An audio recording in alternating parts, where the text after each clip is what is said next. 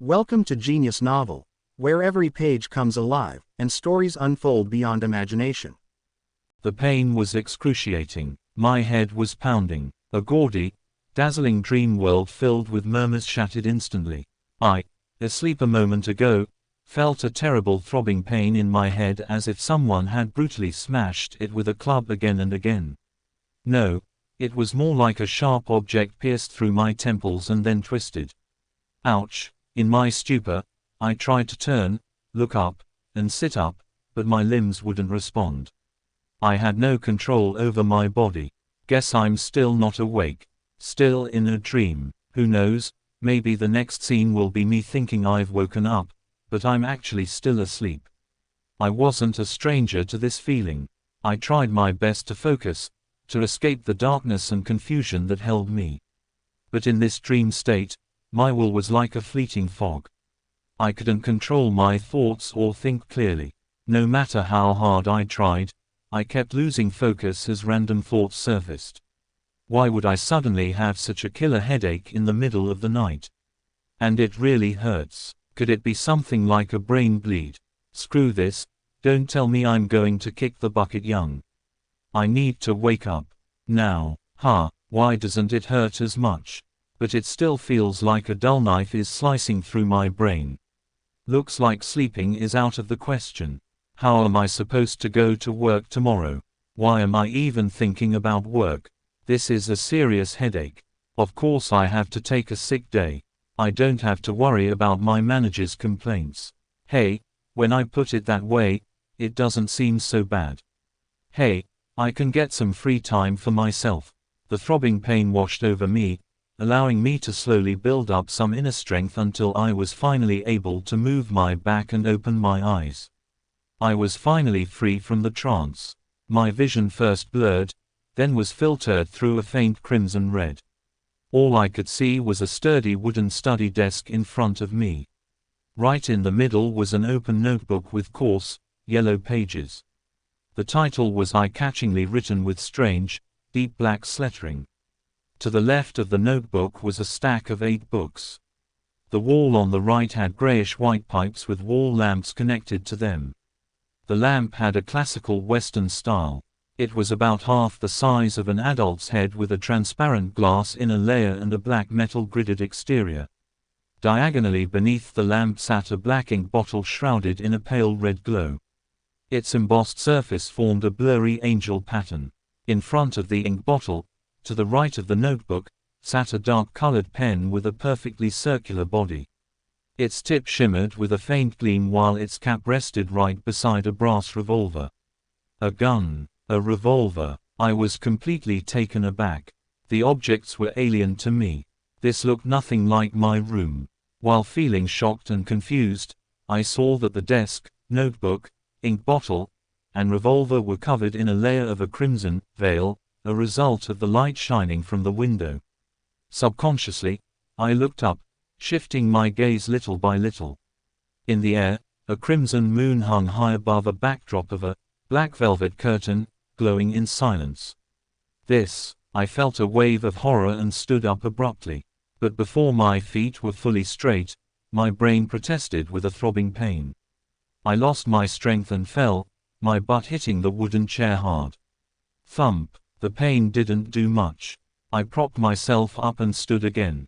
I turned around in a panic and began to survey my surroundings. The room wasn't very large, with a brown door on each side. Close to the opposite wall was a low wooden bed. Between the bed and the left door was a cabinet. Its 2 doors were swung open, and beneath it were 5 drawers. To the side of the cabinet, there was the same grayish-white pipe on the wall at a person's height. However, it was connected to a strange mechanical device with exposed gears and bearings in several spots. Items resembling coal stoves sat in the right corner of the room near the table, along with soup pots, iron pots, and other kitchen utensils. Across from the right door was a dressing mirror with 2 cracks. Its bottom was made of wood, and the patterns were simple and plain. With a sweep of my gaze, I noticed myself in the mirror, the me of right now. Black hair, brown eyes, a linen shirt, thin build, average features, and a rather strong outline. This, I immediately gasped as a flood of helpless and confused thoughts surfaced in my mind. The old-style European revolver and the crimson moon that looked nothing like Earth's could only mean one thing. Could I have transmigrated? My mouth widened slightly. I had grown up reading web novels and had often fantasized about these scenes. However, I found it hard to accept the situation when it happened to me. This was what it meant to love a fantasy until it becomes a reality, I guess. In a minute, I had already cursed myself while trying to make the best of my messed up situation. If not for the still throbbing headache that kept my thoughts sharp and clear, I would have definitely suspected that I was dreaming. Calm down, calm down, calm down. After taking a few deep breaths, I worked hard to stop panicking. At that moment, as my mind and body calmed down, memories began to flood me, slowly appearing in my mind. John Doe, a citizen of the Northern Kingdom of Ethelberg, in Haven County, Brighton. He's also a recent history graduate from Concord University. His father was a sergeant in the Royal Army who had died during a colonial conflict with the southern continent. The survivors' benefits gave John the opportunity to study at a private language school and laid the foundation for his admission to the university. His mother was a follower of the goddess of night. She passed away the year John passed the entrance exams for Concord University. He also had an older brother and a younger sister. They lived together in a 2-bedroom apartment. Their family wasn't wealthy and could even be described as struggling. At present, the family was supported solely by the older brother, who worked as a clerk at an import and export company. As a history graduate, John had a grasp of the ancient Fisak language, deemed the origin of all languages in the northern continent, as well as the Hermes language, which often appeared in ancient tombs and texts about rituals and prayers. Hermes language. My mind stirred as I reached out to rub my throbbing temples. I looked at the open notebook on the table. I noticed that the text on the yellowed paper went from strange to foreign, then from foreign to familiar. It finally became readable. It was text written in the Hermes language. The dark ink wrote the following: "Everyone will die, including me." Hiss. An inexplicable horror washed over me. I instinctively leaned back, trying to create distance between myself and the notebook, and the text on it. Being very weak, I nearly fell but managed to extend my hands in a panic to hold onto the edge of the table. I felt the surrounding air was turbulent, as though faint murmurs were echoing through it. It felt like hearing old horror stories told by elders when I was a kid. I shook my head, believing it was all an illusion. I found my balance and shifted my gaze from the notebook, heaving for breath. This time, my gaze landed on the shimmering brass revolver. A question suddenly popped into my head. Given John's family situation, how could they have the money or the means to buy a revolver? I couldn't help but frown. While in deep thought, I suddenly noticed a red handprint on the side of the table. Its color was deeper than the moonlight and much thicker than the veil. It was a bloody handprint. A bloody handprint. I subconsciously flipped over my right hand that had been holding the edge of the table. Looking down, I saw that my palm and fingers were covered in blood. At the same time, the throbbing pain in my head continued. Although it had weakened a little, it was still there. Did I smash my head open? I guessed as I turned around and walked towards the cracked dressing mirror. A few steps later, a black-haired figure of medium build and brown eyes appeared clearly in front of me. The person had a distinct scholarly air. Is this me now, John Doe? I was stunned for a moment. Since there was insufficient lighting at night, I couldn't see everything clearly. I continued forward until I was just a step away from the mirror. Using the crimson, veil-like moonlight as illumination, I turned my head and examined the corner of my forehead. A clear reflection appeared in the mirror. My temple had a grotesque wound with burn marks along its edges. Blood stained the wound's surroundings, and grayish-white brain matter slowly squirmed within. Chapter 2. The Situation. Tap, tap, tap. I reeled back in fear at the sight. It was as if the person in the mirror wasn't me, but a desiccated corpse. How could a person with such a horrific wound still be alive? I turned my head in disbelief and checked the other side. Even from a distance and with poor lighting, I could still see the penetrating wound and the dark red bloodstains. I took a deep breath, trying hard to calm myself. I reached out to press my chest and felt my heart racing with immense vitality. Then I touched my exposed skin. Beneath the slight coolness was a flowing warmth. After squatting down and confirming my knees could bend, I stood up again, feeling a bit calmer. "What's going on?" I muttered with a frown. I needed to inspect my head injury more closely. I took 2 steps forward and paused. The moonlight was too dim. It wasn't enough for a proper inspection. A memory fragment triggered, and I turned my head to look at the grayish-white pipes and the metal gridded lamp on the wall beside the desk. This was a gas lamp, common for the time. Its flame was stable and gave off excellent light. Given John's family situation, even a kerosene lamp would be a luxury. Candles were more their style. But 4 years ago, when he was studying late to get into university, his older brother, Ben, felt it was an important matter for their family's future. So, he insisted on creating a good study environment for John, even if it meant taking on debt. Of course, Ben was not reckless. He had some tricks up his sleeve. He convinced the landlord to raise the apartment's standards by installing gas pipes to improve future rentals. The landlord agreed and provided the money for the basic modifications. Then, using his connections at the import-export company, he bought a new gas lamp at almost cost price. In the end, he only had to use his savings and didn't need to borrow money. After that memory, I came to the desk, turned the pipe's valve, and twisted the gas lamp's switch. With a sputtering sound, a spark lit up, but no light came out. I twisted the switch a few more times, but the gas lamp only sputtered and remained dark. I retracted my hand and pressed my temple, searching through memory fragments for a reason. A few seconds later, I turned and walked toward the door. I arrived at the machine inset into the wall with gray-white pipes connected to it. A gas meter. Seeing the exposed gears and bearings, I took a coin from my pants pocket.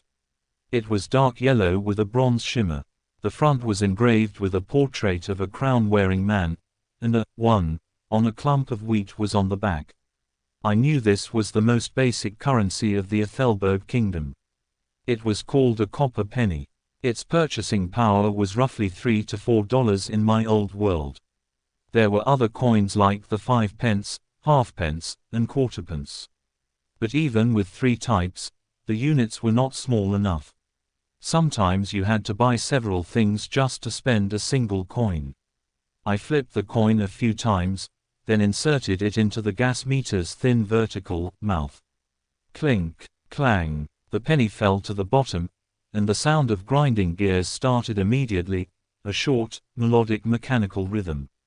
I stared at the meter for a few seconds before returning to the wooden desk.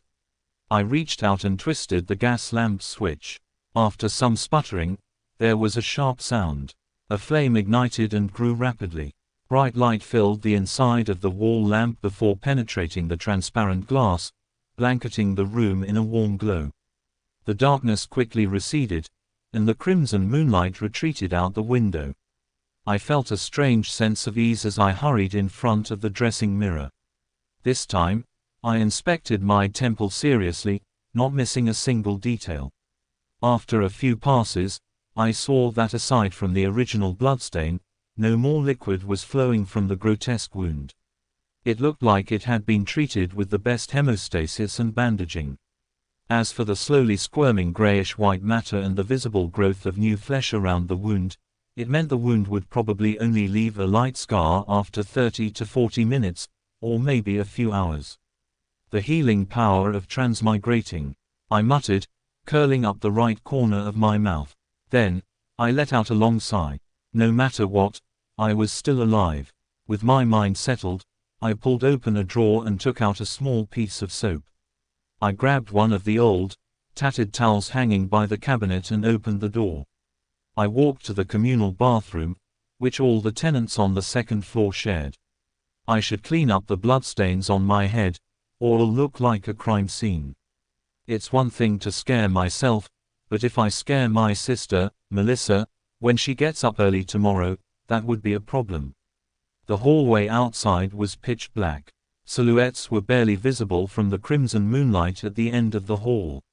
They looked like a pair of monster eyes silently watching everyone late at night. I lightened my footsteps, walking toward the communal bathroom with a shudder of fear. Once inside, there was more moonlight, allowing me to see everything clearly. I stood in front of a washbasin and turned the faucet knob. Hearing the gushing water, I suddenly recalled the landlord, Mr. Franklin. Since water was included in the rent, this short, thin gentleman in a top hat, vest, and black suit always patrolled the bathroom to listen for flowing water.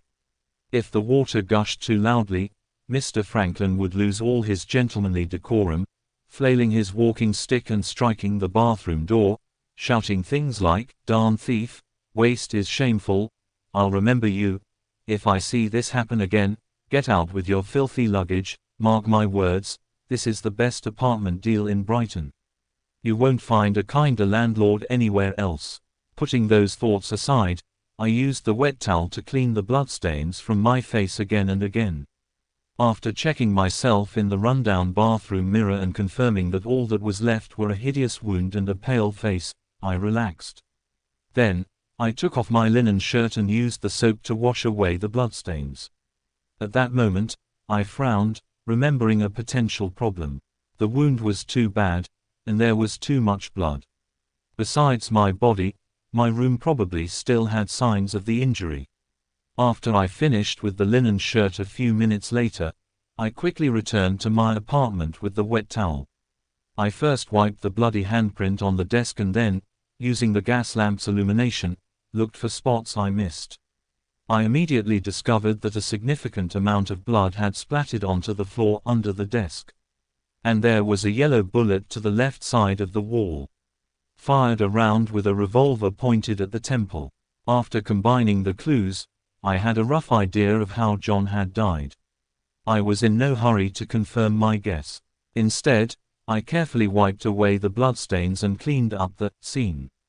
After that, I took the bullet and returned to the desk. I opened the revolver's cylinder and poured out the rounds. There were 5 rounds and an empty cartridge shell, all with a brass gleam. Yep, I looked at the empty cartridge shell and stuffed the rounds back into the cylinder, nodding to myself.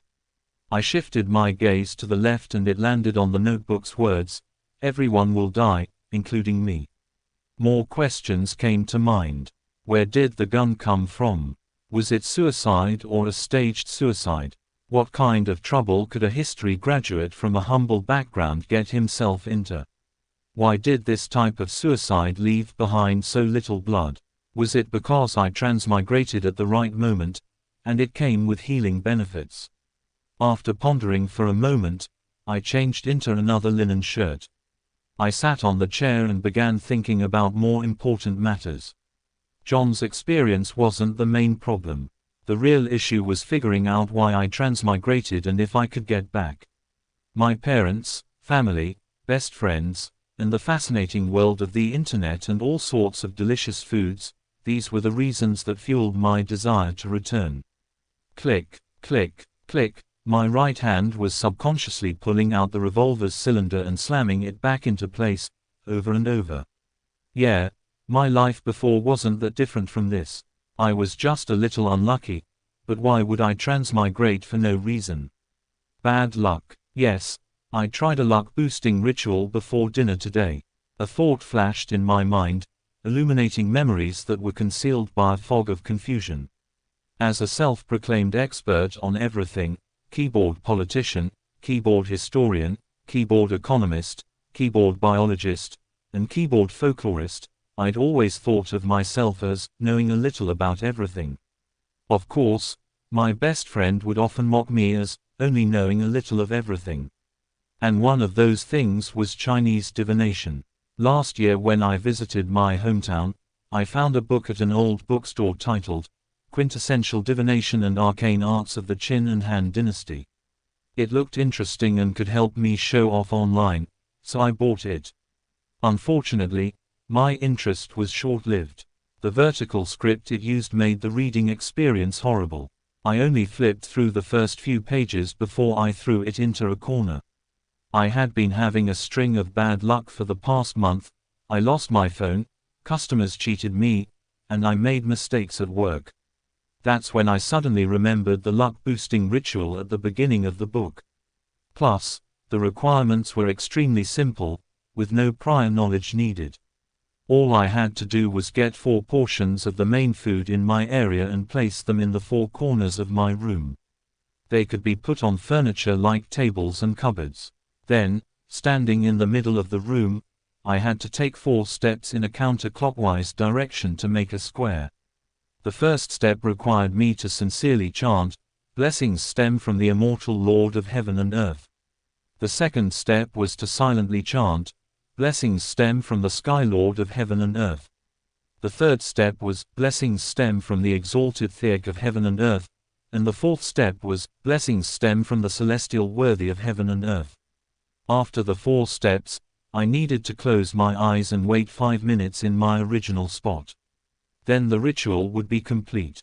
Since it didn't cost me any money, I found the book, followed the instructions, and did it before dinner. But nothing happened back then. Who would have thought I'd actually transmigrate in the middle of the night? Transmigration. There's a definite possibility that it's because of that luck-boosting ritual. Yes, I should give it a try here tomorrow. If it really is because of that, I have a chance of going back. I stopped flicking the revolver's cylinder and sat up straight. No matter what, I had to try. I had to give it a shot. Chapter 3, Melissa. After confirming my plan, I felt a mental boost. My fear and unease were all swept into a corner of my mind. Only then did I have the courage to carefully study John's memory fragments. I habitually stood up before turning off the pipe's valve. I watched the wall lamp gradually dim until its flame went out before sitting back down. As I unconsciously fiddled with the revolver's brass cylinder, I pressed the side of my head. I slowly recalled my memories in the crimson-dyed darkness as if I were the most attentive viewer in a movie theater. Perhaps as a result of a bullet passing through his head, John's memories were like shattered glass. Not only were they not continuous, but there were also many clearly missing spots. For example, memories about how the exquisite revolver appeared in his possession, whether he had committed suicide or was killed, the meaning of the words, "Everyone will die, including me," on the notebook, or whether he had participated in anything odd 2 days before the incident. Not only had these specific memories become fragmented, but there were also missing pieces. The same was true even for knowledge he should have known. Given the current situation, I believed that if John were to go back to university, it's unlikely he could graduate. This was despite him having left campus just days ago without relaxing one bit. He needs to participate in the Brighton University's history department interview 2 days later. University graduates of the Ethelberg Kingdom don't have the tradition of staying at their alma mater. His mentor had given him a recommendation letter for Brighton University and Blackland University. Through the window, I silently watched the red moon setting in the west. It continued to sink until a faint light glowed from the east, dyeing the horizon golden. At that moment, there was a commotion inside the apartment. Soon, the sound of footsteps approached my door. Melissa is awake. She's really as punctual as ever. I smiled. Because of John's memories, seeing Melissa made me feel like she really was my younger sister. But I don't have a younger sister. I immediately corrected myself. Melissa was different from Ben and John. Her basic education wasn't completed at the Sunday school classes offered by the Church of the Goddess of Night. When she reached schooling age, the Ethelberg Kingdom had passed the Basic Education Law. A primary and secondary education committee was established with dedicated funding, increasing the kingdom's investment in education. In less than 3 years, With numerous church schools being incorporated, many public primary schools were established to strictly maintain the principle of religious neutrality. This was to prevent education from getting involved in the conflicts between the Lord of Storms, the goddess of night, and the god of steam and machinery. Compared to Sunday school, which only cost a copper penny a week, a public primary school's cost of 3 pence a week seemed expensive. However, the former only provided education every Sunday, whereas the latter provided 6 days of classes a week. In conclusion, the price was so low that it was almost free. Melissa was different from most girls. From a young age, she enjoyed things like gears, springs, and bearings. Her ambition was to be a steam mechanic. Having suffered from a lack of culture, Ben, who knew the importance of education, supported his sister's dreams just like he supported John's university education. After all, Brighton Technical School was only considered secondary education. There was no need for her to attend language school or a public school for more knowledge. Last July, 15-year-old Melissa passed her entrance exams and fulfilled her dream of becoming a student at the Brighton Technical School's STEAM and Machinery department. As such, her weekly school fees were raised to 9 pence. Meanwhile, Ben's company was affected by the situation on the southern continent. There was a drastic drop in both profit and business. More than a third of the employees were laid off. To keep his job and maintain their livelihood, Ben could only accept more difficult tasks. He had to work overtime more frequently or head to places with harsh environments. That was what he was busy with the past few days. It wasn't that John didn't think of helping share his older brother's burden, but having been born a commoner and admitted into an average language school, he felt a strong sense of inadequacy when he enrolled in university. For example, as the origin of all languages in the Northern Kingdom, the ancient language of Fisak was something all the children of nobles and the wealthy learned from a young age. In contrast, he only made first contact with it in college. He faced many similar issues during his schooling. John gave his all and often stayed up late and woke up early, barely managing to keep up with the others, eventually allowing him to graduate with average results. Memories of his older brother and younger sister remained active in my mind until I turned the doorknob. Only then did I jolt awake and remember I was holding a revolver. This was a regulated item. It will scare children. Plus, there's still the wound on my head. With Melissa arriving at any moment, I pressed my temple and hurriedly pulled open a desk drawer. I threw the revolver in before slamming it shut. What happened? Melissa looked over curiously when she heard the commotion. She was still in the prime of her youth. Even though she didn't have much nutritious food to eat, making her face thin and slightly pale, her skin remained lustrous and exuded the vibes of a young girl. When I saw my sister's brown eyes look over, I forced myself to calm down. I picked up an item beside my hand before calmly closing the drawer to hide the revolver's existence. I placed my other hand on my temple, the texture confirming that my wound had already healed. I took out a silver vine leaf pocket watch and gently pressed the top, causing its cover to flip open. It was a picture of the siblings' father. It was the most valuable item the Royal Army sergeant left behind, but being a second-hand item, it would often malfunction even though he had a watchmaker fix it. It had embarrassed Ben, who enjoyed bringing it with him to elevate his status, many a time, so it was eventually thrown back home. It had to be said that Melissa might have had a talent for machinery. After grasping the principles behind the watch, she borrowed tools from her technical school to fiddle with the pocket watch. Recently, she even claimed to have fixed it. I looked at the open watch and saw that the second hand wasn't moving. Subconsciously, I twisted the top dial to wind the pocket watch. However, despite winding it a few times, I didn't hear the sound of taut springs. The second hand remained motionless. Looks like it's broken again, I said, trying to find something to talk about. Melissa gave me an expressionless glance and quickly walked over to take the pocket watch away. She stood there and pulled up the button on top of the pocket watch. With a few simple turns, The ticking of the second hand sounded. Isn't pulling the button up usually to adjust the time? My expression went blank. At that moment, a bell chimed from a faraway cathedral. It chimed 6 times, sounding distant and ethereal. Melissa tilted her head to listen and pulled the button up again. Then, she turned it to synchronize the time. "It's okay now," she said simply, without emotion. She then pressed the top button back down and handed the pocket watch back to me. I smiled politely in embarrassment. Melissa gave her brother a piercing stare before turning to walk to the cabinet. She took her toiletries and towel, opened the door, and left for the communal bathroom. Why did her expression look like she was judging me and had given up? Is it a look of love and concern for a slow brother?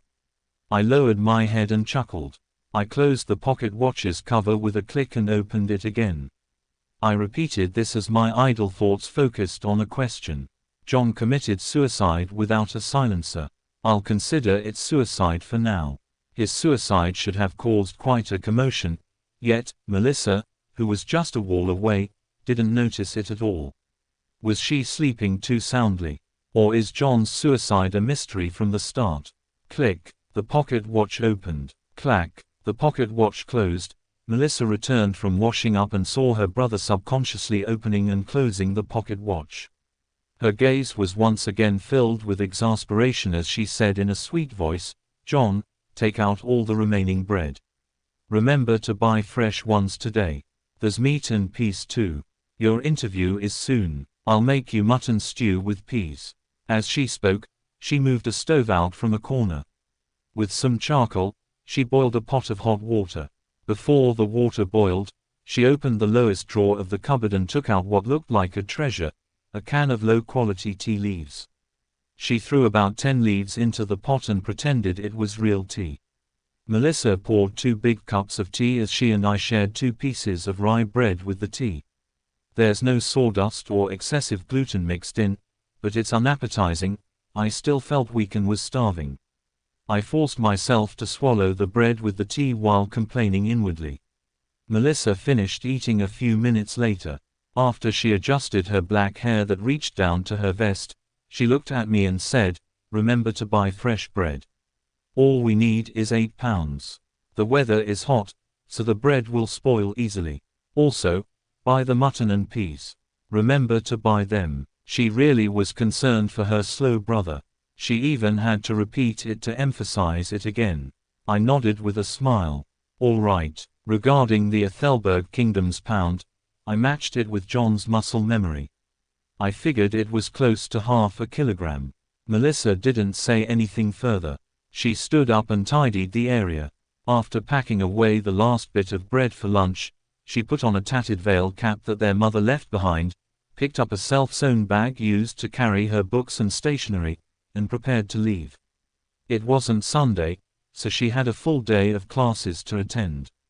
Walking from their apartment to Brighton Technical School took about 50 minutes. There were public horse carriages that cost a penny a kilometre with a limit of 4 pence in the city and 6 pence in the city outskirts. To save money, Melissa would leave early and walk to school. Moments after she opened the main door, she paused and turned halfway, saying, "John, don't buy too much mutton or peas. Ben might come back on Sunday. Oh, and remember we only need 8 pounds of bread." "All right, you got it," I answered, exasperated. At the same time, I repeated the word, Sunday, a few times in my head. In the Northern Kingdom, a year was also split into 12 months. Every year had 365 or 366 days. A week was also split into 7 days. The splitting of months was a result of astronomical observations. It made me suspect whether I was in a parallel world. As for the splitting of days, it was a result of religion. This was because the Northern Kingdom had 7 orthodox gods: the eternal blazing sun, the Lord of storms, the God of knowledge and wisdom, the goddess of night, Mother Earth, the god of war, and the god of steam and machinery. Watching my sister close the door and leave, I suddenly sighed. Soon, my thoughts focused on the luck-boosting ritual. "Sorry, I really want to go home." Chapter 4. Divination. Returning to my chair, I heard the faraway cathedral's bells chime again. It chimed 7 times before I slowly stood up. I went to the front of the cabinet and took out my clothes. A black vest with a matching suit, trousers that clung tightly to my legs, a half-top hat, and my faint scholarly air made me feel like I was watching an English drama set in the Victorian era. I suddenly muttered softly, shaking my head with a wry smile, "I'm not going for an interview. All I'm doing is buying some ingredients to prepare for my luck-boosting ritual." John was so worried about his impending interview that it became a reflex. When he wasn't focused, he habitually put on his only decent set of clothing. After taking a breath, I took off the suit and vest, switching to a brownish-yellow coat. I also changed to a felt hat with a rounded brim of the same color. With my outfit done, I walked to the side of the bed and lifted a square cushion. I reached my hand into a hidden hole underneath and fumbled around before finding an intermediate layer. When I pulled my hand out, there was a roll of cash in my palm. There were about 8 bills with faded dark green colors. This was all the savings Ben had at the moment. It even included living expenses for the next 3 days. 2 were 5 solely bills, and the rest were 1 solely bills. In the Ethelberg Kingdom's currency, the solely was ranked second. It originated from ancient silver coins. 1 solely was equivalent to 12 copper pennies. They had denominations of 1 and 5 solely. At the top of the currency system was the gold pound. They were also paper-based but guaranteed by gold and pegged directly. A gold pound was equivalent to 20 solely. They had denominations of 1, 5, and 10 gold pounds. I spread out a bill and caught a whiff of the faint, unique ink. This was the smell of money. Maybe it was from John's memory fragments or his constant desire for money, but I felt like I had instantly fallen in love with these bills. Look, their designs are so beautiful. It makes the stern, old-fashioned George III and his 2 mustaches look especially cute. Look, the watermark that can be seen when the bill is held up to the sunlight is so alluring. The exquisite design for the anti-counterfeit label makes it completely different from those fake knockoffs. I admired it for almost a minute before pulling out 2 1 solely bills. I then rolled up the remaining money and stuffed it back into the cushion's hidden layer. After flattening the cloth around the hole, I folded the 2 bills neatly and placed them in the left pocket of my brownish-yellow jacket. I kept the few pennies in my pants pocket separate. With all of this done, I put a key into my right pocket and grabbed a dark brownish paper bag with me and quickly walked toward the door. My shuffling footsteps slowed from a brisk pace until they eventually stopped. I stood by the door, unsure when I had started to frown. John's suicide was strange. Would I run into any accidents if I were to just leave? After some deep thought, I returned to my desk and pulled open the drawer. I then took out the shimmering brass revolver. This was the only defensive weapon I could think of, and it was the only one with enough power. Although I'd never practiced shooting, just pulling out a revolver like this would definitely intimidate anyone.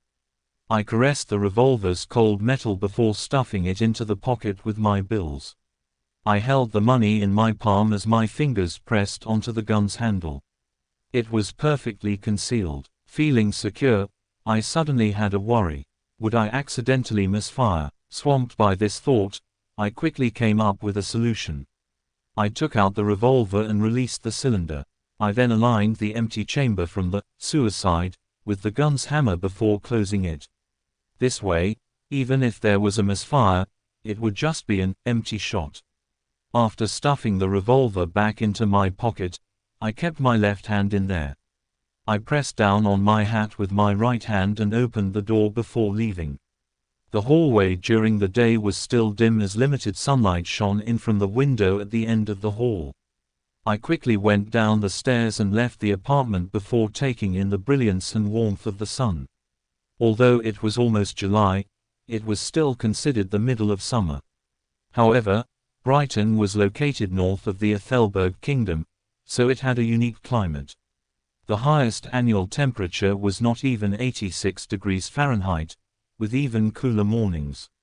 However, the streets were filled with filthy water and trash. From John's memories, this wasn't an uncommon sight in low-income communities, even with sewers. After all, there were just too many people, and people needed to survive. Come and try our delicious roasted fish, hot and fresh oyster soup. Drink a bowl in the morning and feel energized all day. Fresh fish from the port for just 5 pence apiece. Chapter 5, The Ritual. I mumbled to myself, deciding that I would not purchase any additional services, whatever they were.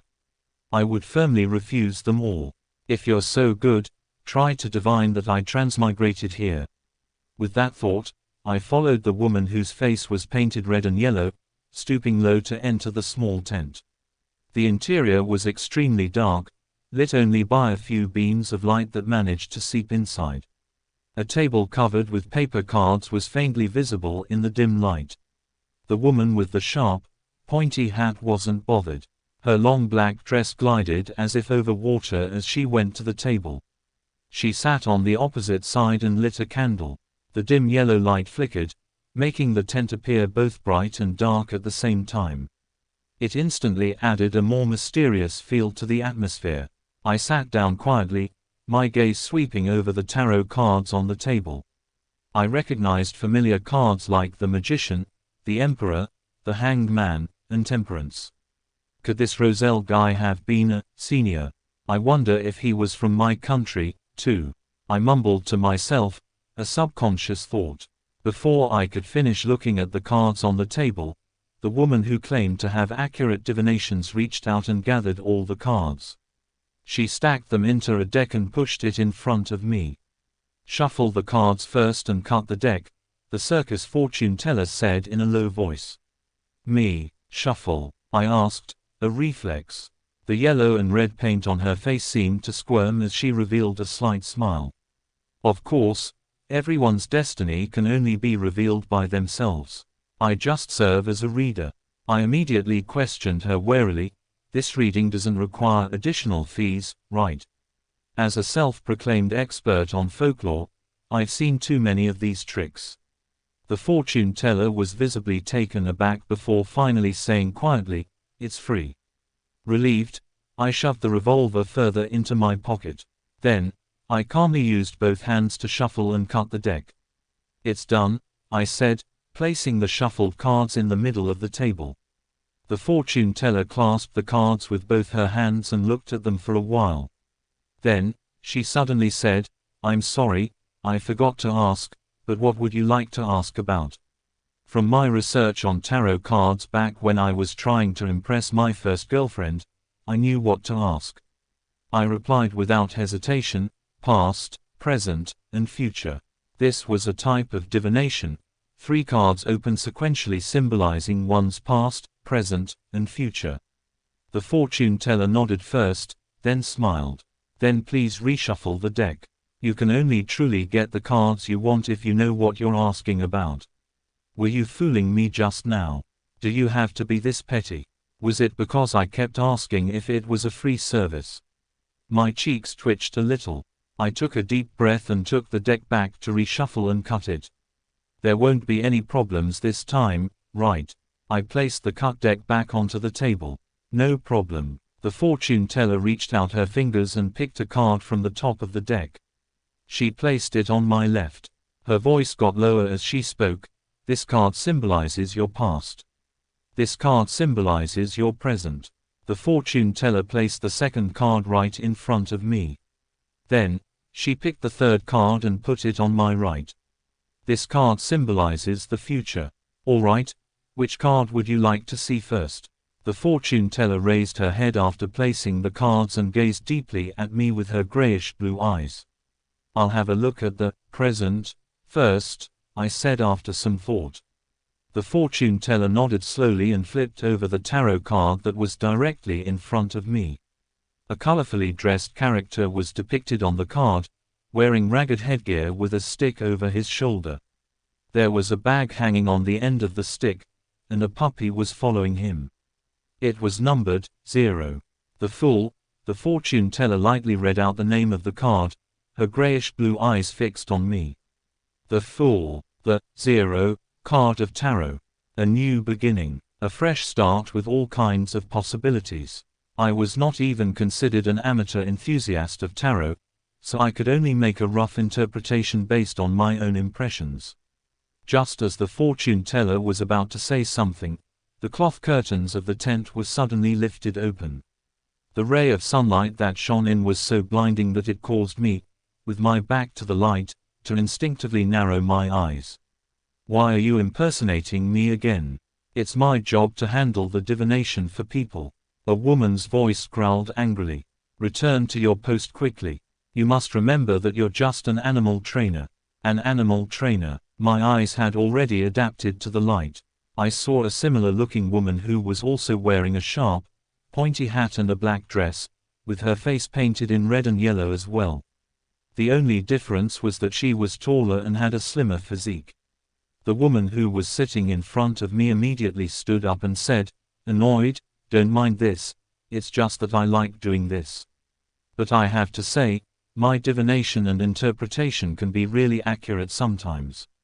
I'm serious." She spoke and lifted up her dress to go around the side of the table before quickly trotting away from the tent. "Sir, would you like me to interpret your cards for you?" The real fortune teller looked at me and asked with a smile. My lips twitched and I asked her sincerely, "Is it free?" "No," the real fortune teller answered. "Then forget it." I pulled my hands back and put them into my pockets. I clutched my revolver and money before stooping again to exit the tent. Damn, he actually got an animal trainer to be his fortune teller. Was an animal trainer who didn't want to be a fortune teller not a good clown? I very quickly put this matter behind me.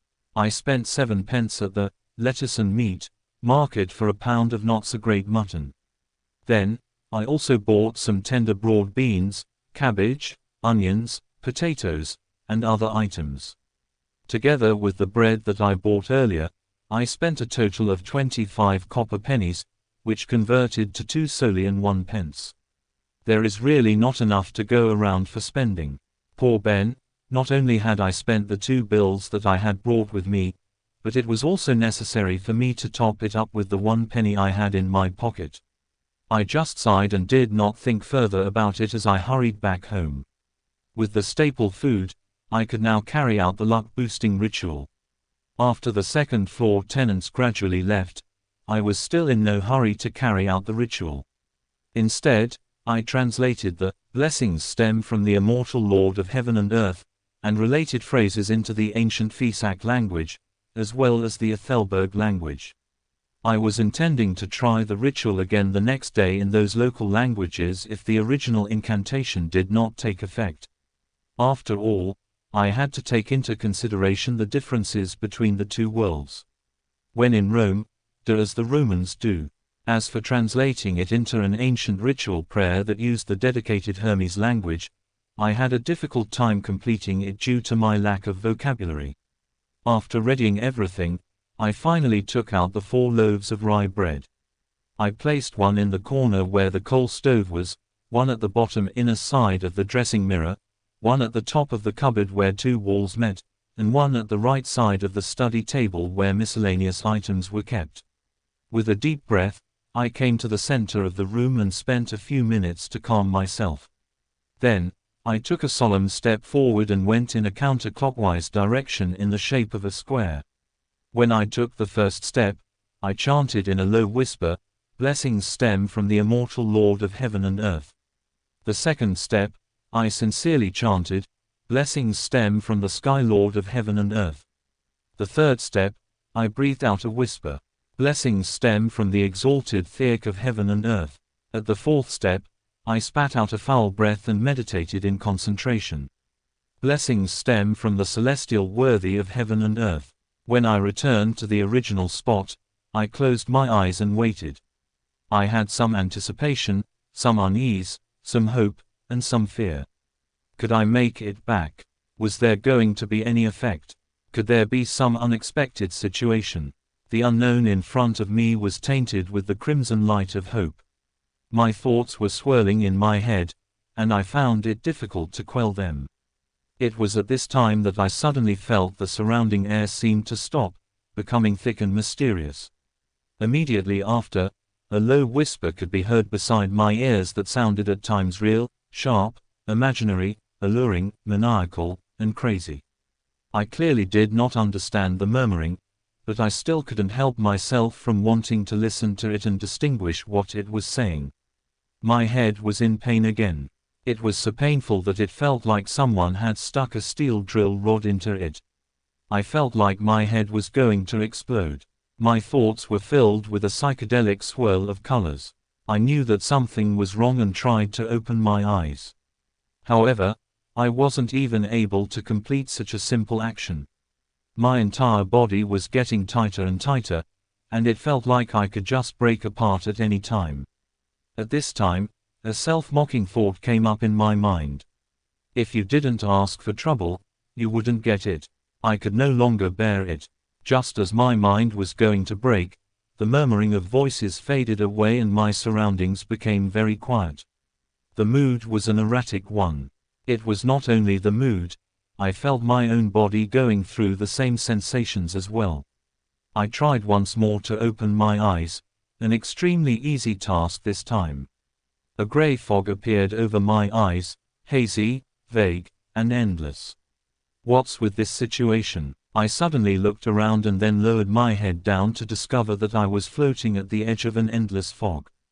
The fog was flowing like water and was dotted with a lot of crimson stars. Some of them were enormous while others were tiny. There was a sense of them being hidden in the deep depths, while others floated over the surface of this water-like fog. Looking at the seemingly holographic sight, I reached out my right hand in a half-confused, half-exploring manner to try to touch the crimson star that was seemingly floating on the surface. I was trying to find a way to leave this place.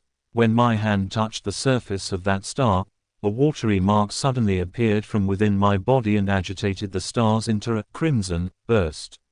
It looked like a dreamlike burning of flames. I got a fright from it. I retracted my right hand in a panic, but accidentally touched yet another crimson star. As a result, this star burst with splendid light as well. In turn, I felt my mind empty and my spirit dissipated. In the Ethelberg Kingdom's capital, Richmond, inside a luxurious villa at the Royal District, Audrey Hall sat in front of a dresser. The markings on it were ancient and there was a cracked bronze mirror on the surface. Mirror, mirror, awaken. In the name of the Hall family, I command you to awaken. She switched between many different sayings, but there was no reaction from the mirror at all. After more than 10 minutes, she finally chose to give up and pouted her lips in frustration. She said in a soft murmur, "Father was indeed lying to me. He always tells me that this mirror was the treasure of the Roman Empire's Dark Emperor, and that it is an extraordinary item." Her voice trailed off. The bronze mirror which rested on the dresser suddenly glowed with a crimson light that shrouded her completely. In the Sonia Sea, a three-masted sailboat that looked like an obvious relic was navigating through a storm. Alger Wilson stood on deck, his body undulating with the currents at sea, maintaining his balance easily. He wore a robe embroidered with lightning patterns, and in his hand was a quirky shaped glass bottle. Bubbles billowed inside the bottle at times, frost turned into snow at times, and signs of gusting wind could be seen at times. "We're still short on the ghost shark's blood," Alger murmured. Then at this moment, a crimson burst appeared in the space between the glass bottle and the surface of his palm. In an instant, it enveloped the surroundings as well. In the fog of grey mist, Audrey Hall regained her sight. She started reckoning the situation in a state of horror and confusion when she noticed the blurry image of a man on the opposite side of her doing the same as well. Immediately after, the both of them discovered another mystery person standing not far from them who was shrouded in a grey mist. The mysterious person was none other than me. I was similarly dumbfounded. "Sir, where is this?" Audrey and Alger were startled at first, falling silent. Then, they immediately started speaking in unison. "What are you planning on doing?" Chapter 6. The Beyond. They spoke the same language, but their voices held the same grim and tense vibe. Where am I? What am I doing here? I want to know, too. I silently repeated their questions, trying to calm myself. What left the deepest impression on me wasn't their words, but the mix of bewilderment, vigilance, panic, and reverence in their expressions. For some baffling reason, two people had been mysteriously dragged into this world of gray fog. As the one who caused it, I was already dumbfounded, so I could only imagine how they felt. For them, something like this must be beyond their wildest dreams. In a split second, two options flashed in my mind. One was to pretend to be a victim, hide my true identity, and gain their trust. From there, I could wait and see and take advantage of the situation if needed. The other was to maintain my mysterious identity in their eyes. I could influence things as they unfolded and gather valuable information from them. With no time to think it over, I grabbed the second idea. I had to use their psychological state to my greatest advantage. After a few seconds of silence, I chuckled. In a low, calm voice, as if I were answering a polite greeting, I said, "An attempt." An attempt? An attempt at what? Audrey Hull looked at the mysterious guy veiled in the gray fog, and the only thought was that this was all absurd, funny, horrifying, and weird. She was at her dressing table just moments ago. But just by turning around, she had come to this place filled with gray fog. How is this even possible? Audrey took a breath, showing a perfect, courteous smile. She asked in a somewhat nervous way, "Sir, is the attempt over? May we return?" Alger Wilson also wanted to question me, but his experience made him more reserved. He held back and only watched silently. I looked at the person who asked. Through the mist, I could see a tall girl with smooth blonde hair, but her face was unclear. I didn't rush to answer her but turned to look at the man. He had messy dark blue hair and was of average height, not too stout. I suddenly realized that once I became stronger or understood this foggy world better, I might be able to see through the fog and clearly make out the girl and the man. In this place, they were the visitors, and I was the master. After this change in mindset, I instantly noticed details I'd missed before. The girl with the melodic voice and the mature, quiet man both looked a bit ghost-like. Tinged with a faint crimson red, they looked like projections of the crimson stars beyond the gray fog. This projection was based on a connection between the crimson red and myself, an intangible link that only I could truly sense. The projection would disappear once the connection was cut, and the couple would return. I nodded slightly and looked at the blonde girl, chuckling. Of course, if you make a formal request, you can return this very moment. When she didn't sense any ill intent in my tone, Audrey breathed a sigh of relief. She believed that since a gentleman capable of such miraculous things had given his word, he would keep it. Feeling somewhat calmer, she was surprisingly in no hurry to leave. She rolled her green eyes back and forth, which sparkled with an unusual light. She said in an anxious, excited, and tempting way, "This is such a wonderful experience. Yes, I've always hoped something like this would happen. I mean, I like mysteries and supernatural miracles. No, what I mean is, sir, what can I do to become a Beander?" She got more excited as she spoke, stumbling over her words. The dream that had formed from listening to fantasy stories from her elders finally felt like it could become real. In just a few words, she had already forgotten all her previous fear and horror. Good question. I'd also like to know the answer. I complained to myself. I began to think about how to answer her question to maintain my mysterious image. At the same time, I felt it was inappropriate to be standing. Shouldn't I be in a palace, sitting at the head of a long table, on a mysterious high-backed chair with ancient patterns, silently observing my visitors? As soon as this thought appeared, the gray fog started to churn, which shocked both Audrey and Alger. In an instant, they saw a number of towering stone pillars around them. Above them was a vast dome. This entire place looked magnificent, grand, and high-reaching, just like a legendary palace for giants. Right under the dome where the gray fog gathered, a long bronze table appeared with 10 high-backed chairs on either side. The back of each chair faintly glowed crimson, outlining weird constellations that were different from reality. Audrey and Alger sat across from each other, next to the main seat. The girl looked to her sides and couldn't help but whisper, "How amazing." "It certainly is amazing," I extended my hand and ran it along the edge of the bronze table while maintaining a calm expression. Alger inspected the surroundings, and after a few seconds of silence, he suddenly spoke, answering Audrey's question for me. Are you from the Ethelberg kingdom? If you want to become a Beander, join the churches of either the goddess of night, the lord of storms, or the god of steam and machinery.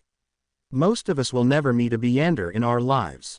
This has made churches, and even some clergy within the biggest churches, doubt their existence. But I'm sure Beanders still exist in courts, tribunals, and execution agencies.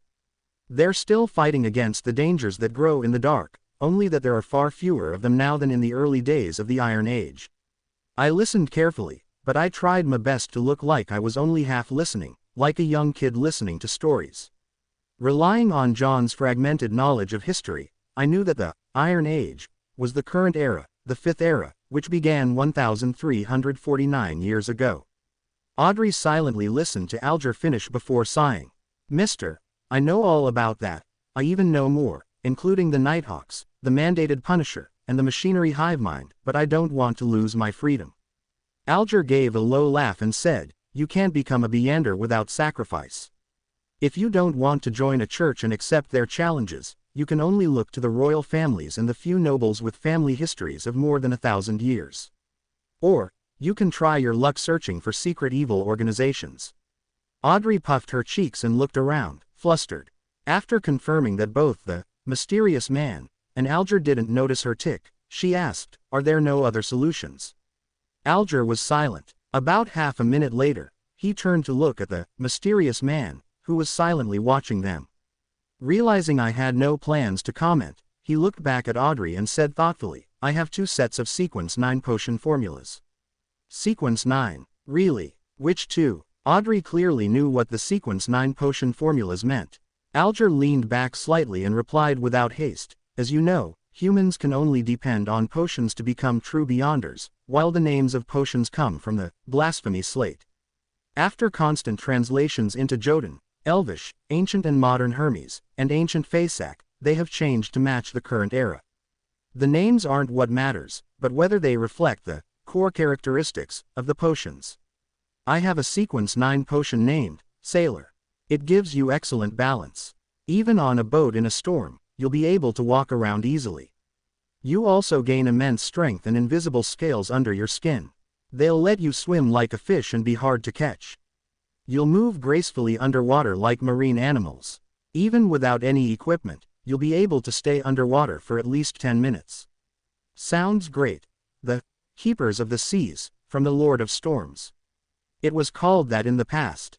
Alger didn't stop. The second set of Sequence 9 potions is called Spectator, though I'm not sure what it was called before. This potion gives you an exceptionally sharp mind with keen observational skills. I'm sure you understand what a spectator is from watching operas and plays. Like an audience member, spectators judge the actors in the world, catching a glimpse of their true thoughts through their emotions, actions, and habits. At this point, Alger emphasized, you must remember, whether you were at an elegant banquet or a crowded street, spectators can only be spectators forever. Audrey's eyes shone as she listened. After a long while, she said, why? Okay. This is a follow-up question. I think I've fallen in love with this feeling of being a spectator. How can I get this potion formula? What can I trade with you for it? Alger looked prepared. He said in a low voice, the blood of ghost sharks, at least 100 milliliters of it. Audrey nodded excitedly, but then asked, worried, if I can get it, and I'm saying if, how do I give it to you? How can you promise that you'll give me the potion formula in return, and that the formula is authentic? Alger said calmly, I'll give you an address. I'll mail the formula to you, or tell you directly here, once I receive the ghost shark blood. As for promises, I think you and I can both feel reassured with the mysterious Sir as our witness. As he said this, he glanced at me, sitting up straight at the main seat.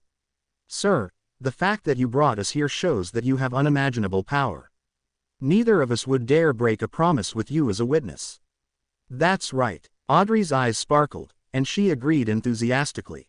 From her perspective, the mysterious gentleman with his unimaginable abilities was definitely an authoritative witness. How could I or the guy across from me dare to trick him? Audrey half turned and looked at me sincerely. Sir, please be the witness of our trade. At that moment, she realized how rude she'd been, forgetting to ask one important question.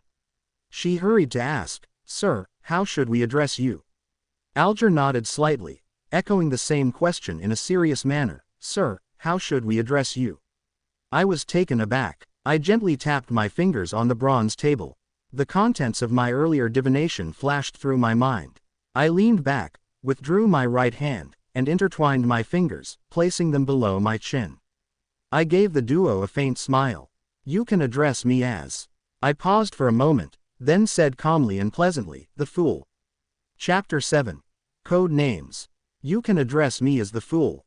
The simple answer filled the grand hall and then disappeared into the fog. But the voice kept echoing in Audrey's and Alger's hearts, creating one ripple after another. They never expected such a name, but they felt it was fitting. The name perfectly embodied him as someone mysterious, powerful, and bizarre. After a few seconds of silence, Audrey stood up, held up her skirt slightly, and curtsied to me. Honorable Mr. Fool, would you please allow me to take the liberty of requesting you to be the witness of our trade? It's nothing, I said, my mind working to find the right words for my new status. It's our honor, Mr. Fool. Alger also stood up. He bowed slightly with his right palm over his chest. I lowered my right palm and smiled. Continue, you too. Alger nodded and sat back down before looking at Audrey.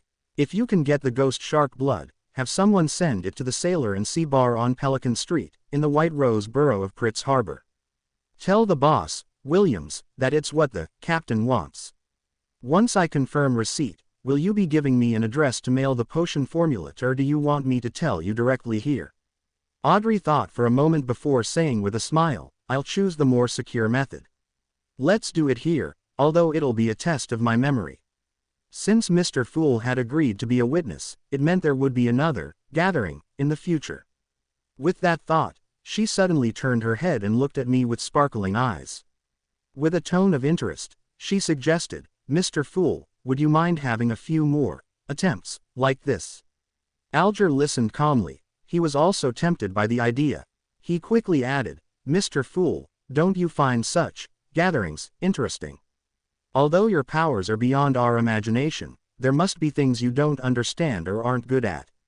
The person across from me is obviously a high-status young lady.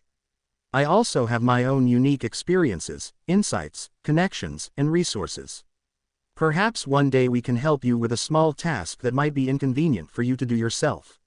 From his perspective, the fact that he'd been pulled into this space without warning or any way to resist meant that the mysterious Mr. Fool was in control. Participating in the gatherings wasn't something he could refuse. So, it was better to get as much benefit from this encounter as possible to make up for his passive and powerless state.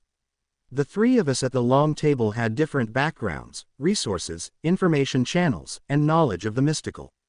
If we interacted and had some limited cooperation, we could create unpredictable and enormous effects. The resource trade they had just negotiated was one example. Another example would be if he wanted to kill someone. He could simply ask members of the gathering who had no apparent connection to him for help. He could perfectly throw off any investigators. A high-status young lady. Was my behavior and accent that obvious? Audrey's jaw dropped slightly, but she quickly came to her senses and nodded without hesitation. Mr. Fool, I think it's a great idea. As long as this gathering becomes a regular thing, you can totally leave certain tasks that are inconvenient for you to us. Of course, they have to be within our capabilities. From the moment I heard the suggestion, I was weighing the pros and cons. More gatherings definitely meant I could gain more knowledge about Beyonders or other mysteries, which would be a huge help in my goal to get back home. For example, it was likely that the potion formula would show up at the next gathering because of the spectators. The information I gained would also be helpful for my current life. However, more gatherings meant it was easier for me to be exposed.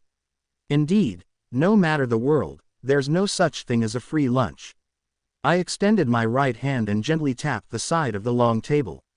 Considering that I was in control of when to summon and dismiss the gathering, any threat of exposure was within my control. The pros clearly outweighed the cons, so I quickly made a decision. I stopped tapping and smiled at the two who looked both expectant and nervous. I am a person who likes a fair and equal exchange. Your help will not go unrewarded. Every Monday at 3 in the afternoon, try your best to be alone. After I make a few more attempts and figure out certain things, perhaps you can even get a leave of absence ahead of time. You won't have to worry about being in inappropriate situations. This was my way of agreeing to Alger's and Audrey's suggestions. Audrey, who had just turned 17 and had been taken care of her entire life, had the character of a young girl. She couldn't help but clench her fist and pump it in front of her chest when she heard my reply.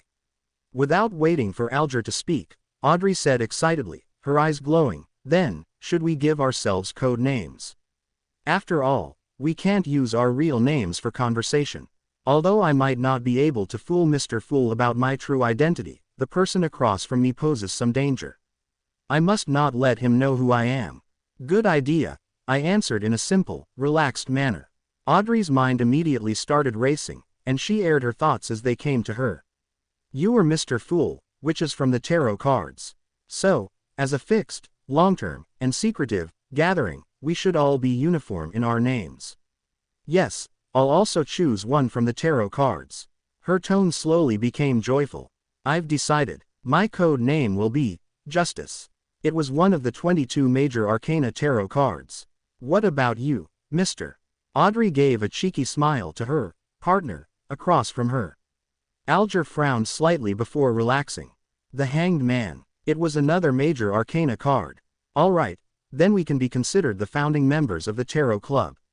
Audrey was the first to blurt it out happily, only to look fearfully at me, still hidden in the fog. "Is that all right, Mr. Fool?" I shook my head, amused.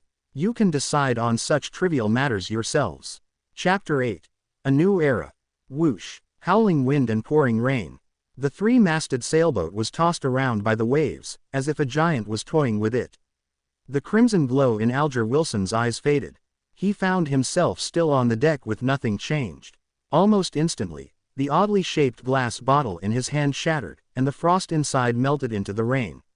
In seconds, there were no longer any traces of the wondrous relic. A hexagonal, crystal-like snowflake appeared on Alger's palm. It faded rapidly until it was seemingly absorbed by his skin, vanishing completely. Alger nodded in a way that was barely noticeable, as if thinking about something. He stood still and silent for a full 5 minutes. He turned and headed for the cabin. Just as he was about to enter, a man wearing a similar robe with lightning patterns came out. This man, who had soft blonde hair, paused and looked at Alger. He held his right fist to his chest and said, "May the storm be with you." Alger replied with the same words and gesture. There was no emotion on his rough, well-defined face. Alger entered the cabin and went to the captain's room at the end of the hall. Surprisingly, he didn't run into any sailors on the way. The whole place was as quiet as a graveyard. Behind the captain's door, a soft brown carpet covered the floor. A bookshelf and a wine rack lined the opposite walls. The books with their yellowish covers and wine bottles with their dark red color looked strange under the flickering candlelight. On the desk with the candle, there was a bottle of ink, a quill, a pair of black metal binoculars, and a brass sextant. A pale, middle-aged man sat behind the desk wearing a captain's hat with a skull on it. As Alger approached him, he said menacingly, "I will not give in." "I believe you can," Alger said calmly, so calm it was like he was talking about the weather. "You." The man seemed stunned by the unexpected answer. At that moment, Alger leaned forward slightly and suddenly lunged across the room until he was separated from the man only by the desk. "Ha!" Alger tensed his shoulder and reached out to choke the man. Invisible fish scales appeared on the back of his hand as he put a monstrous amount of strength into choking the man, giving him no time to react. Crack! Amid the crisp cracking sound, the man's eyes widened as his body was lifted up. His legs twitched furiously before becoming still. His pupils widened as he stared blankly. A stench came from between his legs as his pants grew wet. While lifting the man, Alger lowered his back and strode toward the wall. Bang! He used the man as a shield and smashed forward at the wall. His incredibly muscular arm was monstrous. A hole cracked open in the wooden wall, and rain poured in, accompanied by the scent of the ocean. Alger flung the man out of the cabin, straight into the giant, mountain-like waves. The wind continued to howl in the dark as nature's might devoured everything. Alger took out a white handkerchief and carefully wiped his right hand before throwing it into the sea as well. He stepped back and waited patiently for company. In less than 10 seconds, the blond man from before rushed in and asked, "What happened?" "The captain escaped," Alger answered, annoyed, as he panted. "I didn't know he still had some of his Beyonder powers." "Damn it!" The blond man cursed softly. He went to the opening and stared into the distance. However, nothing was visible except for the waves and the rain. "Forget it, he was just extra loot," the blond man said, waving his arm. "We'll still be rewarded for finding this ghost ship from the Tudor era. Even if he was a keeper of the sea, he wouldn't have recklessly dived into the sea in this weather. The captain won't be able to survive much longer if the storm continues," Alger said, nodding in agreement. The wooden wall was repairing itself at a noticeable rate. He looked at the wall and then turned to the rudder and sail. He knew exactly what was going on behind the wooden planks. The first mate, the second mate, the crew, and the sailors were gone. There was no one alive on board. In the eerie silence, the rudder and the sail moved on their own. Alger once again pictured the fool, who was covered in gray fog, and sighed. He turned back and looked out at the mighty waves, speaking as if in a trance, filled with anticipation and awe. "A new era has begun. Empress's Landing, Richmond, capital of the Ethelbert Kingdom." Audrey Hall pinched her cheeks in disbelief about her encounter a little while ago. On the dressing table in front of her, the old bronze mirror lay in pieces. Audrey looked down and saw a swirling crimson on the back of her hand. It looked like a star tattoo. The crimson gradually faded and disappeared into her skin. Only at this moment was Audrey certain that it wasn't a dream. Her eyes twinkled as she grinned. She couldn't help but stand up and lift the hem of her dress. She curtsied to the empty air and started dancing gracefully. It was the ancient elf dance, the most popular dance among royalty at the moment. She had a bright smile on her face as she moved about gracefully. Knock, knock. Someone suddenly knocked on her bedroom door. "Who is it?" Audrey immediately stopped dancing and asked as she straightened her dress to look more elegant. "My lady, may I come in?" "You should start to prepare for the ceremony," Audrey's maidservant asked from outside the door. Audrey looked into a mirror on her dresser and quickly wiped the smile from her face, leaving only a hint of one. She responded gently once she was sure she looked presentable, "Come in." The doorknob turned and Annie, her maidservant, pushed her way in. "Oh, it's cracked," Annie said, instantly seeing the shattered old bronze mirror. Audrey blinked and said slowly, yes. Susie was here just now. I'm sure you know she likes to cause trouble." Susie was a golden retriever that wasn't exactly a purebred. It was a gift given to her father, Count Hall, when he bought a foxhound. Still, Audrey loved it. "You should train her better," Annie said, picking up the pieces of the bronze mirror with care so she wouldn't hurt her mistress. As she finished, she asked Audrey with a smile, "Which dress would you like to wear?" Audrey thought for a moment and answered, "I like the dress designed by Mrs. Guinea for my 17th birthday." "No, you can't wear the same dress twice to a formal ceremony, or people will gossip and question the Hall family's finances," Annie said, shaking her head in disagreement. "But I really like it," Audrey insisted gently. "You can wear it at home or to a less formal event," Annie said firmly, suggesting it was not up for debate. "Then it'll have to be the one with the lotus design along the sleeves that Mr. Sades gave me 2 days ago," Audrey said, taking an unnoticeable gasp and keeping her sweet smile. "You always have such good taste," Annie said as she stepped back and called toward the door, the 6th dressing room. "Ah, forget it, I'll get it myself." Maidservants began to work. The dress, accessories, footwear, hat, makeup, and hairstyle, everything had to be taken care of. When it was almost ready, Count Hall appeared at the door wearing a dark brown waistcoat. He had a hat of the same color and a nice mustache. His blue eyes were full of joy, but his loosening muscles, widening waist, and wrinkles were clearly signs that his handsome youth was fading. "The brightest jewel of Richmond, it's time for us to leave," Count Hall said, knocking twice at the door.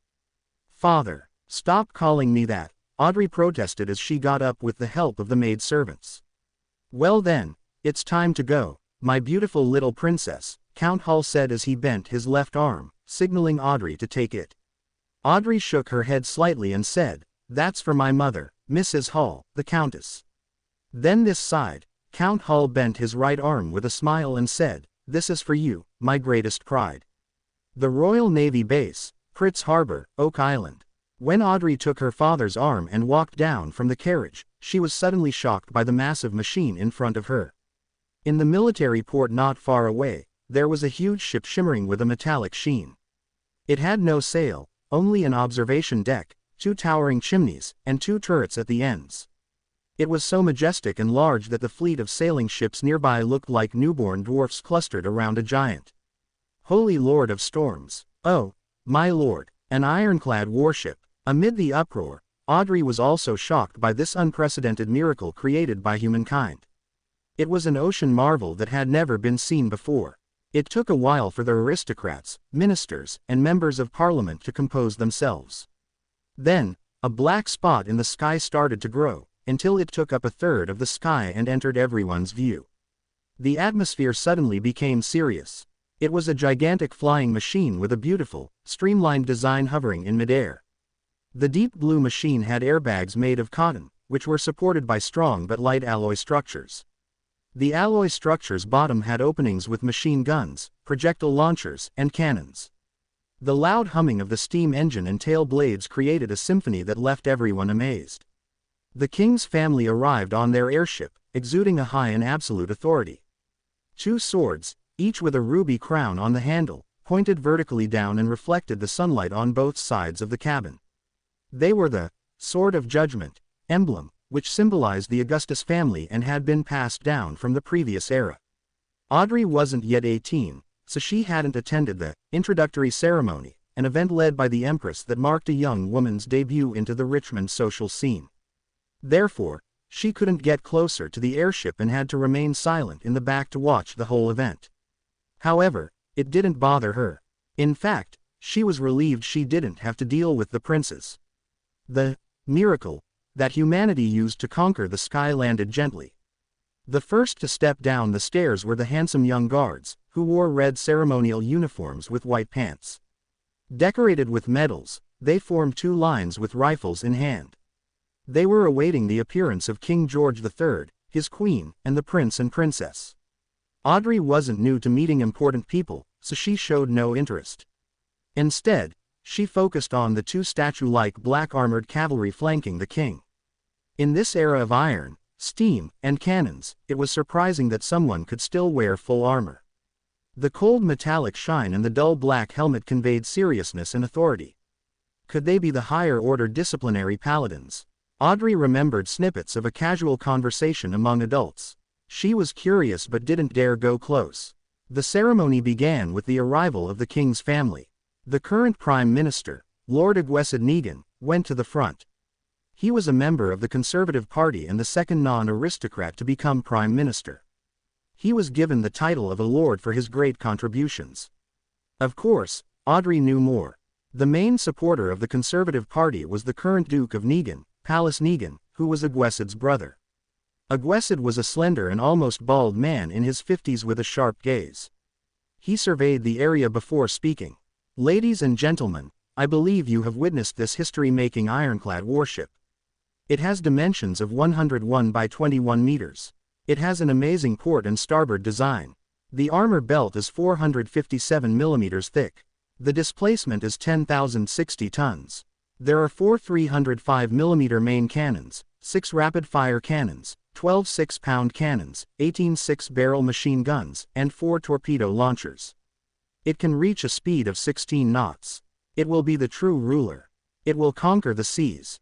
The crowd was excited. The descriptions alone were enough to create fearful images, not to mention the fact that the real thing was right in front of them. Aguessid smiled and spoke a few more lines before saluting the king and requesting, "Your Majesty, please give it a name. Since it will set sail from Fritz Harbor, it should be named the Prince," George III replied. His expression showed his delight. The Prince, the Prince. The word spread from the Navy Minister and the Admiral of the Royal Navy to all the soldiers and officers on the deck. They all shouted in unison, "The Prince." George III ordered the Pritz to set sail for a trial run amid the gun salutes and celebratory atmosphere. Honk! Thick smoke spewed from the chimneys. The sound from the machinery could be heard faintly beneath the sound of the ship's horn. The behemoth left the harbor. Everyone was shocked when the two main cannons at the ship's bow fired at an uninhabited island in its path. Boom! Boom! Boom! The ground shook as dust shot up into the sky. Shock waves spread out, creating waves in the sea. Satisfied, Aguessid turned back to the crowd and announced, "From this day on, doomsday will fall on the 7 pirates who call themselves admirals and the 4 who call themselves kings. They can only shiver in fear. It is the end of their era. Only the ironclad warship will rule the seas, no matter if the pirates have the powers of the Beyonders, ghost ships, or cursed ships." Aguessid's chief secretary deliberately asked, "Can't they build their own ironclad warships?"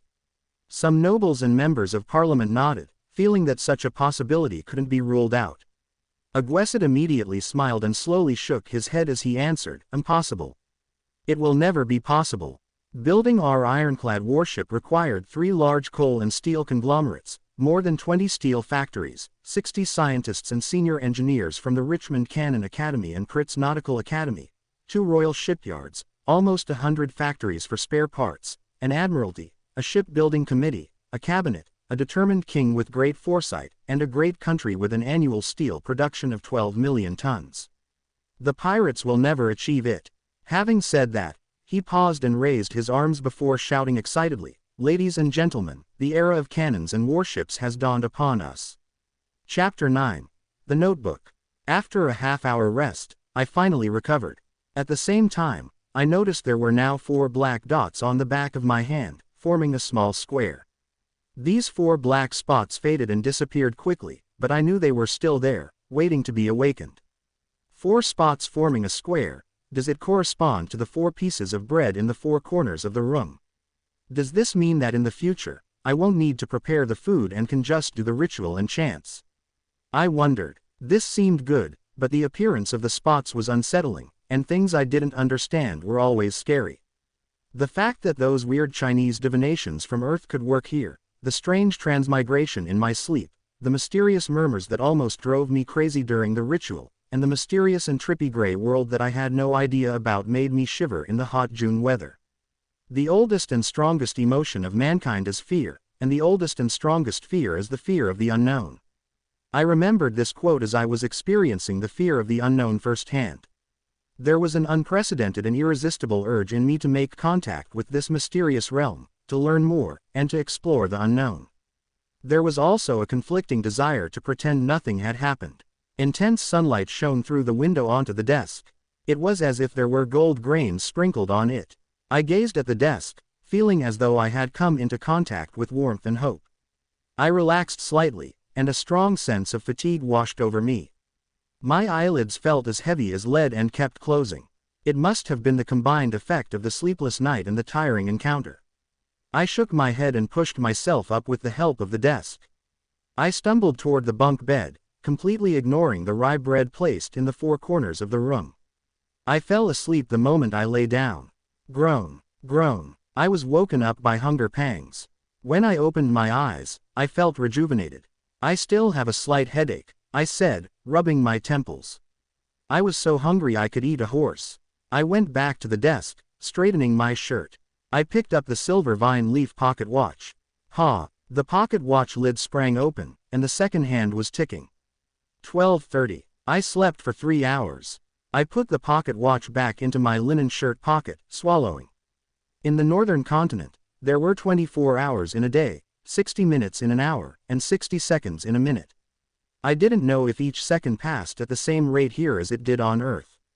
At that moment, I couldn't even think about mysticism, rituals, or the gray world. My mind was focused on one thing: food. I'd leave the thinking for after I ate. Only then could I work. I picked up the loaves of rye bread from the 4 corners and wiped off the specks of dust without hesitation. I planned to eat one for lunch. I decided to eat the offerings because I only had 5 pence on me, and there was a tradition of eating the offerings back in my hometown. After all, there was no noticeable change to the bread. It was better to be frugal. Of course, the memory and habits left behind by the original John also played a role. It was a huge waste to use the expensive gas just to light up the room. So, I took out a furnace and boiled water with it after adding some coal. I paced around as I waited. Anyone would choke trying to eat those loaves of rye bread without water. Yikes. A life with meat only for dinner is going to be dreadful. No, wait, this is already an exception. Mel only allows us to have meat twice a week. If it wasn't for my upcoming interview, I thought, looking around, hungry. I had nothing better to do. My eyes seemed to turn greedy when they landed on the pound of mutton in the cupboard. No, I need to wait for Mel to eat it together, I thought, shaking my head and pushing away the idea of cooking half of it now. Although I often ate out, I had developed some basic cooking skills from living alone in a big city. My dishes weren't delicious, but they were at least edible. I turned away so the mutton wouldn't seduce me. Then, I suddenly realized I had also bought peas and potatoes this morning. Potatoes. I immediately had an idea. I quickly turned back to the cupboard and took out 2 potatoes. I cleaned them in the public bathroom and then added them to a pot so they would boil with the water. After a while, I sprinkled some yellow coarse salt from the spice container I found inside the cupboard into the water. I waited patiently for a few minutes before lifting the pot and pouring the soup into a few cups in a bowl. I took out the potatoes with a fork and placed them on the desk. F. I blew on the potato as I peeled it bit by bit. The fragrance of boiled potato filled the air. It smelled very appetizing. I was practically drooling. The heat couldn't stop me. I took a bite even though the potato was only half peeled. How fragrant. It had a powdery texture and tasted sweet as I chewed. I was instantly filled with emotion and devoured the 2 potatoes. I even ate some of the skin. Then, I held up the bowl and enjoyed the soup. The pinch of salt in the water was very refreshing.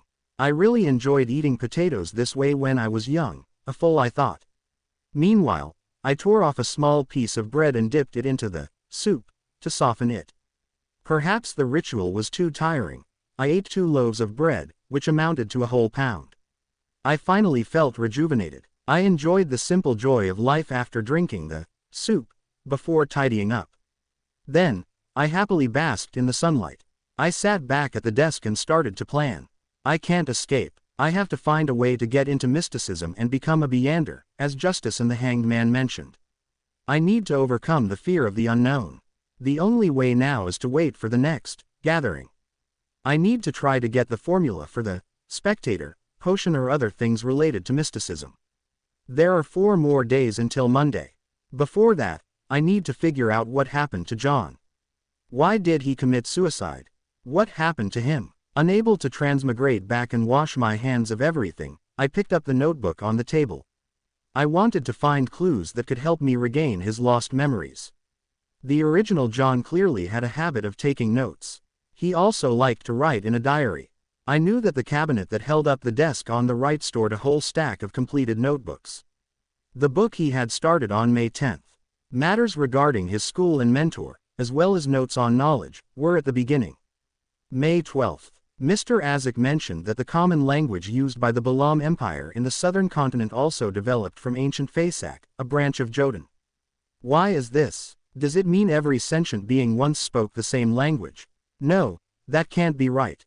According to the Revelation of the Night and the Book of Storms, giants weren't the only rulers of the world in ancient times.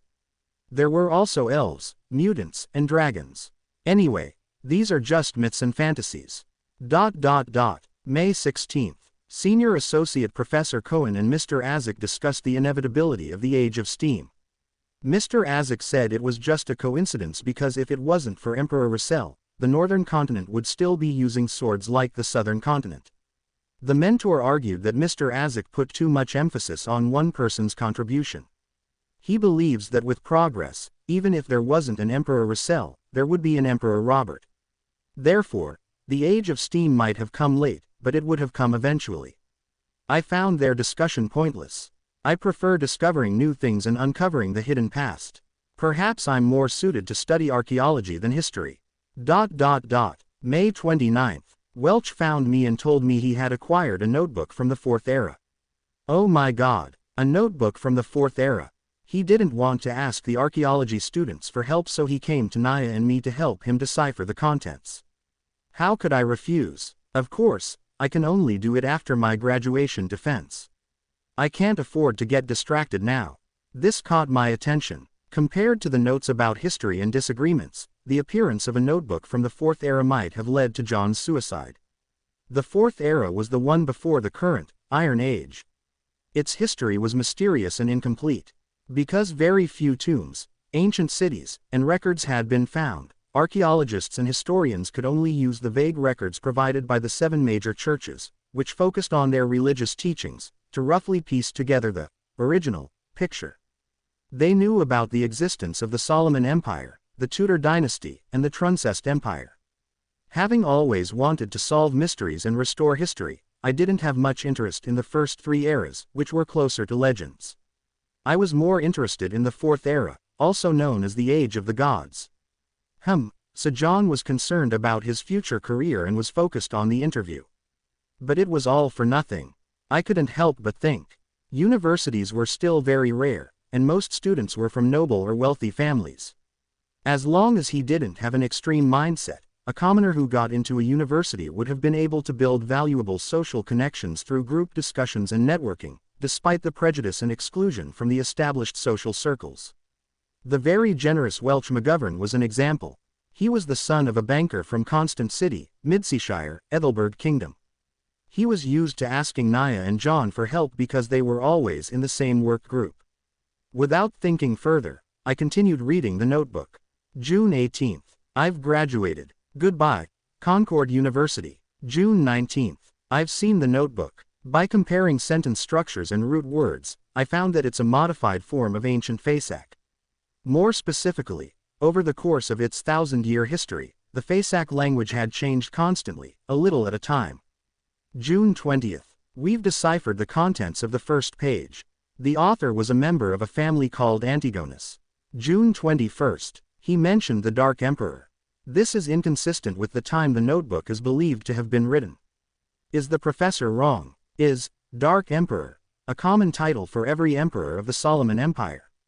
June 22nd. The Antigonus family apparently had a very high standing in the Solomon Empire. The author mentions that he was making a secret transaction with a person named Tudor. Tudor. Is it related to the Tudor dynasty? June 23rd. I'm trying to stop myself from thinking about the notebook and going to Welch's place. I need to prepare for the interview.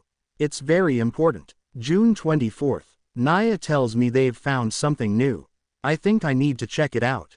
June 25th. From the new deciphered content, the author had accepted a mission to visit the Nation of the Night, situated at the summit of the highest peak of the Hornassus mountain range.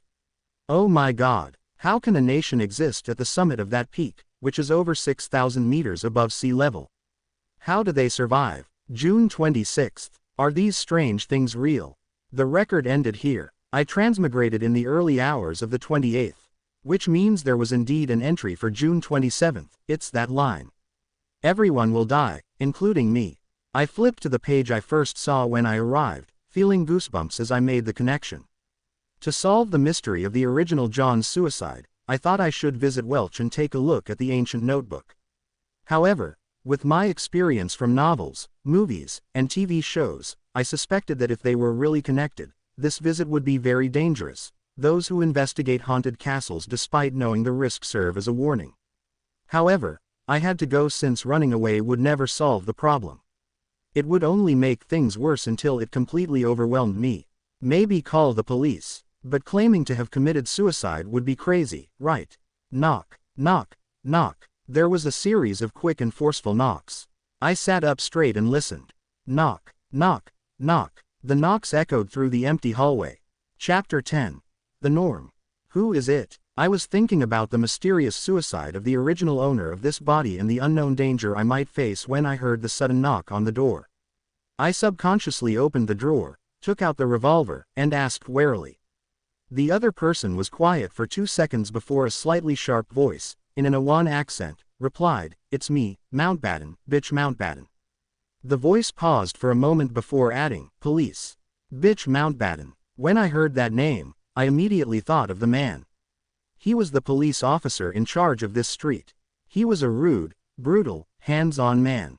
But maybe, Only a man like that could deter the alcoholics, thieves, and hooligans. And his unique voice was one of his trademarks. "Okay, I'll be right there," I responded loudly. I had planned to put the revolver back in the drawer before opening the door, but just then, I heard a different, louder voice from outside. "What's going on, officer? What's going on?" It was the building manager, Paris. Chapter 11. Real Culinary Skills. The norm is for everyone to die together. I'm glad I'm still alive. Lucky that I'm still alive. John shivered and quickly ran to the door, trying to catch up with the cops and ask for protection. But as soon as he reached the doorknob, he suddenly stopped. That officer spoke so horribly, so why didn't they protect me, an important witness or key lead? Isn't that too careless? Were they just testing me? Or maybe it's a trap? All sorts of thoughts raced through John's mind. He suspected the police were still secretly watching him, observing his reaction. He felt much calmer after thinking this and was no longer so panicked. He slowly opened the door, deliberately yelling in a shaky voice at the staircase, "You guys will protect me, right?" Tap, tap, tap. There was no response from the officers, and no change in the rhythm of the leather shoes on the wooden stairs. "I know, you'll do it," John yelled again in a tone of fake conviction, trying to act like a normal person in danger. The sound of footsteps gradually faded and disappeared on the bottom floor of the apartment. John scoffed and laughed. Isn't that response too fake? Their acting skills are terrible. He didn't run after them. Instead, he turned back into the room and closed the door behind him. Over the next few hours, John fully displayed what they called back in the foodaholic empire, China: restlessness, nervousness, agitation, distraction, and muttering words he didn't understand. He didn't slack off just because no one was around. This is what you call an actor's self-discipline. He laughed to himself. When the sun moved to the west, the clouds on the horizon turned reddish-orange. Tenants in the apartment came home one after another, and John shifted his focus. Mel's almost done with school. He looked at the stove, lifted the kettle, peeled off the coal, and took out the revolver. Without pause, he reached behind the board under the bunk bed where more than 10 wooden strips were staggered. After clipping the left wheel between a piece of wooden strip and board, John straightened up and waited nervously, fearing the police would burst through the door with guns in hand. In an age of steam, he'd be sure no one saw him do that. However, there were extraordinary powers here, which he'd proven through his own experiences. After a few minutes, there was no movement at the door. There was only chatter between two tenants who were heading for the heart of the Wild Bar on Iron Cross Street. Phew, John exhaled, feeling relieved. All he needed to do was wait for Mel to return and cook the stewed mutton with tender peas. When the idea came to John, his mouth seemed to taste the rich flavor of the gravy. He remembered how Mel cooked stewed mutton with tender peas. First, she boiled the water and stir-fried the meat. Then, she added onions, salt, a little pepper, and water. After a while, the peas and potatoes were added, and the stew was cooked for an additional 40 or 50 minutes with the lid on. It's a simple and crude way to do it, relying purely on the flavor of the meat itself. John shook his head, but there was no other way. It was hard for commoners to have many kinds of seasonings and different cooking methods. They could only go for simple, practical, and economical methods. As long as the meat wasn't burnt or spoiled, anything was good for people who only ate meat once or twice a week. John wasn't a very good cook himself and ordered takeout most of the time. But by cooking 3 or 4 times a week for many weeks, he had decent skills and felt he wouldn't let the pound of mutton go to waste. When Mel gets back, it won't be ready until after 7:30 p.m. She'll be starving by then. It's time for her to see what real cooking is. John made an excuse for himself. First, he started the fire again, went to the bathroom for water, and washed the mutton. Then he took out the cutting boards and knives before chopping the mutton into small chunks. As for explaining his sudden culinary skills, he decided to blame it on the dead Welsh McGovern, who had not only hired a chef who was good at the Midseashire flavor but also often created his own dishes and invited people to try them. Well, the dead can't argue with me. Still, tisk, this is a world with beyonders, the dead aren't necessarily unable to speak. With that in mind, John felt a little guilty. He pushed his confused thoughts aside and put the meat into the soup bowl. Then he took out the condiment box and added a spoonful of the crude salt, half of which had begun to yellow. In addition, he cautiously took some black pepper grains from a special small bottle, mixing and marinating them together. He placed the saucepan on the stove and, while waiting for it to heat up, John rummaged for yesterday's carrots and cut them into pieces with the onions he bought today. When he was done, he took a small can from the cupboard and opened it. There wasn't much lard left. John took a spoonful, put it in the pan, and melted it. He added the carrots and onions and stirred them for a while. As the fragrance filled the room, John poured all the mutton into the pot and carefully fried it for a while.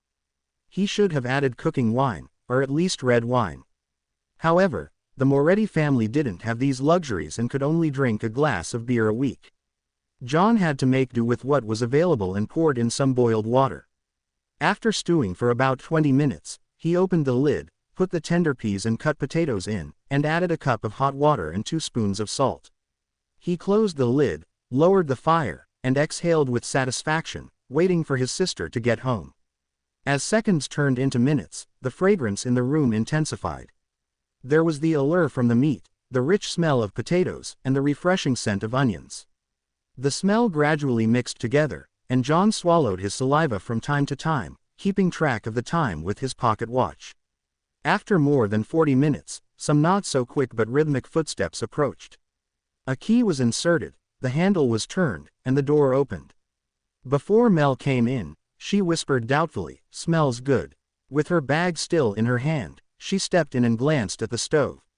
"You made this?" Mel took off her veil hat and paused, looking at John in astonishment. She twitched her nose and inhaled more of the fragrance. Her eyes quickly softened, and she seemed to find some confidence. "You made this?" she asked again. "Are you afraid I'd waste the mutton?" John smiled and returned the question. Without waiting for an answer, he said to himself, "Don't worry, I specifically asked Welch to teach me how to cook this dish. You know, he has a good cook." First time. Mel's eyebrows subconsciously creased, but the fragrance smoothed them out. "It looks like I'm talented." John laughed. "It's almost done. Put your books and veil hat down somewhere. Go to the bathroom and wash your hands, and then get ready to taste it." "I'm very confident." When she heard her brother's orderly instructions and saw his gentle and calm smile, Mel stood rooted at the door and failed to respond in her daze. "Do you prefer the mutton to be cooked longer?" John urged with a laugh. Okay. Mel snapped back to her senses. With her handbag and veil in each hand, she rushed into the room. When the lid of the saucepan was uncovered, a sudden burst of steam appeared before John's eyes. 2 pieces of rye bread were already placed to the side of the mutton and tender peas, allowing them to absorb the fragrance and heat and become soft. By the time Mel had put her things away, washed her hands and face, and returned, a plate of stewed mutton with tender peas, potatoes, carrots, and onions was already on the table. 2 pieces of rye bread, lightly colored by the gravy, were on their plates. "Come on, try it." John pointed to the wooden fork and spoon next to the plate. Mel was still a little confused. She didn't refuse. She picked up a potato with her fork, put it in her mouth, and bit it lightly. The taste of the starchy potato and gravy flooded her mouth. Her saliva went crazy as she gobbled down the potato in a few mouthfuls. "Try the mutton." John gestured to the plate with his chin. He had tasted it himself just now and thought it was barely passable, but it was enough for a girl who was inexperienced with what the world had to offer. After all, she only ate meat occasionally. Mel's eyes were filled with anticipation as she carefully forked some mutton. It was very tender and, as soon as it entered her mouth, it nearly melted. The fragrance of the meat exploded, filling it with delicious meat juices. It was an unprecedented feeling that made Mel unable to stop eating. By the time she realized it, she had already eaten several pieces of the mutton. John, this was supposed to be for you." Mel blushed and stammered. "I had some. It's the cook's privilege." John smiled and calmed his sister. He picked up his fork and spoon. Sometimes, he'd eat a piece of meat and sometimes, he'd stuff his mouth full of peas. Other times, he'd put down the utensils, break off a piece of rye bread, and dip it in the gravy. Mel relaxed and was immersed in the delicacy again because of John's normal behavior. "It's really delicious. It doesn't seem like this is your first time." Mel looked at the empty dish and praised him with all her heart. Even the gravy was gone. It's a long way from Welch's chef. When I'm rich, I'll take you and Ben out to a restaurant and have a better meal. John said. He was starting to look forward to it himself. Your interview. Burp. Mel didn't finish her words because she suddenly let out a sound of contentment. She quickly put her hand over her mouth and looked embarrassed. It's the stewed mutton with tender peas fault. It was just too delicious. John laughed to himself and decided not to make fun of his sister. He pointed to the plate and said, "This is your mission." All right. Mel stood up immediately, took the basin, and rushed out the door. When she came back, she opened the cupboard to check the condiment box and other items as usual. Did you just use these? Mel was surprised and turned to John, holding the black pepper bottle and lard can. John shrugged and laughed. Just a little. It's the price of a delicacy. Mel's eyes twinkled, her expression changing for a few moments, before she finally said, "Let me cook from now on." You have to hurry up and prepare for the interview. You have to think about your job. Chapter 12. Here again. Mel, can you not rub my nose in it? John muttered to himself. He felt a throbbing pain in his head. The amount of content John had forgotten was a lot, but it wasn't insignificant either. The interview was in 2 days, so how could he find the time to catch up? Furthermore, he was involved in such strange paranormal activity, so how could he possibly be in the mood to study? John gave his sister a half-hearted response and began to act like he was studying. Mel moved a chair over to sit beside him. With the light from the gas lamp, she began working on her assignments. The atmosphere was peaceful. When it was almost 11 o'clock, the siblings said goodnight and went to bed. Knock, knock, knock. Pounding on the door woke John from his dreams. He peered out the window to see the first glimmer of dawn. In a daze, he flipped over and sat up. Who is it? Look at the time. Why didn't Mel wake me up? It's me. Dunn Smith, a man with a deep voice outside the door replied. Dunn Smith. Don't know him. John got off his bed and shook his head as he walked toward the door. He opened the door to see the gray-eyed police inspector he had met the day before standing in front of him. Alarmed, John asked, "Is something wrong?" The policeman replied with a stern look, "We found a carriage driver. He testified that you went to Mr. Welch's place on the 27th, the day Mr. Welch and Ms. Naya died. Also, Mr. Welch was the one who paid for your transportation." John was startled. He didn't feel a hint of fear or guilt, which one would expect from having their lies exposed. It was because he wasn't even lying. In fact, he was surprised by the evidence Dunsmith provided. On June 27, the former John had indeed gone to Mr. Welch's place.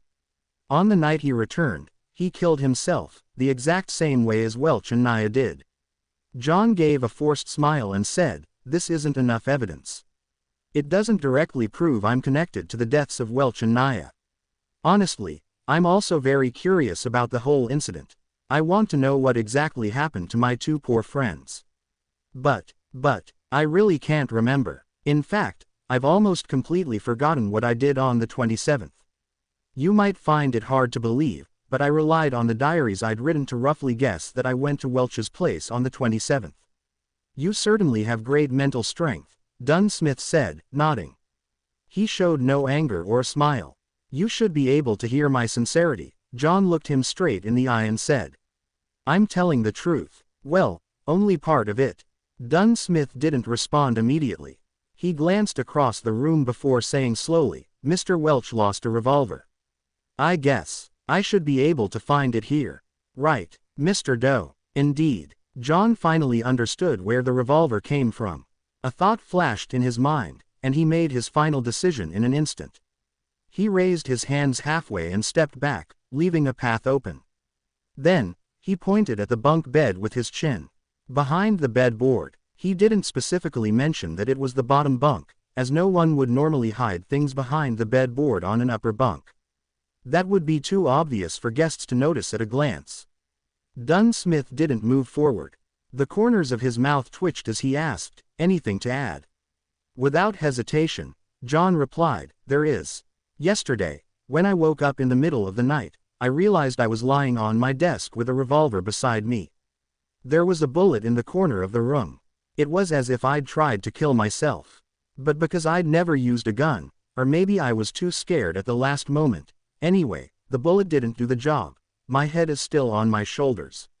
I'm still alive, and since then, I've lost some memories, including what I saw and did at Welch's place on the 27th. I'm not lying. I really can't remember. For the sake of being cleared as a suspect and to get rid of all these strange events surrounding him, John explained almost everything that had happened. Except for the transmigration and the gathering. John was also careful with his words, making every sentence believable. For example, not revealing that the bullet had hit his brain, but only mentioning that it didn't do the job and his head was still on his shoulders. To others, these two statements might seem to mean the same thing, but in reality, they were completely different. Smith listened quietly, then said, "This matches what I'd assumed. It also matches the hidden logic of similar incidents in the past. Of course, I have no idea how you managed to survive. I'm glad you believe me. I don't know how I survived either." John breathed a small sigh of relief. "But," Dunn added, "me believing you is no use. You're currently the prime suspect. You have to be confirmed by an expert that you've indeed forgotten what you went through, or that you indeed have nothing to do with the deaths of Mr. Welch and Miss Naya." He coughed, his expression becoming serious. "Mr. Doe, I need your cooperation. Please come with me to the police station for the investigation. This should take roughly 2 to 3 days if it's confirmed that you're in the clear." "The expert is here," John asked blankly. "Didn't they say it would take another 2 days? She came earlier than expected." Dunn turned sideways, signaling for John to leave. "Allow me to leave a note," John requested. Ben was still away, and Mel had gone to school. He could only leave a note to tell them he was involved in an incident with Welch so they wouldn't worry. Dunn nodded, barely minding. "All right." John returned to the desk. As he looked for paper, he began thinking about what was about to happen. Honestly, he didn't want to meet the expert. After all, he had a bigger secret.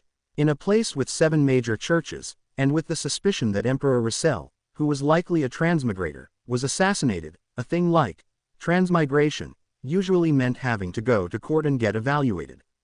But, without weapons, combat skills, or superpowers, he was no match for a professional policeman. What's more, a few of Dunn's subordinates were standing in the dark outside. "Once they draw their guns and shoot at me, I'll be finished. I'll take it one step at a time." John left the note, grabbed his keys, and followed Dunn out of the room. Along the dark hallway, 4 policemen in black and white checkered uniforms split into pairs and guarded them on both sides.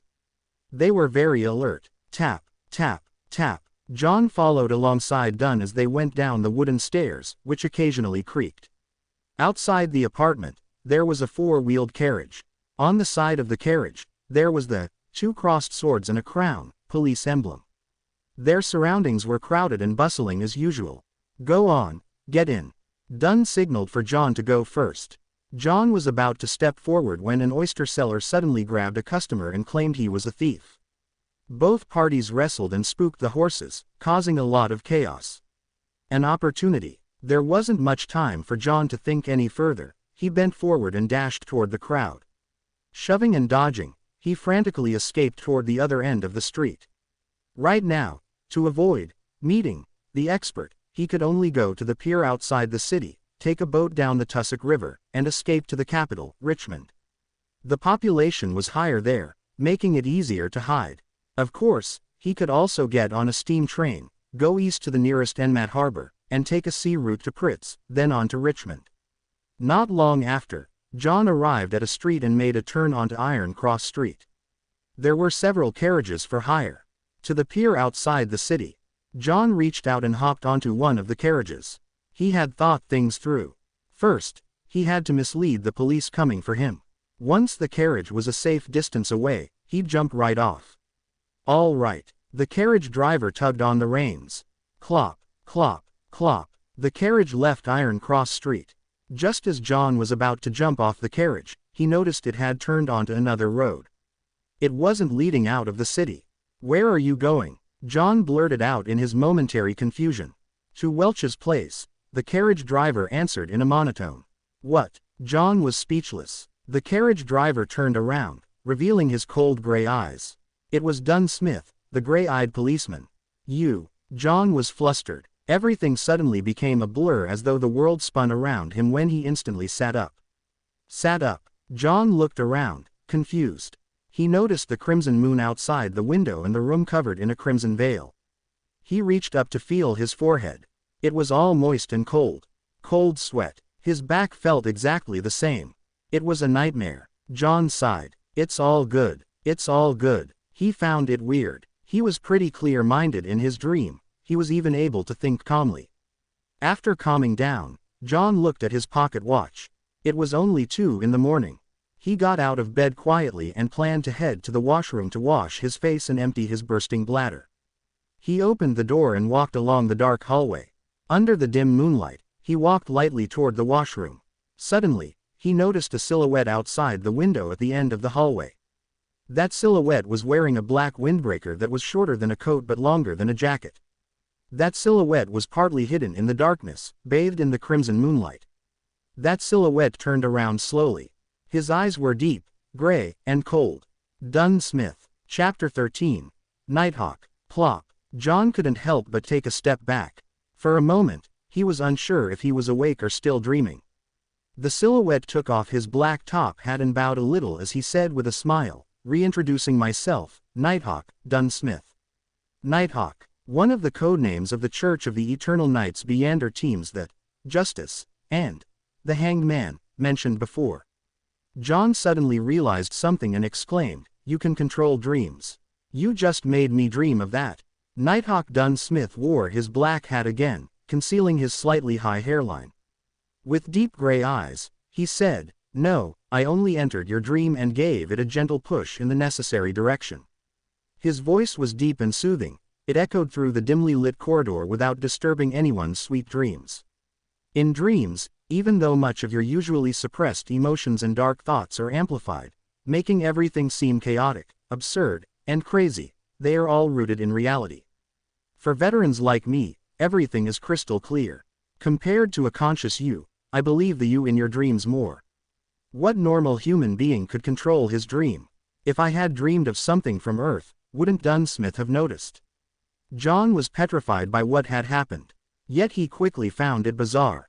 He remembered being very much sober and rational, knowing what to say and what not to say. Simply put, it didn't feel like dreaming at all. So, Dunn Smith only saw what I wanted him to see. John's mind whirled as he gained a glimmer of understanding.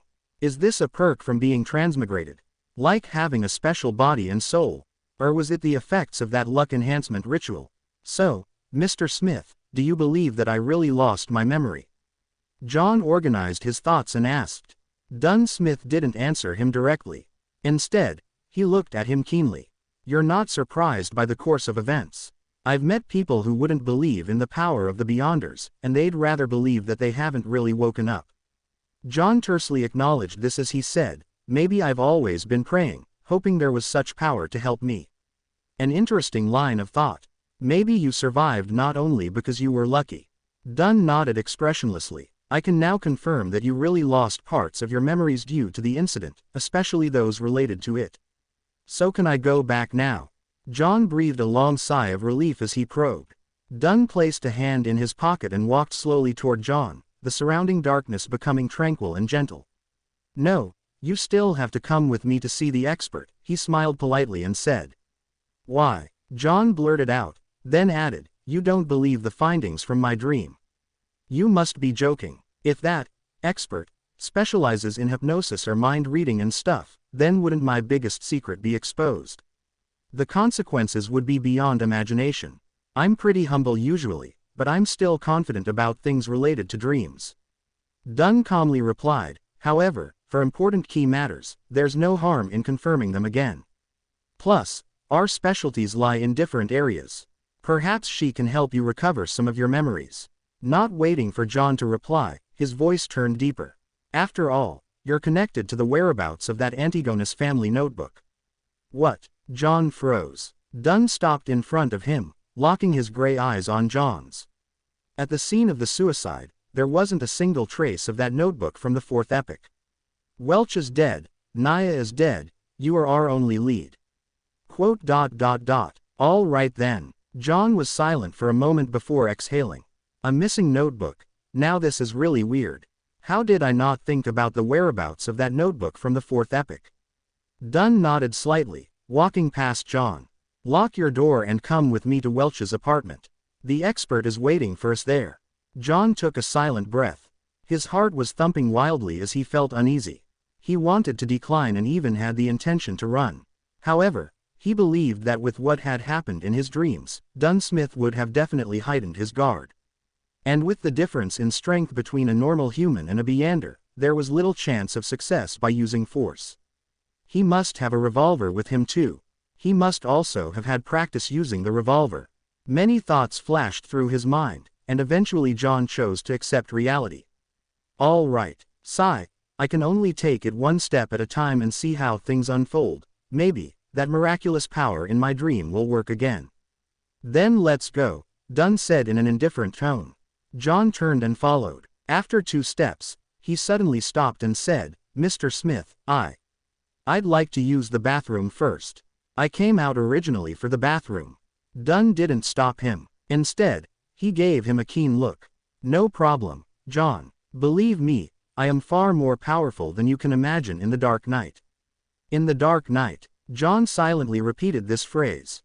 He didn't make any reckless attempt to escape and honestly relieved himself. He then washed his face with cold water, completely calming himself down. John changed his outfit and closed the door to his apartment. With gentle steps, John followed Dunn down the stairs and walked toward the building's entrance. In such a quiet setting, Dunsmith suddenly spoke. At the end of the dream, why did you try to escape? What were you afraid of? John immediately thought of an answer. I don't remember what I did at Welch's place, nor do I remember if I was directly involved in Welch's and Naya's deaths. I was afraid that if it was really proven to be my doing, I'd rather gamble and escape. I could then start anew in the southern continent. I would have done the same if I were you, Dunn said as he pushed open the door to the building, letting in the cool midnight breeze to disperse the sweltering heat inside. He wasn't afraid of John running away as he got on the carriage.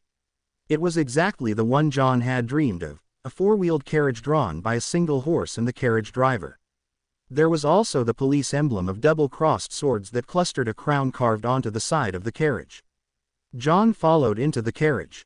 Inside, there was a thick carpet laid out and the place was filled with a soothing fragrance. Having sat down, he looked for a topic to get more information. Mr. Smith, what if, and I mean if, the expert confirms that I have really forgotten a part of my memories? And that there's no other evidence that points to me being the perpetrator or a victim, would this be over? In theory, yes, we'll try to search for the notebook through other means. As long as it exists, it can be found.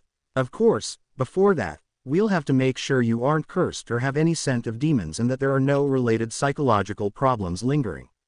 We must ensure that you can embrace the rest of your life peacefully and healthily.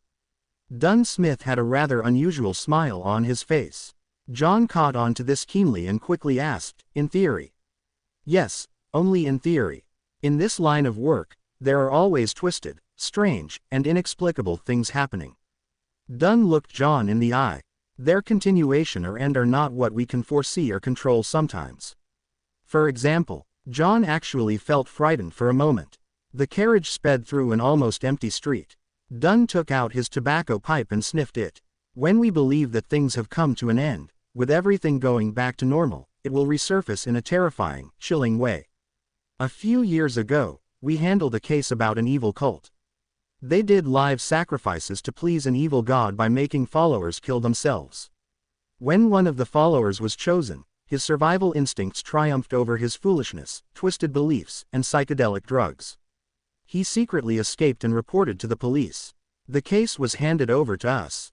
It was a very small mission since there were no Beyonders in that cult. The deity they worshipped was actually randomly thought up by their leader just for money and satisfaction. Humanity was lost there. We only used 2 members, with support from the police, to shut down this cult. No one was off the hook. For that whistleblower, we also confirmed that he had no lingering demonic scent on him. He wasn't cursed and didn't suffer any mental disorders. He didn't have any personality problems or any other irregularities, nothing. Later, He got a decent advancement in his career, got married to a very good wife, and had a son and a daughter. His dark past seemed far away. The horror and bloodshed seemed to have completely vanished. At this point, Dunn Smith gave out a laugh. Yet in March of this year, despite being in good financial health and having a loving wife and adorable kids, he strangled himself to death in his own office. The crimson moonlight outside the carriage window shone on Dunn Smith. At that instant, his seemingly self-mocking smile made John feel unspeakably horrified. Strangled himself to death. John silently gasped, as if seeing his own tragic end. Even if I escaped it once, it might just be temporary. Is there any way to resolve this completely? Become a Beander to fight it? The carriage returned to silence. Countless thoughts welled in John's mind. Under an awkward silence, the carriage traveled for a long time at high speeds. Just as John made up his mind to ask Dunn Smith for any solutions, the carriage came to a halt. "Mr. Smith, we've reached Welch's apartment." The carriage driver's voice was heard. "Let's get down." Dunn straightened out his black coat that reached his knees. "Oh, let me introduce you beforehand. The experts, official disguise as the most renowned spirit medium in Iowa County." John suppressed his other thoughts and asked curiously, "Then what is her actual identity?" Dunn half turned his body and looked back. With his profound gray eyes he said, "A true spirit medium." Chapter 14. The Medium. A true medium. John repeated this description inwardly, and didn't speak again. He followed Dunn Smith down from the carriage. Welch's place in Tingen was a detached house with a garden. The road outside the hollowed metal gates allowed 4 carriages to pass through at once. Street lamps lined the sides of the road every 50 meters. They looked different from the ones John had seen in his previous life. They were gas lamps and the height of every lamp was about that of an adult male so that it was convenient to light them. The black metal was closely pressed to the glass, forming a checkered pattern, casting out classical paper lantern-like artworks. Coldness and warmth were intertwined while darkness and light coexisted. Walking along the pathway blanketed by rays from the sunset, John and Dunn Smith entered Welch's rented place through the ajar metal gate. Facing the main entrance was a cemented road that led straight to a 2-story bungalow. 2 carriages could go at once. There was a garden on the left and a lawn to the right. The pleasantly faint fragrance from the flowers mixed with the cool scent of the fresh grass made one feel happy and relaxed. As soon as he stepped in, John shivered and peered around. He felt that in the garden, somewhere on the lawn, on the roof, behind the swing, somewhere in a dark corner, pairs of eyes were watching him. There was clearly no one here, yet, John felt as if he was on a crowded street. This strange contrast, this peculiar feeling, tensed him up. A chill ran up his spine. Something's wrong, he couldn't help but exclaim to Dunn. Dunn's expression remained unchanged as he walked beside him and replied calmly, "Just ignore them." Since the Nighthawk had said so, John tolerated the chilling feeling of not being able to notice the perpetrators despite being followed, spied, and watched. Step by step, he arrived at the main entrance of the bungalow. "If this goes on any longer, I'll go crazy." As Dunn reached out to knock on the door, John quickly turned around. Flowers swayed in the wind, without a person in sight. "Come in, gentlemen." A seemingly ethereal voice came from inside the house. Dunn turned the doorknob, pushed the door open, and said to a woman on the sofa, "Daly, any results?" The chandelier in the living room was unlit. A set of 2 leather couches surrounded a marble coffee table. On the table was a lit candle, but the light emitted a cobalt blue glow. It covered the half-enclosed living room, dining room, and kitchen in a strange, eerie hue. On the middle of the sofa sat a lady in a hooded black robe who wore blue eyeshadow and blush. An exposed silver bracelet with a hanging white crystal pendant was worn around her wrist. At the first sight of her, John had an inexplicable feeling. She was dressed just like a real medium. Was she stereotyping herself? Daly, the medium, with an uncanny beauty, took a quick glance at John with her twinkling emerald eyes. She looked at Dunn Smith and said, "The original spirits have all disappeared, including Welch's and Naya's. Right now, all these little rascals know nothing at all. Spirits, spirit medium, all the invisible things that were spying on me previously were spirits. There were so many of them." John removed his hat and placed it across his chest, bowing slightly as he said, "Good evening, madam." Dunn Smith sighed. "That's tricky. Daly, this is John Doe. See if you can get anything out of him." The medium, Daly, shifted her gaze onto John immediately. She pointed at a single armchair. "Please, take a seat." "Thank you." John nodded, took a few steps over, and sat down obediently. His heart raced uncontrollably. Whether I survive, whether I get through this successfully, or have my secrets exposed will all depend on what happens next. And the thing that made him feel the most helpless was that he had nothing to rely on. He could only place his hopes on his inherent specialness. This feeling really sucks, John thought bitterly. Next, Dunn sat on the two-seater sofa opposite John. Daly took out 2 thumb-sized glass bottles from her waist pouch. Her emerald eyes smiled at John. "I need a bit of help here. After all, you're not an enemy. I can't treat you harshly. That might make you uncomfortable or put you in pain. It might even leave some serious after effects on you. I'll give you some fragrances, making you feel tender and smooth, which will allow you to let go little by little so that you can truly indulge in those feelings." That sounded wrong. John gaped, his eyes filled with shock. Seated across from him, Dunn laughed. "Don't be weirded out. We're different from the guys from the Church of the Lord of Storms. Here, the ladies can also verbally tease men. In this regard, you should be able to understand. Your mother was a devout believer in the goddess. You and your brother used to attend Sunday school at church. I understand. It's just that I never thought that she would be such a. John gestured, as he couldn't find the right words. He almost blurted out the direct translation for veteran driver. Dunn curved the corners of his mouth. "Don't worry. Actually, Daly seldom does this. She just wants to use these methods to calm you down. She prefers corpses over men." "You make me sound perverted," Daly interjected with a smile. She opened one of the little bottles and dripped a few drops onto the bright blue candle flame. "Night vanilla, slumber flower, and chamomile, all distilled and extracted to form this aromatic floral essence. I call it Amantha. It means tranquility in the Hermes language. It smells really amazing." As they chatted, the candle flame flickered, evaporating the floral essence and filling the room with its aroma. A beautifully enchanting aroma found its way into John's nostrils. He no longer felt tense. He was instantly calm, as if he was gazing into the darkness of the silent night. "This bottle is called the Eye of the Spirit. Barks and leaves of drago and poplar trees are sun-dried for 7 days and brewed 3 times. Then, they are immersed in landy wine. Of course, there would be several incantations while we're at it."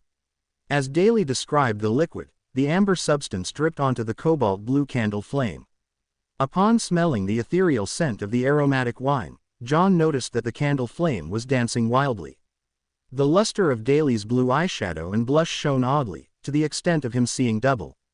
It's a great helping hand for mediumship. It is also a floral essence that is sufficiently enchanting. Quote, as Daly explained continuously, John felt as if her voice was coming from all around. Bewildered, John looked around and realized that everything was swaying and in a blur. He felt like he was shrouded by layers and layers of fog. Even his body was swaying as it phased away before he began floating and then losing his balance. Colors blended like an impressionist painting. The reds were redder, the blues were bluer, and the blacks were blacker, appearing more defined than usual. It was dreamy and hazy. Distinct murmurs from the surroundings came through as if hundreds and thousands of people who couldn't be seen were debating. "This feels similar to the luck enhancement ritual I did before, but without the kind of madness that makes your head feel like it's exploding." John looked around and thought questioningly. At this moment, his vision was locked onto a pair of eyes that were crystal clear like emeralds. On a blurry sofa sat Daly in a black robe. Eccentrically, her gaze concentrated on the tip of John's head. She smiled and in a gentle voice, said, "Let me properly introduce myself. I am the spirit medium, Daly. I can still have rational thoughts. It's like when I was at that luck enhancement ritual and that gathering." The thought crossed John's mind as he intentionally behaved muddled and said, "Hello there. The mental worlds of humans are extremely vast. Many secrets are hidden within the mind. Look at the ocean. What we know about it is all on the surface. But in reality, deep in the ocean, there is a larger unseen portion. Other than islands, There is the entire ocean. There is the boundless sky that symbolizes the spiritual world. You are the spirit of your body. Not only do you know of the islands above, but you also know of the things hidden beneath the sea, as well as the entire ocean.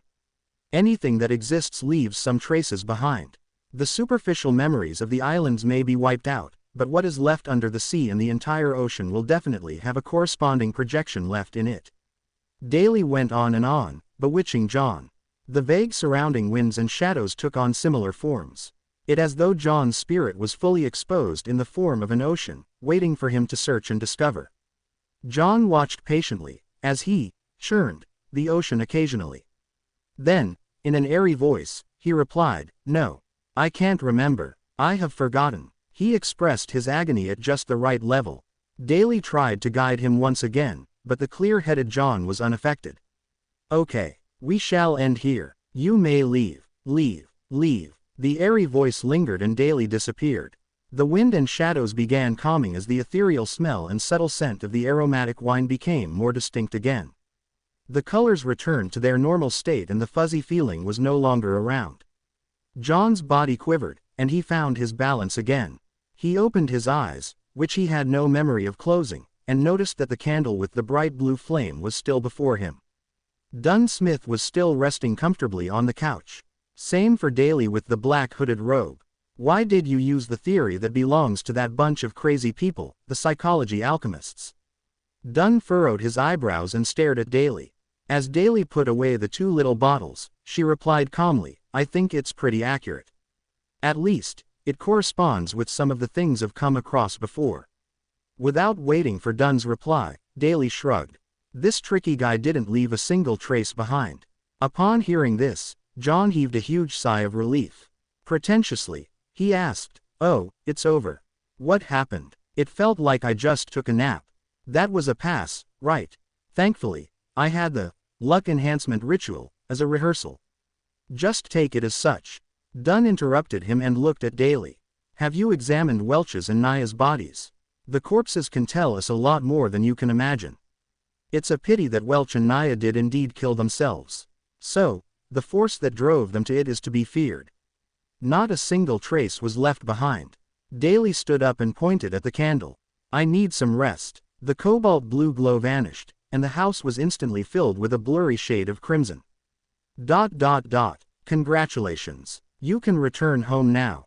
But remember, do not reveal this incident to your loved ones. You have to promise this," Dunn said as he led John to the door. Surprised, John asked, "Is there no need to examine the curses or the trails left behind by the evil spirits?" "Daly didn't mention anything about it, so there's no need for it," Dunn answered simply. John calmed down. As the thought of his previous worries came to mind, he asked hurriedly, "How can I be sure that I'll be free from trouble from now on?" "No worries." Dunn twitched his lips. Based on statistics of similar incidents in the past, 80% of the survivors don't experience any horrifying after effects. "Yeah, this is based on what I know, roughly, more or less." "Then, there's still 1/5 of those poor souls." John didn't dare to try his luck. "Then you can consider joining us as a civilian staff member. This way, even if there are any signs, we can discover it in time," Dunn said casually as he approached the carriage. "Or simply become a Beander. After all, we're not nannies. We can't babysit you all day long and even watch what you do with women." "Can I?" John questioned the statement. Of course, he didn't expect much. After all, how was it even possible to be a part of the Nighthawks so easily and get the power of the Beyonders? That was the power of the Beyonders. Dunn paused, and turned his head sideways to look at him. "It's not that you can't. It depends." "What?" The change in his words shocked John. John stared blankly beside the carriage. "Really? Who are you kidding? Is it that easy to become a Beander?" Dunn laughed lightly. His gray eyes were hidden in the shadow of the carriage. "You don't believe me, huh? Actually, when you become a Nighthawk you lose a lot. For instance, freedom. Even if we don't talk about this now, there's another issue. First, you're not a member of the clergy, nor a devotee. You can't pick whatever you want or choose the safest path. And second," Dunn held onto the handle and hopped onto the carriage. "Among the cases that the mandated Punisher, the machinery hive mind, and other judiciaries, have to deal with annually. A quarter of them were a result of Beyonders who lost control. A quarter. Beyonders who lost control. John was dumbfounded. Just then, Dunn turned slightly. His gray eyes were deep. With no sign of a smile, he continued, and among that quarter of cases, a large number of them are our teammates. Chapter 15. The Invitation. A wave of tumultuous emotions rose in John's heart after hearing Dunn. Instinctively, he blurted out, "Why? Do Beyonders have serious hidden dangers? So much so that the Church's internal judiciary and the Beyonders, who deal with strange phenomena, are also prone to problems?" Dunn stepped into the carriage and sat back in his seat. His expression and tone remained the same. "This is not something you need to understand. Nor is it something you can understand, unless you become one of us." John was dumbfounded for a moment, after which he sat down and questioned in a tone that was half doubtful and half joking. "If I don't get to understand, how can I decide whether or not to join?" Dunn Smith took out his pipe once again, placed it against his nose, and took a whiff. "You probably misunderstood. A civilian staff member is also one of us. In other words, as long as I become one of your civilian staff members, I will be able to understand the relevant secrets, figure out the hidden dangers that plague Beyonders, and the dangers that may be encountered, as well as consider whether I want to become a Beyonder later." John reorganized his thoughts and paraphrased what Dunn had shared. Dunn smiled and said, "Yes, that is the case, except for one point. You cannot simply become a Beyonder just because you want to, because every church will be equally strict in this aspect. It would be odd if the churches weren't strict." John silently quipped, as he added with a more intense tone and stronger body language, "What about civilian staff members? This should be quite strict as well, right? There shouldn't be any problems if it's you," said Dunn with half-closed eyelids as he whiffed the pipe with a partially relaxed expression. However, he didn't light it. "Why?" John asked, once again gripped by doubt. At the same time, he jested inwardly. "So my uniqueness and halo as a transmigrator are akin to fireflies in the night, ever so bright and outstanding." Dunn opened his half-closed eyelids, his silver-colored eyes reflecting the same tranquility as before. "First, you managed to survive in such a situation without our help. Certain exceptional qualities are not present in others. For instance, luck. Lucky people are often welcomed." Seeing that John's expression had turned blank, Dunn smiled slightly. "All right, just treat this as a humorous statement. Second, you're a graduate of the history department from Koi University. This is something we urgently need." Although a believer of the Lord of the Storms, Leumi perceives women in a way that is repulsive, his views regarding society, humanities, economics, and politics remain insightful. He said before that talents are key to maintaining a competitive advantage and positive development, a point that I very much agree with. Noticing that John was slightly furrowing his eyebrows, Dunn casually explained, "You should be able to imagine that we often encounter documents and objects from the Fourth Epoch or earlier. Many cults and heretics have tried to gain power from these things. Sometimes, they themselves can lead to strange and terrible things. Except for the Beyonders in special fields, most of us are not good with our studies, or have passed that age." Having said that, Dunn Smith pointed to his own head, and the corner of his mouth turned up slightly as if he was mocking himself. He then said, "That dry, boring knowledge always puts us to sleep. Even the sleepless can't help it.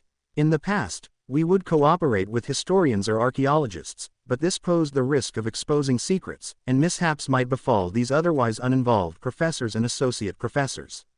Thus, the addition of a professional in our ranks is hard to refuse." John nodded lightly and accepted Dunn's explanation. With his thoughts all over the place, he asked, "Then why don't you directly, groom one?" Dunn continued, "This brings me to the third point, which is also the final and most important point. You've already been through a similar ordeal, so inviting you doesn't violate the confidentiality clause. With regard to developing others, I will bear the responsibility of exposure if it fails. Most of our team members, our civilian staff members, come from within the church." After John finished listening silently, he asked curiously, "Why are you so strict about maintaining confidentiality? Wouldn't spreading the news publicly to more people and increasing awareness lessen the chances of a similar mistake from happening again? The greatest fear stems from the fear of the unknown. We can make the unknown become known." No, humanity's stupidity is beyond your imagination. It actually leads to more people emulating these acts, creating more chaos and more severe incidents. Dunn Smith shook his head. John acknowledged as he replied, the only lesson that humans can learn from history is that humans do not learn any lessons from history, and they're always repeating the same tragedies. That famous quote from Emperor Russell is indeed filled with much philosophical meaning, agreed Dunn. Emperor Russell said that, this transmigrator senior really did not give the latecomers any chance to posture. John did not know how to follow up on Dunn's words. Dunn turned his head and gazed out of the horse carriage. The dim yellowish light of the street lamps intertwined to display the splendor of civilization. There is a similar saying within the judiciary of the major churches. This may be the main reason for the strict confidentiality and the prohibition of ordinary people from knowing. What is it? John asked as his interest was piqued, pleased that he seemed to be spying on secrets.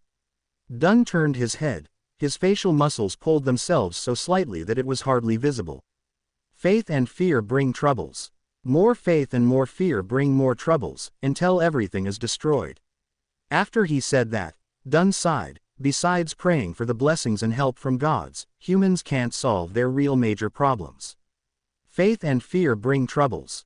More faith and more fear bring more troubles. John recited silently, but he could not fully understand it. What followed next was the fear of uncertainty that came from the unknown. It was like the dark shadows formed by the streetlights outside. In the darkness without light, it appeared as though there were pairs of callous-looking eyes and wide-opened mouths. As the horse galloped vigorously and nimbly while the wheels of the horse carriage spun on, with Iron Cross Street in sight, Dunn broke the silence suddenly and formally invited John. Would you like to join us as a civilian staff member? In John's mind, multiple thoughts surfaced, making him indecisive. He contemplated and asked, can I have some time to consider? Since this matter had serious implications, he could not make the decision recklessly. No problem. Just give me a reply before Sunday, Dunn nodded and added. Of course, remember to keep this a secret and don't disclose the information regarding Welch to anyone, including your brother and sister. Once this is violated, it'll not only bring them trouble, but you might also have to attend a special court. Okay, John answered gravely. The carriage was once again plunged into silence. Seeing that they were nearing Iron Cross Street and that he was almost reaching home, John suddenly thought of a question. He hesitated for a few seconds before asking, Mr. Smith, what kind of salary and benefits do civilian staff get? This was a serious question. Taken aback for a moment, Dunn smiled instantly. There's no need for you to worry about this. Our funds are guaranteed by the church and the police department. For newly registered civilian staff, the weekly salaries are set at £2.10. There's an additional 10 cents as compensation for the risk and confidentiality. All of this will add up to a total of £3. This is hardly worse than a tenured university lecturer. Afterward, your salary will gradually rise according to your experience and contributions. As for civilian staff members, the contract is generally 5 years. After 5 years, you can quit normally if you're no longer willing to stay. You only have to sign a lifetime confidentiality agreement, and you're not allowed to leave Tingen until permission is given. If you want to move to another city, the first thing you must do is register with the local Nighthawk. By the way, there are no weekends, and you can only work in shifts. At any point in time, there should be 3 civilian staff on duty, and if you wish to go to the South or Daisy Bay for a vacation, you'll need to arrange it with your colleagues. Just as Dunn finished speaking, the horse carriage pulled to a stop and the apartment building where John and his siblings resided appeared. I get it now. John turned around and walked down from the horse carriage. He stopped at the side and asked, by the way, Mr. Smith, where do I find you after I've made my decision? Dunn gave a deep and low laugh before saying, go to the Hound Pub at Beswick Street and find their boss, right? Tell him that you want to hire a small mercenary squad for a mission. Huh? John asked confusedly. Our location is confidential too. Before you agree to become one of us, I can't tell you directly. All right, Mr. John Doe, I wish you a good dream tonight as well, Dunn smiled. John took off his hat and saluted, watching as the departing horse carriage gradually sped up. He took out his pocket watch. Click. He pressed it open and saw that it was only a little past 4 in the morning. The street was filled with a relaxing, cool breeze. A dim yellowish light from the street lamps illuminated the surroundings. John drew a deep breath and took in the profound silence of the night around him. The busiest and noisiest district in the day could be so lifeless and quiet at night. This was in stark contrast to the silent observations and medium seance in Welch's residence. It was only then that John realized that the back of his linen shirt was unknowingly drenched in sweat, cold and clammy. Chapter 16. Rat baiting with dogs. Phew, I finally got through the round with the medium. John let out a breath he didn't realize he was holding. He slowly turned around and enjoyed the cool breeze and tranquility of the night as he walked closer to the apartment building's door. He took out his keys, inserted the correct one, and turned it gently, letting the reddish-black darkness expand with the creaking of the opened door. Walking up the staircase without a single person in sight and taking in the cold air, John had an inexplicable feeling. It felt like he had a few more hours than others. This made him quicken his pace. In a similar state of mind, he opened the door to his room, and before he even stepped inside, he saw a silhouette sitting silently in front of his desk. She had reddish-black hair, bright brown eyes, and a delicate, pretty face.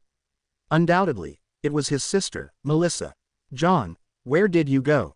Melissa asked curiously, her eyebrows relaxing. Without waiting for his reply, she added, "Just now, I got up to go to the bathroom and realized you weren't home." It was as if she wanted to know everything clearly, from the causes and effects to the underlying logic. With great experience at lying to his parents, John's brain spun before he gave a bitter smile and calmly replied, "I couldn't fall asleep again after I woke up. Instead of wasting time, I decided to train my body. So I went out to run a few laps. Look at my sweat." He took off his jacket and half-turned his body, pointing to his back. Melissa stood up, took a glance half-heartedly, and deliberated for a few moments before saying, "Honestly, John, you don't have to stress yourself out. I'm sure you can pass the interview to Tingen University. Even if you can't, if, you can still find better ones." "I haven't even thought about the interview." John nodded. "I understand." He didn't mention the offer he'd gotten because he hadn't decided whether to join them or not. Staring at John intently, Melissa suddenly turned around and trotted into the house. She took out an object that resembled a tortoise. It was comprised of items like gears, rusted iron, torsion springs, and ordinary springs. After quickly tightening the torsion spring, Melissa placed the object on the desk. Caw, caw, caw, dum, dum, dum. The tortoise moved and jumped with a rhythm that could pull anyone's attention. "Whenever I feel irritated, I feel much better seeing this tortoise move. I've been doing this very often recently and it's very effective. John, give it a try," Melissa invited, her eyes brightening. John didn't turn down his sister's kindness. He approached the tortoise and waited for it to stop before laughing. He said, "Simplicity and regularity can indeed help with relaxation." Without waiting for Melissa's reply, John pointed to the tortoise and casually asked, "Did you make this yourself? When did you make this? Why wasn't I aware of it? I used unwanted materials from school and things I picked up from the streets to make this. It was only finished 2 days ago," Melissa said in her usual tone, the side of her lips a little more upturned. "That's impressive," John praised sincerely. As a boy with poor mechanical skills, he'd had great difficulty even assembling a toy car as a child. With her chin slightly raised and her eyes slightly bent, Melissa calmly replied, "It was okay." Being overly humble is a bad trait. John smiled slightly and continued, "This is a tortoise, right?" Instantly, the atmosphere in the room turned serious for a while. Then, Melissa faintly replied in a voice that seemed as mysterious as the crimson veil, "It's a puppet." "Puppet." John gave an awkward smile and tried to forcefully explain, "The problem lies in the materials, they're too rudimentary." Following that, he tried to change the topic. "Why would you go to the bathroom in the middle of the night? Isn't there a toilet here? Don't you always sleep till dawn?" Melissa was taken aback momentarily. It was only after a few seconds that she was about to explain. At that moment, an intense gurgling sound came from her stomach. "I'll go get some more sleep." Bang! She grabbed her tortoise-like puppet, trotted to her room, and closed the door. Last night's dinner was too good, she ate too much, and now her stomach is having trouble digesting it. John shook his head as he smiled, slowly walking toward his desk. He sat down soundlessly, silently pondering Dunn Smith's invitation as the crimson moon emerged from behind the dark clouds. Being a Nighthawk civilian staff member had its obvious disadvantages. With me being a transmigrator, the fool, initiator of the mysterious gathering, and the multiple secrets I have, it will be risky to be under the noses of the Church of the Eternal Night Goddesses team that specializes in dealing with matters regarding the Beyonders. As long as I join Dunn Smith and his team, I would certainly aim to become a Beyonder. I could then cover up the benefits gained from the gathering. Yet, becoming a formal member would entail many restrictions on my freedom, like how a civilian staff member has to report leaving Tingen. I would no longer be able to go wherever I want or do whatever I want. I would miss many opportunities. The Nighthawks are a strict organization. Once a mission is given, I can only wait for the arrangements and accept orders. There's no room for rejection. Beyonders have the risk of losing control. Having all the disadvantages listed out one by one, John turned to considering the necessities and advantages. Judging from the situation of the luck enhancement ritual, I'm not one of the 80% of lucky people. In the future, there is bound to be some bizarre event happening to me, increasing the dangers I face. Only by becoming one of the Beyonders or by joining the Nighthawks can I be equipped with the ability to resist. The wish to become a Beyonder can't be solely reliant on the gathering.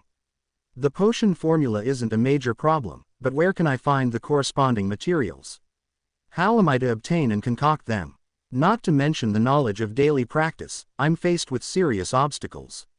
It's just not possible for me to consult Justice and the Hanged Man on every matter and exchange every object with them.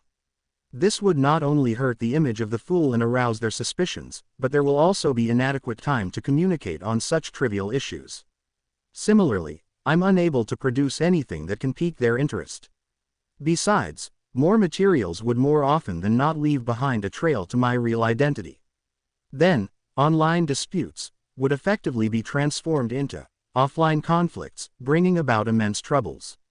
By joining the Nighthawks, there would definitely be contact with the common knowledge of the world of mystery and relevant channels. This can sufficiently accumulate into a corresponding social circle and can be used as leverage. Only then can I initiate the gathering and in turn gain the greatest benefits from Justice and the Hanged Man. In reality, the gains can feed back into reality, allowing me to obtain more resources and form a virtuous cycle. Of course, I could also go to an organization that is suppressed by the various churches such as the psychology alchemists mentioned by Dunn and join them. Yet I'll also lose my freedom and be in a constant state of fear and anxiety. However, more importantly, I have no idea where to look for them. Even if I manage to gain the corresponding information from the Hanged Man, such rash contact with them could endanger my life. Becoming a civilian staff leaves an opportunity for a buffer and an exit. The inferior recluse hides in the wild, the superior, the crowd. Perhaps the identity as a Nighthawk can be a better cover. In the future, when I become one of the top authorities of the tribunal, who would imagine that I am a heretic, the head of the secret organization who is working behind the scenes? As the first rays of the morning sun shone, the crimson disappeared. Gazing at the golden light on the horizons of the sky, John made up his mind. He would find Dunn Smith today and become part of the Nighthawks civilian staff. At this moment, Melissa, who had gotten out of bed again, had pushed open the door to her room. She was surprised to see her brother stretching in an ungraceful manner. "You didn't sleep." "I was thinking things through." John smiled, feeling relaxed. Melissa thought for a moment. "Whenever I run into problems, I'll list out both the pros and cons one by one and compare them. After that, I'm able to get a hint of what I should do next." "That's a good habit. I did that too," John smiled. Melissa's face was relaxed, and she didn't add more. Holding a yellowish sheet of paper and her toiletries, she headed to the bathroom. Not in a hurry to leave after he finished his breakfast and his sister's departure, John took a good nap. Based on what he knew, nearly all the pubs were closed in the morning. At 2 o'clock in the afternoon, he smoothed the pleats of his silk hat and handkerchief using a small brush. He also removed the dirt to re-establish the tidiness. Thereafter, he wore a suit of formal clothing, just like he was going for an interview. Beswick Street was a little far, and John was afraid that he would miss the Nighthawks' working hours. Therefore, he didn't walk there but instead waited for a public horse carriage at Iron Cross Street. In the Lowen Kingdom, public horse carriages were under two categories, without a track and with a track. The former consisted of a carriage drawn by two horses and could seat approximately 20 people while taking into account the top of the carriage. Only a general route existed, without specific stations. It had flexible operations and could be hailed anywhere unless it was full. The latter was operated by the Orbital Carriage Company. First, a rail-like service device was laid on the main street. The horses would move on the inner lane while the wheels ran on the tracks, making it easier and more labor-saving. This could thus pull a bigger double-decker carriage that seated nearly 50 passengers. However, the only problem was that the route and stations were fixed, making many places inaccessible. After 10 minutes, the sound of the wheels hitting the tracks approached from a distance. A double-decker horse carriage stopped in front of the station at Iron Cross Street. To Beswick Street, John said to the carriage driver, "You have to transfer at Champagne Street, but when you get there, it takes about 10 minutes to walk to Beswick Street," the carriage driver explained. "Let's go to Champagne Street then." John nodded in approval. "It's more than 4 kilometers, 4 cents, said a young man with a fair and clean face as he extended his hand. He was a worker responsible for money collection. "Okay." John fished out 4 copper coins from his pocket and handed them to the man. He walked up to the carriage and found that there weren't many passengers. Even on the first floor, there were a few empty seats. "I only have 3 cents on me now, so I can only walk when I go back." John pressed his hat down and sat down firmly. On this floor, the men and women were mostly well dressed, although there were a few clothed in their work clothes, leisurely reading newspapers. Almost no one spoke, and it was quite quiet. John shut his eyes and recharged his strength, oblivious to the coming and going of passengers around him. Station after station passed until he finally heard the words, "Champagne Street." After getting off the horse carriage, he asked for directions along the way and soon reached Beswick Street, where he saw the pub with the brownish-yellow hound logo. John reached out his right hand and gave a forceful push. The heavy door gradually opened, filling him with a wave of boisterous noises and a heavy, hot wave of air. Although it was still afternoon, there were already many customers in the pub. Some were temporary workers, looking for opportunities here, waiting to be hired. Others were simply idling around, numbing themselves with alcohol. The pub was dimly lit. In the center, there were 2 large iron cages with a third of the bottom sinking deep into the ground without any gaps. People held wooden wine cups and surrounded it, sometimes discussing loudly while laughing, sometimes cursing loudly. Giving a curious glance, John found 2 dogs caged inside. One was black and white, similar to a husky. The other was completely black, with shiny fur, making it look healthy and fierce. "Do you want to bet? Doug has won 8 games in a row," a little man wearing a brown beret said as he neared John and pointed to the black dog. Bet. Taken aback at first, John regained his senses immediately. Dog fighting. When he was at Koya University, those aristocratic and wealthy students would always ask him contemptuously and curiously if the boorish workers and unemployed hooligans enjoyed participating in boxing and gambling at the pubs. Besides being able to gamble on boxing and card games, didn't it also include cruel and bloody activities like cockfighting, dog fighting, and others? The short man smirked. "Mister, we're civilized people. We don't engage in such unglamorous activities." Having said that, he whispered, "Besides, laws were introduced to ban these things last year." "Then what are y'all betting on?" John asked curiously. "The better hunter." Just as the short man finished his sentence, a resounding cacophony sounded. He turned his head, waved his hands excitedly, and said, "You can't place a bet for this round as it has started, wait for the next one then." Upon hearing that, John tipped his toes, lifted his head, and looked as far as he could. He saw 2 strong men each dragging a sack, coming to the side of the iron cage and opening the prison door. They then dumped the contents of the sack into the cage. There were gray and disgusting animals. John tried to identify them carefully before realizing that they were rats. Hundreds of rats. As the iron cage was deep underground without any gaps, the rats moved in all directions but couldn't find a way out. Right then, just as the door of the cage was closed, the dog's chains were untied. Woof! The black dog pounced ahead and killed a rat in one bite. The black and white dog was dazed at first before it started playing excitedly with the rats. The surrounding people either raised their wine cups and stared intently or shouted loudly, "Bite it! Kill it! Doug! Doug! Mother-f***ing rat baiting with dogs!" John regained his senses, and the corner of his mouth twitched unceasingly. The objective of the gamble is to determine which dog can catch more rats. Perhaps, one can even bet on the specific number of rats caught. No wonder there were people purchasing live rats at Iron Cross Street. That's really unique. John shook his head, laughing as he backed up, and circled along the edge of the alcoholic customers, reaching the front of the bar. "New here," the bartender said as he spared John a glance while wiping the cups. He continued, "1 cup of rye beer is a cent. NMAT beer, costs 2 cents. 4 cents for Southville beer, or do you want a cup of purely brewed malt landy?" "I came here for a Mr. Wright," John said directly. The bartender whistled and shouted to the side, "Old man, someone's looking for you." "Oh, who?" A vague voice sounded, and an intoxicated old man stood up from behind the bar. He rubbed his eyes, shifted his gaze to John, and asked, "Kid, were you looking for me?" "Mr. Wright, I'd like to hire a small mercenary squad for a mission," John replied, according to what Dunn had instructed. "A small mercenary squad? Are you living in an adventure story? This hasn't been around for a long time." The bartender interrupted and smiled. Wright went silent for a few seconds before saying, "Who told you to look for it here?" "Dunn Smith," John replied honestly. Instantly, Wright broke out in a chuckle. "I see. Actually, the small mercenary squad still exists. It's just in another form, with a more contemporary name. You can find it on the second floor of No. 36 Zudaland Street." "Thank you." John thanked sincerely before he turned and squeezed out of the pub.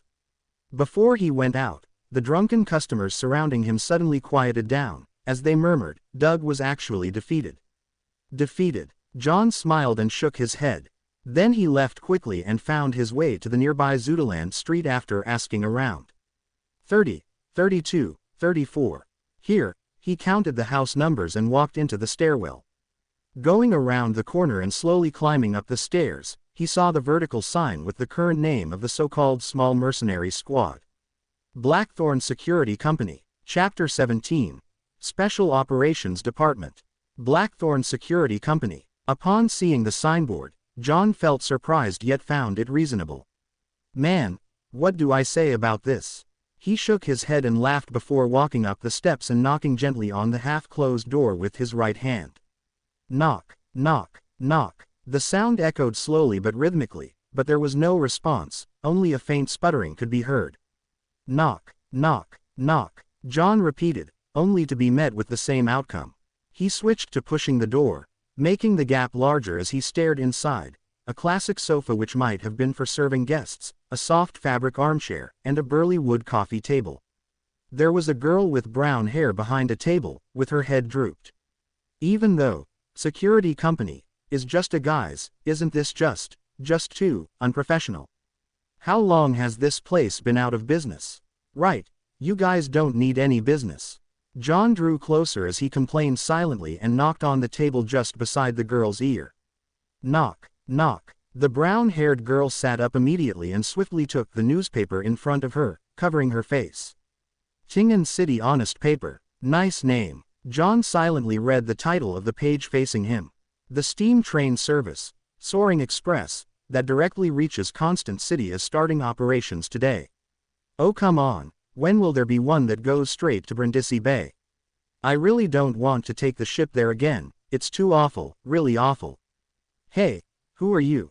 The girl with brown hair read self-importantly and gave her opinion. As she spoke, she lowered the newspaper and revealed her bright forehead and light brown eyes, looking at John with a fawning and startled look. Hello, I'm John Doe, and I'm here at the invitation of Dunn Smith, John said as he took down his hat to his chest and bowed slightly. The brown-haired girl looked to be in her early 20s. She wore a light green, Lowen-styled dress. She was set off with beautiful lace on her sleeves, collar, and chest. The captain, all right, Wait here for a moment. I'll go get him. The girl scurried up and went into the room beside her. She didn't even serve a cup of water or anything. The level of service awareness is worrying. John smiled faintly as he waited at his spot. After 2 to 3 minutes, the brown-haired girl opened the door and came out. She said with a sweet smile, "Mr. Doe, please follow me. The captain is on watch at the Chinese gate, and is unable to leave at the moment." Okay. John quickly followed behind. In his mind, he pondered. Chinese gate, what could that be? Going through the partition, the first thing he saw was a small corridor, with only 3 offices on each side. Some of these offices were locked tight, while some were opened, revealing someone on the inside who typed non-stop on a heavy mechanical typewriter. At a glance, John noticed a familiar figure, the young officer that had investigated his apartment, the one with the black hair and blue eyes and a romantic vibe of a poet. He was not in official wear, his white-collared shirt was not tucked in, making for quite an unruly appearance. Perhaps he really is a poet. John nodded in greeting and was greeted with a smile. The brown-haired girl pushed open the left office door at the end of the room and pointed inside, chirping, "We still have to go down a few levels." This office had no furniture in place, only a grayish-white stone staircase that extended downwards. The 2 sides of the stairs were lit up by gas lamps. The stable glow dispelled the darkness and gave a sense of harmony. The brown-haired girl walked in front, staring at her feet while walking carefully. "Although I walk here often, I'm still constantly afraid of falling down, tumbling down like a barrel. You don't know, Leonard did such a crazy thing.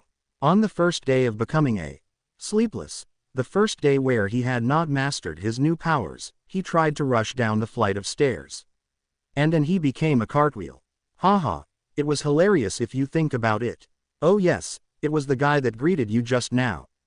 This was about 3 years ago. Speaking of which, I've been with the Nighthawks for 5 years, I was only 17 when I joined."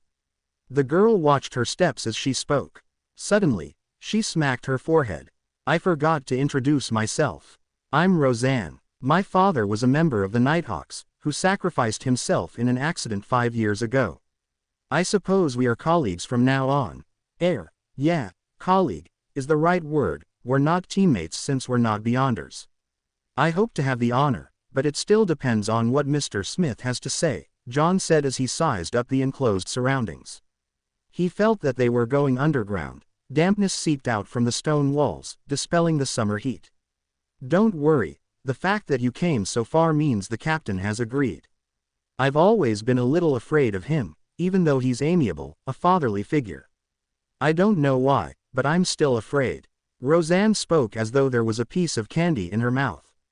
John answered humorously, "Isn't being afraid of a father normal?" "True," Roseanne said as she held the wall around the bend.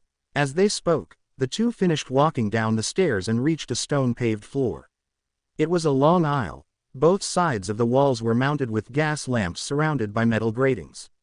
John and Roseanne's shadows were elongated under the illumination. John keenly noticed that there was a dark sacred emblem, every few meters, the symbol of the Evernight goddess. A deep black background dotted with sparkling embellishments, as they clustered precisely half the crimson moon. These emblems didn't seem special, but walking between them gave John a sense of serenity. Roseanne also stopped talking, unlike her previous talkative state. Before long, an intersection appeared up front. Roseanne briefly introduced. "The path to the left will lead to the St. Selena Cathedral, to the right are the armory, storeroom, and archives. And straight ahead is the Chinese gate. St. Selena Cathedral. Then, Zutaland Street is just behind Red Moonlight Street." John was a little stunned. St. Selena Cathedral of Red Moonlight Street was the headquarters of the Church of the Eternal Night Goddess in Tingen, a sacred place where local followers yearned to visit. Along with Holy Numeric's Cathedral, of the Church of the God of Steam and Machinery in the suburbs, and the River and Sea Cathedral, of the Church of the Lord of Storms in North Tingen, they sustained the religious circles in Tingen City and its affiliated towns and villages.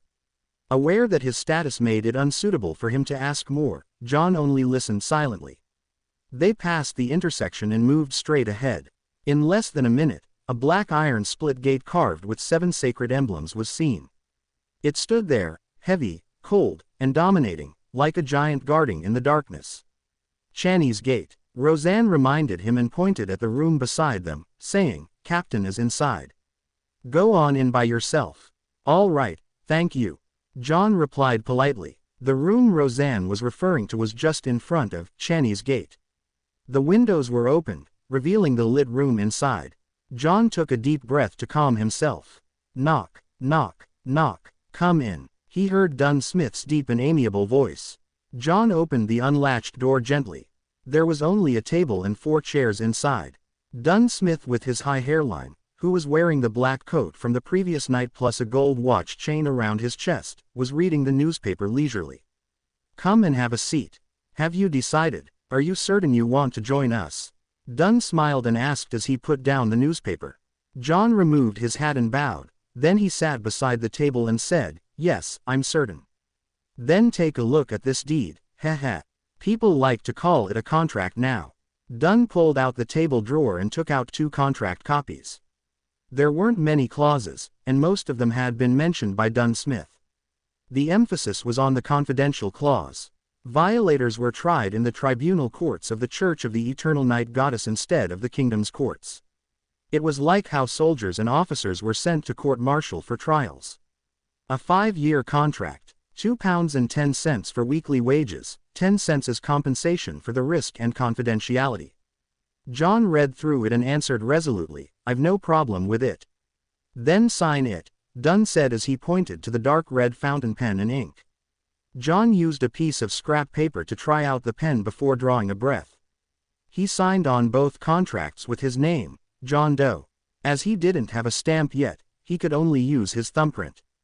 Dunn received the contract, took out a stamp from the drawer, and stamped the end of the contract and a few key parts. With that done, he stood up and returned a contract with one hand and reached for John with the other. Welcome. From now on, you're one of us, and please note that the contract is confidential as well. John stood up as well. He received the contract, shook his hand, and said, So, I shall be addressing you as Captain. Yes. Dunn's grayish eyes seemed especially deep in the dim surroundings. After shaking hands, they sat down. John glanced at the stamp on the contract. It read, Nighthawks Squad, Tingen City, Awa County, Lowen Kingdom. I can't believe you guys would use the name, Blackthorn Security Company, as a disguise, he laughed. Actually, we have other signboards. Dunn pulled out a piece of paper from the drawer. It was stamped with the stamps of the city government and the police department. The content was as follows. 7th Unit, Special Operations Department, Awa County Police, Lowen Kingdom. The first 4 units are the regular police responsible for general security, like the VIP Protection Unit and Key Installations Protection Unit. And from Unit 5 onwards are the ones dealing with supernatural incidents in each city. Our unit is responsible for incidents related to the followers of the Evernight Goddess in Tingen. If there are different types of followers, then we divide the area accordingly. We are mainly in charge of places like the North, West, and the Golden Indus region. Dunn briefly introduced, Unit 6 of the mandated Punisher Squad under the Church of the Lord of Storms is in charge of the Pier region, the East, and the South. The university area and the suburbs are under Unit 5, which is the Machinery Hivemind Squad in Tingen. Right. John had no questions. He then laughed. What happens if someone really comes here due to the Blackthorn Security Company signboard and requests our services? We'll take those requests. Why shouldn't we? As long as it doesn't affect our daily operations, Dunn said slowly and humorously. Any earnings would be considered additional bonuses, so our members are quite willing to take those jobs. Anyway, the market for trivial and troublesome matters such as finding dogs and cats has been monopolized by private detectives. So how many people are in this Nighthawks squad? John asked. There aren't many supernatural incidents, so there are even fewer Beyonders. There are only 6 formal members of the Nighthawks in the entire Tingen city, including me. Heh. As for civilian staff, there are 6 including you. John nodded his head, and eventually asked the question that he was most concerned about. So, Captain, what do you mean by Beyonders losing control? Why does it happen? Chapter 18. Origin and Cause. Upon hearing John's question, Dunn looked out of the window toward the corridor that led to Channy's gate. He took out his pipe, stuffed it with some tobacco and mint leaves, and held it to his nose. He took a deep whiff as his voice turned reflective and drifting. Only at home can I enjoy the beautiful flavors of tobacco mixed with mint leaves without any worries. John, do you know about the creation myth? Of course, when I went to Sunday school, we learned to read using the revelation of Evernight. Among them, the Book of Wisdom and the letters from the saints mentioned the myth of creation. John tried to recall via the memory fragments of the original John. He slowed down his tempo and said, "The Creator awoke from chaos and shattered the darkness, creating the first ray of light. He then fused himself completely into the universe and made up all of existence. His body became the land and stars. One of his eyes became the sun, while the other became the crimson moon. Some of his blood rushed into the seas and rivers, nourishing and nurturing lives." John subconsciously paused when he said that. Partially, it was because the relevant memories were a blur and that the creation myth was very similar to the Chinese creation myth of Pangu. Dunn smiled. His lungs turned into the elves. His heart turned into the giants. His liver turned into the treants. His brain turned into the dragons. His kidneys turned into the feather serpents. His hair turned into the phoenixes. His ears turned into the demonic wolves. His mouth and teeth turned into the mutants, and his remaining bodily fluids turned into the sea monsters, of which the essence was Naga. His stomach, his small and large intestines, and the evil parts of his body turned into devils, evil spirits, and various kinds of unknown malevolent beings. His spirit became the eternal blazing sun, the Lord of the storms, and the God of knowledge and wisdom. His wisdom gave birth to humanity. That was the first epic, the chaos epic. John finished the last sentence for Dunn, but he found it funny and ridiculous. It feels problematic. Why are the eternal blazing sun, Lord of the storms, and God of knowledge and wisdom born directly from the Creator's spirit, while the goddess isn't? In the revelation of Evernight's prehistorical records, the Evernight goddess had only awoken at the end of the second epic. Together with the Lord of the storms, eternal blazing sun, and other gods, she blessed and helped humanity survive the cataclysm. It was also known as the third epic, the Cataclysm epic. It was during that time that Mother Earth and the god of war appeared as well. As for the god of steam and machinery, whose original name was the god of craftsmanship, he was born only in the fourth epic. Dunn Smith held his pipe and instead of answering, he returned with a question, "Repeat the goddess's full title."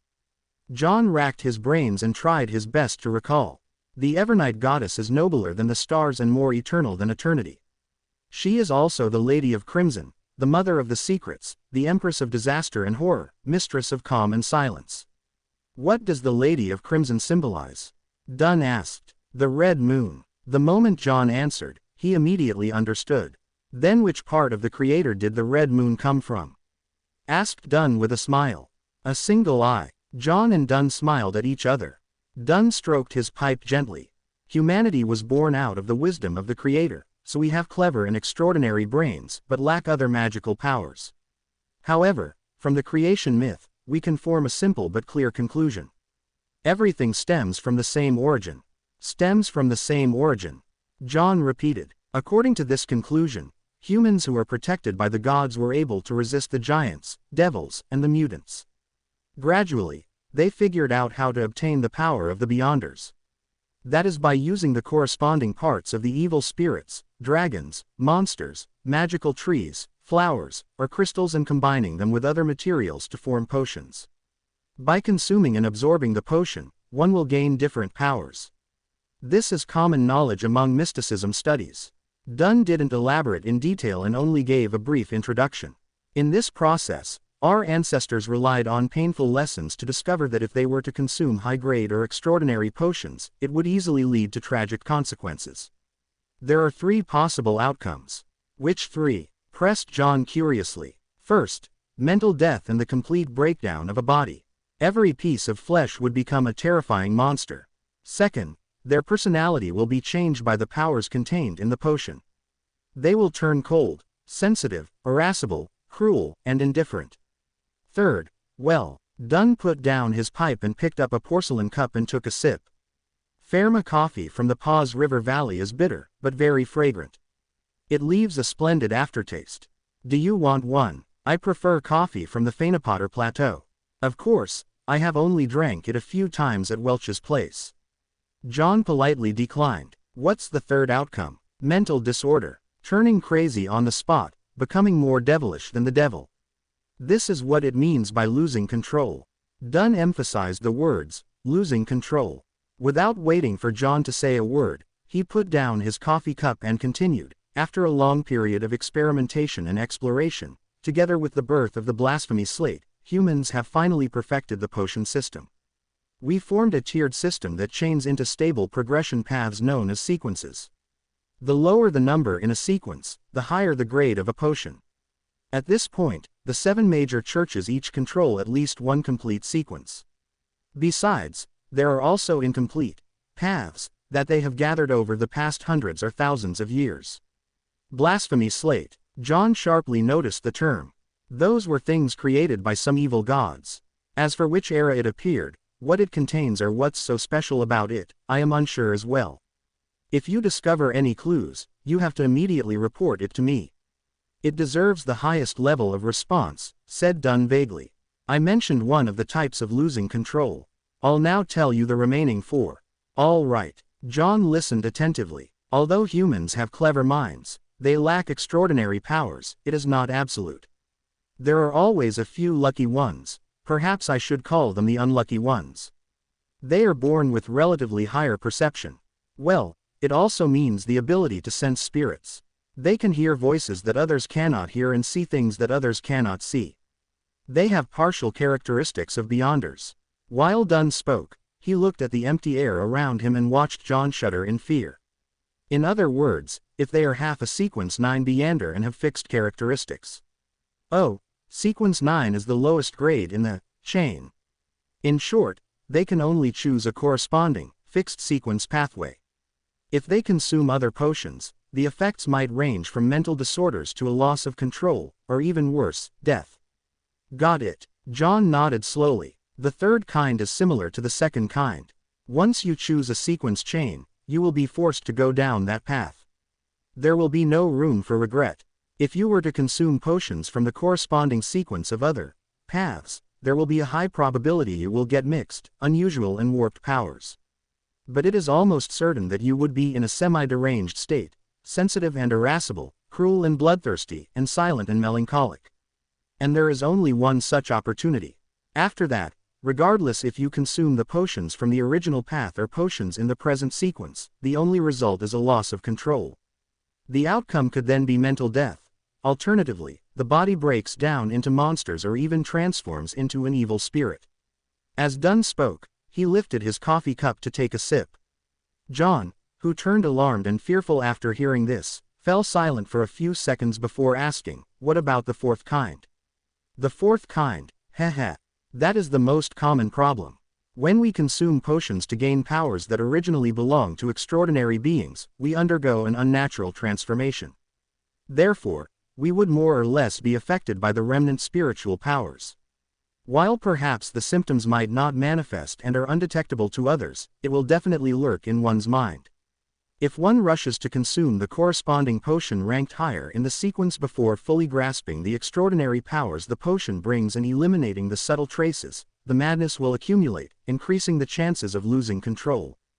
Dunn suddenly fell silent. After a short pause, he said with a sigh, "As per the internal rules of us Nighthawks, even if a teammate were to make a great contribution, they must have consumed the last potion 3 years ago and be examined before they can be promoted. Even so, there are still many who lose control every year." "How terrifying." John drew a gasp as he asked, "Then what about the final kind?" There was no trace of a smile despite Dunn's curved lips. "The 5th kind is the most common reason for a loss of control. For beyonders, one's spiritual perception would be enhanced more or less. The smaller the number in the sequence, the more enhanced their perception.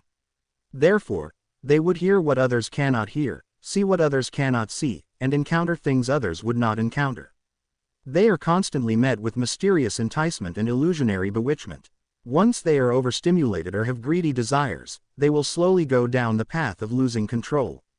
As he spoke, Dunn looked straight at John, his gray pupils reflecting John's figure. His tone turned bleak as he said, "The founder of the Nighthawks, Archbishop Channies, once said, We are guardians, but also a bunch of miserable wretches that are constantly fighting against dangers and madness. Chapter 19. Sealed Artifacts. We are guardians, but also a bunch of miserable wretches that are constantly fighting against dangers and madness. The corridor outside the window was sealed, its walls ice cold. The room was illuminated with bright yellow lights. Dunn Smith's words echoed, sending blow after blow to John's heart. It left him temporarily at a loss for words. Dunn shook his head and smiled. Are you very disappointed? Beyonders are not what you imagine them to be. We are always treading alongside danger. There is always a price to any gain. John recovered from his shock as he answered with a quivering voice. Not bad. Very mature and rational. Dunn finished the last mouthful of coffee and added, also, Beyonders are not as powerful as you imagine them to be, especially a low-sequence Beyander. Hey, why would we use one to represent the highest grade and 9 the lowest? Isn't this against intuition and logic? The low sequence we often mention refers to a low grade or a high number. They are the starting point of the sequence chain. All right, where was I? Yes, Beyonders are not as powerful as you imagine. A low sequence Beyander's power is no match for guns, much less cannons. They are just more fascinating and indefensible than firearms. If you have a chance to become a Beyander in the future, you must consider what I said today carefully. Do not make a rash decision. John gave a self-deprecating smile. I don't even know when I will have the chance. With this in mind, John felt that the pros clearly outweighed the cons. It made his thoughts of withdrawal almost disappear. Dunn picked up his pipe again as his gray eyes carried a smiling trace to them. I cannot give you an accurate answer on this. To become a Beyander, firstly, you must make enough contributions. Perhaps tomorrow or the day after, you would be able to interpret critical ancient documents. Maybe you would be able to give us valuable ideas for one of our cases. Secondly, it depends on the arrangements of the higher-ups. No one can be sure. All right, I believe you should know quite a bit about Beyonders now. In the future, do not make a rash decision. Now, I'll introduce you to our Nighthawk team's civilian jobs. He stood up and walked to the door. He pointed in the opposite direction of Channy's gate and said, We have an accountant and someone else who is in charge of procuring necessities and collecting supplies handed out by the church and the police department while standing in as a carriage driver. They are professionals and do not need to take shifts, so they can rest on weekends. The other 3 civilian staff are Roseanne, Brett, and Old Neil. Their jobs include attending to visitors, cleaning their rooms, and writing case files and inventory registration lists. They also guard the armory, storeroom, and the archives, strictly enforcing the registration should someone wish to enter, take out or return an item. Each of them has 1 day off a week, other than Sundays. They negotiate among themselves on the arrangement of night shifts and rest days. So is my job scope the same as Roseanne and the rest? John swept away his thoughts about Beyonders and tried to clarify his job responsibilities. No, there's no need. You are a professional, said Dunn with a smile. You currently have 2 tasks. First, every morning or afternoon, go take a stroll outside. Focus on the various streets that lead from Welch's place to yours.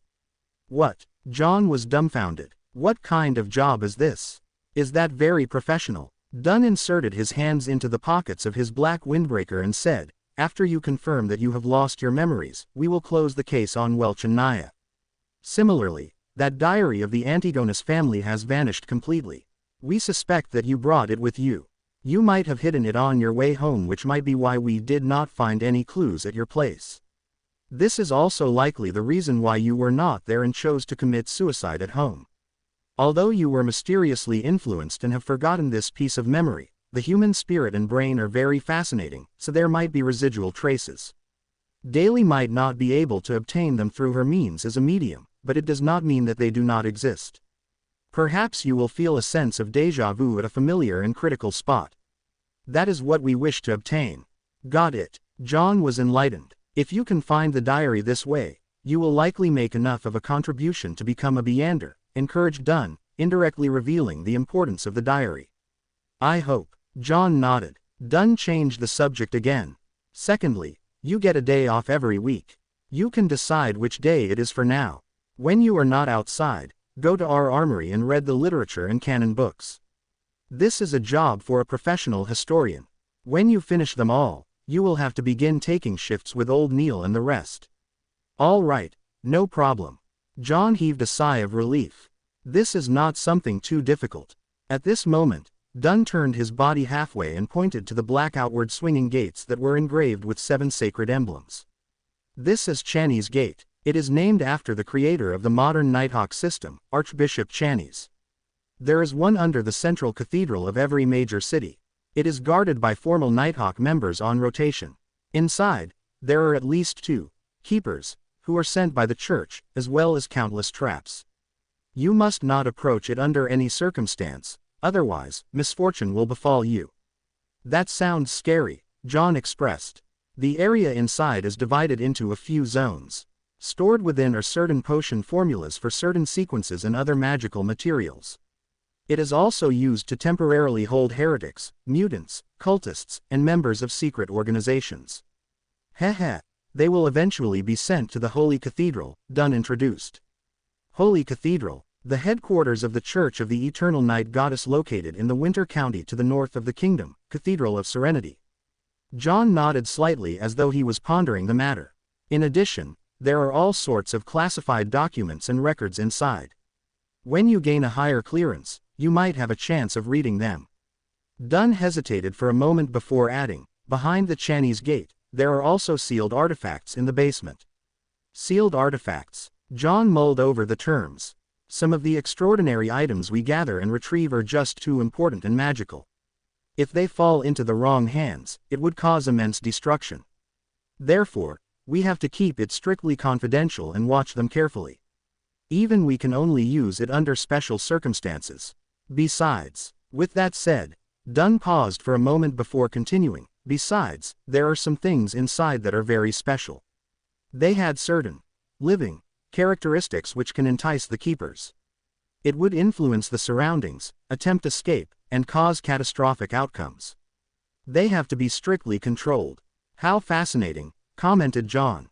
The Nighthawk headquarters have categorized these sealed artifacts into 4 grades. Grade 0 represents extremely dangerous. They are of the highest importance and of the highest confidentiality. They are not to be inquired, disseminated, described, or spied on. They can only be sealed in the basement of the Holy Cathedral, Dunn described. Grade 1 is highly dangerous. They can be used in limited ways. Their security clearance is limited to diocesan bishops or Nighthawk deacons and above. The central cathedral of diocese headquarters like Backland can store 1 to 2 artifacts. The rest will be handed over to the Holy Cathedral. Grade 2 is dangerous. They can be used with care and moderation. The security clearance requires 1 to be a bishop or a Nighthawk team's captain and above.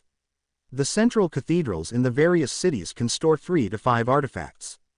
The rest will be turned into the Holy Cathedral or the diocese headquarters. Grade 3 is considerably dangerous. They have to be used carefully. It can only be applied for operations that require 3 or more people. The security clearance requires 1 to be a formal member of the Nighthawks. In the future, you will see the corresponding documents. Through the numbers, you can understand what they represent. For instance, 2 to 125 means that it is a dangerous grade sealed artifact number. 125. As Dunn went on, he suddenly turned around and returned to his room. He pulled out a piece of paper from the bottom of the drawer. By the way, take a look at this. 3 years ago, a newly appointed archbishop lost control. For some unknown reason, he stormed through the various levels of protection and vanished mysteriously with a grade 0 sealed artifact. Memorize this photo. If you discover him, do not alert or disturb him. Return to report it immediately, or the chance of you dying on the line of duty is 1000%. What? John received the piece of paper. There was no title on it, just a black and white photo with a few lines of words.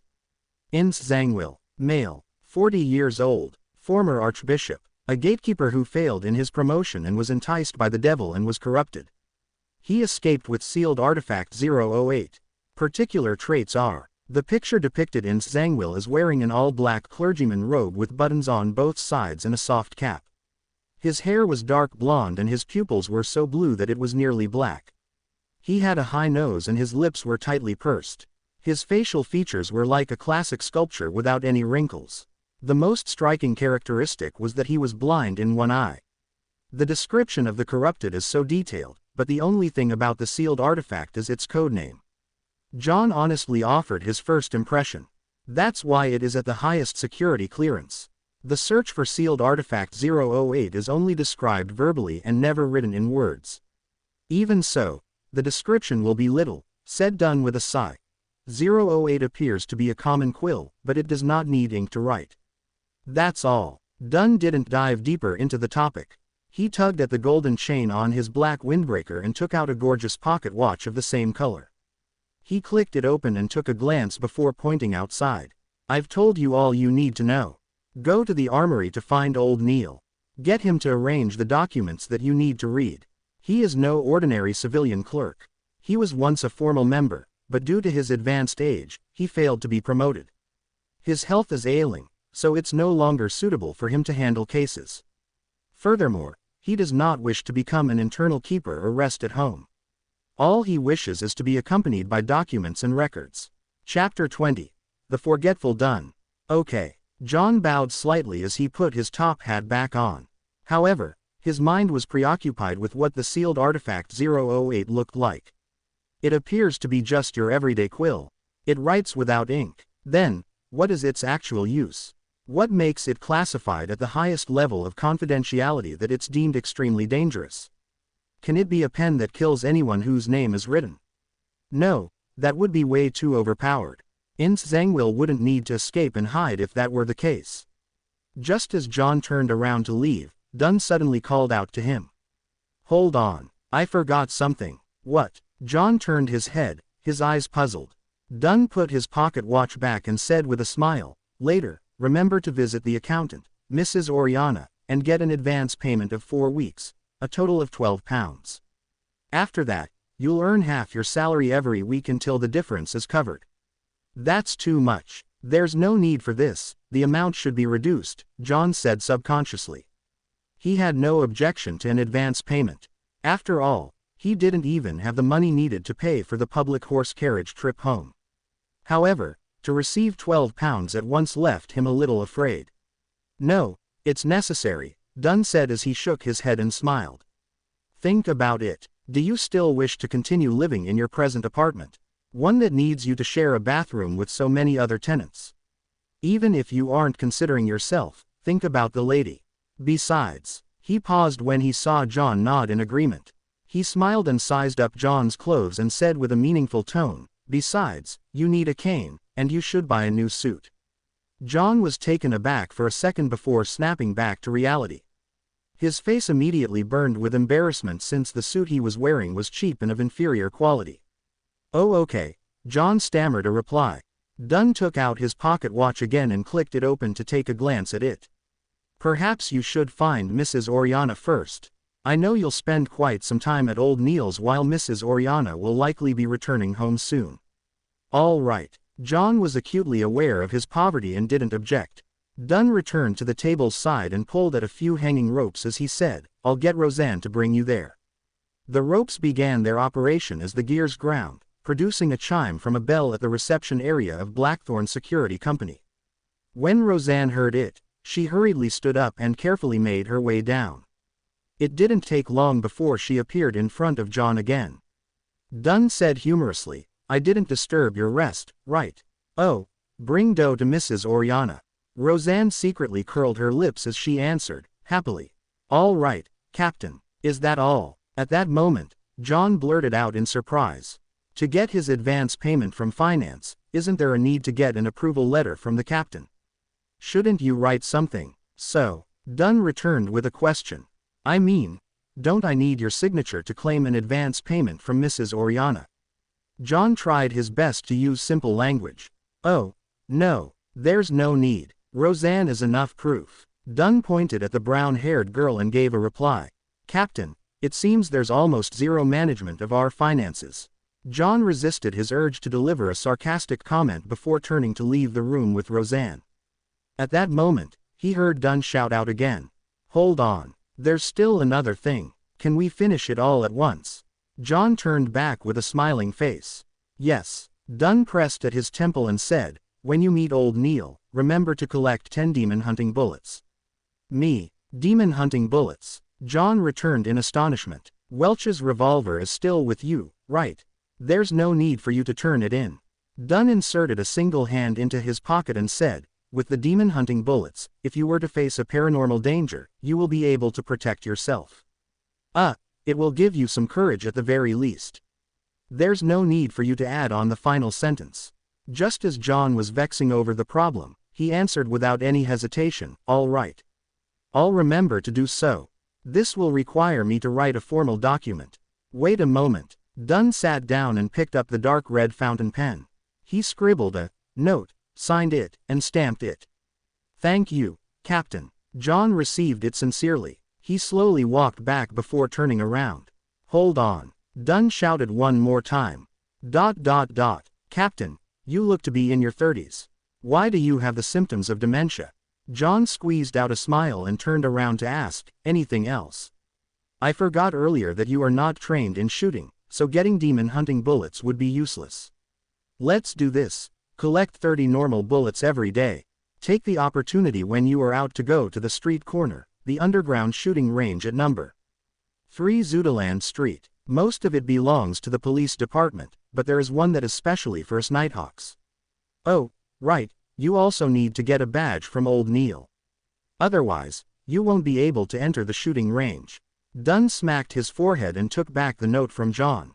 He then added the information and stamped it with another seal. A good marksman is produced by expending bullets. Do not think lightly of it. Dunn handed back John the modified note. Got it. John, who was fearful of danger, yearned to visit the shooting range that very day. He took 2 steps towards the exit before carefully turning around halfway. He deliberated before asking, Captain, is there anything else? No. Dunn nodded firmly. John heaved a sigh of relief and walked straight out the door. While walking, he had the strong urge to turn around to ask another, are you sure there's nothing else? He resisted that urge and finally left the keeper room successfully. Captain has always been this way. He often forgets things. As Roseanne walked by his side, she softly criticized the captain, even my granny has a better memory than him. Of course, he only forgets the trivial stuff. Yeah, trivial stuff. John, I'll call you John in the future. Mrs. Oriana is a very affable person. It is easy to hit it off with her. Her father is a watchmaker with excellent skill. As John listened to the brown-haired girl rattle on, he stepped into the stairwell and returned to the upper floor. He found Mrs. Oriana in the office on the far right-hand side. She was a black-haired woman dressed in a frilled lace dress. She appeared in her 30s and had fashionable curly hair. Her pair of green eyes were clear and smiling, and she seemed refined and elegant. After Oriana heard Roseanne repeat Dunsmith's instructions, she took out a note and wrote an advance slip. Sign here. Do you have a seal? If not, you can leave a thumbprint. All right. Now familiar with the procedures, John completed the formalities. Oriana took out a copper key and opened the safe in the room. As she counted the pounds, she said with a smile, you are lucky. We have enough cash today. By the way, John, were you invited by Captain because you were involved in a paranormal activity and the fact that you have a specialty? Yes, you have an impeccable intuition. John was not stingy with his compliments. Oriana took out 4 notes with light gray backgrounds and deep black patterns printed on them. After locking the safe, she turned around and smiled. That's because I had a similar experience too. Really? John showed an appropriate level of surprise. Do you know about the serial killer that sent Tingen City into a frenzy 16 years ago? Oriana handed over the 4 gold pounds to John. Quote. Yes, it's the one which had 5 girls killed consecutively. Some had their hearts and stomachs removed by that bloody butcher. My mother often used that to scare my sister when we were young, John said as he thought about it. He received the notes and discovered that 2 of them were in 5-pound denominations and 2 of them were in 1-pound denominations. All of them had a gray background and were inked in black. The 4 corners had complicated patterns and special ink to prevent counterfeiting. The former notes were slightly bigger and in the middle of them was Lowen Kingdom's 5th king, George III's direct ancestor, Henry Augustus I. He wore a white hair band above his round face. His eyes were slender and he had an abnormally serious expression. However, John felt an indescribable sense of closeness to him. This was a 5-pound note. It's almost equal to 4 weeks of Benson's salary. In the middle of the 1-pound note was George III's father, the former king, William Augustus VI. This mighty figure had a thick mustache and a firm gaze. While he was in power, he freed the Loan Kingdom from the shackles of the old order, allowing his nation to regain the pinnacle spot. They were all good kings. John could faintly smell the notes, ink that elated and refreshed him. Yes, if the Nighthawks hadn't come in time, I would have been the 6th victim. Mrs. Oriana's tone still hinted at a sense of lingering fear despite the incident having happened more than 10 years ago. I heard that the serial killer, no, the butcher, was a Beander. John carefully folded the paper notes and placed it in an inner pocket of his suit. Then, he patted the area a few times to confirm it was there. Yes, Mrs. Oriana gave a firm nod. He had killed even more before that. The reason why he was captured was because he was preparing a ritual for the devil. No wonder he wanted different organs. Sorry, Mrs. Oriana, for making you recall such unpleasant memories, John said sincerely. Oriana smiled. I'm no longer afraid. I was studying accountancy in business school back then. After that incident, I've been here ever since. All right, I'll stop keeping you from what you should do. You still need to head to Old Neil's. Goodbye, Mrs. Oriana. John took off his hat and bowed before leaving the office. Before he went downstairs, he couldn't help but pat his inner pocket to make sure the 12 pounds were still there. He took a turn at a cross junction and headed right. It didn't take him long to see a half-closed iron door. Knock, knock, knock. While he knocked, an aged voice sounded from inside. Come in. John pushed open the metal door and discovered a cramped room which only allowed for a desk and 2 chairs. There was a tightly locked iron door inside the room, and behind the desk was a hoary elder dressed in a black robe. He was reading a few yellowed pages from a book with the illumination of a gas lamp. He raised his head and looked at the door. Are you John Doe? Roseanne said you were very polite when she came over a while ago. Miss Roseanne is really a friendly person. Good afternoon, Mr. Neil. John took off his hat as a gesture of respect. Have a seat. Neil pointed to the silver tin can with complex flowery patterns on the table. Would you like a cup of hand-ground coffee? The wrinkles at the edge of his eyes and mouth were deeply recessed. His dark red pupils appeared slightly turbid. It doesn't seem like you drink coffee. John acutely noticed that Neil's porcelain cup was filled with clear water. Haha, it's a habit of mine. I do not drink coffee after 3 in the afternoon, Neil explained with a laugh. Why? John asked in passing. Neil held back his smile as he looked into John's eyes and said, I'm afraid that it would affect my sleep at night. It will make me hear the murmurings of the unknown existence. John was momentarily unable to answer him as he changed the subject. Mr. Neil, what documents and books should I read? As he spoke, he took out the note written by Dunn. Anything that has to do with history, or are complicated and incomplete. To be honest, I have always been trying to learn, but all I can achieve is a rudimentary grasp. It's just too troublesome for the other material, such as people's diaries, contemporary books, epitaphs, etc., lamented Neil. For example, the things I have here require more detailed historical records to determine the exact content. Why? John turned confused. Neil pointed to a few yellowed pages in front of him. These are from Marcel Gustave's lost diary before his death. In order to keep things secret, he used strange symbols he invented to take records. Emperor Russell, the Transmigration Senior. John was taken aback as he immediately listened attentively. Many people believe that he did not truly die, but instead became a hidden god. Therefore, cults which revere him have always been holding various rituals to attempt at gaining power. We will occasionally encounter such incidents and obtain a few original or duplicated copies of the diary, Neil said with a shake of his head. To this date, no one has been able to decipher the special symbol's true meaning. Therefore, the Holy Cathedral has permitted us to keep copies for research, hoping that it would bring them a pleasant surprise. With that said, Neil revealed a smug smile. I have already deciphered a few symbols and have confirmed that they represent numbers. Look at what I discovered. It's actually a diary. Yes, I wish to use history from different periods, especially events that revolved around the emperor. By comparing those records to the ones written in the diary for the corresponding day, I can try to interpret more of the symbols. That's the mind of a genius, right? The old gentleman with white hair and deep wrinkles looked at John with bright eyes. John nodded in agreement. Yes, haha, you can also take a look at it. Tomorrow, you will have to help me with this diary. Neil pushed the few yellowed pages towards John. John turned them around and took a glance at them, but it immediately stunned him. Although the symbols had been copied in terribly ugly fashion, to the point of looking a little distorted, there was no way he could be mistaken. This was because they were words he was most familiar with. Chinese. And it's F. King simplified Chinese. Chapter 21. An old friend in a different world. In that instant, John even believed that he had time traveled back.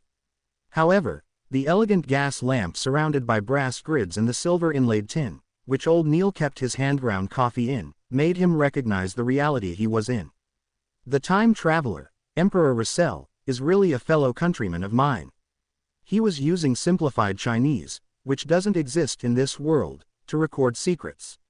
With the indescribable feeling of identifying an old friend in a different world, John quickly read through the 3 pages. The 18th of November. Truly a fascinating matter. A blue sky experimentation and a chance mistake made me discover the pathetic fellow lost and trapped in the deep darkness amid the storms. He can only approach the reality of this world on the day of the full moon every month, yet, he is unable to transmit his cries. He is lucky to have met me, the protagonist of this era. After reading the paragraph I wrote above, I suddenly felt a little down. Even my Chinese is written like a translation. 4 decades have passed in a finger snap. My past memories feel more like a dream. 1184, the 1st of January. At the Grand New Year Gala, Lady Florena was truly splendid. The 2nd of January. My diplomats are all idiots. The 3rd of January. I made a hasty choice back then. In hindsight, I should have chosen the apprentice, the seer, or the bandit. Unfortunately, there is no way of redoing it. The 4th of January. Why are my children so stupid? I've repeated myself so many times. Do not be fooled by those charlatans.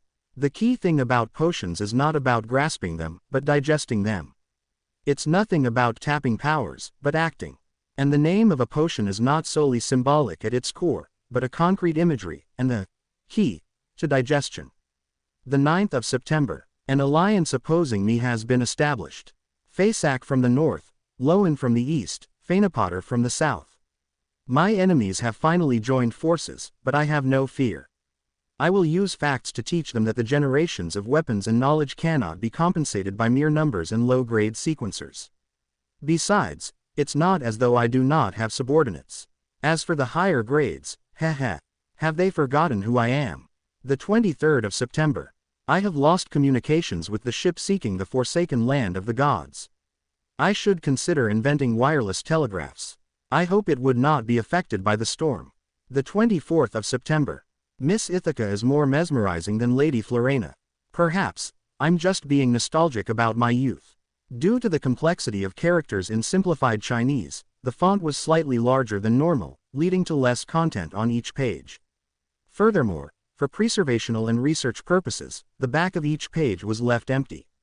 But even so, John still felt an upheaval of emotions when he read the diary.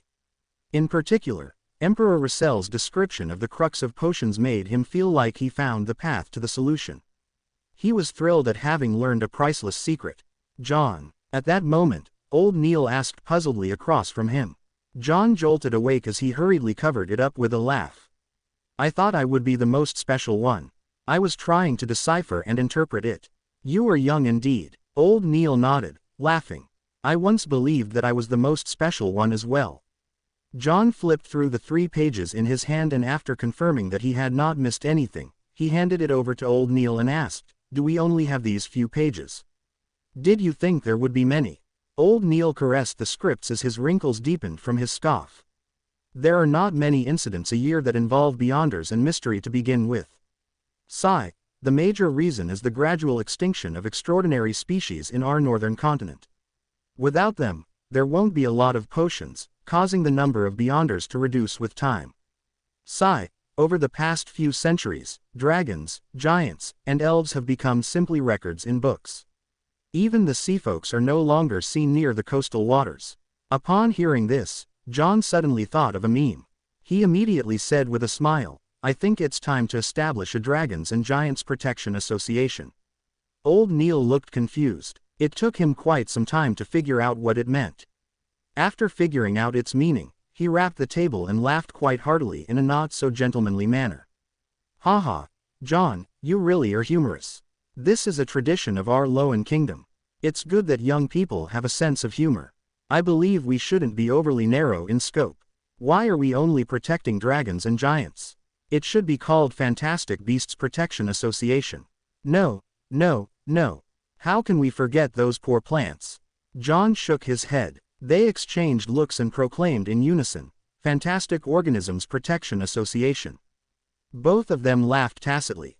The awkwardness and unfamiliarity of the atmosphere between them dissipated considerably.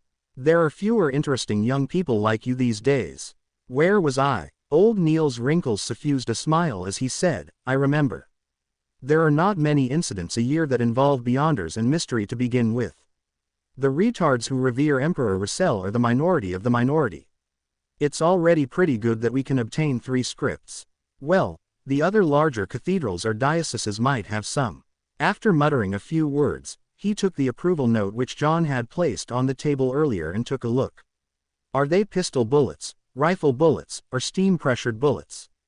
"It's a revolver," answered John honestly.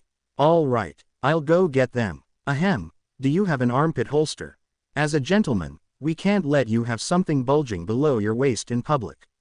Old Neil made a joke that all men understood. "Hey, no, do I need to get Captain to include it?" John smiled cooperatively. Old Neil stood up and said, "There's no need. I just need to make a record. It's an accessory item. Repeat after me. Accessory item. Were you a teacher in the past?" joked John. "I spent some time at the church's Sunday school and free schools." Old Neil waved the note and took out a key from the drawer. He then opened the iron door that led into an inner chamber. "Beyonders do not seem much different from commoners," John murmured silently before casting his gaze on the table where the 3 pages of the diary were. "Emperor Russell is indeed involved in the realm of mystery. His diary is invaluable. To others, they are just pieces of scrap paper. It is unknown when they will be deciphered, but they are a valuable treasure to me. I wonder where the remaining parts of the diary are. I have to think of ways to get more." John's mind went through upheavals as he could hardly calm down. This continued until Old Neil came out and closed the iron door. 10 demon hunting bullets, 30 revolver bullets, an ox-hide armpit holster, and a 7th Unit, Special Operations Department badge. Please count them and give them a try. Remember to sign the log book. Old Neil placed the items down on the table. The revolver bullets were arranged neatly in a paper box which was divided into 3 layers. The bullets shimmered with a yellow sheen just like the bullets back home, but they appeared narrower. As for the demon hunting bullets, they were kept in a small iron box. The shape was identical to regular revolver bullets, but their surface was silver in color. Upon a more careful examination, there were complicated and dazzling patterns with tiny sacred emblems, a black background dotted with stars and a half-crimson moon, engraved at the bottom. The ox-hide holster felt solid and it came with a belt and buckle. Beside it was a badge half the size of a palm. It had a metallic background with Awa County Police Department and 7th Unit, Special Operations Department, inscribed in silver text. They formed almost 2 sealed circles and surrounded the 2 crossed swords and a crown, police emblem. "Unfortunately, it's not a Nighthawk's badge," John said half wistfully and half probing. Old Neil smiled and urged John to test the armpit holster. After he took off his jacket, John took quite a bit of effort to buckle up the holster, which hung close to his left armpit. Not bad. He put on his jacket again. Old Neil sized him up and nodded in satisfaction. "It suits you well. My judgment is as accurate as usual." After putting away the other items into his pockets and signing the log book, John had a short, casual conversation with Old Neil before leaving. Halfway, he suddenly slapped himself on the forehead. "I forgot to learn more about the sequences and potions. It's all the fault of Emperor Russell's diary." At this point, He was still unaware of what the first sequence of the complete pathway the Church of the Eternal Night Goddess possessed. All he knew was that it started with sequence 9. Roseanne had apparently mentioned something. The sleepless. Just as John was slowly walking towards the stairs, a person came down. He wore tight trousers which made movement easy. His white shirt was not tucked in, and he had a clear romantic temperament of a poet. He was none other than the black-haired, green-eyed police inspector who had previously come to search John's place. They had met upstairs previously, but they had not exchanged words. "Good afternoon," greeted the young poet like Nighthawk with a smile. "Good afternoon. I believe I do not need to introduce myself," answered John humorously. "There's no need. I have a deep impression of you." The young Nighthawk extended his right hand and said, "Leonard Mitchell. Sequence 8's a midnight poet." "Sequence 8. He's really a poet." John smilingly shook his hand as he returned with a question. "You have a deep impression of me." Leonard Mitchell's green eyes were deep as he replied with a very faint smile. "You have a special disposition." He feels and sounds so gay. The corners of John's mouth moved slightly as he barely said with a smile, "I don't think so myself." "After encountering an accident like that, you remained alive despite not receiving our protection immediately. That makes you special enough." Leonard pointed ahead. "I have to replace Captain. See you tomorrow." "See you tomorrow." John turned to make way for the Nighthawk. As he walked to the ends of the stairwell, Leonard Mitchell suddenly turned around and stared at the stone-paved ground which was illuminated by the yellow sunset. He muttered into the air softly, "Did you manage to notice anything?" ... Indeed, there's nothing special about him. Chapter 22. Starting sequence. After he went up the stairs and returned to the reception hall, John was about to bid Roseanne farewell when he heard the brown-haired girl mention briskly, "Captain says that you can come on Monday. He wants you to settle your household affairs first." All right. John never expected the Nighthawks' management to be so humane and accommodating. It made him feel a little grateful. He was planning on waking up early the next morning and making use of the opportunity to wander around, to visit Tingen University. He planned on informing the staff in charge of the interview that he was not participating in the follow-up interviews. After all, he had originally obtained the opportunity to make the interview because of his professor's recommendation letter. Regardless, it was basic courtesy to have a formal closure. Even if it was not for himself, he had to respect his mentor's efforts.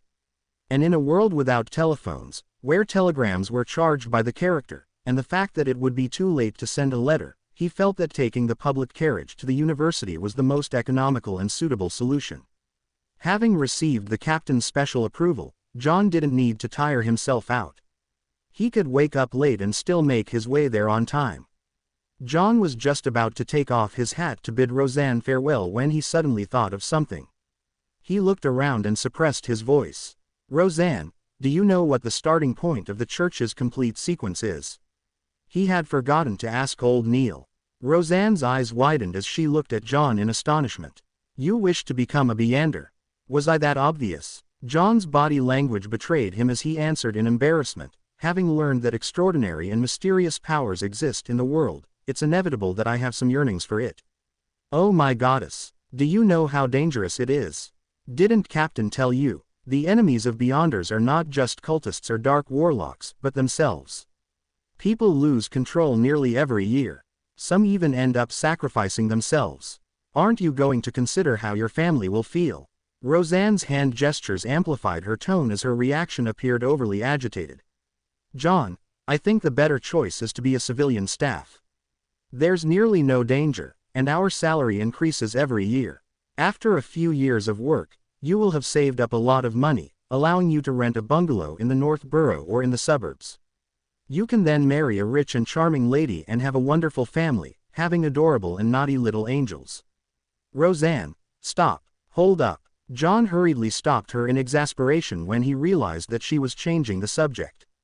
"I just want to, understand the basics for now." "All right." Roseanne fell silent for a few seconds as she lowered her gaze, feeling somewhat sorry. "Due to what happened to my father, whenever I face similar problems, I tend to be, a little agitated. However, to be honest, I'm filled with respect towards any man or woman who willingly wishes to be a Nighthawk. I understand, echoed John. Roseanne blinked her light brown eyes and added, my father once said that one should never think that they can resolve hidden risks or combat danger by simply becoming more powerful or a higher sequencer. In fact, it's the opposite. They will encounter more terrifying matters. When facing the unknown or a terrifying existence, death and insanity are the only two outcomes. Hey, he ended up sacrificing himself 2 weeks after saying that. John, don't look at me with pity. My life is great now, really great. It's only right to feel fear towards these matters. I only want to know the basics. John repeated his previous reply, not sure whether he should laugh or cry. Captain explained it more clearly than you. And even if I don't become a Beander, I have already encountered something extraordinary. All right, Roseanne said ruminatively. I've heard Captain's and old Neil's conversation before. As extraordinary creatures are declining or going extinct, few high sequencers exist in this era. It's already very impressive to become a Beander. Combining our Tingen city and the suburbs, there are hundreds of thousands of people or maybe even more. Yet, there are only about 30 plus Beyonders. Well, it's just my guess. I'm not counting the cultists and dark warlocks who hide in the dark. Without waiting for John's reply, she seemed to regain her vibrancy as she clenched her fist and brought it to her chest. And among these 30 plus Beyonders, most of them are at sequence 9. It seems I have gone off topic. It's okay. That was something I wanted to know as well. John wished that Roseanne could be like her usual self, revealing more information as she rambled on. Anyway, it's already very, very impressive to become a Beander. Roseanne repeated herself. The starting sequence of our church's complete sequence is sleepless. Sequence 9, sleepless. Indeed. John nodded as he watched Roseanne finding it hard to stop herself from describing in detail. You should be able to guess from the name. A sleepless is someone who does not need to sleep at night. 3 to 4 hours of rest in the day would be sufficient. Man, I'm so envious. No, not at all. Sleep is a gift bestowed upon us by the goddess. It's the truest bliss. Where was I? Right. A sleepless can see through the darkness even without any lights. The deeper into the night, the more powerful they become. I mean more powerful in the aspects of their physical strength, their intuition, and their mental capabilities. However, although they can detect unknown dangers that lurk in the dark, they will still rely on demon hunting bullets and other items to handle monsters they are unable to deal with via normal means.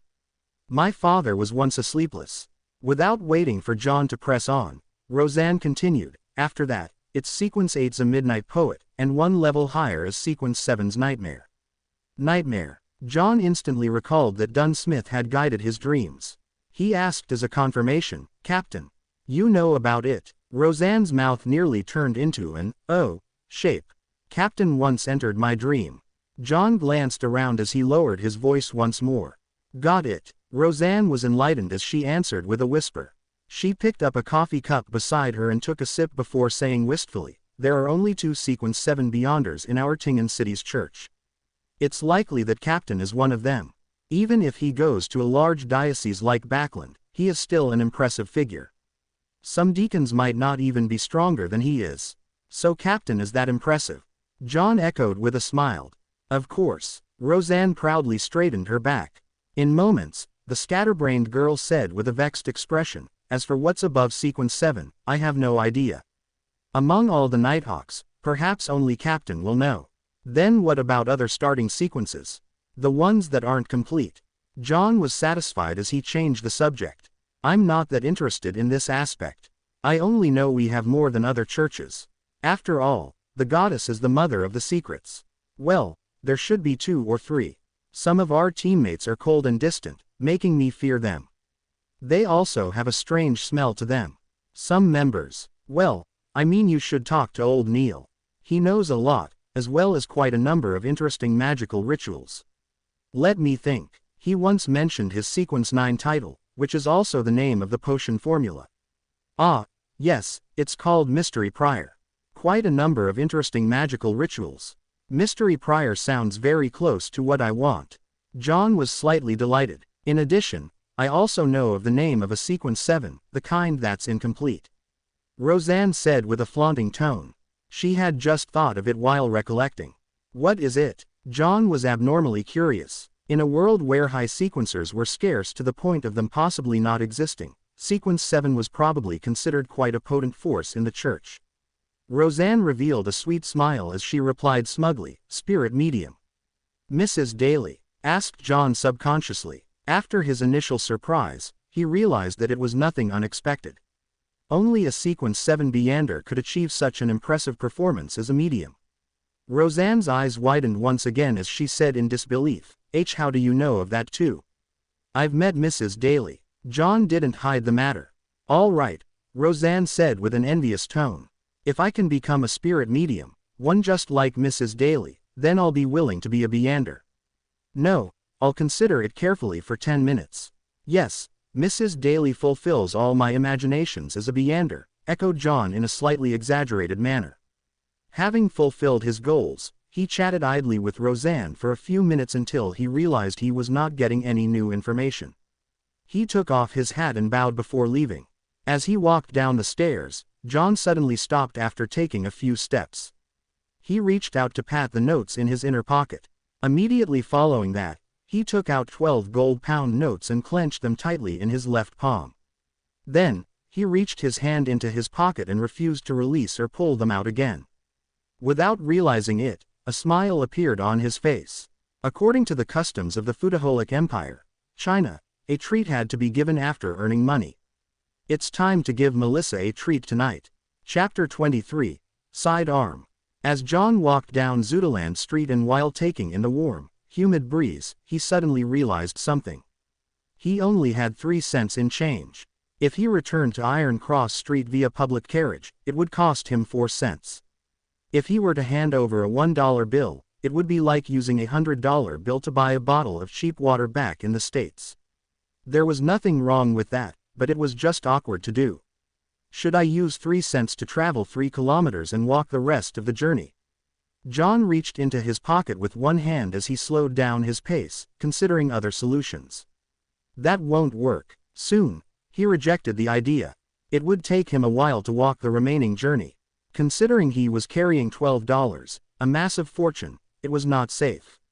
Furthermore, he had deliberately not brought the revolver with him, afraid that the Nighthawks would confiscate it.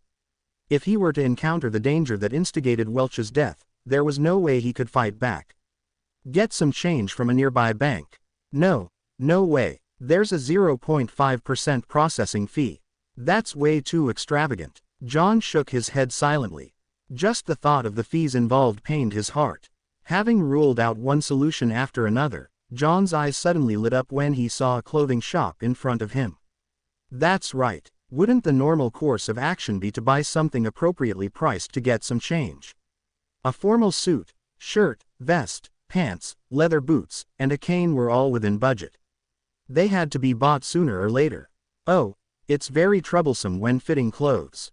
Besides, Benson knows more about this than me and he's better at bargaining. I should consider it only after he's back. Then should I buy a cane?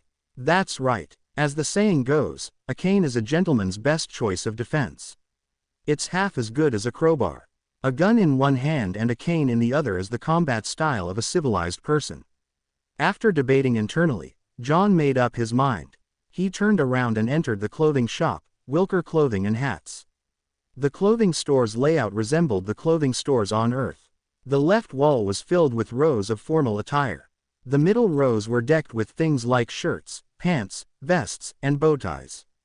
On the right were leather shoes and boots placed inside glass cabinets. "Sir, may I help you?" A male salesperson dressed in a white shirt and red vest came over and asked politely. John thought for a moment before answering the male salesperson's question. A cane. Something that's heavier and harder. The kind that can crack the skulls of others. The red-vested salesperson sized up John furtively before leading him into the store. He then pointed at a row of canes in the corner. That cane inlaid with gold is made of iron heart wood. It's both very heavy and hard, and costs $11.07. Do you want to give it a try? $11.07. Why don't you just rob a bank? Big deal with the gold inlay. John was shocked by the price. With an unperturbed expression, he nodded gently. All right. The salesperson took down the iron-heart wood cane and carefully handed it to John, seemingly afraid that John would drop and break the merchandise. John took the cane and found it heavy. He tried moving with it and discovered that he could not swing it smoothly as he wanted. It's too heavy. John shook his head in relief. This is not an excuse. The salesperson took back the cane and pointed at another 3 canes. This is made of walnut wood, created by Tingen's most famous cane artisan, Mr. Hayes. It's priced at $10.03. This is made of ebony wood and inlaid with silver. It's as hard as iron, costing $7.06. This is made from the core of a white boly tree and also inlaid with silver, costing $7.10. John tried each one of them and found them of appropriate weight. He then tapped them with his fingers to understand their hardness. Finally, he chose the cheapest one. I'll take the one made from ebony wood. John pointed at the cane with the silver inlay which the salesperson was holding. No problem, sir. Please follow me to proceed with the payment. In the future, if this cane is scuffed or stained, you can hand it to us for handling for free. The salesperson led John to the counter. John took the opportunity to release the 4 $1 bills from his tight grip and removed 2 of the smaller denominations. Good day, sir. It will be $7.06. The cashier behind the counter greeted with a smile. John was planning on maintaining his gentlemanly image, but when he extended his hand with the $1 bill, he could not help but ask, "Can I get a discount?" "Sir, what we have is all handcrafted, so our costs are very high," the salesperson beside him answered. "Since our boss isn't here, we are unable to lower the prices." The cashier behind the counter added, "Sir, sorry about that." All right. John handed the note over and received the black silver inlaid cane. While waiting for the change to be given to him, he took a few steps back and distanced himself from them. He swung around his side arm as a test. Whoosh, whoosh, whoosh. The wind sounded heavy when the cane sliced through the air. John nodded in satisfaction. He looked forward again, prepared to see notes and coins, but was appalled to see the red-vested salesperson retreating far away. The cashier behind the counter had retracted into a corner, leaning close to a double-barreled shotgun hanging on the wall. John looked at the 2 wary salespeople as the corners of his mouth twitched.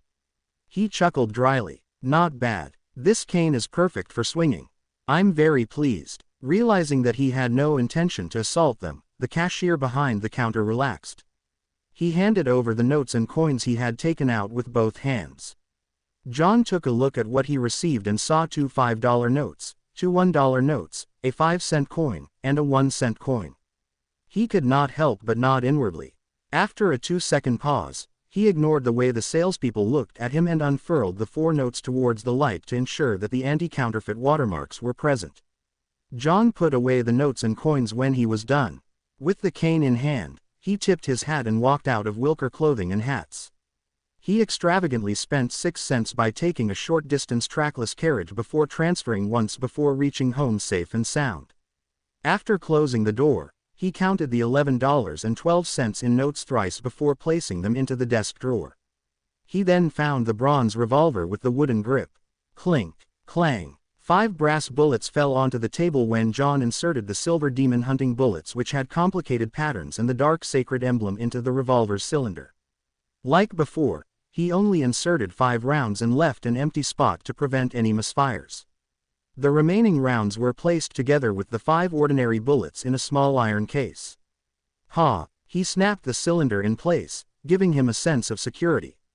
He excitedly lodged the revolver into the holster at his armpit and buckled it securely. Then, he repeatedly practiced unbuckling and drawing the gun. He rested whenever his arms ached, and this continued until sunset when he heard the sounds of tenants walking along the corridor outside. Phew! John let out a foul breath before putting his revolver back into his armpit holster. Only then did he take off his formal suit and vest. He wore back his usual brownish-yellow coat and swung his arms to relax them. Tap, tap, tap. He heard the sound of nearing footsteps before the twisting sound of an inserted key. Melissa with her soft, black hair entered. Her nose twitched a little as she swept her gaze towards the unlit stove. The luster in her eyes dimmed slightly. "John, I'll heat up the leftovers from last night. Benson will likely be home tomorrow." Melissa turned to look at her brother. John had his hands in his pocket as he leaned against the edge of the desk. He smiled and said, "No, let's eat out." "Eat out?" Melissa questioned in surprise. "How does Silver Crown Restaurant at Daffodil Street sound?" "I heard they serve delicious food," suggested John. But Melissa was still confused. John grinned and said, "To celebrate my new job." "You found a job?" Melissa's voice rose unknowingly. But isn't the Tingen University interview tomorrow?" "Another job." John gave a faint smile before fishing the stacked notes from the drawer. "They even gave me an advance of 4 weeks' pay." Melissa looked at the dollar bills and cents as she widened her eyes. "Goddess, what job did you get?" "This." John's expression froze as he deliberated on his words. "A security company whose mission is to seek, collect, and protect ancient relics. They were in need of a professional consultant. It's a 5-year contract, earning me $3 a week." "Were you vexing over this last night?" asked Melissa after a moment of silence. John nodded. "Yes, although being an academic at Tingen University is respectable, I prefer this job." "Well, it isn't bad either." Melissa gave an encouraging smile. She asked half suspiciously and half curiously, "Why would they give you an advance payment of 4 full weeks?" "It's because we need to move. We need a place with more rooms and a bathroom that belongs to us," said John while grinning and shrugging. He felt that his smile was impeccable, just short of the word surprised. Melissa was stunned momentarily before she suddenly spoke out in a fluster. "John, we are living quite well now. My occasional grumblings of not having a personal bathroom is just a habit. Do you remember Jenny? She lived next door to us, but ever since her father was injured and lost his job, they had no choice but to move to Lower Street. The family of 5 ended up staying in one room, with 3 of them sleeping in a bunk bed and 2 of them sleeping on the ground. They even wished to rent the remaining empty spot to someone. Compared to them, we are really very lucky. Don't waste your salary on this matter. Besides, I love Mrs. Smerin's bakery." "Sis, why is your reaction completely different from how it played out in my head?" John's expression went blank when he heard his sister. Chapter 24. Penny Pincher. The sky outside was gradually dyed golden as John looked into Melissa's eyes. He was momentarily at a loss for words. None of the lines he prepared could be used. He coughed lightly twice as he quickly racked his brains. "Melissa, this isn't a waste of salary. In the future, my colleagues, as well as Benson's colleagues, might visit. Are we going to host them in such a place? When Benson and I get married and have wives, are we still going to sleep in bunk beds? Neither of you have fiancés yet, right? We can wait a little while and save up more money in the meantime," answered Melissa in a logically concise manner. "No, Melissa, this is a societal rule." John was stumped and could only count on lofty principles. "Since I'm earning $3 a week, I should look like I'm earning $3 a week." John saw that Melissa was about to continue arguing, and hurriedly added, "Don't worry. I'm not planning to get a bungalow, but probably a terrace. Basically, it has to have a bathroom we can call ours. Also, I like Mrs. Smerin's bread, Tingen biscuits, and lemon cakes too. We can first consider places near Iron Cross Street and Daffodil Street." Melissa pouted her lips slightly and fell silent for a moment before nodding slowly. "Besides, I'm in no rush to move either. We have to wait for Benson to return," said John with a chuckle. "We can't have him be shocked when he opens the door to find nothing, right? Imagine him saying in astonishment, 'Where are my things? Where are my siblings? Where's my home? Is this my home? Did I make a mistake? Goddess, wake me up if this is a dream. Why is my home gone after a few days of absence?'" His mimicking of Benson's tone made Melissa involuntarily smile as her eyes scrunched up and revealed her shallow dimples. No, Mr. Frankie would definitely be waiting by the door to get Benson to hand over the apartment keys. Benson wouldn't even be able to come up. The girl criticized the miserly landlord. "Right, there's no way he would switch locks for the tenants after us," John echoed with a smile. He pointed at the door and quipped, "Miss Melissa, shall we head to Silver Crown Restaurant for a celebration?" Melissa sighed gently and said, "John, do you know Selena?" "My classmate and my good friend." Selena, an image of a girl with wine-red hair and deep brown eyes surfaced in John's mind. Her parents were eternal night goddess believers. They had named her after Street Selena as a blessing. She was not yet 16, and was half a year younger than Melissa. She was a happy, cheerful, and outgoing lady. Yes, John nodded in affirmation. Her elder brother, Chris, is a lawyer. He currently earns close to $3 a week as well. His fiancée works part-time as a typist, described Melissa. They have been engaged for more than 4 years. To ensure a decent and stable life after marriage, they are still saving money to this very day. They have yet to go down the wedding aisle and plan to wait for at least another year. According to Selena, there are many people like her brother. They typically get married after 28. You have to make advanced preparations and save up. Don't squander your money. It's just a meal at a restaurant. Is there a need to preach at me? John was rendered at a loss whether to laugh or cry. After a few seconds of thought, he said, Melissa, I'm already earning $3 a week, and I'll have increments every year. There's no need for you to worry. But we need to save some money in the case of any unexpected emergencies. For example, what if that security company suddenly closes down? I have a classmate whose father's company went bankrupt. He had to find temporary work at the pier and their living conditions turned terrible instantly. She had no choice but to quit school, advised Melissa with a serious expression. Sis, you sure know a lot. John found the humor in his exasperation as he shook his head. All right then I'll boil some soup with the leftovers from yesterday. Buy some pan-fried fish, a slab of black pepper beef, a small bottle of butter, and a cup of malt beer for me. Anyway, there should still be some celebration. John did a mental estimate that Melissa would need about $1.06. Therefore, he took out 2 $1 notes. All right, Melissa did not object to John's proposal. She put down her backpack of stationery and took the notes. When he saw his sister taking out a tiny bottle for the butter and pots for the other food before briskly walking to the door, John thought for a moment and shouted out to her. Melissa, use the remaining money to buy some fruits. With that said, John took a few brisk steps forward and took out the remaining copper cents from his pocket and stuffed it into his sister's palm. Ah, Melissa's brown eyes looked at her brother in puzzlement.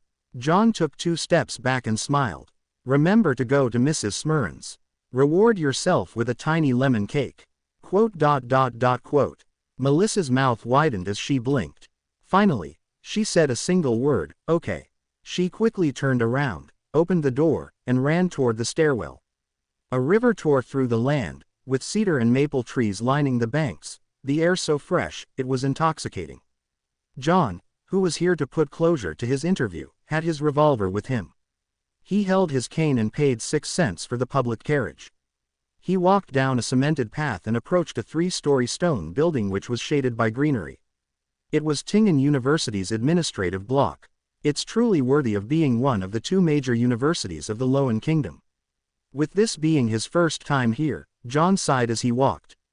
Compared to Tingen University, Koi University right across the river could only be described as shabby. Heave ho, heave ho. Voices approached slowly as 2 rowing boats made their way upstream across the Koi River. Oars were being rowed in an orderly and rhythmic manner. This is youth. John stopped and looked into the distance before sighing wistfully. Such sights would no longer be seen in another week since school would break for summer. As he proceeded down a road sheltered by trees, John stopped by a 3-story stone building.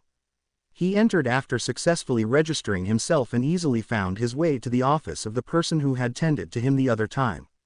Knock, knock, knock. He knocked lightly on the half-closed door. Come in. A man's voice sounded from inside. A middle-aged instructor dressed in a white shirt and black tuxedo frowned when he saw John enter. There's another hour until the interview. Mr. Stone, do you still remember me? I'm a student of Senior Associate Professor Cohen, John Doe. You have read my recommendation letter before. John smiled as he took off his hat. Harvin Stone stroked his black beard and asked, puzzled, is there something wrong? I'm not in charge of interviews. Here's the situation. I've already found a job, so I won't be participating in the interview today. John gave his reason for coming. I see. When Harvin Stone learned of the reason, he stood up and reached out his right hand. Congratulations. You were really a polite lad. I will inform the professor and senior associate professors. John shook Harvin's hand and planned on making a little small talk before bidding him farewell when he heard a familiar voice behind him. "Doe, you found another job." John turned around and saw an elder with a head of silver hair that left a deep impression on his silhouette. His deep, blue eyes sunk deep into his face and he had few wrinkles. The man looked sharp in his black tuxedo. "Good afternoon, mentor. Mr. Azek," he hurriedly greeted. "Why are the two of you here?"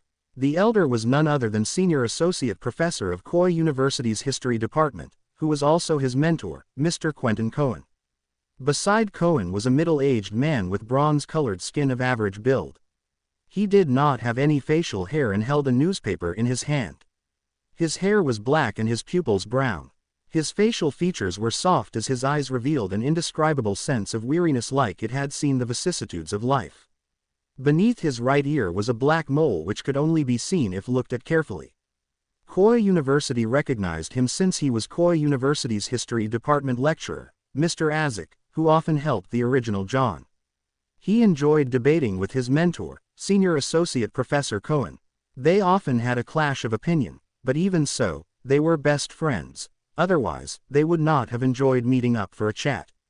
Cohen nodded and said with a relaxed tone, "Azek and I are here to participate in an academic conference." "What kind of job did you get?" "It's a security company which seeks, collects, and protects ancient relics. They were in need of a professional consultant and are paying me $3 a week." John repeated what he said to his sister yesterday.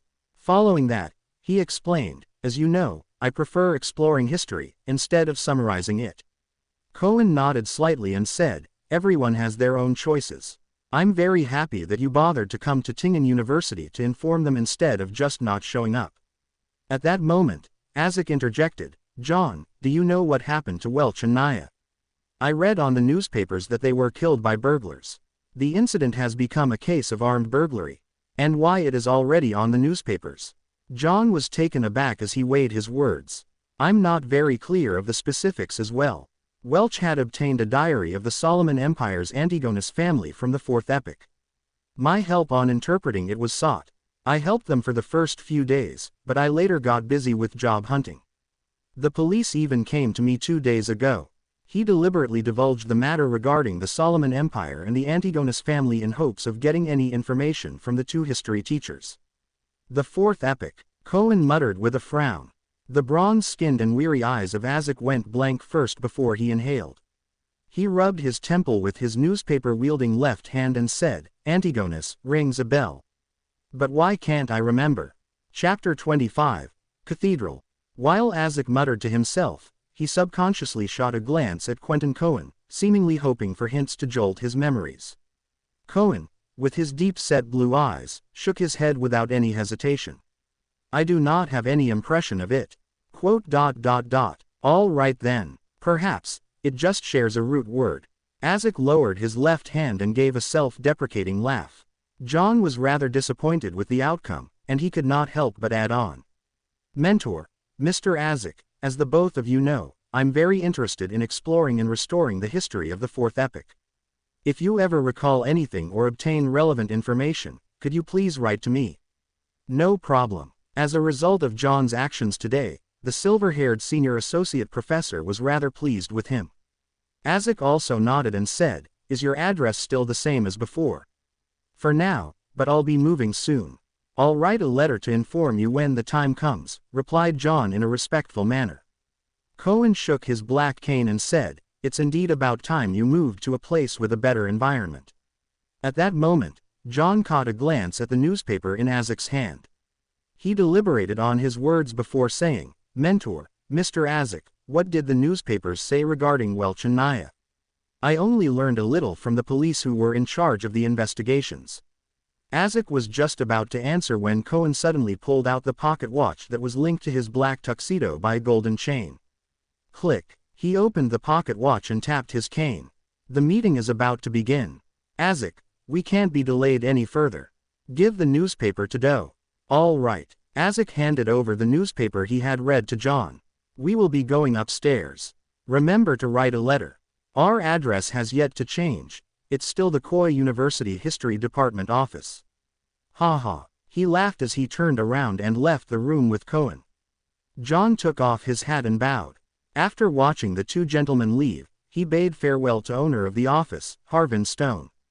He proceeded across the corridor and slowly exited the gray three-story building. With his back against the sun, he lifted up his cane and unfolded the newspaper and saw the title, Tingen Morning Post. Tingen Shore has all sorts of newspapers and magazines. There is the Morning Post, Evening Post, The Honest Paper, Backland Daily Tribune, Tussock Times, family magazines and book reviews. John casually recalled the several names that surfaced in his mind. Now that the papermaking and printing industries were getting more advanced, the cost of a newspaper has already decreased to the price of a penny. The audience it reached also grew wider and wider. John did not scrutinize the details of the newspaper, quickly flipping to the news section with the report, Armed Burglary Murder. According to the police department, the scene at Mr. Welch's home was a horrible sight. There was missing gold, jewelry, and money, as well as anything valuable that could be easily taken away. Not even a penny was left behind. There is reason to believe that this was done by a merciless group of criminals that would not hesitate to kill the innocent, such as Mr. Welch and Madam Naya, if sight of their faces are caught. This is outright contempt for our kingdom's laws. This is a challenge to public security. No one wishes to have such an encounter. Of course, one piece of good news is that the police have located the murderer and captured the main culprit. We will do our best to provide news on any follow-ups. Reporter John Browning. The matter has been handled and covered up. As John walked through the boulevard, he nodded in a hardly noticeable manner. He flipped through the newspaper as he strolled down the path, reading the other news articles and serials in the process. Suddenly, he felt the hairs on the back of his neck stand, as though needles were stabbing at him. Someone is watching me, observing me, monitoring me. Various thoughts welled up in him as John had a faint realization. Back on Earth, he had once felt an invisible gaze before ultimately discovering the source of the gaze. However, it had never felt as crystal clear as what he was experiencing now. This was the same in the original John's memory fragments. Was it the time travel or the mysterious luck enhancement ritual which enhanced my sixth sense? John fought back the urge to seek out the observer. Using his knowledge from reading novels and watching movies, he slowed his pace and put away the newspaper before looking toward Koi River. Following that, he acted as if he was admiring the scenery, slowly turning his head in different directions. He acted natural as he turned around, taking in everything with his eyes. Other than the trees, grassy plains, and students passing by in the distance, there was no other person there. But John was certain that someone was watching him. John's heart raced as his blood surged through his body with the intense thumping. He unfolded the papers and covered half his face, afraid that anyone would discover anything wrong with his expression. Meanwhile, he clenched his cane and readied himself to draw his gun. 1 step, 2 steps, 3 steps. John proceeded forward slowly. The feeling of being spied upon remained, but there was no sudden outburst of danger. He walked through the boulevard in a somewhat stiff manner and arrived at the waiting point for public carriages when a carriage pulled up coincidentally. Iron, Zoot, no, Champagne Street. John continually dismissed his thoughts. He originally planned on heading home immediately, but he was afraid of leading an observer of unknown motives to his apartment. Following that, he thought of heading to Zootaland Street to seek help from the Nighthawks or his colleagues. However, he thought otherwise, afraid that he would end up alerting his enemy and expose the Nighthawks. Therefore, he casually chose somewhere else. 6 cents, the ticketing officer replied routinely. John did not bring any gold coins with him today. He had hidden the money in the usual spot and had only taken $2 in notes with him. And before he came, he had spent the same amount of money, leaving him with $1.06. Therefore, he took out all his coins and handed to the ticketing officer. He found a seat after boarding the carriage, and finally with the closing of the carriage doors, John felt that unease of being watched vanish. He exhaled slowly as he felt his limbs tingle slightly. What do I do? What should I do next? John looked out the carriage as he racked his brains for a solution. Until he was clear about the intentions of the person watching him, John had to assume that there was malicious intent. Many thoughts sprang up in his mind, but he dismissed them. He had never experienced such an event, and had to use a few minutes to organize his ideas. He had to notify the Nighthawks, only they could truly get rid of this threat. But I can't head there directly or I might expose them. Perhaps, that might be their goal. Following this train of thought, John crudely surmised various possibilities as his thoughts turned clearer. FFFFFFFF. He exhaled as he regained some semblance of composure. He looked seriously at the scenery outside flying past him. There were no accidents along the way to Champagne Street, but when John opened the door and stepped out of the car, he immediately had the uneasy feeling of being watched again. He acted as though he had not sensed anything. He took the newspaper and his cane, slowly making his way in the direction of Zudaland Street. But he did not enter that street. Instead, he took another route to the red moonlight street behind. There was a beautiful white plaza there, as well as a large cathedral with a pointy roof. St. Selena Cathedral, the Tingen headquarters of the Church of the Eternal Night Goddess. As a believer, there was nothing odd about him participating in Mass or praying on his day off.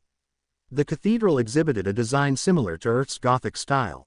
It also had a tall, black, and imposing clock tower, situated between blue and red checkered windows. John stepped into the cathedral and followed an aisle into the prayer hall. Along the way, the stained windows were comprised of red and blue glass patterns that allowed colored light to shine into the hall. The blue was closer to black, the red the same color as the crimson moon. It made the surroundings seem unusually dark and mysterious. The feeling of being watched vanished. John acted unfazed as he walked toward the open prayer hall. There were no high windows here. The deep darkness was emphasized, but behind the arc-shaped holy altar, on the wall directly opposite the door, were about 20 circular fist-sized holes that allowed the radiant sunlight to enter the hall. It was akin to pedestrians seeing the starry sky when suddenly looking up into the dark night to see the shimmering stars in all their nobility, purity, and holiness.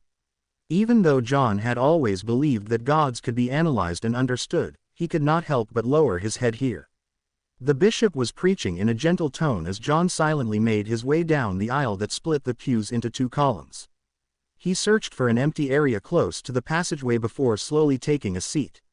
Leaning his cane onto the back of the pew in front of him, John took off his hat and placed it onto his lap together with the newspaper.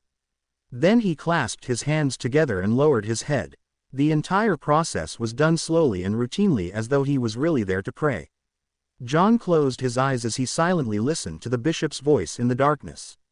Lacking clothes and food, they have no covering in the cold. They are drenched by rains, and huddle around the rocks for lack of shelter. They are orphans snatched from the breast, hope lost on them. They are the poor that have been forced off the proper path. The Evernight did not forsake them, but bestowed them with love. ... Echoes amplified as they entered his ear. John saw a swath of darkness in front of him as he felt his spirit and mind cleansed. He calmly took it in until the bishop finished his preachings and ended Mass. After which, the bishop opened a confessional door beside him. Men and women began lining up. John opened his eyes and donned his hat once more. With his cane and newspaper, he stood up and found his place in line. It was his turn after more than 20 minutes. He stepped in and closed the door behind him. There was darkness in front of him. "My child, what do you wish to say?" The bishop's voice sounded from behind the wooden damper screen.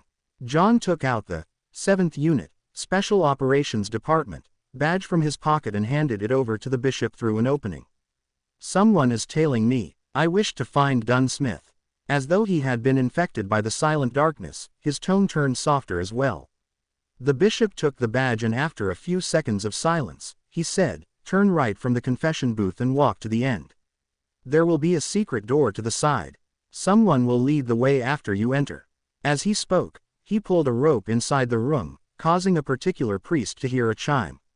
John retrieved his badge and took off his hat and pressed it to his chest. He gave a slight bow before turning around and exiting.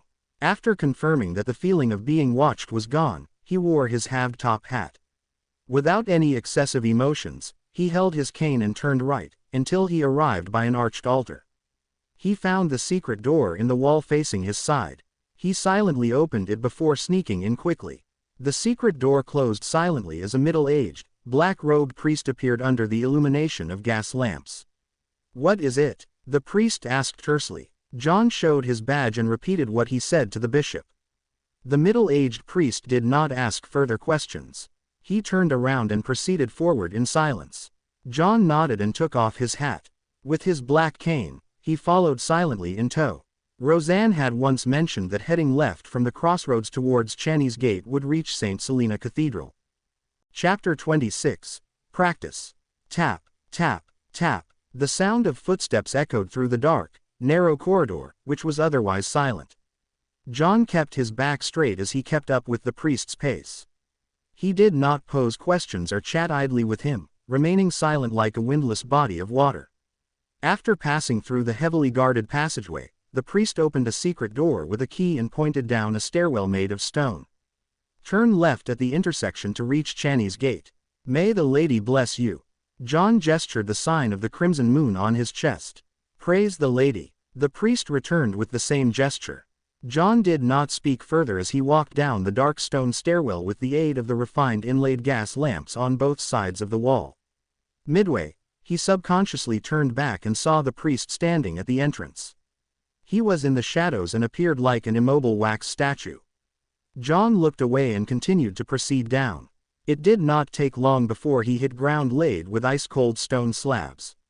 This led him to the intersection. He did not turn towards Channy's Gate because Dunn Smith, who had recently finished his shift, was definitely not there. He turned right and saw the familiar path. John went back up another flight of stairs and appeared inside Blackthorn Security Company. Seeing doors that were tightly shut or half closed, he did not rush into them. Instead, he went to the reception and saw a brown-haired girl focused on a magazine with a sweet smile. "Hi, Roseanne." John came to her side and deliberately rapped the table. Knock. Roseanne stood up suddenly and knocked over a chair and said in a fluster, "Hi, nice weather today." "Why you? John, why are you here?" She patted her chest and heaved a few sighs of relief. She was like a young lady afraid that her father had caught her goofing off. "I need to find Captain," answered John simply. "You gave me a fright. I thought Captain came out." Roseanne glared at John. "Don't you know how to knock? HMPH, you should be thankful that I'm a tolerant and kind woman." "Well, I do prefer the term lady. Is there a reason why you are looking for Captain?" "He's in the room opposite Mrs. Oriana." Even though he felt uptight, John was so amused by Roseanne he smiled. He pondered for a moment before saying, "A secret." Roseanne's eyes widened, and while she reeled in her disbelief, John did a slight bow before bidding her farewell. He went through the reception's partition and knocked on the door of the first office on the right. "Come in." Dunn Smith's deep and gentle voice sounded. John pushed the door and opened before closing the door behind him. He took off his hat and bowed. "Good morning, Captain." "Good morning, how can I help you?" Dunn's black windbreaker and hat were hanging on a clothes stand to his side. He was dressed in a white shirt and black vest. Even though his hairline was rather high, his gray eyes were deep, and he appeared much fresher. "Someone is following me," John honestly answered without any embellishments. Dunn leaned back and clasped his hands together. His deep gray eyes silently looked at John's eyes. He did not follow up on the topic of being followed and instead asked, "You came from the cathedral?" "Yes," John answered. Dunn nodded gently. He did not comment on its merits or demerits as he switched the subject back.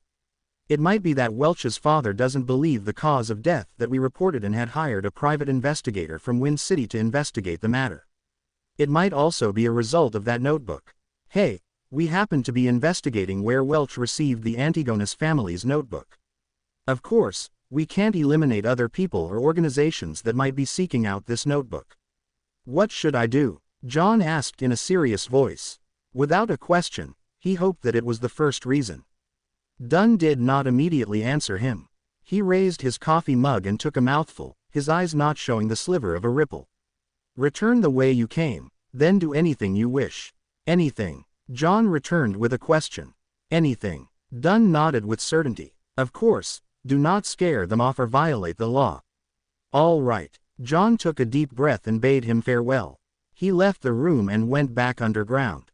He turned left at the intersection, and bathed in the light from the gas lamps on the two walls, he arrived silently to the empty, dark, and cold passageway. The sound of his footsteps echoed, making him sound more alone and terrified. Soon, John arrived at the stairwell. He went forward and saw a shadow standing there, the middle-aged priest. The two did not say a word when they met. The priest turned around in silence and made way. He proceeded silently before returning to the prayer hall. The circular holes behind the arched altar were still as pure and bright, while the darkness and silence of the building's interior remained. There were still men and women lining outside the confessional, but much fewer than before. After waiting for a moment, John slowly left the prayer hall with his cane and newspaper as though nothing had ever happened, successfully leaving St. Selena Cathedral. The moment he walked out, he saw the burning sun. He immediately regained the familiar feeling of being observed. He felt like he was prey being eyed by a hawk. Suddenly, a question surfaced in his mind. Why didn't the observer follow me into the cathedral? Although I could have still used the dark environment and the priest to conceal my temporary disappearance, would it be hard for him to continue monitoring me by pretending to pray? If he had not done something wrong, there would be no problem walking in with an open and above-board manner, right? Unless the person has some dark history, making him afraid of the church or fear the bishop, knowing that he might have the powers of a Beander. In that case, the likelihood of it being a private investigator is very slim. John exhaled and no longer acted as nervous as he was previously. He took a casual stroll before going around and to the back of Zudaland Street. He stopped at an ancient-styled building with mottled walls. The address on the door was 3. Its name was the Zudaland Shooting Club. Part of the police department's underground shooting range was open to the public as a way to earn some additional funds. John went in and the feeling of being watched vanished instantly. He took this opportunity to hand over his Special Operations Department badge to the attendant. After a short verification, he was led underground to a small, confined shooting range. 10-meter target, John informed the attendant simply. Next, he retrieved the revolver from his armpit holster and the box of brass bullets from his pocket. The feeling of being suddenly targeted made his desire to protect himself win over his procrastination. Therefore, he could not wait to come over to practice his shooting. After the attendant left, he flicked open the cylinder and removed the silver demon hunting bullets. Following that, he filled the cylinder with normal brass bullets. This time, neither did he leave an empty spot to prevent misfiring, nor did he take off his formal attire and have top hat.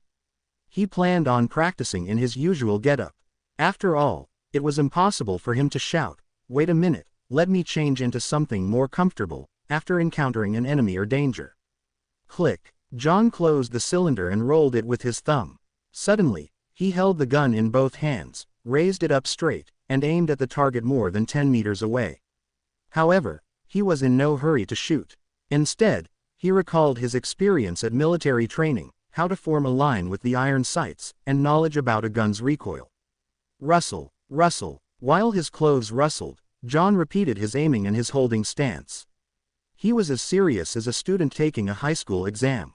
After repeating it several times, he retreated to the wall and sat down on a long, soft bench. He placed the revolver to the side, began massaging his arms, and rested for quite a while. He spent a few minutes recalling his practice before he picked up the revolver with the wooden handle and bronze cylinder. He got into standard firing position and pulled the trigger. Bang! His arm trembled as his body moved back from the recoil. The bullet missed the target. Bang! Bang! Bang! Drawing from the experience he gained, he shot again and again until all 6 rounds were finished. "I'm starting to hit the target." John stepped back and sat down again as he exhaled. Click. He swung the cylinder out and allowed the 6 shells to fall to the ground. Then, without a change in expression, he inserted the remaining brass rounds in. After relaxing his arm, John stood up again and returned to his shooting position. Bang! Bang! Bang! Ringing shots echoed as the target shook. John practiced and rested repeatedly. He expended all 30 normal rounds and the remaining 5 from before. He gradually hit the target and started aiming for the bull's eye. He swung his sore shoulders and threw out the final 5 shells. He lowered his head and inserted the demon hunting bullets with the complicated patterns back into gun, leaving an empty spot to prevent misfiring. After putting the revolver back into his armpit holster, John patted the dust from his body and walked out the shooting range to return to the streets. The feeling of being observed arose once again. John felt calmer than he previously felt as he slowly walked to Champagne Street. He spent 4 cents on a tracked carriage to return to Iron Cross Street before returning to his own apartment. The feeling of being spied upon vanished without a trace. John took out his keys and opened the door to see a short-haired man nearing his 30s and wearing a linen shirt seated at a desk. His heart tensed up before relaxing immediately. John greeted with a smile. "Good morning. No, good afternoon, Benson." This man was none other than John's and Melissa's elder brother, Benson Doe. He was only 25 this year, but his receding hairline and decrepit appearance made him look nearly 30. He had black hair and brown eyes, resembling John somewhat, but he lacked the faint scholarly air which John had. "Good afternoon, John. How was the interview?" Benson stood up as he grinned. His black coat and halved top hat were hanging on a protrusion of their bunk bed. "Horrible," John replied in a deadpan manner. When he saw Benson stunned, John chuckled and added, "In fact, I didn't even participate in the interview. I found a job ahead of the interview and it pays $3 a week." He repeated what he told Melissa again. Benson's expression calmed down as he shook his head with a laugh. "It feels like I'm seeing a child grow up. Well, this job is pretty good." He sighed and said, "It's great that the first thing I heard is such good news after being away for work. Let's celebrate tonight and buy some beef." John smiled. "Sure, but I believe Melissa will feel the pinch. Let's buy some ingredients later in the afternoon. Let's bring at least $3. Well, to be honest, $1 exchanges for 20 cents, and 1 cent exchanges for 12 pennies. There are even denominations like the halfpence and quarterpence. Such a coin system just goes against logic. It's so troublesome. I think it must be one of the most foolish coin systems in the world." When he said that, he saw Benson's expression turn stern. Feeling a little unease, he wondered if he had said anything wrong. Could it be that in the lost memory fragments of the original John, Benson was an outright, extreme nationalist who showed no tolerance for any negativity? Benson took a few steps and refuted him with a stern expression. "No, it is not one of, but the most foolish coin system." "Not one of." John was taken aback, but he quickly snapped to his senses. He looked at his brother in the eye and laughed. Indeed, Benson was great at mocking humor. Benson lifted the corners of his lips and said in all seriousness, "You should understand that to institute a reasonable and simple coin system, one needs to know how to count and grasp the decimal system. Unfortunately, there are too few talents among those important figures." Chapter 27. Siblings' Dinner. "It's simply sharp and incisive." John burst out in laughter. Using the rich experience he had from his previous incarnation, he added another insult. "In fact, there is no evidence to suggest that those important figures have any brains at all." "Good. Very good." Benson roared with laughter as he gave a thumbs up. "John, you are a lot more humorous than before." After taking a breath, he continued, "I have to go to the pier in the afternoon. I'm only off work tomorrow. After that I'll have time to go to Tingen City Housing Improvement Company with the both of you. Let's see if they have cheap and good terrace houses for rent. Also, I need to pay Mr. Frankie a visit." "Our landlord?" the perplexed John asked. "Does our current landlord have some terrace houses from pretty good districts under his name?" Benson shot his brother a glance and said, amused, "Have you forgotten the 1-year rental contract we have with him? It has only been 6 months. Hiss. John immediately drew a gasp of cold air. He had really forgotten the matter. Although rent was paid once a week, the lease was a year long. If they were to move now, it was equivalent to a breach in contract. If they were taken to court, they would have to compensate large sums of money. "You are still lacking in societal experience." Benson touched his receding black hairline and said wistfully, "This was a clause I fought so hard back then. If not, Mr. Frankie was only willing to lease it to us for 3 months each contract. To those with money, landlords would sign leases for a year, 2 years, or even 3 years to seek stable income. But for us, the past us, and our neighbors, landlords would have to be constantly worried that something bad might happen, depriving them of their rent. Therefore, they would only sign short-term contracts. In that case, they can offer to raise prices according to the situation." John summarized and added, using the original John's memories and his own experience as a tenant. Benson sighed and said, "This is the cruel reality of today's society." "All right, you don't have to worry. The issue with the contract can be easily resolved. To be frank, even if we owe him a week's rent, Mr. Frankie would have immediately thrown us out and confiscated whatever valuable items we have. After all, his intelligence is below that of a monkey's. There's no way he can comprehend overly complicated matters." Upon hearing this, John suddenly recalled a particular Sir Humphrey's meme. He shook his head and said seriously, "No, Benson. You are wrong." "Why?" Benson was puzzled. "Mr. Frankie's intelligence is still slightly higher than a monkey's," John replied in all seriousness. Just as Benson seemed to smile in response, he added, "If he is on form." "Ha ha." Benson lost it and burst out in laughter. After a series of rapturous laughter, he pointed at John, momentarily unable to put his thoughts in words. Only then, he returned to the topic at hand. "Of course, as a gentleman, we cannot employ such shameless tactics. I will discuss this with Mr. Frankie tomorrow. Believe me, he's easily convinced, easily." John had no doubts regarding Benson's point. The existence of the gas pipes was excellent proof. After some idle chatter between the brothers, the remnants of pan-fried fish from the previous night were made into a soup with some vegetables. During the boiling process, the steam moistened the rye bread. Smearing a little butter on the bread, John and Benson had a simple meal, but they were very satisfied with it.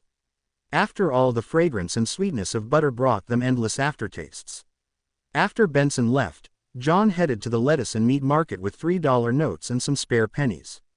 He spent 6 cents on a pound of beef and 7 cents on a fresh and succulent fish with few bones. Additionally, he bought potatoes, peas, radishes, rhubarbs, lettuce, and turnips, as well as spices such as rosemary, basil, cumin, and cooking oils. During this entire time, he continued to feel like he was being watched, but there was no physical interaction. After spending some time at Smurrin Bakery, John returned home and began weightlifting with heavier items such as books to train his arm strength. He had planned to exercise by military boxing, which he learned from his compulsory military stint for students. However, he had already forgotten the radio exercise routines from school, much less boxing, which was only taught during the military stints.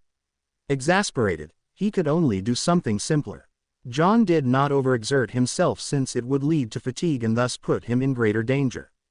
He took an appropriate break and began reading the original John's notes and study material. He wished to read anything regarding the fourth epic again. In the evening, Benson and Melissa sat in front of a desk. The food was placed neatly like children in upper primary school. The fragrances of the dishes were composed of a rich melody of scents, the soul-captivating fragrance of the stewed beef, the obviously tender potatoes, the sweetness of the thick pea soup, the mellow flavors of the stewed rhubarb, and the sweetness of the buttered rye bread. Benson gulped a mouthful of saliva as he turned around to see John placing a crispy fish onto a plate. He felt the fragrance of the oil permeate through his nostrils into his throat and then into his stomach. Groan. His stomach made a distinct protest. John rolled up his sleeves and held up a plate of fried fish before placing it in the middle of the tidied desk. Following that, he returned to the cupboard and took out 2 large cups of ginger beer and placed them where he and Benson sat. He smiled at Melissa and took out a lemon pudding as if he were performing a magic trick. "We'll have beer, while you'll have this. Thank you." Melissa took the lemon pudding. When Benson saw this, he raised his palm and said with a smile, "This is to celebrate John's finding of a decent job." John raised his cup and clinked it with Benson before clinking it with Melissa's lemon pudding. "Praise the lady." Gulp. He tilted his head back and drank it down. The spicy feeling warmed his gullet, bringing him great aftertastes. Despite its name, ginger beer did not contain any alcohol. It was a mixture of the ginger's spiciness and the sourness of lemon that made it taste similar to beer. It was a kind of beverage that both women and children found acceptable. However, Melissa did not like the taste of it. Praise the lady. Benson drank a mouthful as well while Melissa took a nibble of the lemon pudding. She chewed at it repeatedly before swallowing it down unwillingly. "Give it a try." John put down his cup and picked up his fork and spoon and pointed at the tableful of food. He was most pessimistic of his thick pea soup. After all, he had never eaten something so strange on earth. All he could do was adapt the recipe from the original John's memory fragments. As the eldest brother, Benson did not stand on ceremony as he dug up a spoonful of mashed potatoes and stuffed it into his mouth. The beaten potatoes were boiled thoroughly and mixed with the faint taste of lard and just enough salt. It whetted his appetite and made him salivate. Not bad, not bad, praised Benson vaguely. It's much more delicious than the one I had back at work. They only used butter. This is one of my specialties after all. John accepted the praise. It's all thanks to the teachings of the chef at Welch's place. Melissa looked at the beef soup. The green basil leaves, the green lettuce heads, and the radishes were submerged in the colorless soup, covering the tender beef. The soup was clear and its fragrance tantalizing. She forked a piece of beef and placed it in her mouth to chew. The beef retained a little chewiness despite being stewed tender. The mixture of salt, the sweetness from the radishes, and the spiciness from the basil leaves complemented the deliciousness of the beef. Quote. She seemed to give her approbation, but she could not stop her chewing. John tasted it and felt that although it was delicious, it was not without regret. This was still far from his usual standard. After all, he was lacking in certain condiments and could only use replacements. It was no wonder it tasted different. Of course, even with the best standards, one could only make do with the dishes they cooked personally. Suddenly, his heart pained for Benson and Melissa, who were stunted in their world view. After swallowing a piece of beef, John picked up a piece of fried tussock fish which was sprinkled with cumin and rosemary. It was crispy on the outside and tender on the inside. The char was a perfect golden brown and the saltiness and oil fragrance intertwined as one. Nodding slightly, John tried a piece of stewed rhubarb and found it palatable. It got rid of the cloyed taste of meat. Finally, he mustered his courage and scooped a bowl of thick pea soup. Too sweet and too sour. John could not help but frown. However, after seeing Benson and Melissa looking satisfied from tasting it, he began suspecting his tastes. He could not help but down a mouthful of ginger beer to cleanse his tongue. The siblings were stuffed by the end of the meal. They laid slumped in the chairs for quite a while. Let us praise the lady once more. Benson raised his ginger beer, which had only one mouthful left, as he said in satisfaction. Praise the lady. John downed the last bit of his beverage. Praise the lady. Melissa finally put the last bit of lemon pudding into her mouth and enjoyed the flavors swishing through her mouth. When John saw this, he took advantage of his tipsiness and smiled. Melissa, that's not right. You should eat the thing you find most delicious thing at the beginning. That way, you can fully appreciate its most delicious aspects. Tasting it when you are filled and satiated will not do the food justice. No, it's still as delicious as it can be, answered Melissa firmly and stubbornly. The siblings had a happy chat, and after digesting their meals, they cleaned up the plates, cutlery, and stored the oil which was used to fry the fish. After busying themselves, it was revision time. One refreshed his accounting knowledge while another continued reading the study material and notes. Time was spent to its fullest. At 11, the siblings extinguished the gas lamp and went to bed after washing up. John felt groggy as he stared at the darkness in front of him. A figure wearing a black windbreaker and halved top had appeared suddenly in John's vision. It was Dunn Smith. Captain. John jolted awake and knew he was dreaming. Dunn's gray eyes remained calm, as though he was mentioning something trivial. Someone has sneaked into your room. Pick up your revolver and force him to the corridor. Leave the rest to us. Someone has sneaked into my room. The observer has finally taken action. John jumped in fright, but did not dare ask further. All he did was nod and say, "All right." The scene before his eyes changed immediately as a swath of colors appeared like the bursting of bubbles. John's eyes opened as he carefully turned his head. He looked toward the window and saw a thin but unfamiliar back standing at his desk, rummaging for something in silence. Chapter 28. Secret Order. Badump, badump, badump. John's heart began beating rapidly. It shrank into a clump before expanding abruptly. It made his body tremble gently. There was an instant when he nearly forgot what he had to do until the lurking figure suddenly paused. The figure pricked his ears slightly as though listening for any changes. Blood flowed back from his brain as John regained his basic cognitive abilities. He reached beneath the pillow for the wooden grip of the revolver. He felt the firm but smooth feeling as he rapidly calmed down. He silently and slowly pulled out the revolver and aimed it at the trespasser's head. To be honest, he had no confidence in striking the intruder. Although he was already able to stably hit the target during practice, a moving person and a fixed target were completely different. He was not arrogant enough to confound the two together. However, he vaguely remembered something from his previous life. The general idea was that a nuclear weapon wielded the greatest strength before its launch.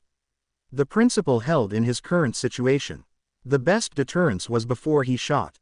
By not pulling the trigger or shooting blindly, the intruder was unable to determine whether or not he was a complete rookie who had an extremely high chance of missing him. His worries and fears would make him deliberate more, resulting in him restraining himself. In an instant, another thought arose in him. It immediately made John turn decisive. He was not the kind of person who turned calmer when faced with danger. Instead, he had already imagined the situation when he faced the observer, using intimidation instead of attacking. When John pointed his gun at the intruder, the thin man froze suddenly, as though he had sensed something. Following that, he heard a voice that hid a chuckle. "Good evening, sir." The scrawny man clasped both his hands together, and his body seemed to tense. John sat on the lower bunk, aimed the person's head with the revolver, and tried to speak as leisurely and as naturally as he could. "Please raise both of your hands and turn around. Try to do it slow. To be frank, I am very timid and I get nervous easily. If you move too quickly, I can be frightened, and I can't guarantee that there won't be a situation where I misfire."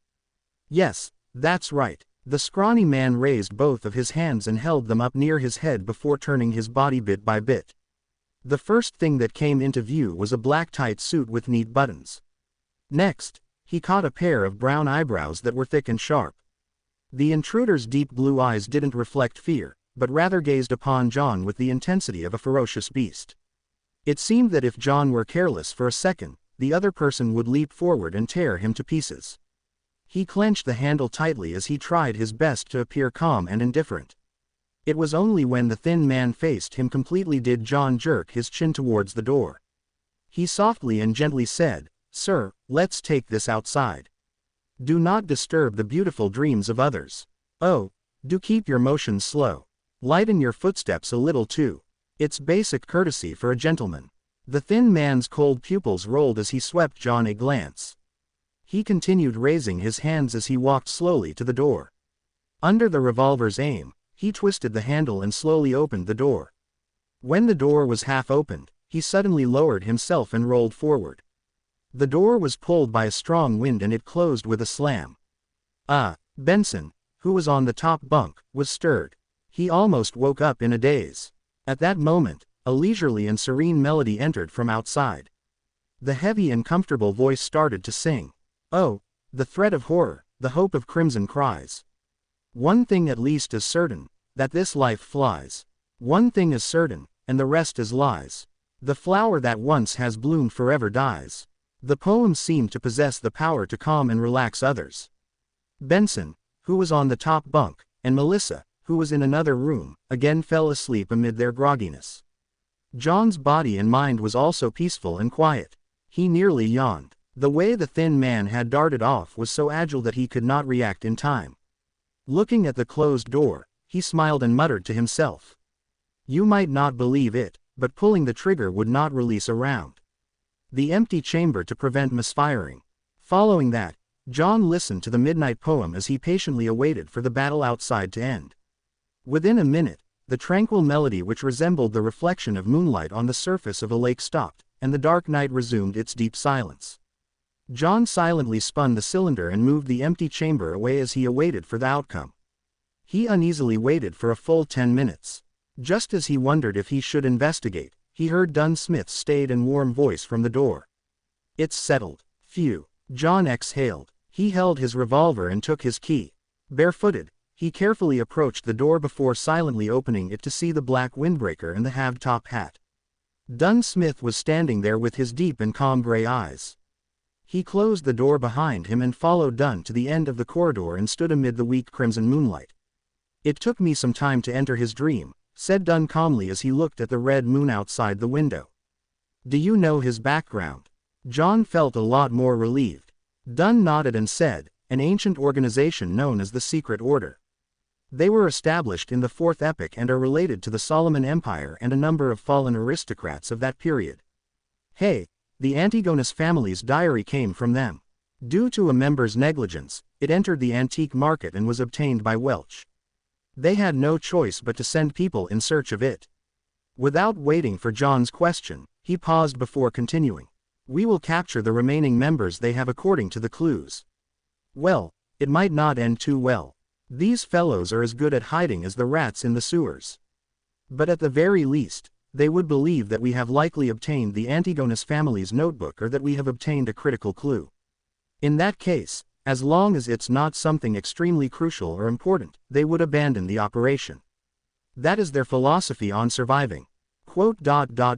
What if the notebook is extremely crucial and important? Asked John worriedly. Dunn smiled without an answer. Instead, he said, we know very little of the Secret Order. Our success this time is all thanks to your sharp wits. This contribution is all yours. In light of the possibility of hidden dangers and how heightened perception would aid in finding the notebook, you have a chance at choosing. A chance at choosing. John vaguely guessed something as his breathing subconsciously turned heavy. Dunn wiped the smile from his face as he said in all seriousness, do you wish to become a Beander? You can only choose the starting sequence of an incomplete sequence.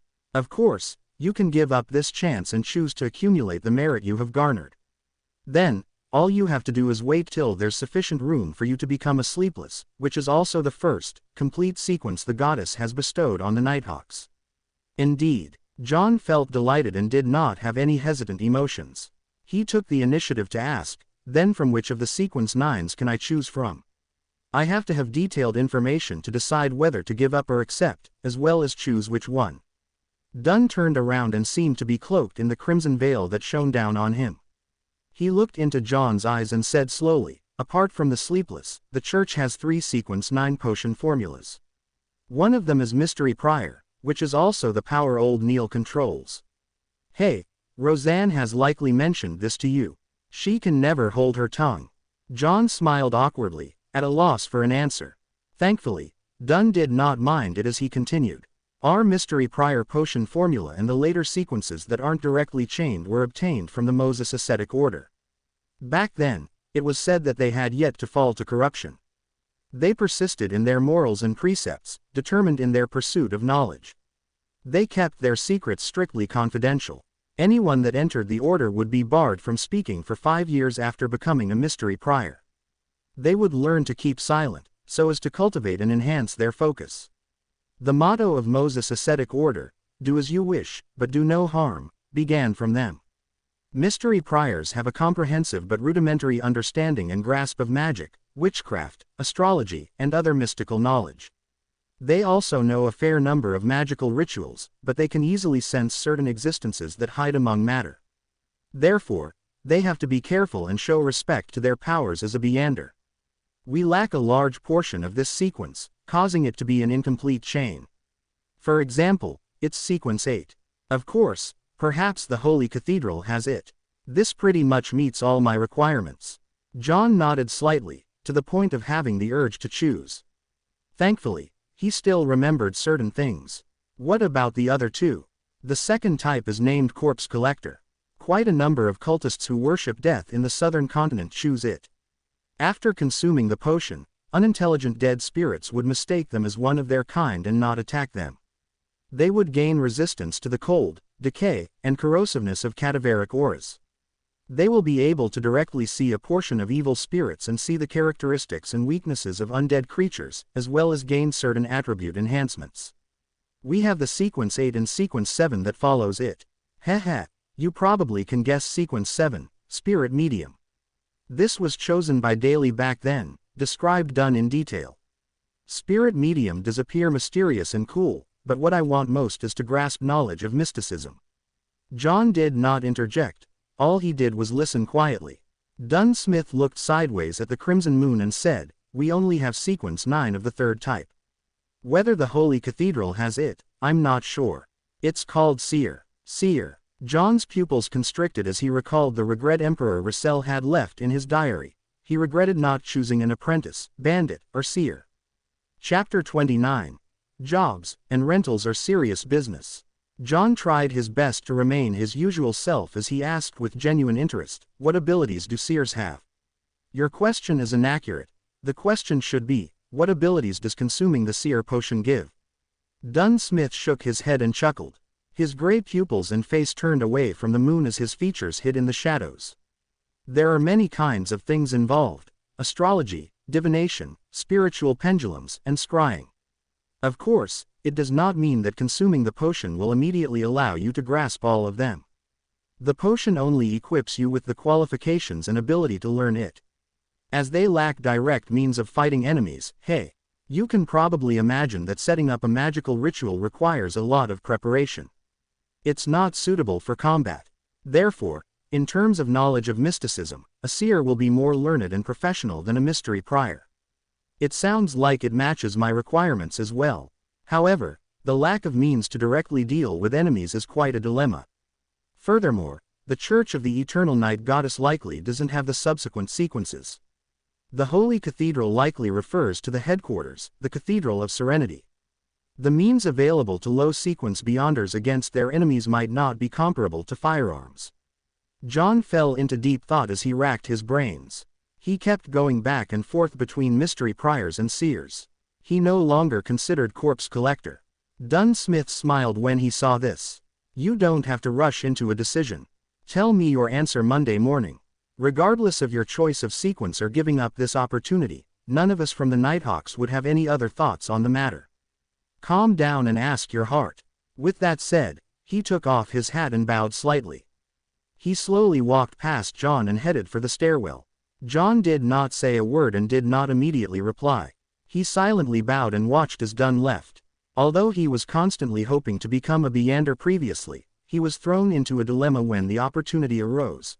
The subsequent missing sequences, Beyonders having the risk of losing control, the believability of Emperor Russell's diaries, and the illusory murmurs that could corrupt people into madness all mixed together and formed a moat that obstructed his advancement.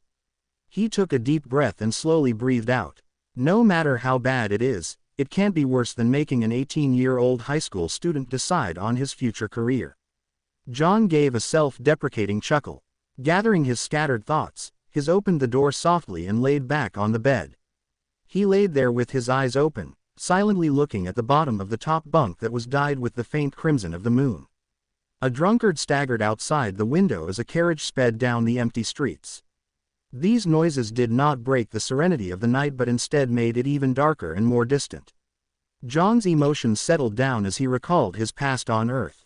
He recalled how he liked exercising, his father who always spoke loudly, his mother who enjoyed busying herself despite having a chronic disease, his friends who grew up with him, going from playing sports like soccer and basketball to games and mahjong, as well as the person he made a failed confession to. These were like a silent river. It did not have many ripples or deep sentimental feelings, but it silently drowned his heart. Perhaps one will only learn to cherish things after they have lost them. When the crimson receded and the sky turned golden yellow from the flaming ball's illumination, John had made his choice. He got out of bed and headed to the public bathroom to wash his face to wake himself up. Then, he took a $1 note to Mrs. Wendy's to buy 8 pounds of rye bread with 9 cents, replenishing the staple food that had been consumed the previous night. "The price of bread has begun stabilizing," he commented after breakfast as Benson changed. It was Sunday, so both he and Melissa finally had the chance to rest. John, who was already in proper attire, was sitting on a chair and flipping through the outdated newspapers he brought back from yesterday. He said in surprise, "There's a house for rent here, North Burroughs 3 Wendell Street, a bungalow with 2 floors. There are 6 bedrooms, 3 bathrooms, and 2 big balconies upstairs.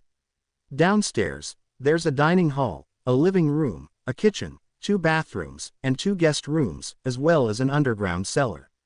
In front of the house are 2 acres of private land and there's a small garden behind. It can be rented for 1, 2, or 3 years, with a weekly rent of $1.06. Those interested can head to Champagne Street and look for Mr. Gusev. That's our goal for the future." Benson wore his black halved top hat as he smiled to say, "The rent for the places in newspapers is usually a little too expensive. The Tingen City Housing Improvement Company has options that do not pale in comparison to that for cheaper. Why are we not searching in the Tingen Housing Improvement Association for the working class? Melissa walked out from her room holding an old, veiled hat. She had changed into a grayish-white long dress that had been mended several times. She was silent and introverted, but that could not mask her youthfulness. Benson laughed. Where did you hear of the Tingen Housing Improvement Association for the working class? Jenny, Mrs. Rochelle, or is it from your good friend Selina? Melissa looked to the side and whispered a reply. Mrs. Rochelle, while washing up last night, I happened to meet her. She asked me about John's interview and I told her roughly what happened. Then, she suggested I find the Tingen Housing Improvement Association for the working class. Benson noticed John's puzzled expression and shook his head in amusement. They are targeted at the poor. Well, a precise description is that they are a housing association for the lower strata of society. They build and renovate houses that basically have communal bathrooms. They only provide 3 choices: a single, double or triple bedroom. Do you wish to continue living in such an environment? The Tingen City Housing Improvement Company shares similar businesses as them, but they also provide choices for the lower middle class. To be honest, we are a little better than lower middle class, but we still quite worse off than true middle class families. It's not a matter of salary, it's just that we did not have the time to save up. John came to a realization as he put away the newspaper. Picking up his top hat, he stood up. Then, let's set off. I remember that the Tingen City Housing Improvement Company is on Daffodil Street, Benson said as he opened the door. They are like the Tingen Housing Improvement Association for the working class, known as 5% charities. Do you know why? I don't know. John raised his cane and walked to Melissa's side. The girl with black hair that reached down her back nodded. Benson headed out and said, these kinds of housing improvement associations or companies were established as a result of backlund. They are funded in 3 ways. 1. By requesting donations from charitable foundations. 2. Through funding proposals. They receive grants from the government's commission at a special rate of 4%. 3rd, through investments. By taking a portion of the rent received, they will give their investors 5% returns. That's why they are called 5% charities. The siblings went down the stairs and slowly walked toward Daffodil Street and found Tingen City Housing Improvement Company. The person who served them was a middle-aged man with an amiable smile. He did not wear a formal attire or a hat, but instead, wore a white shirt and black vest. You can call me Scarter. Might I know what kind of house you have in mind? When he caught a glance at John's silver inlaid cane, his smile widened. John looked at Benson, who was better with words, and gestured for him to answer. Benson directly answered, a terrace house. Scarter flipped through the files and documents in his hand before smiling. There are currently 5 that haven't been rented out. To be honest, we are geared more to serving customers, laborers and their children who have housing difficulties where 6, 8, or even 10 or 12 people squeeze into a house. There aren't many terrace houses. There's one at 2 Daffodil Street, one in the North Borough, one in the East Borough. The weekly rent goes from 12 to 16 cents. You can take a look at the detailed introductions here. He handed over a document to Benson, John, and Melissa. After reading through it, the siblings exchanged looks and pointed to the same spot on the piece of paper simultaneously. Let's take a look at 2 Daffodil Street first, said Benson. John and Melissa nodded in response. This place was a district they were familiar with. Chapter 30. Brand New Beginning. 2, 4, and 6 Daffodil Street were terrace buildings with multifaceted hipped roofs. Their exteriors were painted grayish-blue, and 3 chimneys stood erected. The place obviously did not have lawns, gardens, or porches. The entrances directly faced the street. Tingen City Housing Improvement Company's Scarter took out a bunch of keys and while opening the door, introduced, our terrace houses do not have foyers, so you enter directly into the living room. There's an oriel window facing Daffodil Street, so there's pretty good lighting. John, Benson, and Melissa were greeted by a fabric sofa bathing in the golden rays of the sun, and an area more spacious than their previous 2-bedroom apartment. This living room can be used as a guest hall.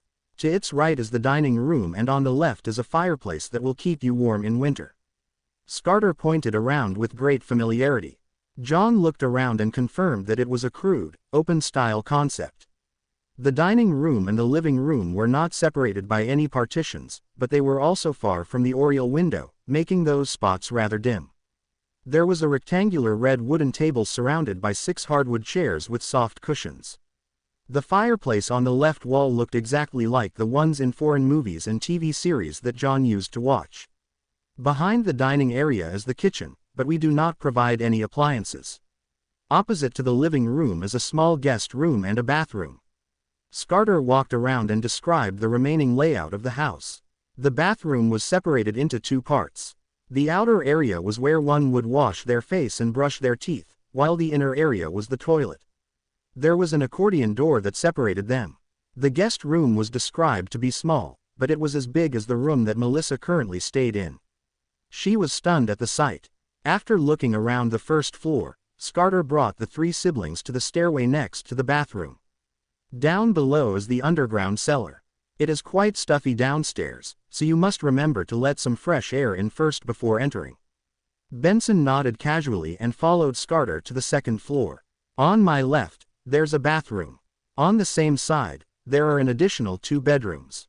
It's the same layout on my right, but the washroom on this side is next to the balcony. As he spoke, Scarter opened the bathroom door and stood sideways so that he would not obstruct John, Benson, and Melissa from looking in. The bathroom had an extra bathtub. Like the other bathroom, there was an accordion door next to the toilet. Although it was a little dusty, it wasn't dirty, smelly, or cramped. Melissa looked in a daze until Scarter walked to the bedroom next to it. Only then did she stop looking and follow the rest slowly. She took another few steps before looking back. John, who was experienced in life, was delighted and excited as well. Even though their landlord often supervised their cleaning up of the bathroom, it still was not clean enough. It was often nauseating, let alone the fact that they would easily encounter a line when they needed to relieve their urgencies. The other bathroom was similar. One of the 4 bedrooms was slightly bigger and was furnished with a bookcase. The rest were about the same size as each other and had a bed, table, and wardrobe. The balcony is very tiny, so you won't be able to dry too many clothes in the sun at a time. Scarter stood at the end of the corridor and pointed to a spot with a door and lock. There is a complete underground drainage, gas piping, meter, and other facilities. It is very suitable for you gentlemen and a lady like yourselves. It only requires 13 cents of rent and 5 pence for use of the furniture weekly. In addition, there is a deposit that amounts to 4 weeks of rent. Without waiting for Benson to say a word, John looked around and asked curiously, roughly how much would it cost to buy the house? Upon hearing that question, Benson and Melissa were shocked. They looked at John as though they were seeing a monster. Scarter replied calmly and firmly, "Buy. No, we do not sell property. We only provide rental properties. I'm just trying to have a general sense of the prices." John explained awkwardly. Scarter hesitated for a few seconds before saying, "Last month, the owner of 11 Daffodil Street sold a limited-period land deed with a similar property sitting atop the land. $300 for 15 years. It is much cheaper than renting directly, but not everyone can fork out such a large sum of money. If one would like to buy it over completely, the owner's posted price $850. $850. John quickly made the mental calculations. My weekly pay is $3, Benson earns $1.10. Rent is 13 cents, and if we eat well every day, we would spend nearly $2 a week. On top of that, there are expenses such as clothes, transportation, social expenditures, so on and so forth. We can only save less than 20 cents a week. 1 year adds up to about $35. $850 would require more than 20 years. Even if we bought the land for a limited period of time for $300, it would take us at least 8 or 9 years. That doesn't include getting married, living independently, raising children, traveling, and so on. In a world without individual housing loans, most people are likely to opt for rental. Realizing this, he stepped back and stole a glance at Benson. He beckoned him to talk to Scarter about the rent. As for Melissa's intentions, they were obvious from her bright eyes. At that moment, John suddenly thought of letting Benson loose.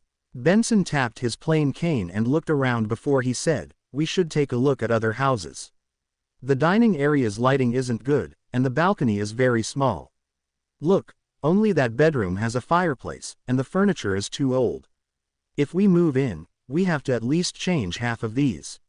He pointed out faults in a hurried tone, spending 10 minutes to persuade Scarter to lower the rent to 12 cents and the furniture usage fee to 3 pence, while rounding up the deposit to $2.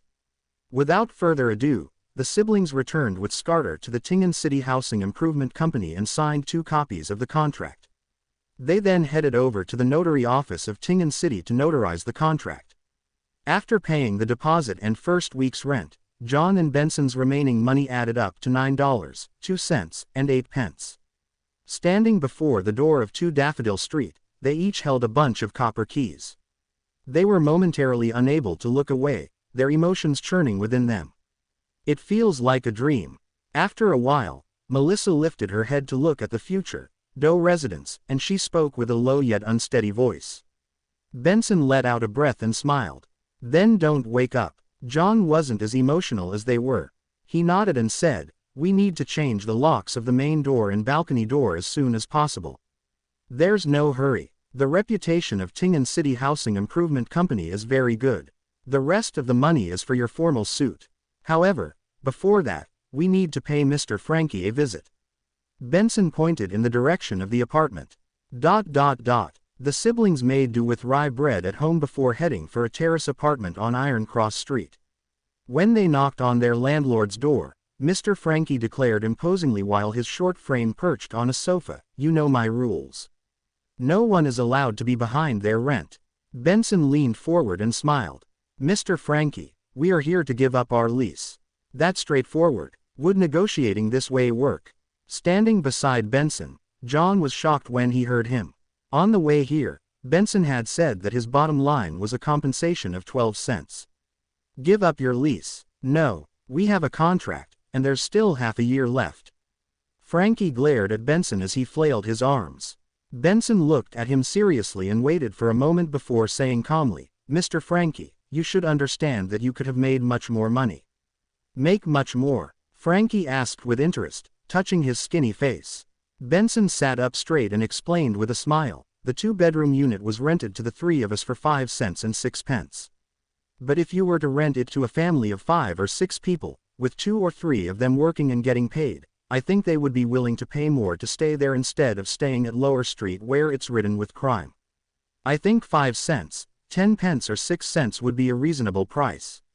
Frankie's eyes brightened up and his throat moved as Benson continued to say, "Besides, you are certainly aware that rental prices have been increasing in recent years.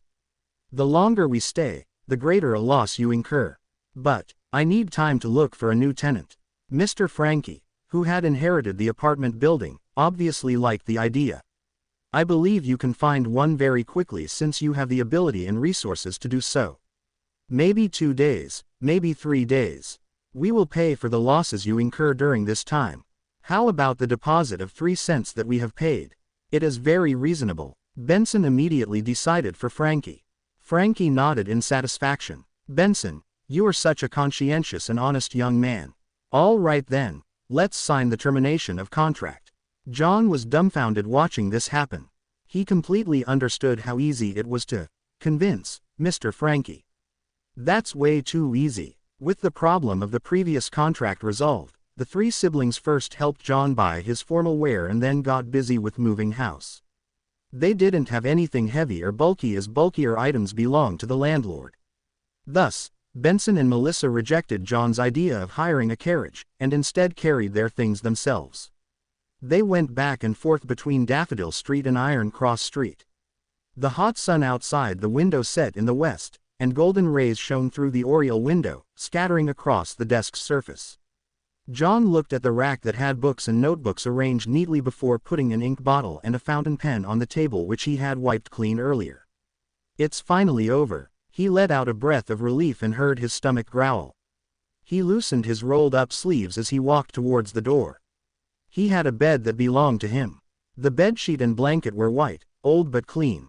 John twisted the doorknob and walked out of his bedroom.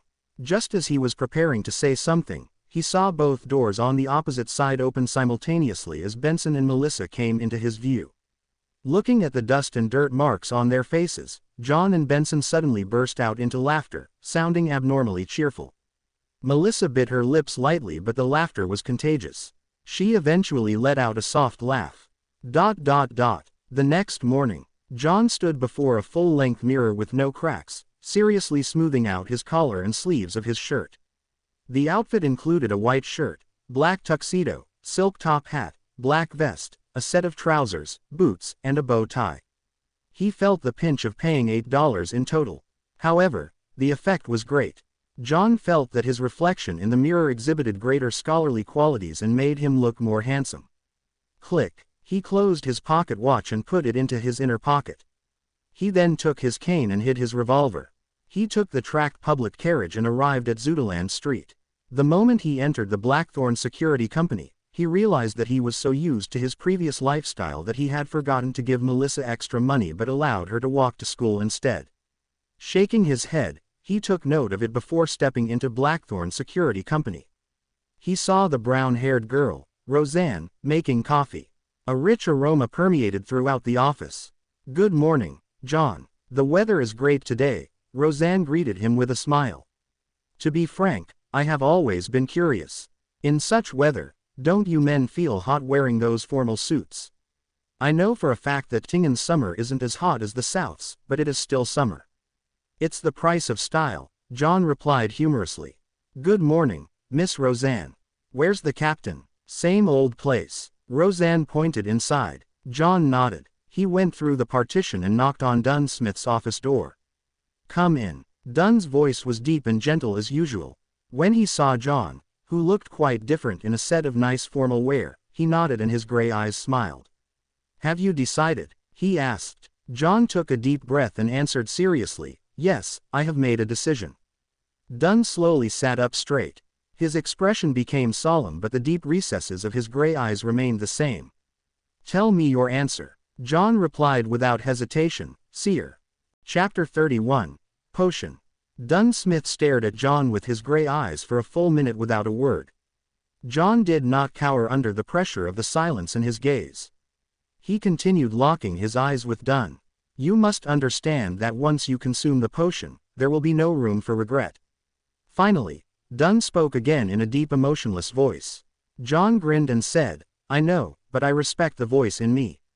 First, Sleepless does not meet my requirements."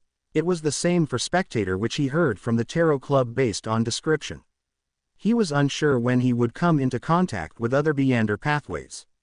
A slow remedy could not work for an urgent situation, therefore, there was no need for him to wait. By the same logic, Corpse Collector was eliminated as well, leaving the two choices, Mystery Prior and Seer. Under the premise that potions of the same sequence were equally dangerous and him unable to obtain more information, as well as the fact that both Mystery Prior and Seer met his requirements, then regardless of whether Emperor Russell was making a passing remark or if he really regretted not choosing Apprentice, Marauder, and Seer, it was enough to tip the balance in his heart. Furthermore, he could tell from the diary that as long as he figured out the true essence of digestion and acting, he would be able to avoid the negative effects the potion would bring to a significant extent. As for the murmurings and illusory enticements that could drive people to corruption and madness, he had already encountered that even without being a Beyonder. "All right." Dunn stood up and picked up his halved top hat. As he put it on, he said, "Follow me down." John nodded and gave a gentleman's bow in gratitude. Tap, tap, tap. Both of them ventured down, their footsteps echoing through the silent and vast stairwell and passageway. John suddenly felt gripped by anxiety as he tried to find a topic of conversation. "Captain, you mentioned that taking the potion would not directly give me the corresponding knowledge on mysticism, that I'll only have the qualifications to learn it. Then, where does the basic knowledge of mysticism come from? Did our predecessors risk their life for it or obtain it via other means?" Every time he went underground, he would find the air especially fresh. Clearly, the ventilation was excellent. However, the occasional gust of wind made one shiver. Dunn glanced at him, the darkness in his gray eyes appearing abnormally deep. He answered calmly, "One of them is, as you said, experimentation, summarization, and enhancement. Second, being bestowed by the gods. Third, hey, The dangerous murmurs that others can't hear do not only growl and roar senselessly. At times, they will describe some matters regarding mysticism. But according to what I know, people who truly listen to the murmurs on a long-term basis have gone mad without exception. Or they would fall to corruption and become monsters. Of course, we must thank them. The notebooks they've left behind are precious treasures in the field of mysticism. Human lab rats. The underground passage's cold humidity made John shudder suddenly. Then, would my luck enhancement ritual, which turned into social network magic, eventually lead to similar effects due to the crazy and horrible murmurs? At the intersection, Dunn did not proceed toward Channy's gate, nor did he turn to the weapons, materials and archives. Instead, he took John to the left and approached St. Selena Cathedral. Midway, he stopped. It was unclear what he touched to open a secret door. "This is our Nighthawk team's alchemy room. I will get old Neil to retrieve the seer potion formula and the corresponding materials from inside Channy's gate." "Hey, you have pretty good luck. The goddess has blessed you with her favor. We should still have the materials needed for 2 seer potions. If not, you would have to wait a long while." Dunn pointed at the room behind the door. "Wait in here. Later, watch old Neil concoct the potion. It's the most basic part of mysticism studies. Oh, do not randomly touch things in there. They are either very dangerous, expensive, or both." With that said, Dunn added like before, "Oh right, I forgot something again. You're becoming a Beander as a result of you having to face danger and the need to find the notebook. The meritorious deed was only a part of it, therefore, you will not be a member of our team for the time being. You will still be a civilian staff member with a corresponding salary. You will still do what I instructed you to do previously. One additional thing is to learn more about mysticism with old Neil.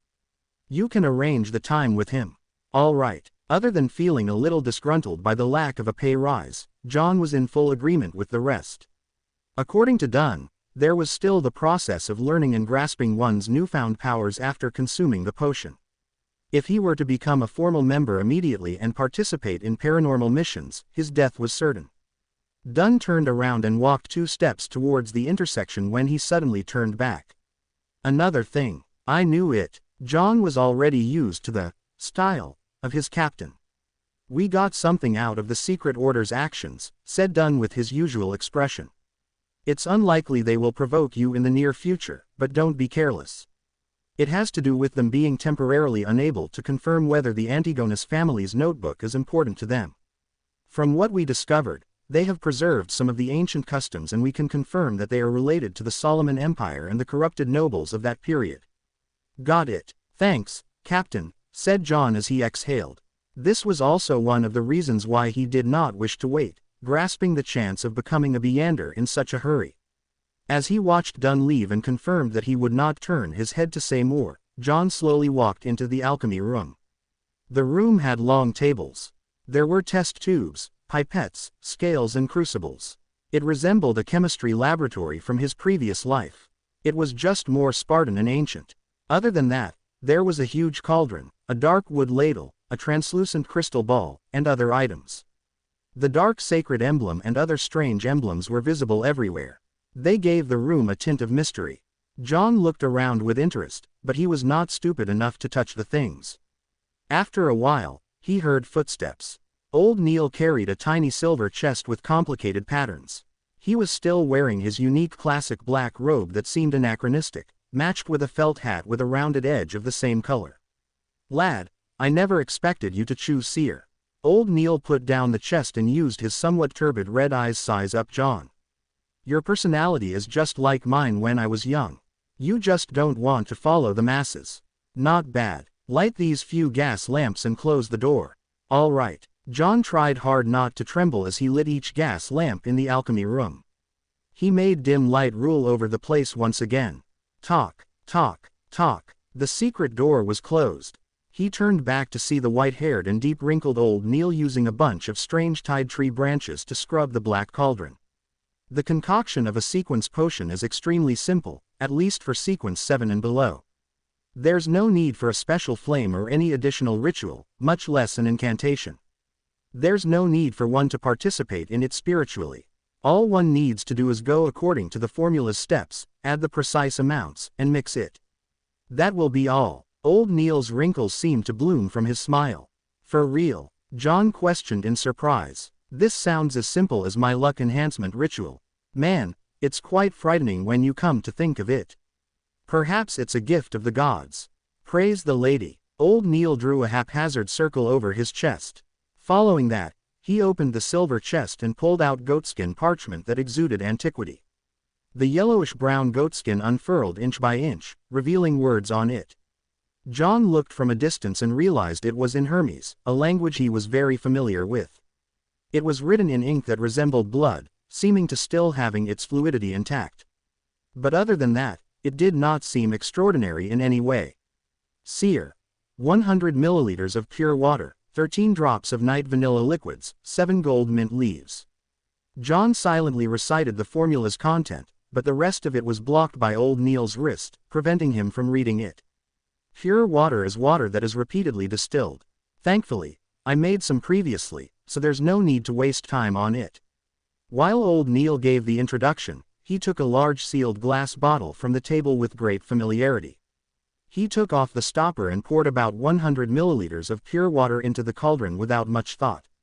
John did not dare ask, afraid he would affect Old Neil's concoction. After all, he was the one drinking the potion. 13 drops of night vanilla juices. This can be extracted and stored as an essential oil ahead of time. Old Neil took out a tiny brown bottle from the silver chest and with a pipette and dripped 13 drops into the cauldron in a relaxed manner. A faint but easing fragrance emanated, making John feel an abnormal sense of peace. 7 gold mint leaves. Old Neil picked up a silver pattern can and removed its lid. With his bare hands, he picked up a few leaves and scattered it into the cauldron. He caught a whiff of a fresh and stimulating scent. 4, 5, 6, 7. Perfect. Old Neil chuckled and looked at the potion formula on the goatskin. 3 drops of poison hemlock. This isn't something you should drink randomly. It can cause your entire body to numb to the point of death. In ancient times, it proved to be the best option for committing suicide. It's not like I'm silly. John lampooned. Old Neil changed pipettes and dripped the poison hemlock into the cauldron. The mixture caused a strange smell that freshened one's mind. 9 grams of dragon blood grass powder. Old Neil took his time to reach his hand into the silver chest and pulled out a transparent test tube. There was some deep black powder inside. He used a beaker and a scale to measure 9 grams of powder and poured it into the cauldron. He then stirred the mixture twice with the dark wood ladle. The laid-back process to making the concoction made John a little worried. In fact, the materials from before were just supplemental. The exact amount doesn't really affect the final outcome. Should I put a little bit more? Old Neil made a joke. The last 2 is what's crucial. The amount can be slightly lowered, but it cannot be too far from the requirement, or your enhancement can fail. Oh, the quantity cannot be any more, even just by a bit. If so, you will have to be treated for mental problems. It's not impossible to die immediately. John immediately tensed up as he saw Old Neil pull out a black glass bottle from the silver chest. Lavos squid's blood, 10 milliliters. This kind of squid is considered an extraordinary biological species. It is clearly mutated. It is covered in mystery. Its blood will rapidly break down under sunlight and lose its unique qualities. It has to be stored in opaque material. Old Neil's tone no longer sounded relaxed. He quickly and carefully retrieved 10 milliliters of blood with a test tube. The blood was blue like the sky. From time to time, it produced illusory bubbles as though it was connected to the spiritual world. After pouring the blood inside the test tube, the remaining drops are ignored as a form of precaution, whispered Old Neil. The moment the blue blood entered the cauldron and made contact with the liquid from before, it produced bubbling sounds. The surrounding light was dyed with a light blue tinge, making John feel a strange sense of distance but also familiarity. It felt like the feeling of being in a mother's womb. It elevated a human's soul. The final item, stellar aqua crystal. 50 grams. Old Neil's voice sounded in John's ears, jolting him awake as he looked at the table. In the old gentleman's hand was a piece of extremely pure crystal. Furthermore, the crystal appeared gelatinous, as though it was jelly from Earth. It lacked hardness. Under the blue light's illumination, it reflected bits of light as it seemed to contain a resplendent void of stars within. This is excellent material for the creation of divination crystals. Just a little less in consideration of any mistakes. As old Neil measured, he used a tiny patterned silver blade to extract the crystal. Pure water, night vanilla, gold mint leaves, poison hemlock juice, dragon blood grass, Lavos squid blood, and stellar aqua crystal make up a seer. At that moment, John could not help but recall the formula. With everything done, old Neil poured in a few blocks of stellar aqua crystal into the cauldron. Sizzle. Illusory fog instantly spewed forth, turning the alchemy room into a blur. John seemed to see a vast array of stars amid the fog and felt like he was being observed by an invisible existence. A few seconds later, the fog dissipated. Old Neil used the dark wood ladle and scooped out some sticky dark blue liquid. It had strange characteristics, gooey and inseparable. Not one bit was left in the black cauldron. The dark blue liquid was poured into an opaque cup before old Neil pointed at it. It's done, your seer potion. Chapter 32. Spirit Vision. John looked at dark blue gelatinous liquid, finding it hard to describe it as either a block or cup of liquid. He swallowed his saliva and said in great difficulty, "Am I to drink it just like that? Is there no need for any other preparations? Like a ritual, an incantation, or a prayer?" Old Neil acknowledged tersely before saying, "Preparation. There is. Get a cup of Intis Ormir grape wine, suck on a daisy cigar, then whistle a relaxing tune, and dance a upbeat court dance. You can do a tap dance if you prefer that. Finally, play a round of Gwent cards." When he saw John's expression turn dumbfounded, old Neil laughed and summarized what he had just said. "If you feel nervous, ... You are quite humorous, aren't you?" The corners of John's mouth twitched as he resisted the urge to draw his gun. He put his cane down and extended his right hand. As though he held something heavy, he raised the opaque cup. The smell of the potion was faint and seemingly ethereal. "Lad, do not hesitate. The more you hesitate, the more nervous and afraid you will be. That will only affect the absorption that follows," said old Neil with his back facing John. It was as though he had said it casually. It was unknown when he arrived by the nearby water basin. He turned on the tap and washed his hands. John nodded silently and took a deep breath. Just like he was back when he was a child, he pinched his nose and drank it like medicine. He moved the opaque cup to his mouth and tipped his head, drinking it down with a gulp. A cool and smooth feeling quickly filled his oral cavity. It then flowed through his gullet and into his stomach. The sticky, dark blue liquid seemed to grow out thin and long tentacles, bringing stimulation and coldness to every cell in John's body. He could not help but convulse as his vision rapidly went into a blur. All colors seemed to saturate. The reds were redder, the blues were bluer, and the blacks were blacker. The rich colors blended like an impressionist painting. John had seen such a scene before. It was back when he was questioned by the spirit medium, daily. At that moment, his vision became a blur, and although his mind felt light, it was clear. He felt like a castaway floating in the sea. Slowly, his surroundings turned discernible. All the colors returned to their original as a grayish and blurry fog emanated. Around him were bodies he found difficult to describe. There were transparent objects that did not seem to exist. Deep down, there were clean light clusters of different colors. The light seemed to possess life or contain immense knowledge. This is a little similar to what I saw during the luck enhancement ritual. As John instinctively looked down, he realized that he was still standing in his original spot, body convulsing. Suddenly, he came to a realization, causing his consciousness to sink abruptly and fuse with him. Boom! The fog quickly dissipated as the colors restored to normal. The bright, clear halo and the inexistent objects instantly vanished. The scene in the alchemy room returned to normal, but John felt his head swell. He felt like it was being yanked apart. Whatever he saw had countless afterimages. His ears were overwhelmed by an ethereal murmur. Hornassus, Phlegre, Hornassus, Phlegre, Hornassus, Phlegre. John felt a stabbing pain at his forehead as he quickly had thoughts of causing destruction to vent the discomfort in him. He frowned and hurriedly shook his head. "Is your vision abnormal? Are you also hearing things you did not used to hear?" said old Neil, at his side with a concealed smile. "Yes, Mr. Neil, what should I do?" John tolerated the intense mania and asked. Old Neil chuckled. "This is the resulting seepage of the potion's energy. You lack the means to control it. All right, do as I say. Think of an object in your mind, something common. Make it simple and easy.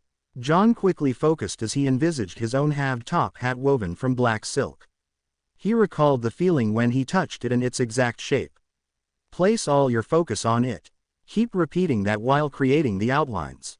Does it feel a little better? Old Neil's voice penetrated into his mind like a serene song. John turned his focus bit by bit to the imagined top hat.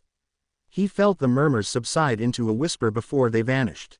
The afterimages he saw also stacked upon one another and no longer appeared a blur.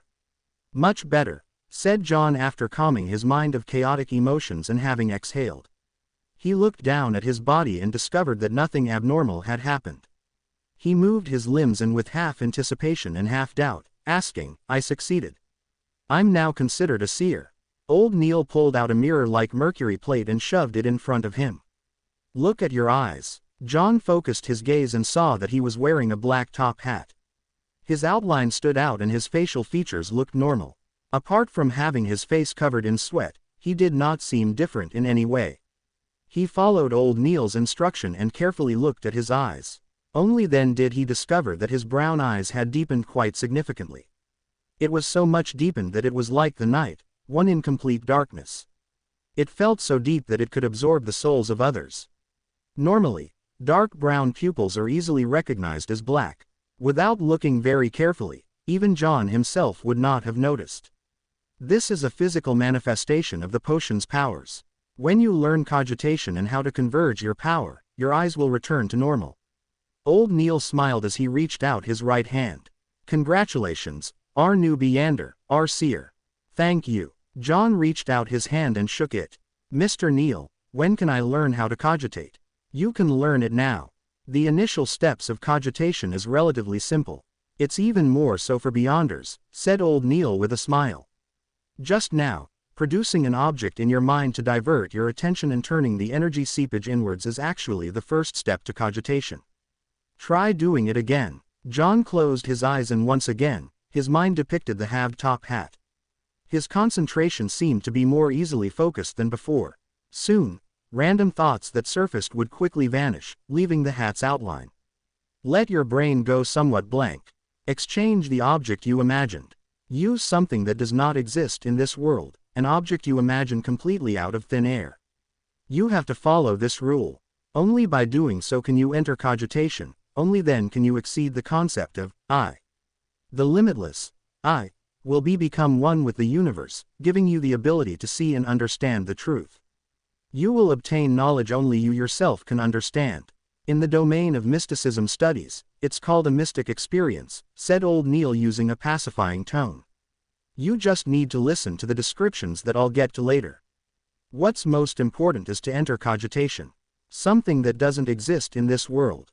Imagine something completely out of thin air. Would things from Earth count? John attempted using an earthy green intercontinental missile he saw on television. He replaced the halved top hat with this long and thick missile. However, regardless of how he outlined it or imagined it, he ultimately only ended up focusing his attention. It doesn't seem like it will work. John had no choice but to let his imagination run wild. He outlined a sphere of light and then many similar objects, gathering them together. The spheres of light stacked upon one another. It felt like an object of fantasy. John's thoughts gradually turned ethereal and afloat. His body and mind calmed down. The objects that did not seem to exist, the fog with the bright clusters of light, and the complex colors appeared once again. They floated in the sky in close reach. He extended his spirituality inch by inch as he looked down at them quietly. He sensed it and took it in. Very good. As expected of a seer. You entered cogitation very smoothly. You were just slightly worse than me back then. Slightly, said Old Neil with a chuckle. In that case, I'll begin teaching you the most common, easiest to grasp, and most useful ability in the future in mysticism. Spirit vision. He switched off the gas lamps one after another but opened the door to the alchemy room. It made the spot where John was dark, but not to the point of failing to make out silhouettes of objects. All right. In your present state, raise your hands and place them in front of your eyes. Your index fingers need to face each other, but they are not to touch. Open your eyes and keep them open until you are accustomed to the darkness. John completed each step according to old Neil's description. He saw the silhouettes of his fingers and the surrounding objects. Actually, you should be lying down to let your body be entirely relaxed. But since the effect of your cogitation is not bad, let's continue. Old Neil laughed. Focus your gaze on a spot behind your hands. It has to be behind. Then, slowly move your fingers and maintain the same pose without touching them. Also, do not pull them out of your sight. John calmly listened to it and cast his gaze at an empty spot behind his palms. He then slowly moved his index fingers within his vision. Once, twice, thrice. Suddenly, John saw a fiery red color in between his fingers. He let out a sound.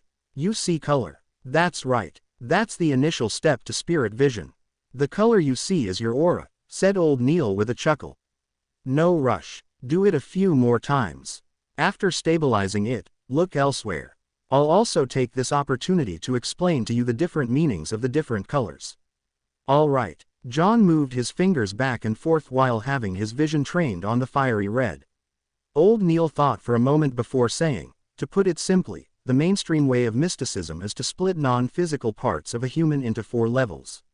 At its core is the spirit body, which is also everyone's basic spirituality. There is a school of thought that believes all biological creatures have spirituality and have a spirit body. I'm not sure about anything else, but to mystery priors, the goal of cogitation and the method to increase our strength is directed toward the spirit body. Outside the spirit body is the astral projection. It is the means for the spirit body to communicate with the spirit world and with stellar space. It's considered an external manifestation of the spirit body. Besides, it will be directly related to your personal ambition and your prevailing emotions. The scenes you see after consuming the potion are scenes your astral projection sees when it wanders through the spirit world. That world does not obey the laws of the physical world. It involves exceeding the concept of I, the limitless I, and the universe's I. The past, present, and future might be stacked upon one another, and that is the source of divination. In the spirit world, what you see is just an imagery, a symbol. You have to interpret it to understand its actual meaning.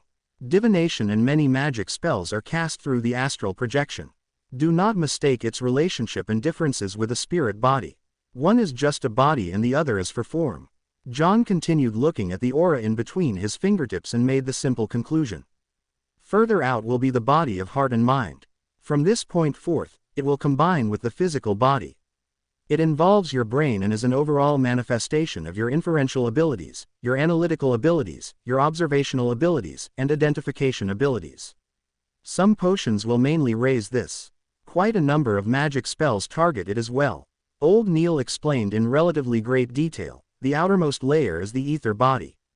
It is a manifestation of your vital energies and physical form. The aura color you see is an external phenomenon of your ether body. In other words, apart from the spiritual bodies, ghosts, and specters you can see directly with spirit vision, it might also include certain existences that should not be seen. You can also see the ether bodies of others or their auras. From their thickness, brightness, and color, you can determine their health and emotional state. When your spirit vision improves and you grasp more mysticism knowledge, you will be able to discover even more details. You can even determine the lifespan of others. By the way, the emotional state I mentioned would also manifest itself because of your astral projection. When you go higher in sequence, your spirit vision will reach a relatively high stage. You can even be able to see someone else's astral projection. That way, you will learn even more things. This is a level only seers and mystery priors can attain. Some fellows even claim that the strongest form of spirit vision allows one to see anything in any place, including the past and future. However, I'm skeptical about it. It sounds quite powerful. John was almost turning eager. Old Neil coughed and continued, let's return to the ether body and the colors of the auras. Your limbs and parts that are required in motion will appear red. Your head and brain's surface will appear as purple. Spots that excrete waste will appear orange. The digestion system will appear as yellow. The heart and other regulatory systems will appear green. Your throat and other parts of the nervous system will appear blue. An entirely balanced body will make a body be cloaked in white. That is a symbol of health. Once it turns dark or the thickness thins, the color will change. That indicates that the corresponding spot has turned problematic. It means it's in a state of exhaustion or illness. In addition, the inner layer of the astral projection represents prevailing emotions. Red means passion and excitement. Orange means warmth and satisfaction. Yellow means happiness and extroversion. Green means calm and peace.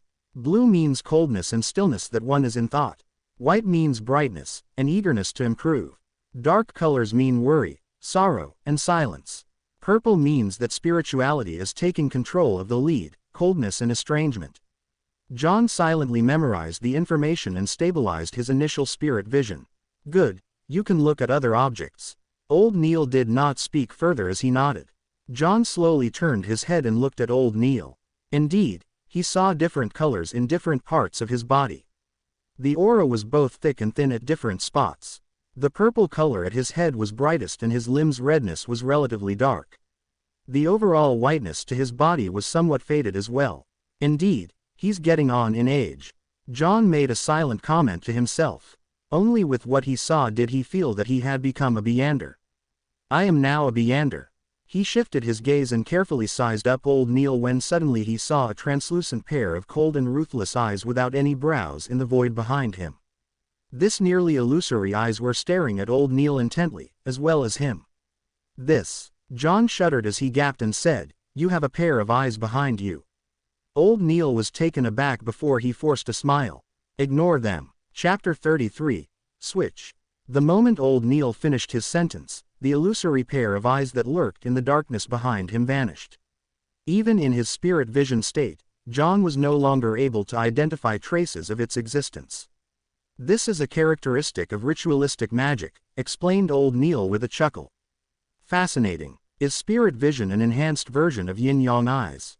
John felt like a child who had received a new toy. In excitement, he turned his gaze away and began observing every corner of the room. He wanted to see the differences of the alchemy room with and without the spirit vision. The outlines of the objects in the dark, such as the tables, test tubes, scales, cups, and cupboards, did not look different from how it looked like without spirit vision. They did not emit any lights or colors. Objects without lives do not have any spirituality. John mumbled to himself as he swept his gaze toward the silver chest. Suddenly, he saw a vibrancy of colors. The colors were as blue as the sky, as resplendent as the stars, or as crimson red as burning flames. Materials from extraordinary beings still have some life in them, and are still active. Even if the source is already dead. John deliberated on his words as he sought Old Neil's help. A precise description is that they have remnant spiritualities. It is one of the crucial points of a successful potion concoction. It is also one of the reasons why a Beander will lose control. Dunn should have already informed you, explained Old Neil frankly. He suddenly laughed, having recalled something. I remember that the formula of Corpse Collector requires a desiccated mature black-spotted frog. To consume that potion requires a lot of courage. John imagined a little and found it disgusting. He did not echo Old Neil's words and turned his gaze to a dark area. However, there were no spiritual bodies or ghosts that he looked forward to seeing. Isn't it said that the world of spirits is everywhere? He asked out of curiosity. Old Neil chuckled tersely before saying, "Punk, repeat after me. This is the headquarters of a Nighthawk squad. This is the ground beneath the church of the Evernight goddess. There are many Beyonders in here. Do you think we will allow spirits and souls to wander around in here? Furthermore, the spiritual world and spirit are two different concepts." John felt a little embarrassed as he turned his head, pretending to look at the faint light from the gas lamps at the entrance. I get it. While speaking, the area between his brows began to spasm. What's happening? Just as John turned around to ask, he suddenly saw a figure standing quietly by the door at the periphery of the light. It appeared human, though its aura's colors and the darkness blended perfectly, making it impossible to discern. Hiss! John felt a painful spasm at his glabella. His vision turned chaotic as he focused his attention again, but there was no formless figure. Strange. He turned around and asked, "Mr. Neil, the spot in between my brows is a little painful from spasms." Haha, this is very common. You are a new Beander. Spirit vision places a great burden on your spirit body. Furthermore, It drains you constantly. Physical effects can be glabella spasms, headaches, oversensitivity, and minor bouts of hallucinations. And while viewing things with spirit vision, it's very easy to feel uncomfortable as a result of the unfamiliar surroundings. It's also very easy to have your emotions affected by others. These are things that require you to pay attention. You can become accustomed to and eliminate them with repeated practice. In addition, use it sparingly and end it in a timely fashion, answered old Neil with a smile. Why does it feel like you are delighted by this? John hurriedly asked for advice. Then, how do I exit from the state of having spirit vision? He had planned on mentioning the invisible figure he had seen, though when he heard of the minor bouts of hallucination among the symptoms, he struck that thought away. From the glabella spasm and headache, he could completely guess old Neil's answer. Like before, think of an item to divert your attention. It will bring you out of cogitation. Close your eyes and control your spirituality and repeatedly tell it to end. When you open your eyes again, you will discover that your spirit vision has ended. Old Neil described leisurely, and when he was done, added, of course, that is the most trivial and clumsy method. We can repeatedly hint to ourselves in cogitation from practice to affect our spirituality. That way, you will have a simple switch. For instance, tapping at your glabella twice lightly would allow you easily activate spirit vision. Another 2 taps will simply end it. As for how you set it up, it depends on your habits and preferences. Got it. John thought for a moment and planned to imitate old Neil to use tapping his glabella twice as a switch for his spirit vision. Tapping once was easily mistaken as an instinctive knock to his head, and tapping thrice could be a waste of valuable time in dangerous situations. As for actions like snapping fingers, they were too attention-drawing. He eased his focus and imagined the stacked spheres of light and re-entered a state of cogitation. Under old Neil's guidance, after repeated hints and practice, he finally set up his switch. He clenched his fist slightly and used his index finger's joint to tap at his glabella twice. Immediately, there were glowing auras of differing thickness and colors appearing before his eyes. After another 2 taps, everything returned to normal. I've finally grasped it, he sighed with delight. Only then did he realize how exhausted he was, feeling like he could fall asleep at any time. His mind hurt as though he had stayed up for 3 nights. Old Neil said with a chuckle, we are not sleepless. Every practice and every time spirit vision is used excessively, you will need some sleep. You can now go back and have a good rest. In the afternoon, go to Iron Cross Street where Welch's place is and walk around. Try your best to find clues about the Antigonus family's notebook as soon as possible. Tomorrow, I'll continue teaching you about mysticism. Of course, do not forget to read the historical documents. All right. John was in full agreement with old Neil's arrangements. He picked up his cane and left the alchemy room. He watched the door close as old Neil returned to the armory. John massaged his glabella and temples and with the help of his cane, sauntered up the stairwell. At that moment, Dunn Smith came from behind him with the corners of his lips hooked. With a deep gaze, he said, I heard from old Neil that you are a very suitable candidate. Even without cogitation, you were able to use spirit vision. Perhaps, it's a unique trait of being a seer, replied John humbly. He guessed that Dunn had been watching the armory for old Neil. Dunn slowed down and went ahead of John a little. After a few seconds of silence, he turned around and said, you have to remember that curiosity killed the cat.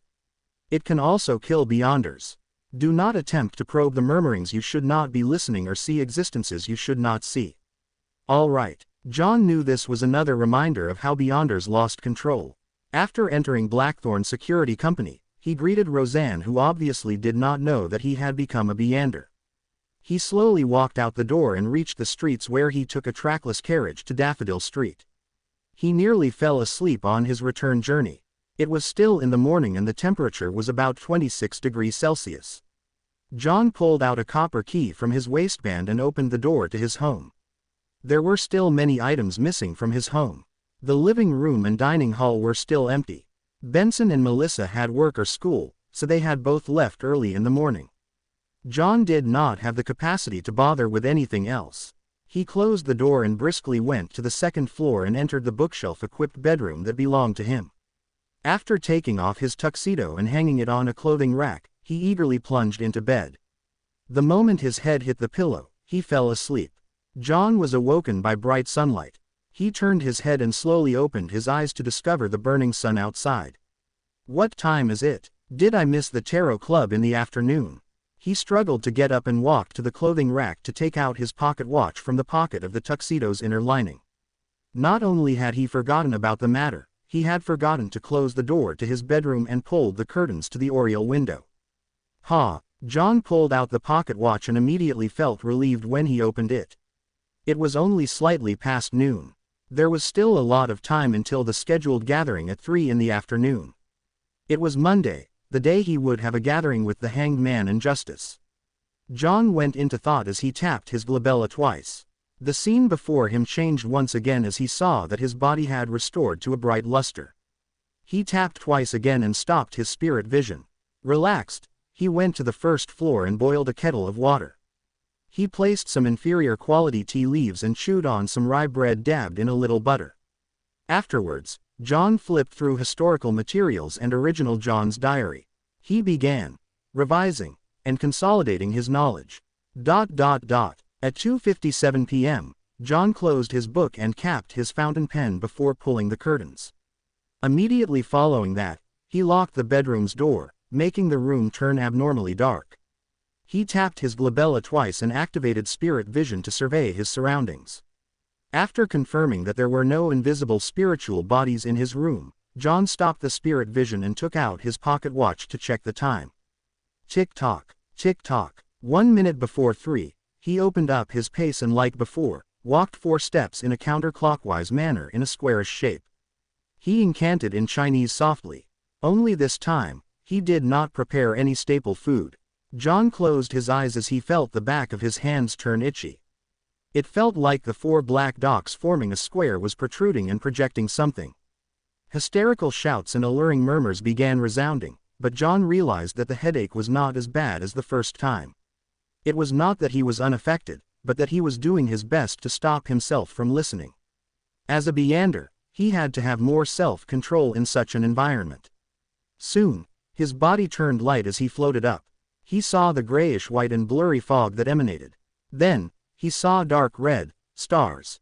2 of them had a minuscule connection with him with an abnormal sense of familiarity. John looked at his blurry self and muttered in confusion, the astral projection that old Neil mentioned. He remained calm for a few seconds and again transformed the opulent divine palace with the tall bronze table under the dome ceiling, as well as the 22 high-backed chairs that corresponded to the different constellations. John calmly walked to the seat of honor and made his body and face be immersed in thicker gray fog.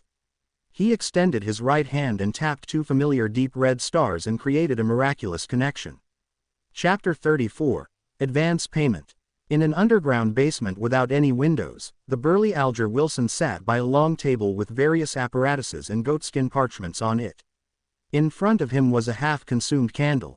The dim, yellowish flames flickering made the shadows of the objects and table move like a mirage. Alger's hair was disheveled like seaweed with a deep blue color that resembled black. He wore a robe with lightning patterns embroidered on it. He clasped his hands with his thumbs facing each other while he focused on a bottle of black liquid to the left of the candle. Whoosh, whoosh, whoosh, splash, splash, splash. The sound of tempestuous winds or the crashing of the sea waves howled from inside the sealed bottle. And in spots where the black ink did not sink, a faint fog would swirl. It was as though it grew eyes and a mouth. Alger cocked his head to glance at the clock hanging on the wall and watched the needle strike 3. He pressed down on his temple as his eyes turned dark. Fascinating colors surfaced from the various items on the table. At that moment, he discovered a deep red light appear like a tidal wave from nowhere, drowning him instantly. Backland, Empress Borough, inside the Hall family's luxurious mansion. After dismissing her dance teacher, Audrey locked the door and sat straight up in front of her dressing table. The sun outside was bright and gorgeous. There was a light brown notebook made of exquisite goat skin. It was flipped open to reveal that it was blank. To its right was a fountain pen with a golden tip and embedded rubies. Audrey did a test and made sure that she could pick up the fountain pen and write down the formula the moment she left the gathering. "I'm so looking forward to it." She inhaled to repress her excited emotions as she looked at the mirror with puckered lips.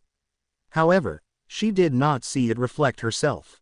Instead, a dark red and illusory beam burst out from her body. Above the gray fog stood a majestic divine hull that looked like a giant's residence. Dark red colors bloomed on both sides of the bronze table.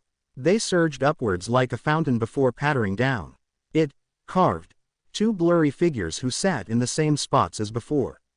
Audrey, with her soft blonde hair and tall, slim build, instinctively looked towards the seat of honor. She saw the figure immersed in thick gray fog sitting back. One hand was flat, touching the table's side while the other hand was stroking his chin. "Good afternoon, Mr. Fool," Audrey shouted with a cheery voice. Following that, she turned her head and looked at the person opposite her. With the same tone, she said, "Good afternoon, Mr. Hanged Man. This lady sure is unsophisticated. Is she so sure that I'm a good person? Why isn't there any fear from her? Is she a noble lady who has been protected well?" John smiled and maintained his unfathomable image. "Good afternoon, Miss Justice." As he spoke, he lowered his head slightly and moved his left hand and tapped his glabella twice. What he saw changed instantly. He saw Justice and the Hanged Man emit the colors of their aura. And the surrounding gray fog and dark red stars remained the same. Nothing that seemingly did not exist or lustrous brilliances that possessed life was seen. He shifted his gaze and saw that Justice's aura perfectly matched the colors old Neil described. What was supposed to be red, purple, blue, or white were their respective colors. Furthermore, they maintained a lustrous brilliance and were of appropriate thickness. It was easy to tell that she was a vibrant young girl. The colors of her emotions are red and yellow. That's joy, zeal, and excitement. John made a judgment before casting his attention towards the Hanged Man. Like Justice, there was nothing special about the colors of the Hanged Man's aura. His emotions were blue mixed in with some orange. Calm, thoughtful, careful, and a little pleased. With this being his first attempt, John made a conclusion without much confidence. Just as he shifted his gaze away, he suddenly realized something strange. The aura of the Hanged Man's innermost layer was nearly of the same color. John focused his mind and took another careful look. He could faintly see that deep within the Hanged Man's ether body was a deep blue, akin to the sea. It felt like a tidal storm. His astral projection, or should I say the surface of his astral projection. From the looks of it, he's really a Beander, and one that's apparently stronger than old Neil. John analyzed as his mind was filled with questions. Not necessary. It might have to do with this being a unique environment. It's only because this is my home ground that I'm able to see these things that old Neil did not manifest. He turned his head toward Justice again and confirmed that it was a characteristic only Beyonders possessed. At that moment, Alger also completed his greetings. Audrey drew a light gasp as she asked in anticipation, "Mr. Hanged Man, did you receive the box of ghost shark blood?" Alger took a look at John and saw him tapping his glabella as though he was considering other matters. "Thank you very much. It perfectly met my expectations. I never expected you to send it to me so quickly. The ghost shark blood is not the typical extraordinary creature," said Alger frankly. Audrey smiled humbly and said, "I'm very happy to see this outcome." As she loved anything to do with mystery from a young age, she had befriended those in aristocratic circles with similar interests. They have exchanged information, books, and rare artifacts among each other. But before this, none of them had ever obtained any supernatural power to become a real Beander. Instead, there were a few princes that hinted that they could gift them what they wanted if they became their princess consort. However, she had obtained the ghost shark blood directly from her family's vault.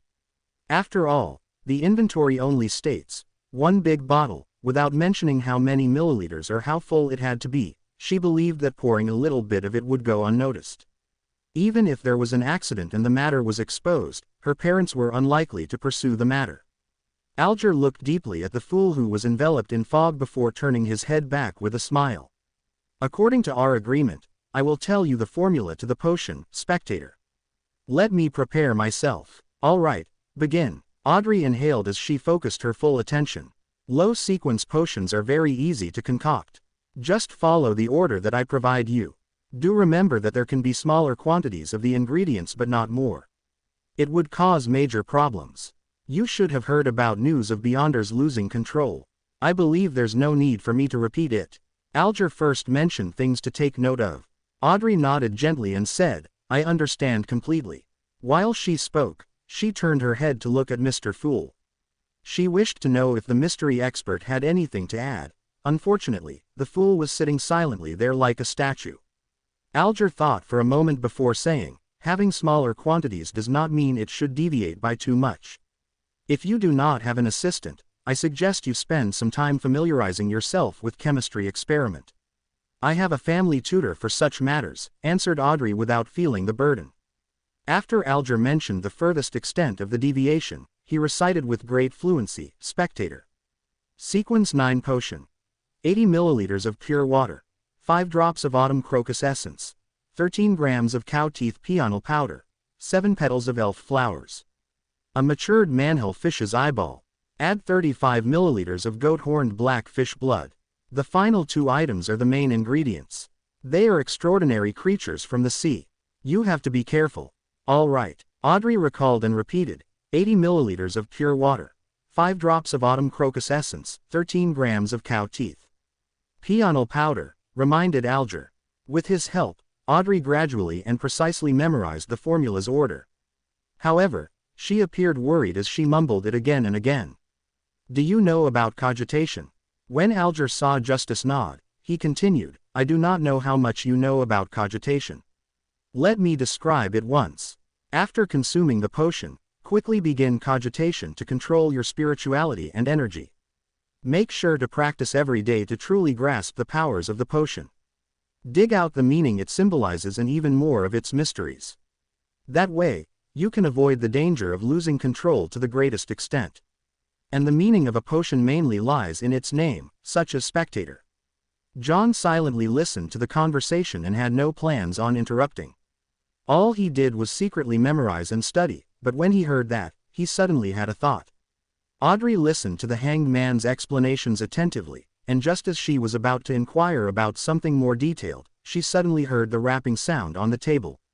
She and Alger turned their heads and looked at the fool. They realized that the mysterious and mighty figure was tapping gently with his fingers. He said in a deep voice, it's not about grasping them, but rather digesting them. It's not about discovery, but rather acting. The name of a potion is not only symbolic, it's also imagery. It is the key to digesting. Audrey was dazed and confused from hearing that. She was not very clear on what Mr. Fool was trying to express. She subconsciously eyed the hanged man for a reaction from the corner of her eyes. She was surprised to see him jolt and freeze. It was as though an ordinary person had heard a loud and sudden clap of thunder. Digesting, acting, digesting, acting, digesting, acting, key. Alger repeated it again and again softly as though he had grasped a key concept or had succumbed to a strange curse. After a while, he raised his head and said with a hoarse voice, Thank you, Mr. Fool. Your hint is as valuable as my life. You have enlightened me greatly. Of course, I believe I have yet to fully understand or comprehend it. John maintained his mysterious and unfathomable image by saying with a smile, that was an advance payment. In fact, he did not truly understand the exact meaning of what was said. He was just certain that Emperor Russell was more powerful than the typical Beyander and stronger than the hanged man. Advance payment. Audrey looked at the hanged man's reaction and knew that the hint from before was precious. As she ruminated over it, she asked, Mr. Fool, what do you wish for us to do?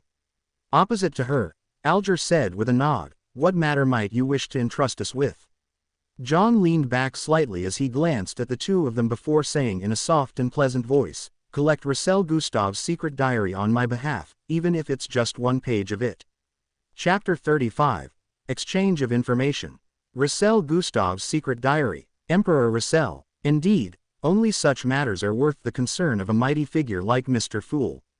Audrey was first taken aback before she realized that she found it nothing surprising. Rumor had it that Emperor Russell had once seen the blasphemy slate. It was said that the secret cards he created hid the 22 paths of the divine. This was something every high-sequence Beyander would definitely pay attention to. Diary. That's a diary. Alger frowned slightly as he keenly noticed this tidbit. The item which Russell Gustav had left behind had been described by Mr. Fool as a diary. How did he know? How did he determine it? Could he know the way to decipher Russell's cryptic text? Faced with the hanged man's question and having obtained the desired effect, John leaned back into his chair and interlocked his hands. He answered in a relaxed manner, "Let us first view it as a diary for now." He did not deny or confirm it. Audrey had heard the children of other nobles mention the matter. However, she had never really learned much of it. With her curiosity piqued, she asked, "It's said that Emperor Russell's, well, diary was written in a cryptic language or symbols he invented." "Yes," answered Alger simply. "Some people believe that it is a unique set of symbols from mysticism. Others believe that it is a hieroglyph. But up to today, no one has found the correct way of deciphering it. At the very least, that's all I know." With that said, he turned his head at John in a bid to get some confirmation or show his suspicions. "They are texts that have been passed down for generations, so are no longer in their original state. According to your line of thought, how can it be deciphered?" John maintained his calm as he secretly gave a self-deprecating laugh. As for how to handle the symbols of mysticism, he instantly thought of a ridiculous and funny scene. Dressed in a black pointed hat and long robe, an evil mage pulls up his sleeve to reveal a symbol tattooed on his arm. It was said that this was a symbol with mysterious power left behind by Emperor Russell. They were written in two blue, large simplified Chinese characters. "Retarded Joker." The corners of John's mouth curved up slowly as he found himself in a good mood. After hearing the hanged man's description, Audrey said in a stumped manner, "We can't understand the symbols or the words." "Then, how are we to pass the information to you, Mr. Fool? Or are we to mail it somewhere? This is quite an important question. I do not have the means to accept an item secretly." John was in no hurry to answer. He repeatedly released his thumbs from his interlocked hands before tapping them back again. Soon, he thought of a solution. "Since I can create a divine palace and table according to my wishes in here, would it be possible to project the content in the minds of others here? I'll give it a try." At that moment, Audrey and Alger saw Mr. Fool slowly sit up amid the thick grayish fog. "Miss Justice, let us give it a try. Imagine a paragraph of text and give it the emotions of writing it with urgency. Yes, pick up the fountain pen beside you and write on the piece of paper." Before John finished his sentence, Audrey saw a piece of yellowish-brown goatskin parchment and a dark red fountain pen in front of her. She picked up the fountain pen both curiously and doubtfully. In accordance with the instructions, she imagined a poem Emperor Russell once wrote. "If winter comes, can spring be far behind?" After scrutinizing the text, she picked up her fountain pen and imbued them with the desire of projecting them out. John sensed the emotions and using the fountain pen as a medium, he guided her. The moment Audrey landed her fountain pen, she saw a line appear on the goatskin parchment. "If winter comes, can spring be far behind?" "Goddess, how fascinating!" Audrey exclaimed in astonishment while feeling rueful. Following that, she looked at John with some fear. "Mr. Fool, can you read what I'm thinking?" "No, I'm only guiding you. I simplified the process of writing for you and made it become an imprint.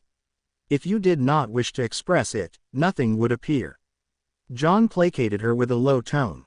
"As that's so, then we can only memorize the symbols or the way the cryptic text looks like. Then, we can present it directly as we wish." Audrey heaved a sigh of relief as she asked in enlightenment. "Yes," John answered. "That's not a bad method. Miss Justice, do not doubt your memory. After becoming a spectator, you will receive immense improvement in this aspect." Alger had watched the attempt from the side, fully coming to the realization that the fool was more powerful and mysterious than he imagined. As for his memory, he believed that the next advancement would improve it sufficiently. Regarding this, Audrey nodded in delight. "You have delighted me with this reminder. Mr. Hanged Man, do you have any other guidance on spectators?" With that said, she looked toward the seat of honor. "Mr. Fool, I will work hard to complete your mission. I will do my best to gather more of Emperor Russell's secret diary. I mentioned before that I'm a person who likes a fair and equal exchange. The advanced payment I gave is only equivalent to 2 pages of the diary for each person. If there are more, I will give additional in return," John said calmly, like he was an adult who did not take advantage of children. As for where the additional payment could come from, it was naturally from the newly acquired Emperor Russell diary pages. This formed a virtuous cycle. You are truly a generous gentleman. Alger fell silent for a few seconds before bowing slightly with his hand by his chest. After the bow, he turned to Justice and said, "Let me emphasize once more. A spectator will forever be a spectator.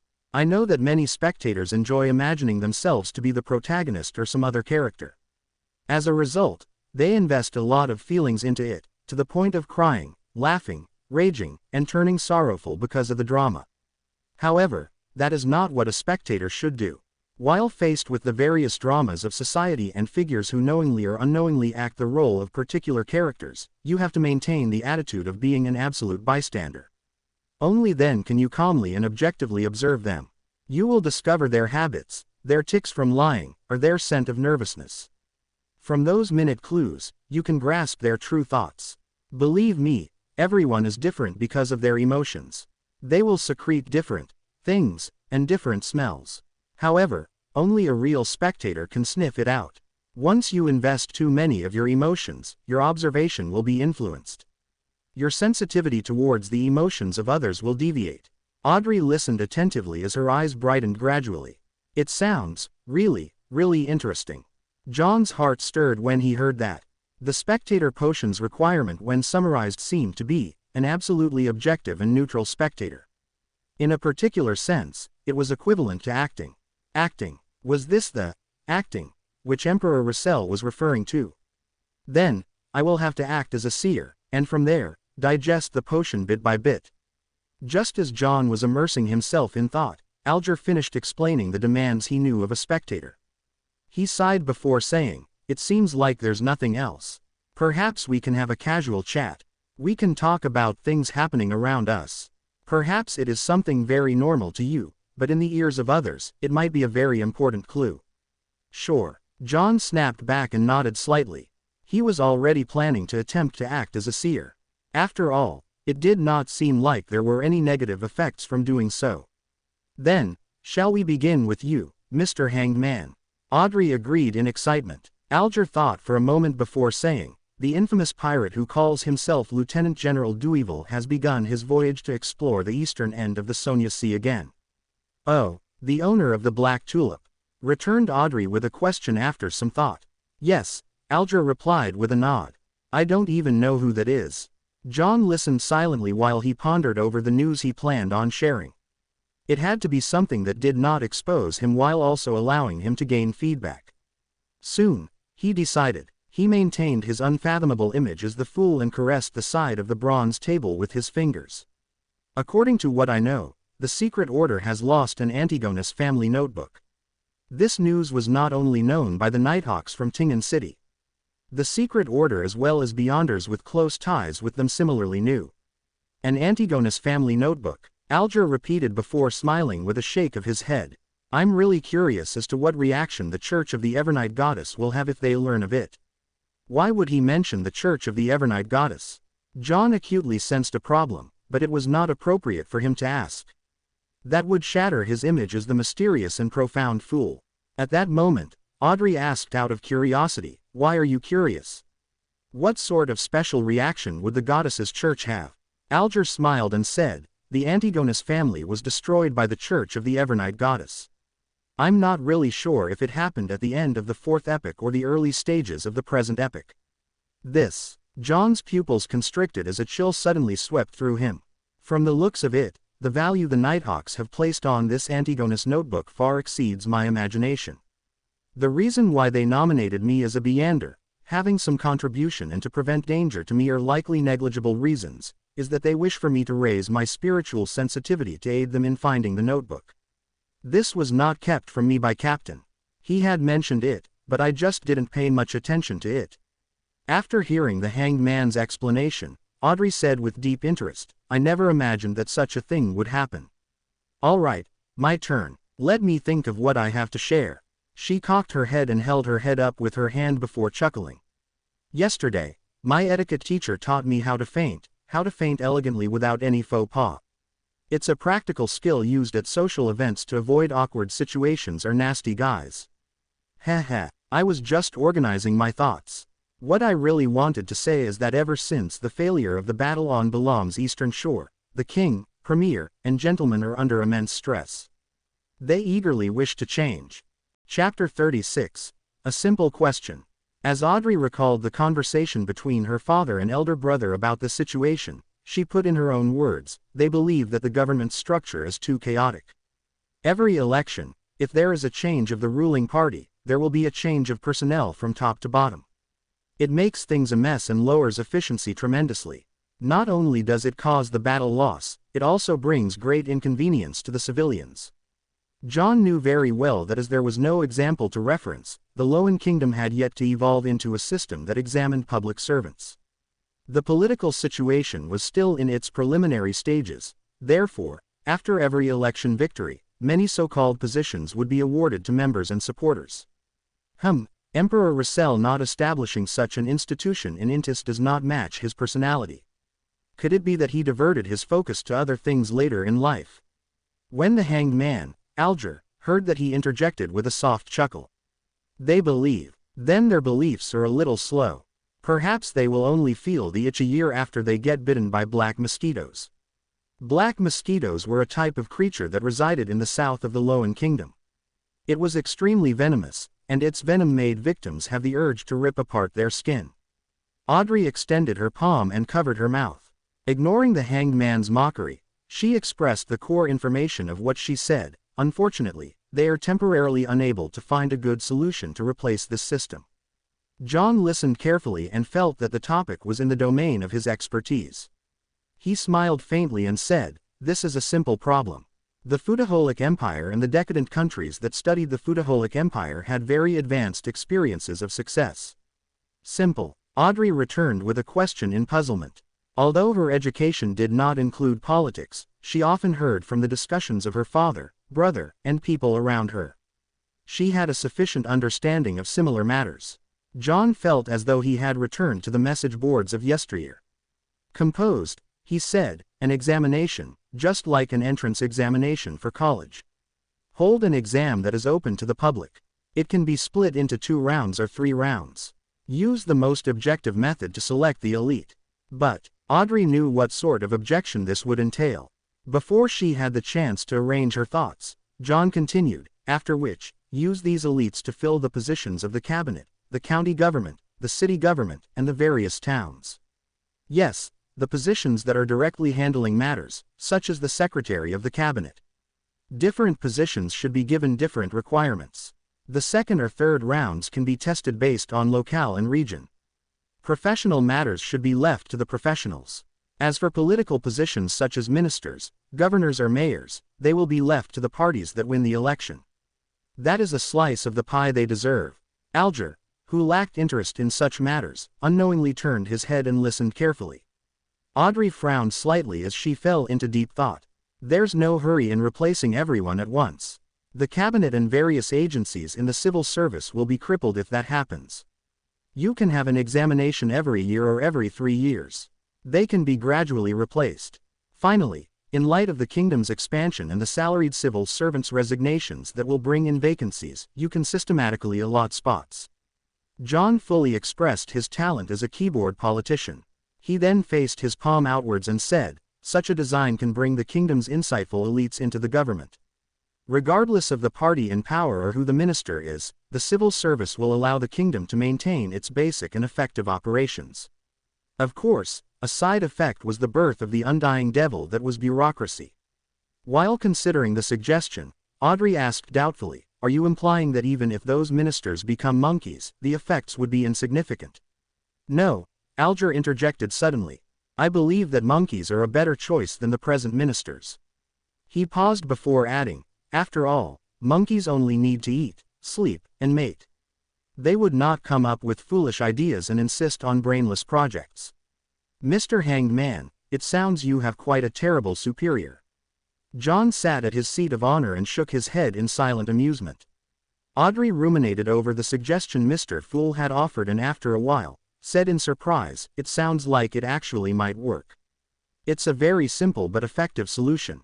She looked at John and sincerely marveled, "Mr. Fool, you must be an elderly person with outstanding intelligence who is very experienced in life."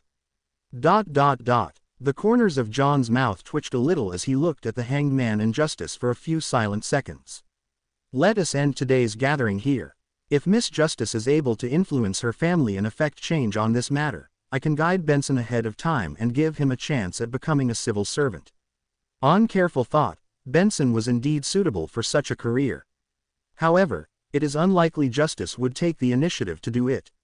This is because the Hanged Man and I can easily find out which noble suggested it and basically guess her identity. Of course, she could do it through a roundabout manner secretly. By your will. Audrey and Alger stood up together. John leaned back slightly and severed the connection. He saw Justice and the Hanged Man's illusory and blurry figures instantly shatter and dissipate. Above the gray fog, in the opulent palace where gods seemingly lived, he was the only one sitting silently at the head of the bronze table. John did not plunge into the gray fog like the other time to leave. This was because his mind was still energetic enough after becoming a Beander. The reason why he had ended the Tarot Club early was because he learned the true attitude the Nighthawks had towards the Antigonus notebook. He decided that he had to search for it seriously and not sleep all the way. Doing so would make Dunn Smith suspicious of his activities at home. Furthermore, he had benefited quite a lot this time. John sat on the high back chair at the head of the bronze table. His arms leaned on the armrest as he crossed his fingers while he observed the boundless gray fog carefully. He found the place serene as though no one had stepped into it for 10 million years. When he established the connection to summon the Hanged Man and Justice, he acutely noticed something. That was the fact that as a Beander himself, he had the ability to touch another dark red star. Does this mean I can summon one more? John recalled the feeling and muttered in confirmation. However, he did not have the urge to make an attempt since he did not know what the identity of the newcomer would be or what sort of attitude they would have. After all, not everyone was like Justice or the Hanged Man, who had unique personalities that easily blended in and took whatever they needed. They even seemed willing to conceal matters. If he pulled someone like Dunn Smith, then the mysterious organization he had just established would instantly come under the watch of the church. As an evil organization's boss, his future would be worrying. John knew that the gray fog was special. He knew it was not something a Beander at Dunn Smith's sequence could see through. But the problem was that since he had the powers of a Beander, he had to consider the existence of the gods. John had chosen to carefully believe that the 7 orthodox gods existed in reality. Of course, he was more tenable to the belief that these gods were just more powerful than high-sequence Beanders. Furthermore, they were under strict limitations. At the very least, ever since the 5th epoch, apart from a few oracles, they have not appeared again. Hey, forcefully pulling people here isn't a good thing. No one would wish to be pulled into mystery for some baffling reason. Let's wait and see how things go in the future. John sighed and stood up. He released his spirituality and sensed his body's existence. Then, he began imitating the heavy feeling of rapidly plunging down. The scenes in front of him changed. The gray fog and dark red instantly departed him. John felt like he had torn through endless water membranes before ultimately seeing the real world, his room in darkness. This time, he was fully awake and seriously took in the entire experience. Strange. There are some differences between the gray fog and the spirit world. John moved his limbs and felt the existence of his body. After he seriously thought through the experience, he shook his head, walked to the desk and pulled open the curtains. Whoosh! The curtains were drawn as sunlight poured in, illuminating the room. As he looked at the street outside the oriel window and the pedestrians going back and forth, John took a deep breath and muttered silently, "It's time to go out and work. How should I act as a seer? It cannot be rushed. All I can do is use spirit vision now." Backland, Empress Burrow. Audrey Hull looked at herself in the mirror. She saw her cheeks flushed red with excitement and her eyes, so bright that they would have daunted anyone from looking into them. She did not examine any of this as she hurriedly recalled. She picked up the ruby-studded fountain pen and wrote the formula to the spectator potion on the exquisite goatskin parchment. 80 milliliters of pure water. 5 drops of autumn crocus essence, 13 grams of cow teeth peonal powder, 7 petals of elf flowers. A matured manhill fish's eyeball. 35 milliliters of goat-horned black fish blood. Phew. Audrey heaved a sigh of relief as she read it a few times to confirm that she had not made any mistakes. She had the urge to dance again, but reminded herself to remain restrained. After some thought, She began writing various chemical names around the potion's formula. She then faked the page into complicated and messy chemistry. Yes, as long as one doesn't read it carefully, a person who flips through this randomly will not discover the details I have hidden in here. Excellent. Audrey praised herself and turned her mind towards the acquirement of the materials. I'll first search the few vaults we have.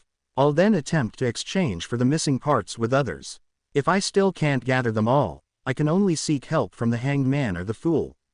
What can I offer as payment? After some thought, Audrey closed the notebook and placed it on a tiny bookshelf. Following that, she briskly walked to the door and pulled it open. A golden retriever was sitting obediently outside. The corners of Audrey's mouth curled as she revealed a radiant smile. Susie, you completed the mission perfectly. In the serialized stories on the newspapers, detectives would often have a capable assistant. I think there should be a huge dog supporting a real spectator. In an underground basement lit only by a flickering candle, Alger Wilson raised his palm and looked at it carefully. After a long while, he let out a sigh. It's still that miraculous. I was unable to figure out any specific details at all.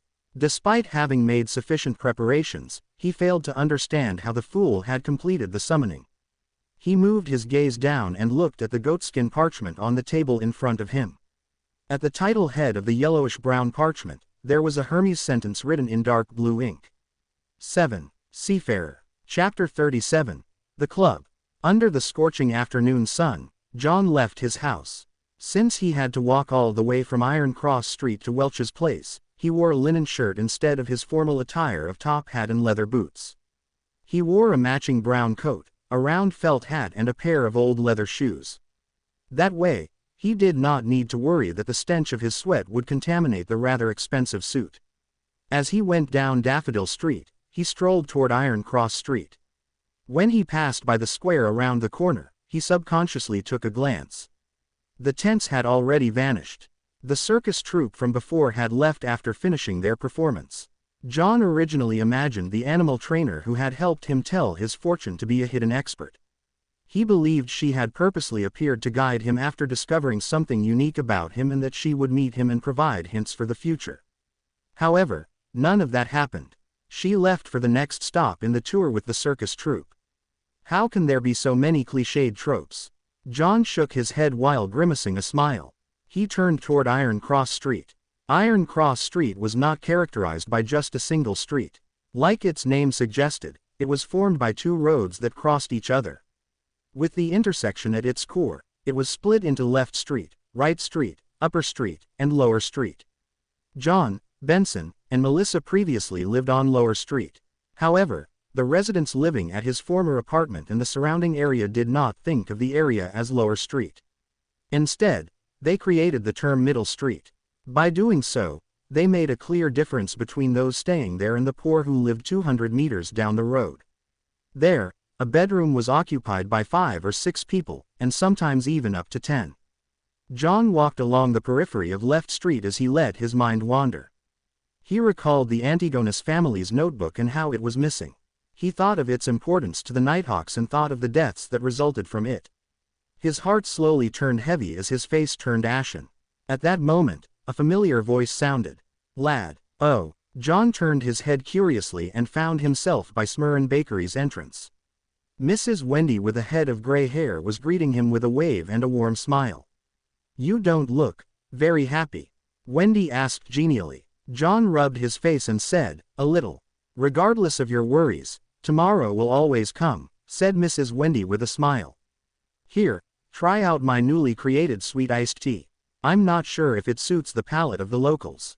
Locals, aren't you one, Mrs. Smurrin? John shook his head in amusement. Trying out something means it's free, right? Wendy Smurrin raised her chin a little and said, you guessed right. I'm actually a southerner. I came to Tingen with my husband, but that was more than 40 years ago. Heh. Back then, Benson was not born yet. Even your parents did not know each other. I have always been a little unaccustomed to the dietary preferences of northerners and I'm always missing my hometown's food. I miss pork sausages, potato bread, roasted pancakes, vegetables fried in lard, and roasted meat with specialty sauces. Oh, and I also miss sweet iced tea. John suffused a smile when he heard that. Mrs. Smurrin, this sure is a topic that makes me hungry. But I feel a lot better. Thank you very much. Delicacies can always cure sorrow. Wendy handed him a cup of brownish-red liquid. This is sweet iced tea I made according to my memories. Try it and tell me if it's nice. After thanking her, John took a sip and found it resembling iced red tea from Earth. However, it was not as stimulating. The taste of tea was stronger and felt more refreshing. It instantly expelled the heat brought by the burning sun. It's excellent, he marveled. That puts me at ease. Wendy smiled with squinted eyes as she watched him finish the cup of tea in a genial manner. After chatting with Mrs. Smurrin about his moving, John returned to the street he was most familiar with. There were far fewer street-side hawkers in the afternoon. They gathered again after 5:30. The ones that stayed behind looked drowsy and listless. The moment he entered the area, John's heart suddenly felt overwhelmed by darkness. His heart felt heavy, down, and gloomy for an inexplicable reason. What's happening? He sharply sensed something wrong about himself. He immediately stopped and observed his surroundings, but did not see anything strange. After some thought, John raised his hand and tapped his glabella like he was thinking. The extent of his vision immediately transformed. The auras of the hawkers and pedestrians all appeared. Before John could observe the colors of their health, his attention was pulled away by the colors that represented gloominess. He was unable to determine the exact thoughts of the observed, but the despondent, apathetic, and gloomy impression was deeply carved into his heart. As he surveyed the area, he realized that even the sun could not disperse those dark colors. It was a sense of gloom that tainted them from years of repression. Upon seeing this, John instantly understood the reason. Just as old Neil said, activating his spirit vision easily pulled him into unfamiliar environments and made him feel discomfort. It was also easy for himself to be affected by the emotions of others. A similar principle could be used on an ability like perception. This was an ability he obtained without additional practice after becoming a seer. It was a passive sense that could not be declined. It allowed him to directly sense the existence of anything abnormal. There was bound to be a level of interaction when perceiving things. Therefore, in the beyonder eyes of someone like a spirit medium, the intensity of everyone's perception is clear. It is like a fire in the night. Therefore, people with high perceptivity were naturally affected by the intense atmosphere of anything abnormal. It could only be repeatedly practiced to grasp, control, and adapt to such outcomes. Such a repressed color is probably formed over extended periods of time, right? John sighed as he shook his head, feeling somewhat affected.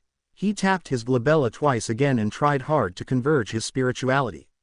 Tap, tap, tap. John walked toward the apartment and sensed for any abnormal existences or tiny connections while also searching for the Antigonus family's notebook which, he, had hidden.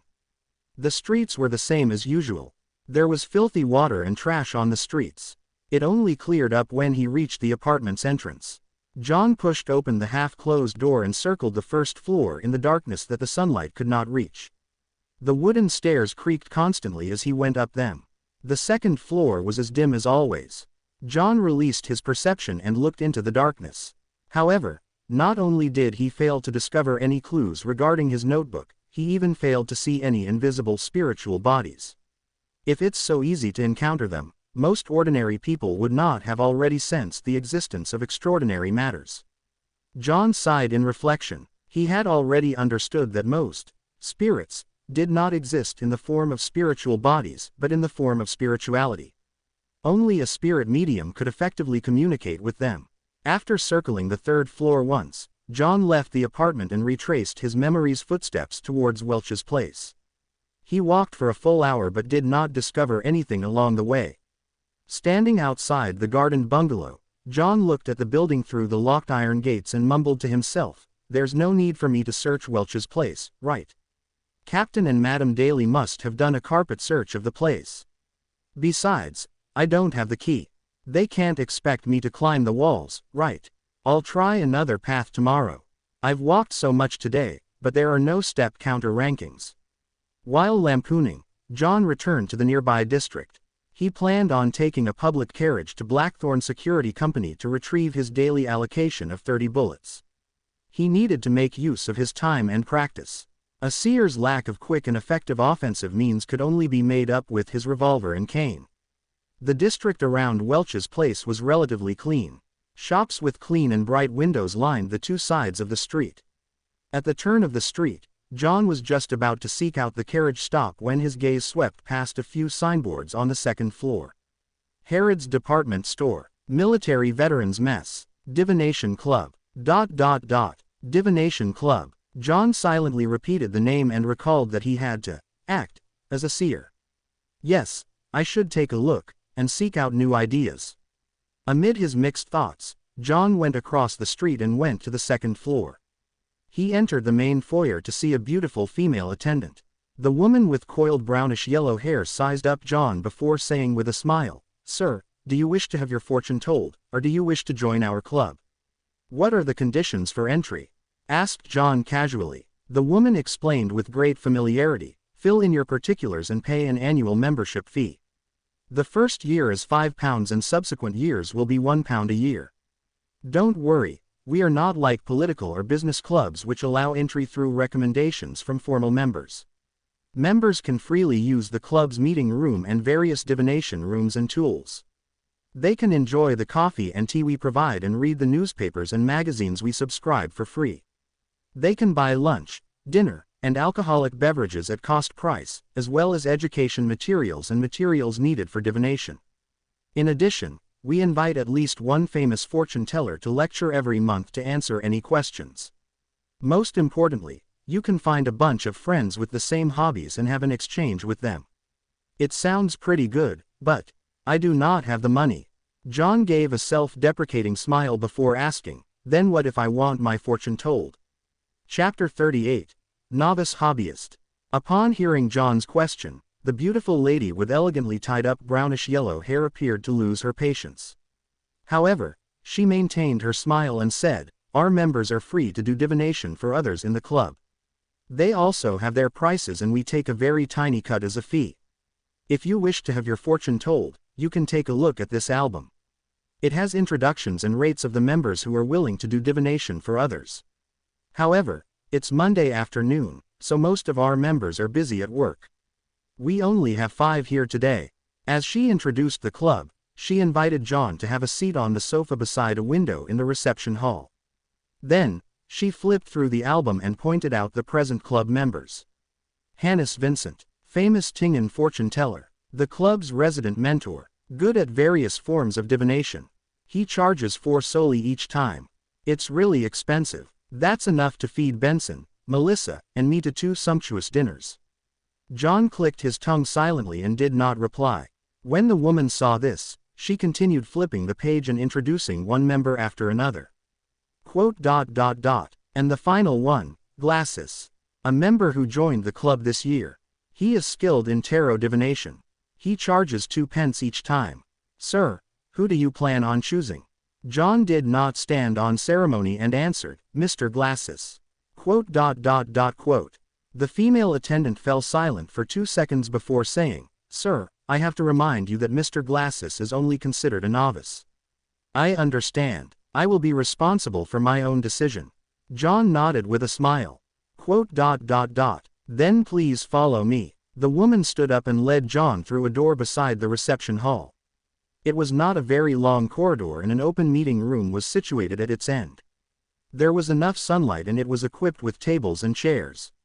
There were newspapers, magazines, and paper cards. A faint coffee aroma drifted out. About 2 rooms from the meeting room, the attendant gestured for John to stop. She sped up her pace and entered the room. She shouted gently, Mr. Glasses, someone wishes for your divination.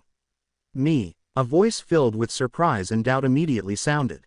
Following that, there was the sound of a chair moving. Yes, which divination room would you like to use? Replied the lady without any emotion. Topaz room. I like Topaz. Glasses appeared by the meeting room's door and looked curiously at John who was waiting not far away. He was a man in his 30s, his skin was slightly dark and his pupils were a dark green shade. Under his light, yellow and soft hair, he was dressed in a white shirt and black vest. A monocle hung from his chest and he seemed to have a good disposition. The attendant did not say anything further as she opened the door to the topaz room, which was next to the meeting room. The curtains inside were tightly shut, making it dim. It appeared that only by doing so would one gain revelations from the gods and spirits to obtain an accurate divination outcome. "Hello there. I'm Glasses. I never expected you to choose me for your divination." Glasses gave a gentleman's bow, briskly stepped into the room, and sat behind a long table. "Frankly, I'm only attempting divination for others. I do not have much experience. For now, I'm not a good fortune teller. You still have a chance for regret." After John returned the bow, he entered and closed the door behind him. By the light seeping through the curtains, he said with a smile, "You are a really honest man, but I'm someone who is very firm on his choices. Please have a seat." Glasses pointed at the seat in front of him and thought for a few seconds. "Divination is my hobby. Heh. In life, one often receives guidance from the divine, but the ordinary person is unable to accurately understand the meaning. This is the reason why divination exists and also why I joined this club. In this aspect, I still lack confidence. Let's make the divination that follows an exchange, a free exchange. How do you like my suggestion? I'll cover the fees the club requires. It's just a quarterpence." John did not agree or shake his head. Instead, he smiled. "From the looks of it, you have a pretty well-paying and decent job." While he said so, he leaned his body forward slightly. He held his forehead with his right fist and tapped at it twice. "But that does not enhance the accuracy of my divination," answered Glasses humorously. "Does your head hurt? Do you want to divine problems regarding health?" "A little. I wish to divine where an item is." John had already thought of an excuse as he slowly leaned back. In his eyes, Glasses' aura clearly presented itself. The orange colors by his lungs were dark and sparse. They even influenced the brightness in other areas. "This is not a symptom of exhaustion." John nodded in an indiscernible manner. "Are you searching for a lost item?" Glasses thought for a few seconds before saying, "Then let's do a simple determination." He pushed the neatly stacked tarot cards on the black table toward John. "Calm down. Think of that item and ask yourself, can it still be found? While doing so, shuffle and cut the deck." "All right." John actually did not remember what the ancient notebook looked like. All he could do was repeat the question to himself, can the Antigonus family's notebook still be found? While he repeated the thought, he skillfully shuffled and cut the deck. Glasses picked the topmost card and pushed it in front of John. The card was facing down horizontally. Turn it clockwise until it sits vertical. Then flip it open. If the card is inverted, which means the picture on the card is facing away from you, it indicates that the item cannot be found. If the card is upright, then we can continue the divination and seek its actual location. John followed his instructions and turned the horizontal card vertical. He clasped the end of the tarot card and flipped it over. It was an inverted card. "What a pity." Glasses sighed. John did not respond because his attention was focused on the tarot card in front of him. The inverted card's picture was dressed in gorgeous clothes and splendid headdress, the Fool. "It's the Fool again. It can't be so coincidental, right?" According to the Hanged Man and Old Neil, divination is the outcome of the communication of spirituality and the spirit world with a higher dimensional, me. Tarot cards are only a convenient tool to read what the truth symbolizes. In theory, using any divination item doesn't matter as it doesn't affect the outcome. John frowned as he thought for a moment. Can it be divined whether the item is already in the hands of others? Of course. Follow the same procedure and do it again. Glasses nodded with rich interest. John shuffled and cut the deck while thinking of his question. He drew a card and placed it horizontally before turning it vertical clockwise. He finished all the preparations with a serious expression. Taking a deep breath, John reached out his hand and flipped over the tarot card. "Please do not be the Fool again." While praying, he suddenly relaxed because the card was that of the Star and it was inverted. "From the looks of it, the item has not been taken by others yet," interpreted Glasses with a smile. John nodded and raised his right hand. He tapped his glabella, looking as though he was deep in thought. Then, he took out 2 pennies with a dark copper luster from his pocket and pushed it towards Glasses. "Didn't I say it was free?" Glasses said with a frown. John laughed as he got up. "This is the respect divination deserves. All right, Thank you for your generosity. Glasses stood up and reached out his hand. After shaking his hand, John took 2 steps back and turned around. He walked to the door and twisted the doorknob. Just as he was about to leave, he suddenly turned his head and made a terse sound. Mr. Glasses, I suggest that you see a doctor as soon as possible. Focus on your lungs. Why? Asked Glasses in surprise. Are you cursing me because you aren't pleased with the divination results? John thought for a moment before saying, it's a symptom based on the color of your face. Well, your glabella seems dark. Glabella seems dark. It was the first time Glasses was hearing such a description. John did not explain further as he walked out the room with a smile. He closed the wooden door behind him.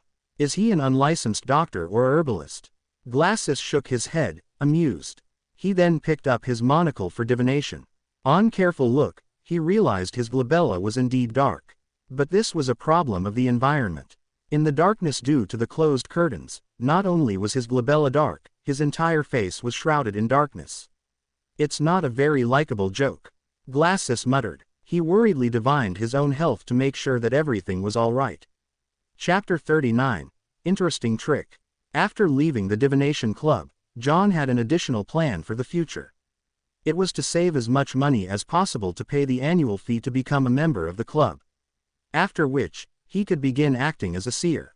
As for why he did not choose to do it independently, it was because he temporarily lacked the resources and channels. He could not bring himself to stand on the streets as a hawker since he cared for his reputation. A few minutes later, the public carriage arrived. He spent 2 pence and reached Zootaland Street, which was not very far off. He pushed open the door to Blackthorn Security Company but did not see the familiar brown-haired girl. He only saw the black-haired, green-eyed Leonard Mitchell with his poetic bearing behind the reception counter. Good afternoon. Where's Roseanne? John asked after taking off his hat and bowing. Leonard smiled and pointed at the partition. It's her shift tonight at the armory. Without waiting for John to ask another question, Leonard said as though he was pondering over a matter, John, I have a question that has always puzzled me. What is it? John was puzzled. Leonard stood up and smilingly said with a relaxed tone, why did Welch and Naya commit suicide on the spot while you returned home? It likely has to do with how the unknown existence made me take the Antigonus family's notebook away to hide it, answered John with the official surmise. Leonard paced around before turning to look straight into John's eyes. If your suicide was meant to silence you and wipe out any clues, why weren't you made to destroy the notebook there and then? Chapter 39. Interesting trick. In fact, I do not know if the notebook is destroyed or hidden, but by using backward reasoning, if it is to be destroyed, it could have been done on the spot. There was no need for me to take it away to carry out the destruction. Upon hearing Leonard's question, John instantly went into keyboard detective mode and said with a sigh, perhaps when Welch, Naya, and I made contact with the unknown existence, it enjoyed the sacrifice of life or wished for similar situations to continue. With the suicide definitely easily discoverable, I was made to take away the notebook to hide it so as to prepare for the existence's second round of entertainment. However, some mishap happened during the process and I failed to succeed in my suicide. This was a reasoned guess John made from his consumption of novels, movies, and TV dramas which involved cult sacrifices. As for the mishap that happened midway, he knew very well that it was due to the unexpected variable of him being a transmigrator. Quite a good explanation, but I believe there might be other possibilities. Welch's and Naya's suicide sacrifice might have made it possible for the unknown existence to descend on this world. Then, that notebook is a vessel or a breeding ground for evil. It made you take it away to hide it, worried that we would destroy it if we discovered its birth, before it became strong. Leonard Mitchell suggested another possibility. Having said that, he stared into John's eyes and smiled slightly. Of course, perhaps the notebook has been destroyed. The goal is to hide its content, to conceal the vessel or the brooding of evil. That way, there is a sufficient reason for your failed suicide. What does he mean? Is he suspecting me? Is he suspecting that the original John's body is a vessel or used for the brooding of evil?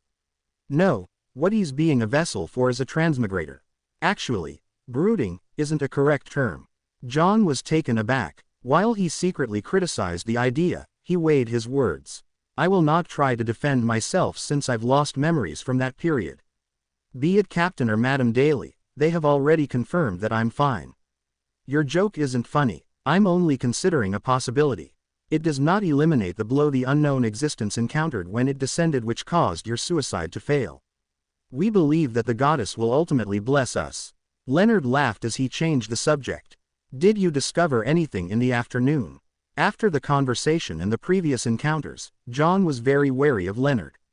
He answered in a composed manner, "No. I plan on trying a different route tomorrow afternoon." He pointed to the partition and said, "I'll need to head to the armory to draw the bullets."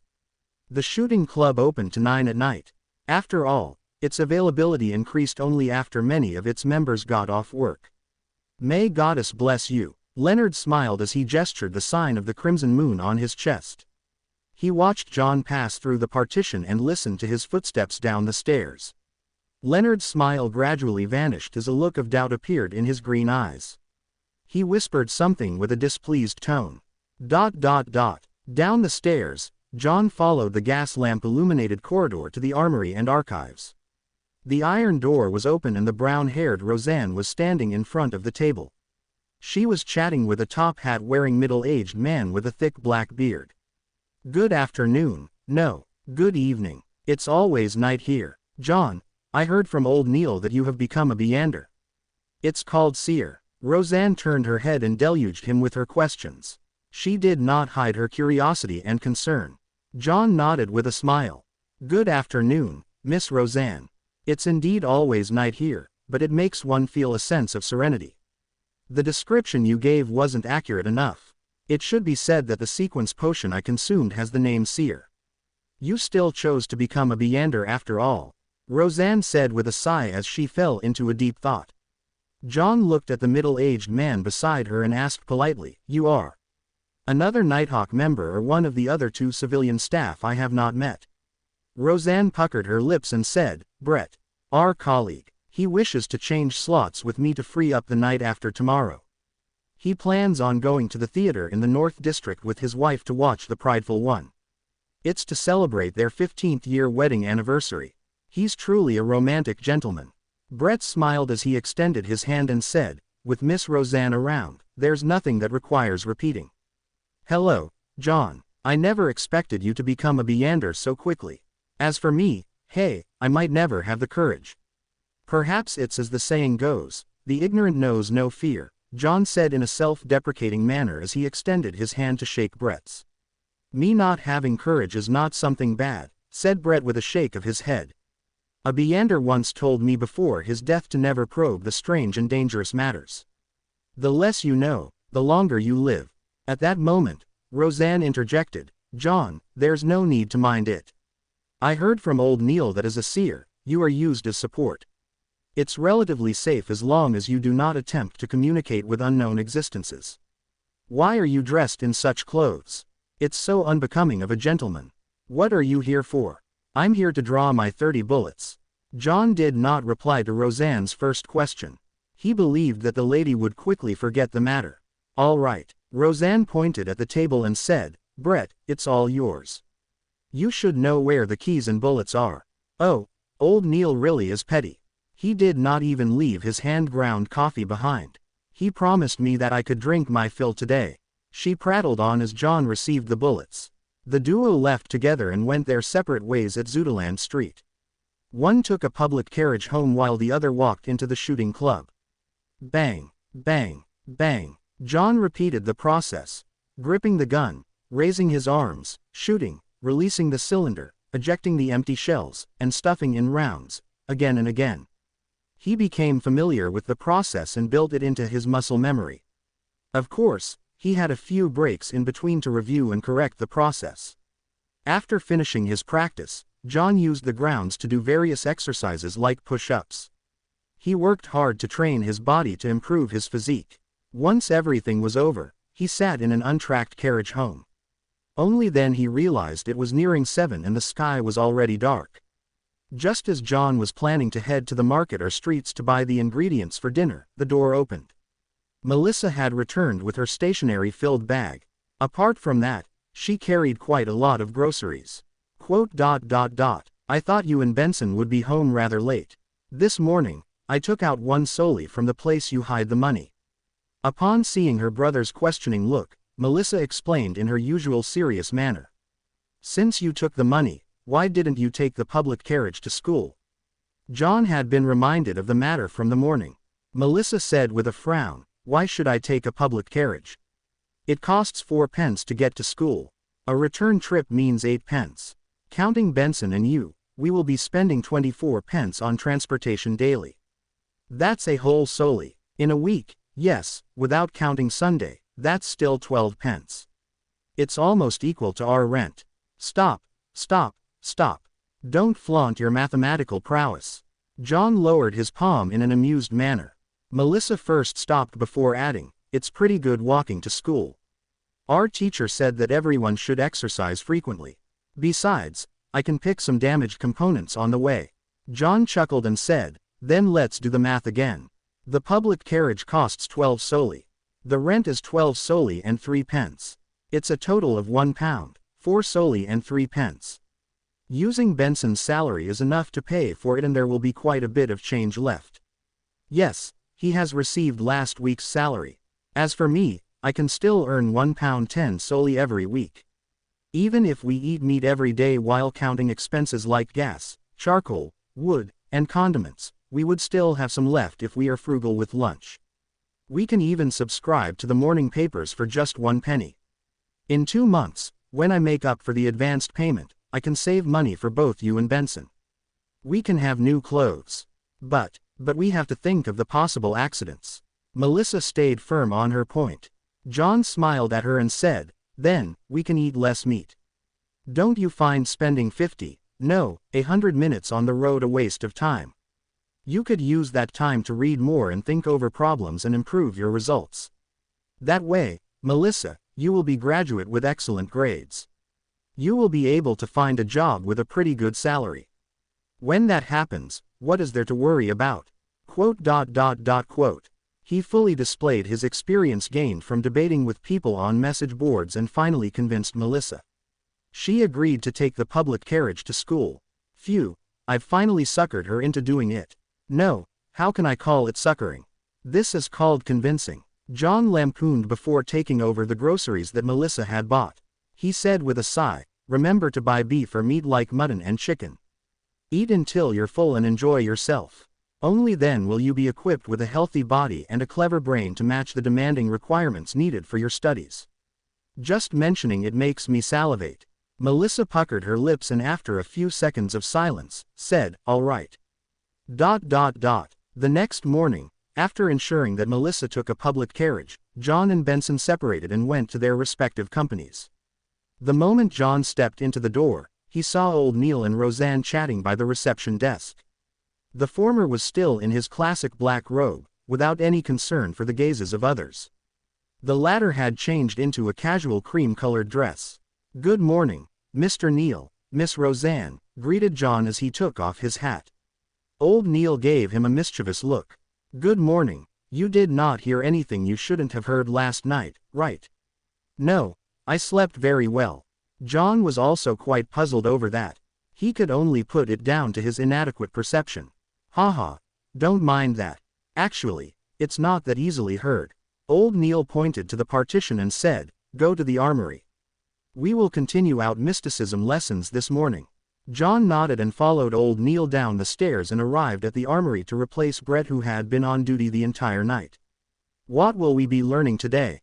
Asked John curiously. Old Neil dragged out his response and said, the complicated and basic knowledge. But before that, let me teach you an interesting trick. He pointed at the silver chain on his wrist. There was a pure moonstone hanging from the chain. Chapter 40. Mysticism Curriculum. An interesting trick? John asked, extremely curious. Old Neil chuckled and said, I'll complete my patrol of the armory, storeroom, and archives. Use the 2 cups on the table to make 2 cups of coffee. In one of the cups, put something unpleasant. As for what it is, you can decide for yourself. Use your imagination. The only request from me is to not waste too much coffee powder. Those are coffee beans grown on the Fainapotter Plateau and hand ground by me. All right. Although John was unsure what old Neil was up to, he happily agreed to it. He watched him open the iron gates to the armory with a copper key and then heard the echoing footsteps inside. Slowly, he settled the cups down and confirmed that there was still hot water in the kettle. He removed the silver tin can's lid and, using a tiny spoon with a metallic sheen, John scooped a spoonful of rich, aromatic coffee powder into each of the 2 cups. Then, he poured in the hot water and stirred it. As a transmigrator who came from an era abundant in resources, he was no stranger to coffee. However, it was only limited to instant coffee. After finishing the task, John pondered for a moment and sat down. He crossed his right leg and took some of the mud that had stained the bottom of his leather boots and placed it in the left cup. Then, he carefully stirred it again until the colors and smells of the 2 cups of coffee were practically indistinguishable. A few minutes later, old Neil walked out of the armory while swinging his keys. He then closed the iron gates with a clang. "Are you done?" His slightly turbid dark red eyes looked at John across the table. "Yes," replied John with a nod.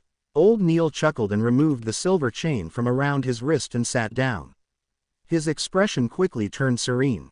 He held out his chain-holding left hand and allowed it to hang over the coffee cup to his right. The moonstone nearly touched the liquid. Amid the relaxing calmness, the moonstone trembled suddenly.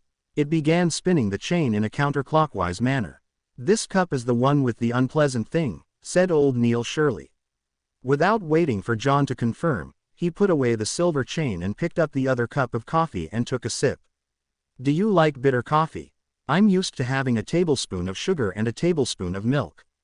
John did not reply, but instead asked with his interest piqued, "Your divination sure is accurate.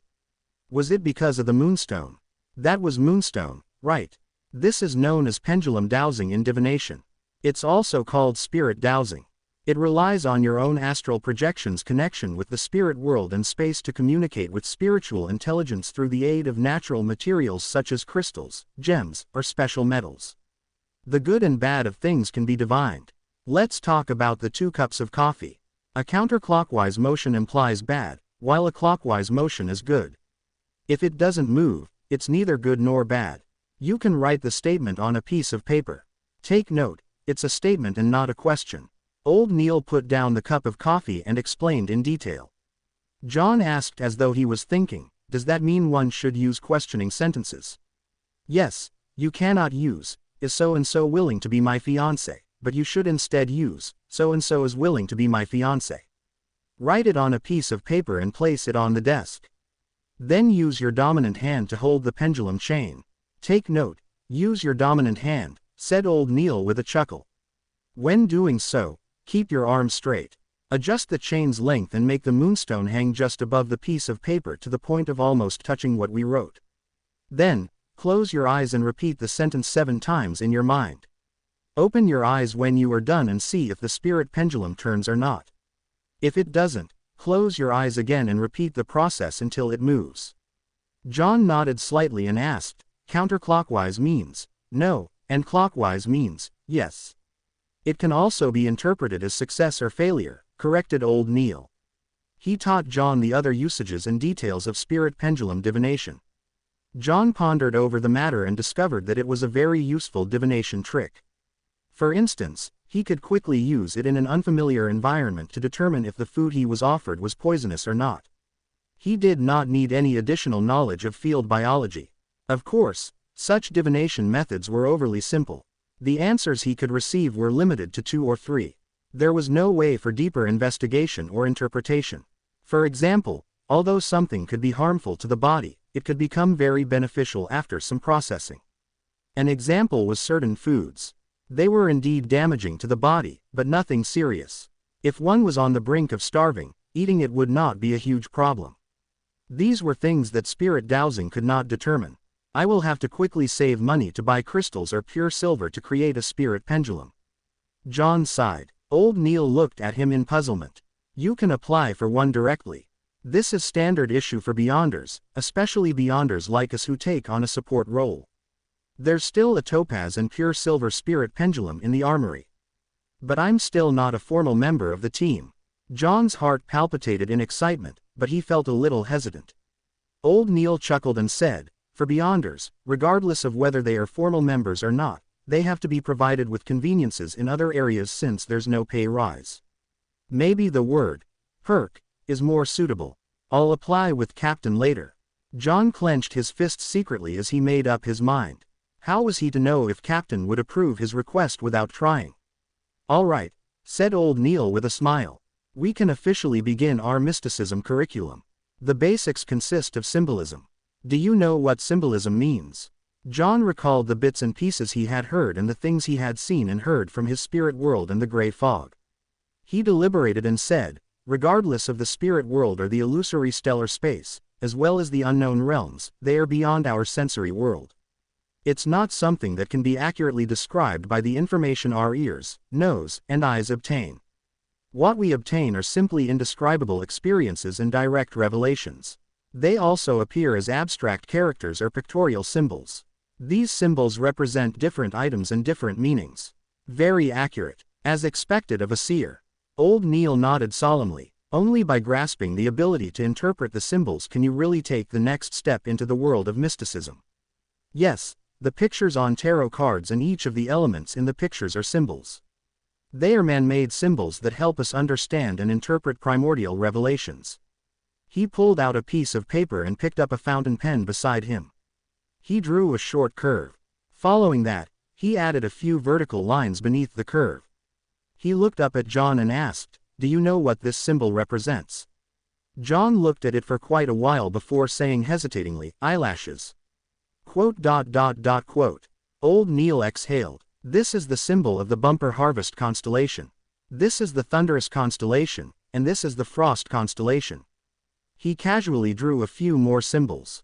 As John memorized them, he could not help but comment, the names of these constellations are really, especially unsophisticated. Yes, unsophisticated. How tacky and primordial. Old Neil revealed a smile. Emperor Russell thought the same back then. He always had the intention of changing the constellation names to things like Virgo, Cancer, and Scorpio. Unfortunately, he did not have the strength to go against tradition. At the very least, these constellations, old names and the corresponding dates they represent guide farming and harvests. I have to say that Emperor Russell sure is a person with ideas. John was at a loss for words. Yes, Emperor Russell was likely a decent person when he was alive. Old Neil was unable to understand John's humor as he continued explaining the various basic symbols, such as the various constellations, the sun, the crimson moon, the brown star, the red star, and the blue star. While talking about these, he would teach John how to draw the divination astrolabe and indicate what things to pay attention to. He also taught the materials and creation of a crystal ball, and the choice of incantations. The teachings overwhelmed John. If not for his discovery that the seer potion had improved his memory slightly, he would have long asked old Neil to stop to aid his digesting of the information. That's all for today's mysticism class. Think over it yourself and ask me if you have any questions. Old Neil took out a gold pocket watch and opened it with a snap to check the time. Do not forget to read the historical documents I prepared for you. To be frank, I feel fear seeing them. All right. John took the pieces of paper that were sketched with symbols by old Neil. He quickly went through the mysticism knowledge he learned today to prevent himself from forgetting it. Old Neil took a sip of a newly brewed cup of coffee and said, "Memory itself won't do. You have to use it often. That way, you can make the knowledge instinctual. Also, cogitation has to be carried on every day. Only more practice and usage will allow you to grasp the power of the potion, digging into the mysteries it hides away and removing its unpleasant effects." With this raised, John recalled acting in the divination club. He probed, "My potion's abilities are related to divination. Practicing by myself will not do. I need to make contact with lots of people and divine for them to quickly grasp it. I plan on joining the divination club after having some spare cash, the one on House Street in North Borough, to become a real seer." This was not something he could hide from the Nighthawks in the future. It was better to prepare them. Your idea is very similar to Daly's. She has always clamored to be a real spirit medium. Old Neil shook his head and laughed. But why must you wait till you have spare cash? You can apply to Dunn and get him to approve of the expenses. Organizations like a divination club might also have cultists or members of evil organizations in them. As a civilian staff member of the Nighthawks and a standard Beander, your membership makes it easy for us to monitor them. It's part of the job. We would regularly monitor these places, but as we lack manpower, we can't keep watch on them for long. Now, it can be handled to you. I can do that. As he looked at old Neil's serious expression, John was dumbfounded. This is making an expense claim for private matters. I know nothing about such matters. Indeed, I'm just a keyboard warrior. You wish to use your own money to do this? Old Neil smiled as he added when he saw John's face. John immediately shook his head as he answered firmly, I plan on reporting it to Captain. Old Neil nodded in satisfaction and looked at the cup of coffee with the unpleasant thing inside. It had not been poured away. What did you put in there? John smiled embarrassingly. It's just some dirt underneath my boots.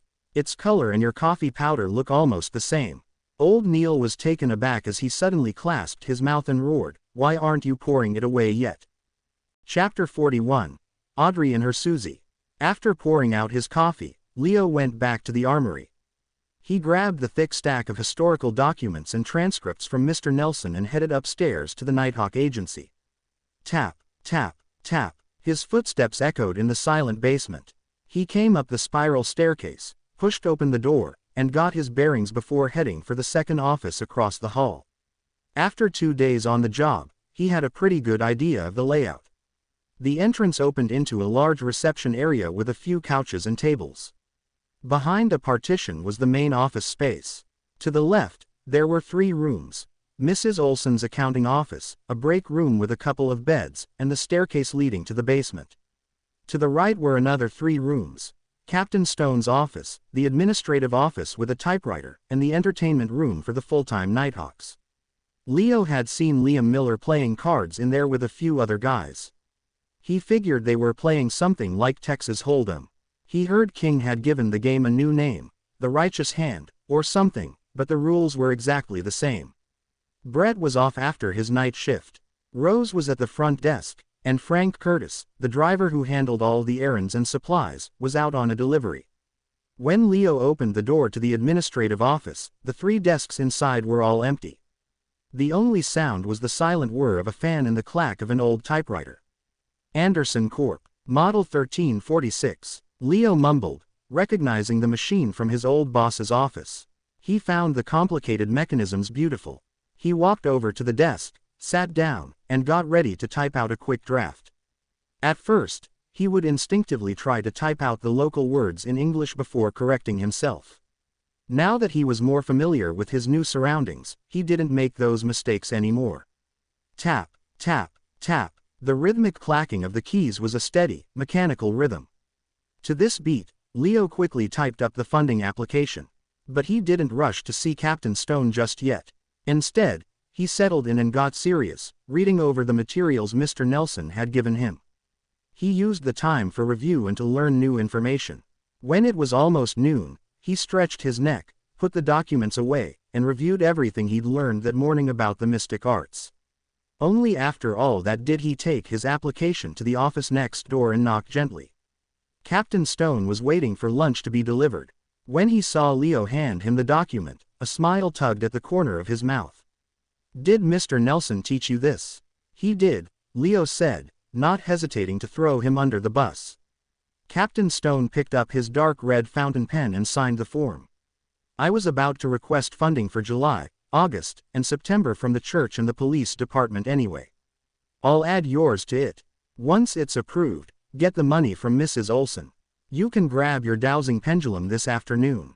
Sounds good, Leo replied, his voice full of excitement. Before leaving, he asked casually, shouldn't you have applied for the July budget back in June? Why are you applying for the July budget in July? Captain Stone was silent for a few seconds before sipping his coffee. We had 3 big cases in June. I was so busy, I forgot. Just as I thought. He's got a terrible memory. Leo realized he'd asked a question he shouldn't have. He gave a quick chuckle and left. From that day on, he settled into a simple but regular routine. He'd spend half an hour meditating early each morning. Then, he'd have 2 hours of lessons on mystic arts, followed by an hour and a half of studying historical documents. After lunch, he'd take a quick nap in the break room to recharge. Then, he'd go to the shooting club. After practice, he'd walk over to Wells's old place, which wasn't too far. Then, he'd switch up his route back to Oakwood Street to save on cab fare. If he had time, he'd practice his spiritual sight and dowsing. On the way, he'd always stop to grab groceries. In a private chemistry lab, Addison, a tall blonde, was watching a beaker in her hand. It was filled with countless bubbles, which gave the room a serene atmosphere. Finally, the liquid turned into a sticky, silver substance. "Wow, I really am good at this," she said to herself, delighted. "I got it on the first try. I was so worried about failing I had 2 sets of ingredients ready." She put away the supplies she'd taken from her family's vault and traded with others. She took a deep breath and prepared to close her eyes and drink the observer's potion. Just then, she heard barking outside the lab. Addison frowned. She hid the cup of silver liquid in a dark corner, turned, and went to the door. "Sadie, who's here?" she asked her golden retriever sitting outside the door. Sadie wagged her tail excitedly. Her personal maid, Anna, had appeared in the hallway. Addison stepped out of the lab and closed the door. She looked at Anna. "Didn't I tell you not to interrupt me when I'm in the middle of a chemistry experiment?" Anna looked flustered. "I know, but there's an invitation from Mrs. Delaney. Mr. Neal's wife." Addison took a few steps closer. "Yes, she's managed to hire the palace baker, Mrs. Viviana, and she wants you and your mother to join them for afternoon tea," Anna said. Addison discreetly tapped her cheek. "Tell my mother I have a headache. Maybe I'm a little dehydrated from the hot sun. Please give Mrs. Delaney my apologies." As she spoke, she pretended to be weak. "Miss, it's not only afternoon tea, but a literature salon as well," Anna added. "That won't help my dizziness. I need to rest," Addison said firmly. "If they keep pushing, I'll just faint for them. My etiquette teacher said I can do it perfectly." "Wait, what was that sound?" "All right," Anna said with a sigh. "Do you need me to help you to your room?" "No, I need to clean up the lab first." Addison was desperate to get back inside to drink the potion. She held back her impatience and didn't go back into the lab until she saw Anna leave. Then she noticed that Sadie, who had been waiting outside, was gone. And the lab door was halfway open. "I forgot Sadie knows how to open doors with handles." What was that sound? "Oh, no." Addison heard a distinct clatter from inside. She burst into the lab. All she saw were broken pieces of a cup on the floor. Sadie was licking up the last drop of the silver liquid. Addison froze in the doorway like a statue. Sadie sat down immediately and looked at her owner, wagging her tail innocently. Far out on the ocean, past Port Pleasant, an ancient sailboat was docked at the harbor of an island perpetually shrouded in storms. A blond man in a robe with a lightning pattern looked at Alistair Woods. "Alistair, you could have gone back to the mainland and become a captain of a special ops team or a well-respected bishop. Why did you choose to go out to sea and become the captain of the Blue Avenger?" Alistair had a calm expression on his face. "The sea belongs to the storm. This is the Lord's kingdom. I'm happy to abide by the Lord's will and watch over this part of his kingdom." "All right." The blond man clenched his fist and struck his chest. "May the storm be with you." "May the storm be with you," Alistair replied with the same salute. He stood on the deck with a few sailors and watched his companions leave the boat and walk away. "Sains, you don't understand because you don't know enough," Alistair murmured to himself. Meanwhile, Addison, in a panic, finished mixing her second potion. When she saw that the silver potion looked no different from the first, she was almost moved to tears. Gulp. She quickly drank down the observer's potion. Friday. A storm hit Sterling, and heavy rain pounded on every window. Inside the Nighthawk Agency, Leo, Rose, and Brett were sitting on the couch in the reception area, eating lunch. Since they only had a kettle for boiling water, they couldn't reheat leftovers. Leo couldn't eat stale bread every day or pay for a cab to go home for lunch. He'd have to walk from Oakwood Street to Wells's place in the afternoon, so taking a cab would be a waste of money. That's why he'd started eating the office rations with Rose and his colleagues. Willie's Diner would send a waiter at 10:30 every morning. He'd take their orders, and then at 12:30, he'd deliver their meals in a box. The food included meat, vegetables, and bread. It wasn't a lot, but it was enough. The cost of a meal was between 7 and 10 cents, depending on what you ordered. Leo, always looking to save money, would get the 7-cent meal. It usually came with half a pound of bread, a small piece of meat cooked a different way each day, a ladle of thick vegetable soup, and a tiny bit of butter or margarine. "We only have one Nighthawk here today," Rose said, scooping up a spoonful of soup. "I heard there's a case with some cult members in the Goldwater district, so the police requested 2 Nighthawks to help out," Brett said, putting down his bread. Leo used the last of his bread to soak up the meat juice and didn't say a word. Under his left sleeve, there was a silver chain with a topaz. Just then, a knock came from outside the half-open front door. "Come in, please." Rose was startled. She put down her spoon, quickly wiped her mouth with a napkin, and stood up. The door opened, and a man in a fedora walked in. The left shoulder of his black suit was soaked. His hair was graying at the temples. He closed his umbrella and said, "Is this the old mercenary group?" "You could say that," Rose replied, as if on autopilot. The lanky man coughed and said, "I have a job for you." Chapter 42, Butler Clay. A job. You've probably come to the wrong place. This security agency's name is a total joke. Leo immediately held back his urge to rant. He wished there was a message board or a chat he could use to share his thoughts. But he quickly remembered he had asked a similar question himself. The captain had told him they could take on jobs if they had the time. The money they earned would be used as petty cash and bonuses for the agents involved. Rose's eyes darted around for a moment before she said, "Our security personnel are all out on a mission right now. The fastest they'll be back is in an hour. If your matter isn't urgent, we can help you out." Of the 6 full-time Nighthawks, Captain Stone had been called to the cathedral by the bishop for some reason. Liam Miller was standing guard at the archive gate in his place. The mortician Fred and sleepless Ray Reed were in the Goldwater district helping the police with a robbery case that involved cult members. Sleepless Ken White was on leave, and the bard of the night, Simon Cross, was doing a daily patrol at St. Raphael's Cemetery. As for the other 2 gifted agents, Mr. Nelson was too old and frail to take on missions. Leo was still a rookie and not ready for a job like this. "They're all out." The lanky man held his umbrella, his expression turning gloomy. He took off his hat and bowed. "I'm sorry for the intrusion. Goodbye." He turned, walked out the door, went down the stairs, and disappeared onto Oakwood Street in the pouring rain and howling wind. "What a bummer," Rose said, watching him leave. She sighed regretfully. Even though she wouldn't have gotten a cut of the commission, she definitely would have been able to get a fancy meal out of it. "Nothing we can do about it. The archive gate needs someone there all the time." Leo put down his utensils, satisfied. Even though he didn't like the turnip and vegetable soup, he drank it all. "You don't want Brett to take the job, do you? Or yourself?" Rose rolled her eyes and giggled. "Brett can't, but you can. Our Mr. Sear." As soon as she said it, she realized what she'd just done. She slapped her hand over her mouth. The door wasn't fully closed. If anyone had walked by or heard something about gifted people, it would be a major security breach. Thank goodness the captain isn't here. Rose looked out the door and secretly stuck her tongue out. Or I'd have to go to confession again. Brett and Leo both laughed and then started putting away their dishes.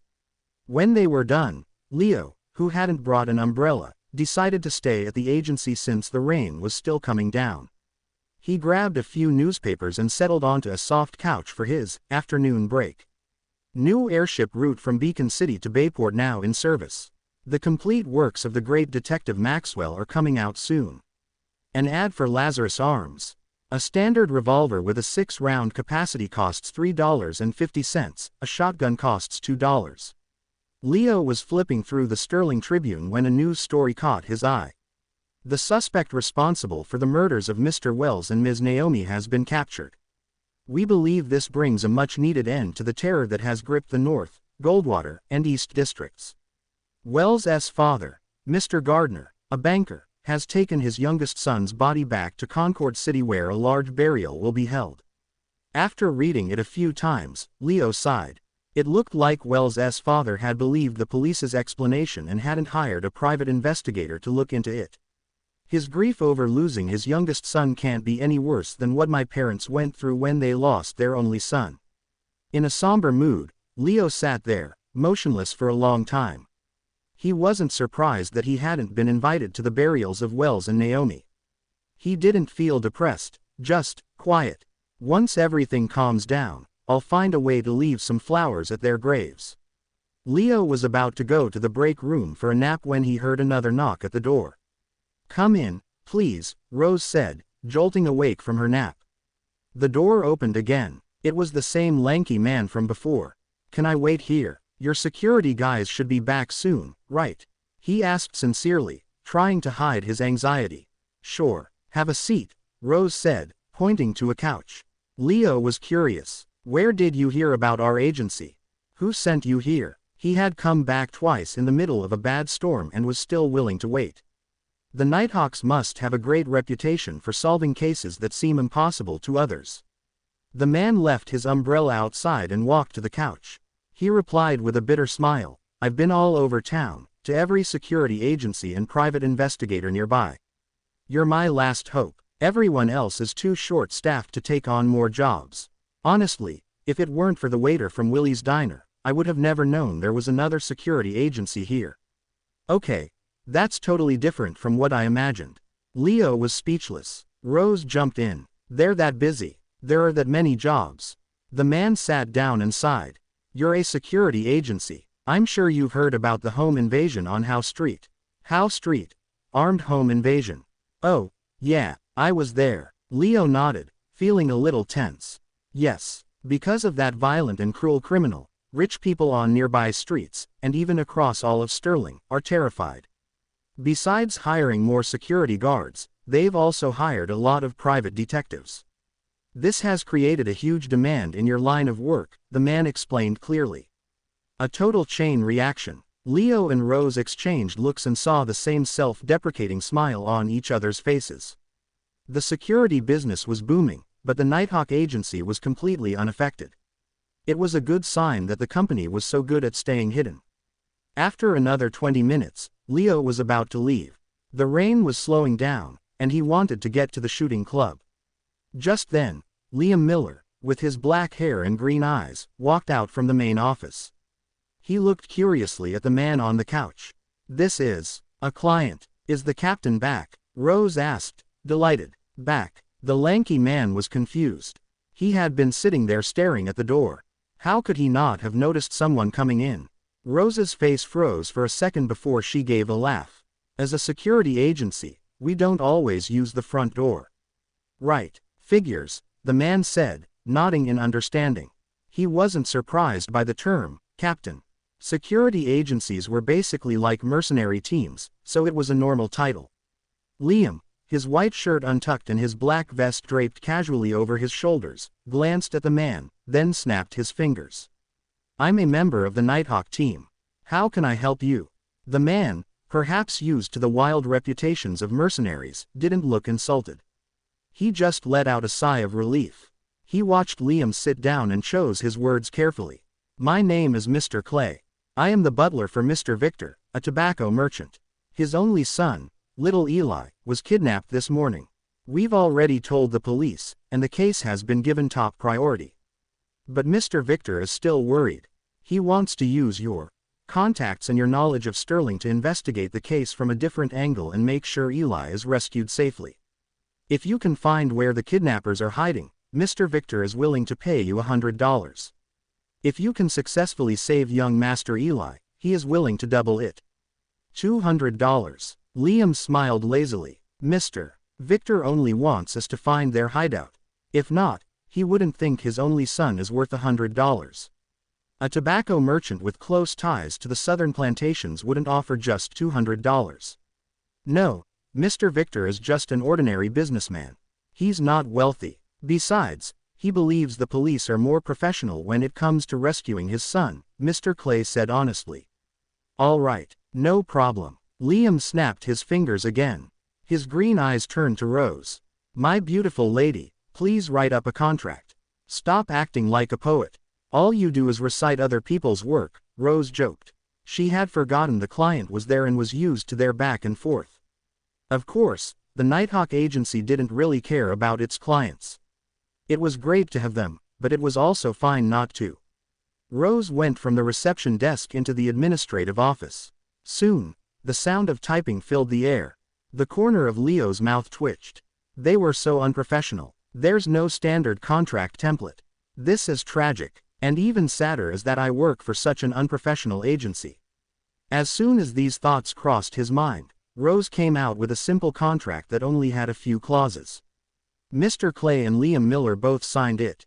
After Mr. Clay stamped it, Rose took the contract to the accounting office and had Mrs. Olson stamp it with the Nighthawk agency logo, which was actually useless. Captain Stone usually gave it to her for safekeeping. On Sunday, she'd give it to Rose and the others. "I'll wait for your good news." After getting his copy of the contract, Mr. Clay stood up, took off his hat, and bowed. Liam didn't respond. He seemed to be deep in thought. Then he turned to Leo and smiled. "I need your help." "Huh?" Leo was taken aback. "I mean, you and I are going to finish this job together." The corners of Liam's mouth lifted slightly as he explained, "I'm good at fighting, shooting, climbing, and sensing, and I can handle some support roles. But looking for people isn't my thing. And you don't expect Mr. Nelson to go out in this kind of weather, right?" When he said, "sensing," his voice dropped to a mumble that Leo could barely hear. All right. Leo was eager to test out his new skills but also felt a little cautious around Liam Miller. "Phew, I hope this goes well. I wonder how useful my seer abilities will be," he wondered with a sense of anticipation. Chapter 43, Search. While looking at Leo, Liam smiled and nodded. "So, do you need anything from them?" He had worked with Mr. Nelson before and knew that divination required a medium, especially when the person they were trying to find wasn't there. Leo thought for a moment before saying to Mr. Clay, "I need some of Eli's clothes that haven't been washed, and it would be even better if you have any accessories he wears." He tried to pick items that wouldn't raise any questions. But even then, Mr. Clay looked confused.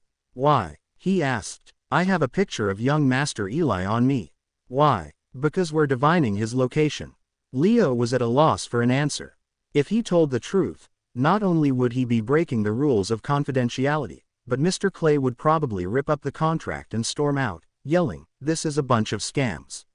If this worked, why wouldn't I just go find the most famous psychic in the city? Liam laughed and said, "Mr.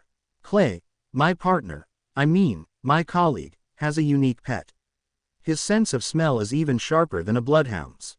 That's why we need some of little Eli's clothes and accessories to help us find him.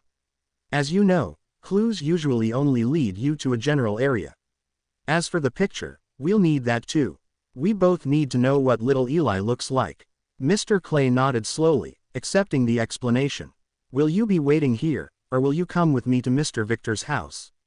"Let's go together. It'll save time," Leo said simply.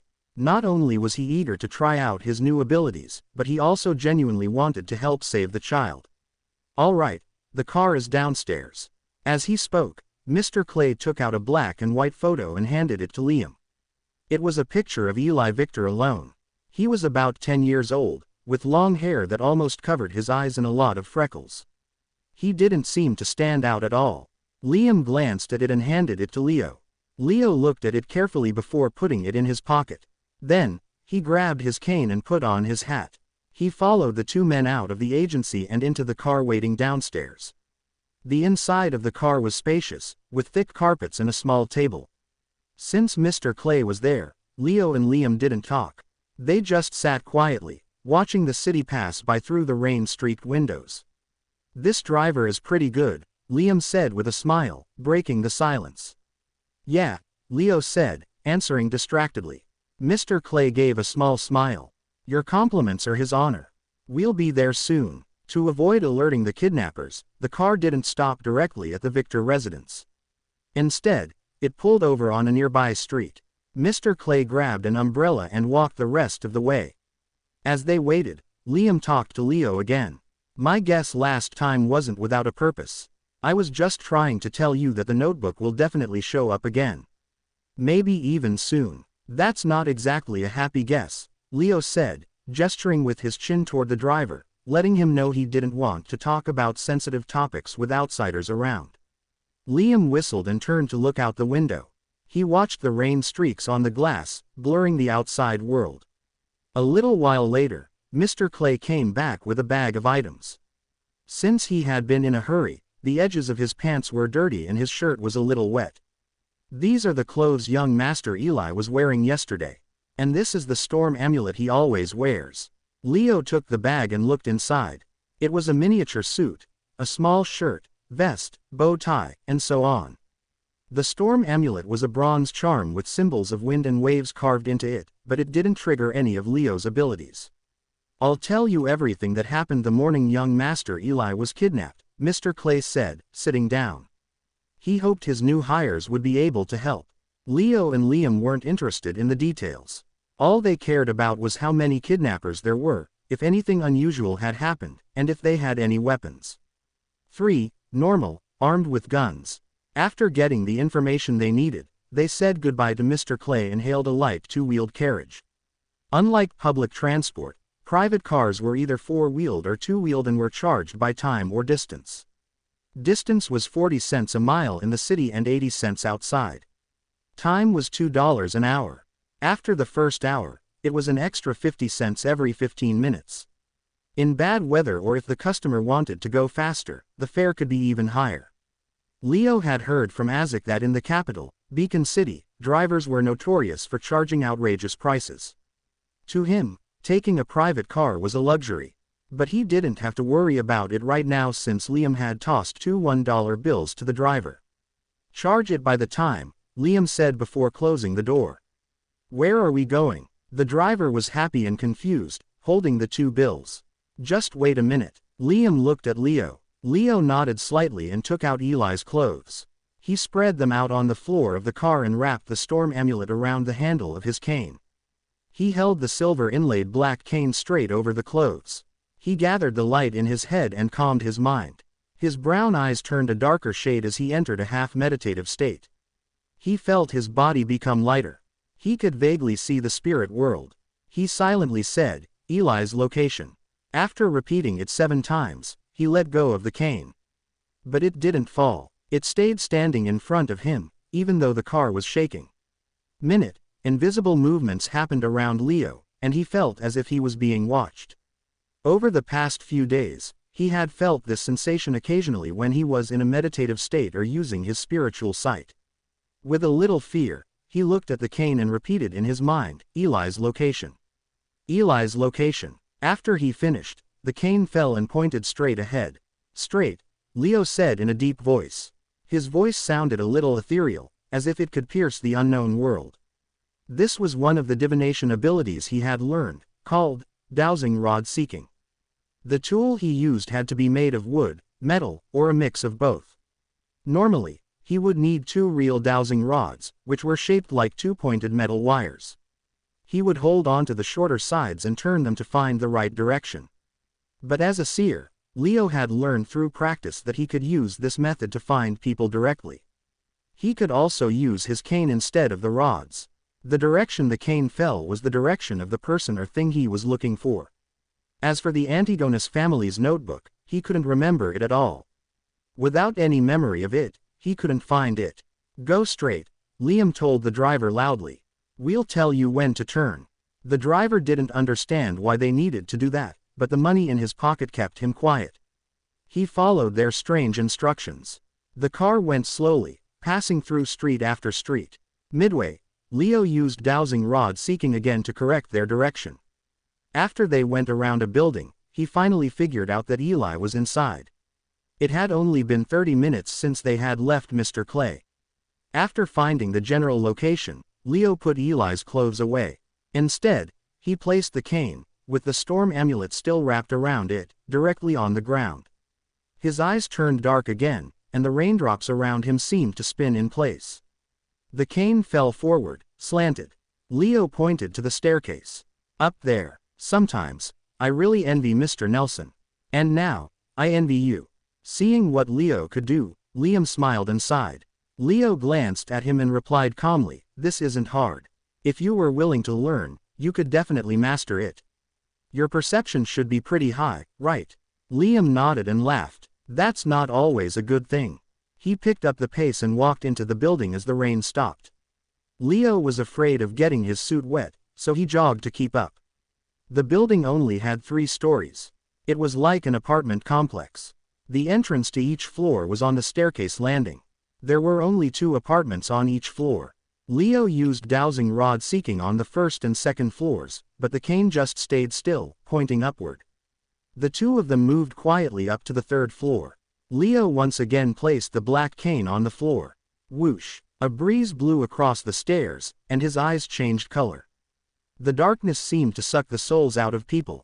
Whoosh! Whoosh! Whoosh! He heard quiet sobs coming from somewhere. Leo relaxed his hand, and the cane with the amulet magically stood up straight.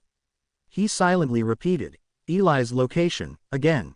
He watched the cane fall silently, pointing to the room on the right. They should be in there. As Leo picked up his cane, he tapped his forehead twice. Colors and auras saturated his vision, and he could see into the room. 1, 2, 3, 4. 3 kidnappers and 1 hostage. The numbers match. One of the auras is small. That's probably Eli. Mr. Clay said they have 2 hunting rifles and a revolver. Leo whispered. Liam laughed. Let me recite a poem for them. Why be a kidnapper? Why can't you just be a happy, civilized person? He put down the bag with Eli's clothes and took 2 steps forward. His expression suddenly turned calm and sad. His deep, melodic voice started to sing. Oh, the threat of horror, the hope of crimson cries. One thing at least is certain, that this life flies. One thing is certain, and the rest is lies. The flower that once has bloomed forever dies. Chapter 44, Fate. Liam's song was like a lullaby as it gently echoed through the doors and into the wooden stairwell. Leo's mind immediately went foggy. He felt like he was seeing a silent moon in a peaceful, rippling lake. His eyelids got heavy, and he felt like he was about to fall asleep standing up. Amid these weird sensations, he also felt a strange, formless, and indifferent focus on his back. It felt like he was wandering the spirit world himself. A baffling sense of déjà vu came over him, and Leo suddenly found his thoughts again. With his strong spiritual perception and familiarity with meditation, he barely escaped the effects of the midnight poem. But he still felt calm and emotionless. Soon, Liam stopped singing and turned around with a smile. I'm thinking about asking the captain for permission to get a lute. You can't sing without some music, right?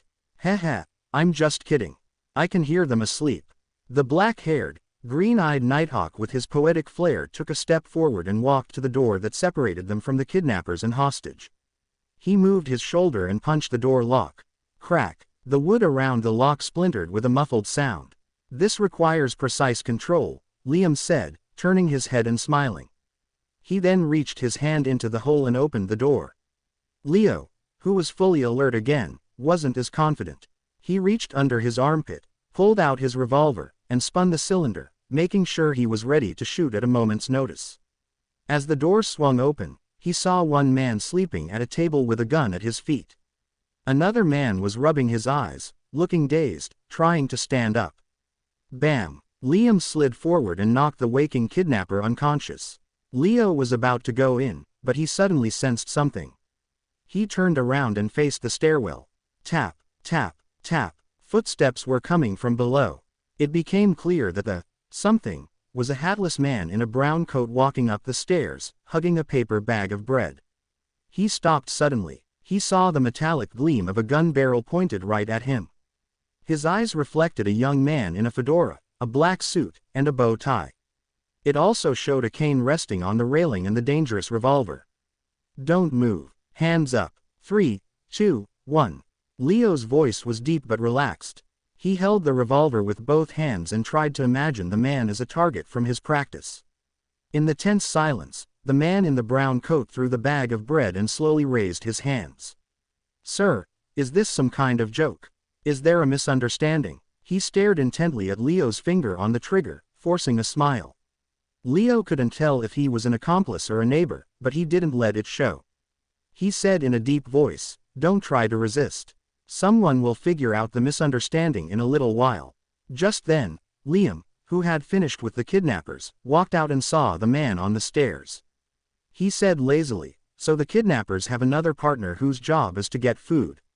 Hearing this, the man's eyes narrowed. He suddenly kicked the bag of bread up, trying to block Leo's vision. Leo, seemingly unaffected, calmly pulled the trigger, just like he had in his training. Bang! Blood burst from the man's left shoulder. He tumbled to the ground and tried to run to the second floor, but Liam had already reached for the railing and jumped over it.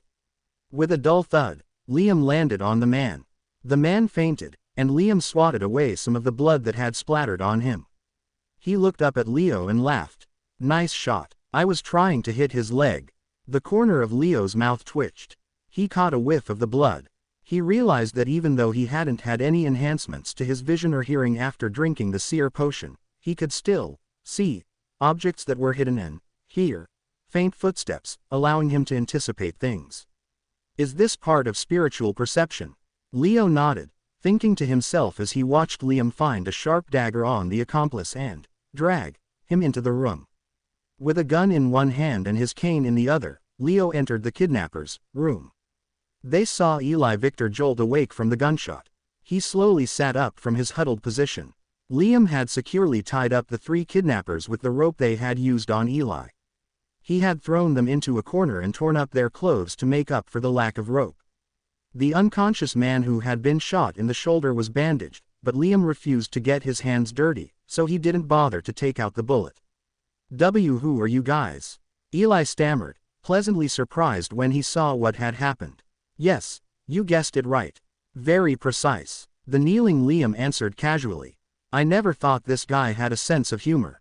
Leo lowered his revolver and said to Eli, "We're mercenaries hired by your father. You can also call us security personnel." "Wow, really? I've been saved," Eli said happily, not daring to move. It was clear that he had a rough few hours as a kidnapping victim. He didn't have the normal impulsiveness of a kid his age. Liam stood up and said to Leo, "Go downstairs and find some cops. Tell them to inform the tobacco merchant. I don't want to walk out of here looking like a kidnapper with a kid and 4 idiots." Leo, who was wondering what to do next, nodded. He put away his revolver, picked up his cane, and went down the stairs. As he went, he had a nagging feeling that he had forgotten something. He heard Liam say to Eli, "Don't be nervous. You'll see your mom, dad, and old butler, Mr. Clay, soon. How about we play a game of cards while we wait?" Leo held back his laughter and walked out onto the street. With the help of some pedestrians, he found 2 cops. He didn't use his ID as a member of the Special Operations Department. Instead, he used his identity as a professional security agent and told them what happened. He wasn't worried about holding a gun. He had received a general weapons permit the day before, fast-tracked through internal channels. The 2 cops exchanged looks, and one of them went to get backup and inform the Victor family. The other cop followed Leo to the room where the kidnappers were. After waiting for more than 40 minutes, Liam signaled to Leo when the cop wasn't looking. Leo was to sneak out of the room with him. "Trust me, going to the police station is a huge waste of time. Let's just go," the Nighthawk with the poetic vibes said, looking relaxed. Since Liam had made it clear that he would take responsibility for any fallout, Leo didn't argue and followed him. About 5 minutes later, a few cars rushed to the building where the kidnappers were. The old butler, Mr. Clay, got out with his master, Mr. Victor. Up until that moment, Mr. Victor was still in a daze.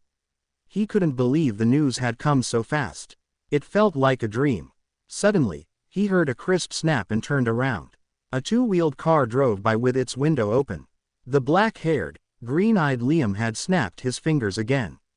After passing Mr. Victor's car, Liam closed the window, turned, and looked at Leo. He held out his right hand and smiled. "It was a pleasure working with you. I don't think we're that close." Leo politely shook his head. He hadn't expected the kidnapping to be solved so quickly. He was amazed at the power of gifted people. Even as a rookie, he was able to do a lot of unbelievable things. "This is what you do after a clash of swords," Liam explained with a smile. "I know," Leo said. He had a lot of friends in high school. He looked out the window and frowned. "Shouldn't we confirm with Mr. Clay?" If he thinks the police rescued Eli, our commission will be halved.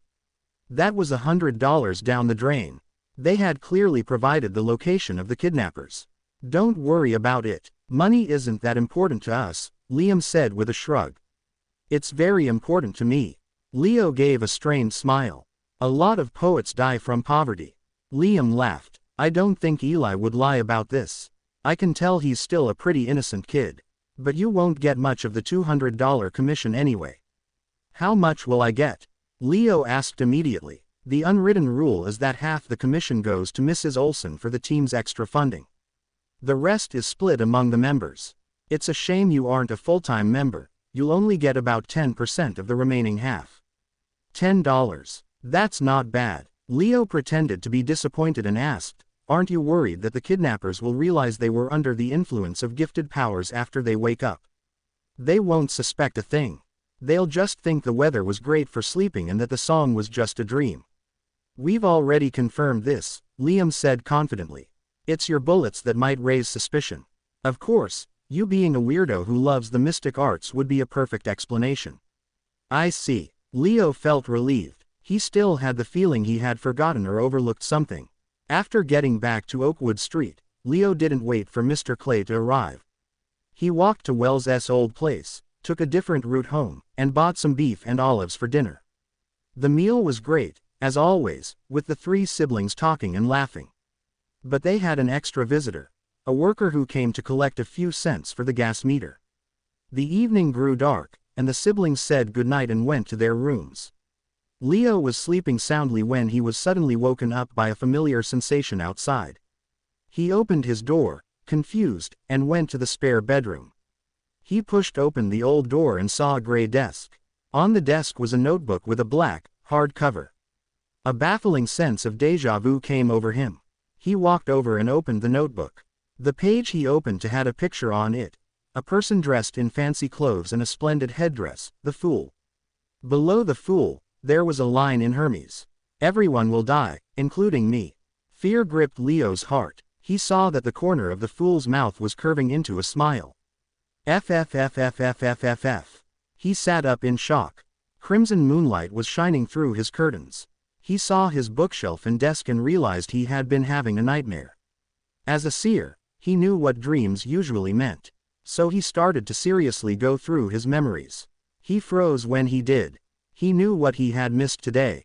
When he was lost in Liam's song, he had felt a strange, indifferent focus on his back. That feeling of being watched was different from meditation or using spiritual sight. It had given him a sense of déjà vu. According to Captain Stone, when you feel déjà vu, it probably means. Leo suddenly sat up straight and confirmed the feeling. Yes, it's that notebook. The Antigonus family's notebook. Chapter 45. Returning.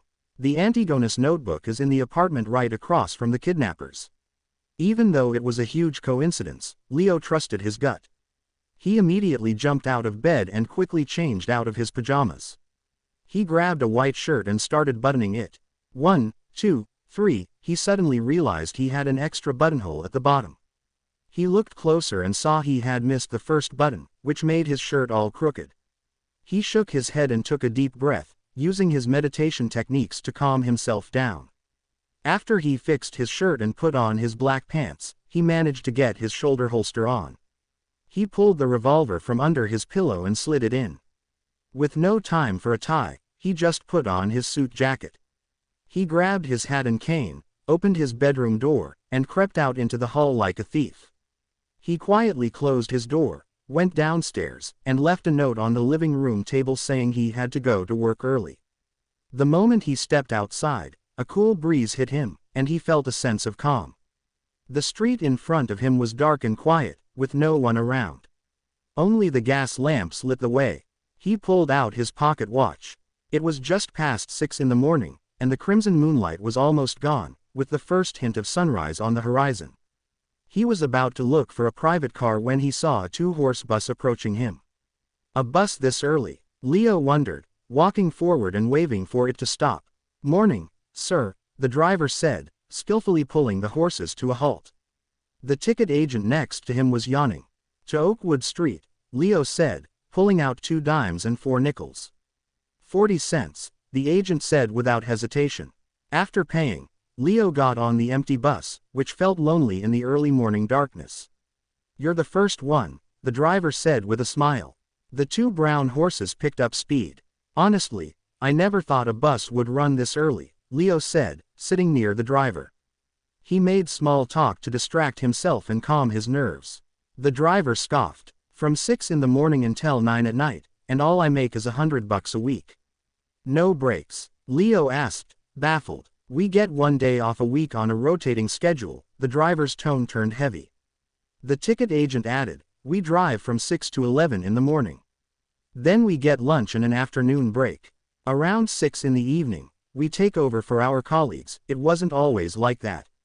There was an accident. A driver fell asleep and crashed the bus. Now we have shifts. Those greedy companies would never be nice unless they had to. The bus drove toward Oakwood Street as the sky lightened, picking up 7 or 8 passengers along the way.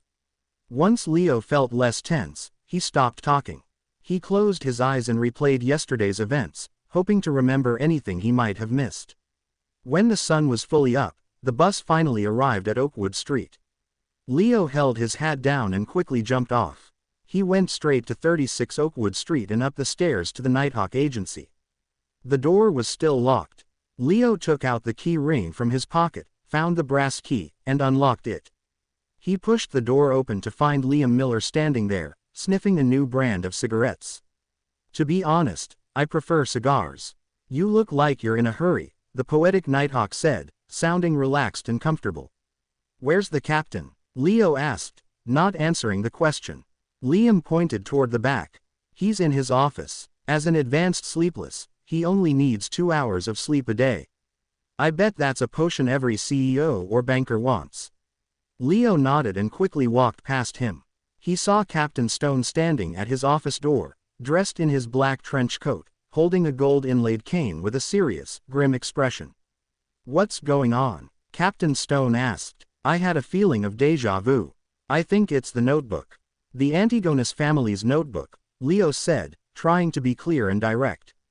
"Where was it?" Captain Stone's expression didn't change, but Leo's gut told him there was a spark, an invisible reaction in his spirit. "It was at the place Liam and I rescued the hostage yesterday. In the apartment across from the kidnappers. I didn't notice it then, but I had a dream and realized it was a clue," Leo said, not hiding anything. "Looks like I missed out on some major action," Liam said, chuckling as he walked up to them. Captain Stone nodded and said with a serious look, "Have Ken White take over for Mr. Nelson.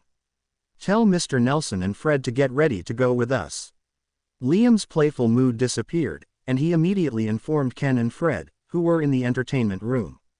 One was a sleepless and the other was the mortician.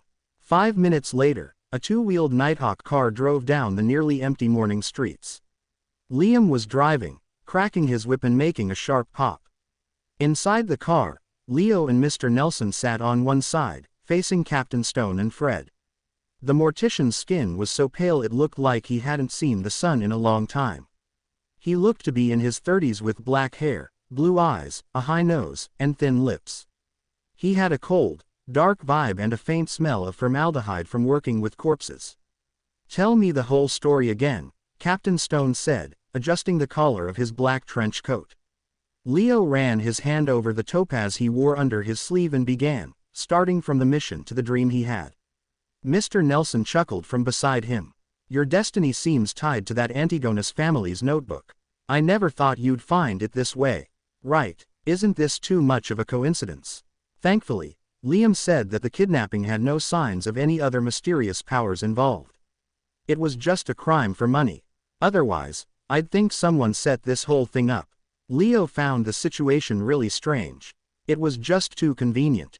Captain Stone didn't say anything, lost in thought. Fred also remained silent in his black trench coat. The silence was only broken when the car stopped at the building Leo had described. "Let's go. Leo, you and Mr. Nelson go behind us. Be careful, very careful." Captain Stone got out of the car and pulled a strange revolver with a long, thick barrel from his pocket. "Got it," Leo said. He didn't want to be in the lead. After Liam found someone to watch the car, the 5 gifted individuals walked quietly into the building. With very light footsteps, they arrived at the third floor. This is it. Liam pointed to the apartment across from the kidnappers. Leo tapped his forehead twice and activated his spiritual sight. In this state, his perception was enhanced again. He felt a strange familiarity with the door, as if he had been there before. Yes, he confirmed. Mr. Nelson also activated his powers and, after observing carefully, said, "No one's inside, and there aren't any spiritual signs of magic." Fred added in his raspy voice, "No evil spirits either." He could see many spiritual bodies, including evil spirits and restless ghosts, even without activating his spiritual sight. Liam took a step forward and, just like yesterday, punched the door lock. This time, not only did the wood shatter, but the lock itself flew off and clattered to the floor. Leo felt a spiritual barrier vanish, and immediately caught a whiff of an intense, foul odor. "A body. A rotting body," Fred said coldly. He didn't seem bothered by the stench. Captain Stone reached out his gloved hand and slowly pushed the door open. The first thing they saw was a fireplace. It was a hot July, but an abnormal heat was coming from it. In front of the fireplace, a rocking chair was occupied by an old woman in black and white. Her head was slumped forward. Her body was bloated and had a blackish-green color. It looked like a simple touch would make her burst, spewing a disgusting, foul smell. Maggots and other parasites crawled between her swollen skin and clothes, looking like specks of light in Leo's spiritual sight, clinging to a dark emptiness. Plop, plop. The old woman's eyeballs dropped to the floor and rolled a few times, leaving behind a yellowish-brown trail. Leo felt a wave of nausea. He couldn't handle the putrid smell and bent over to throw up. Chapter 46. Portrait. Leo squatted on the ground, gagging. He had nothing in his stomach since he hadn't eaten breakfast. Just then, a flat, square, metal flask that looked like a cigarette box appeared in front of him. The cap was off, and a mix of smells like tobacco, disinfectant, and mint cleared his nose and gave him a jolt. The stench from the room still lingered, but Leo was no longer nauseated. He finally stopped gagging. He followed the pale hand holding the flask up a black trench coat sleeve and saw the mortician Fred, with his cold, dark expression. "Thank you," Leo said, recovering and standing up with his hands on his knees. Fred nodded without expression. "You get used to it." He put the cap back on the flask, put it in his pocket, and went back to examining the highly decomposed body. Meanwhile, Captain Stone and Liam Miller paced around the room, occasionally touching the table or the old newspapers. Mr. Nelson pinched his nose and stood outside the door, mumbling, "Seriously gross. I'm asking for a raise this month." Captain Stone turned and touched the wall next to the fireplace with his gloved hand. He asked Leo, "Does this place look familiar?"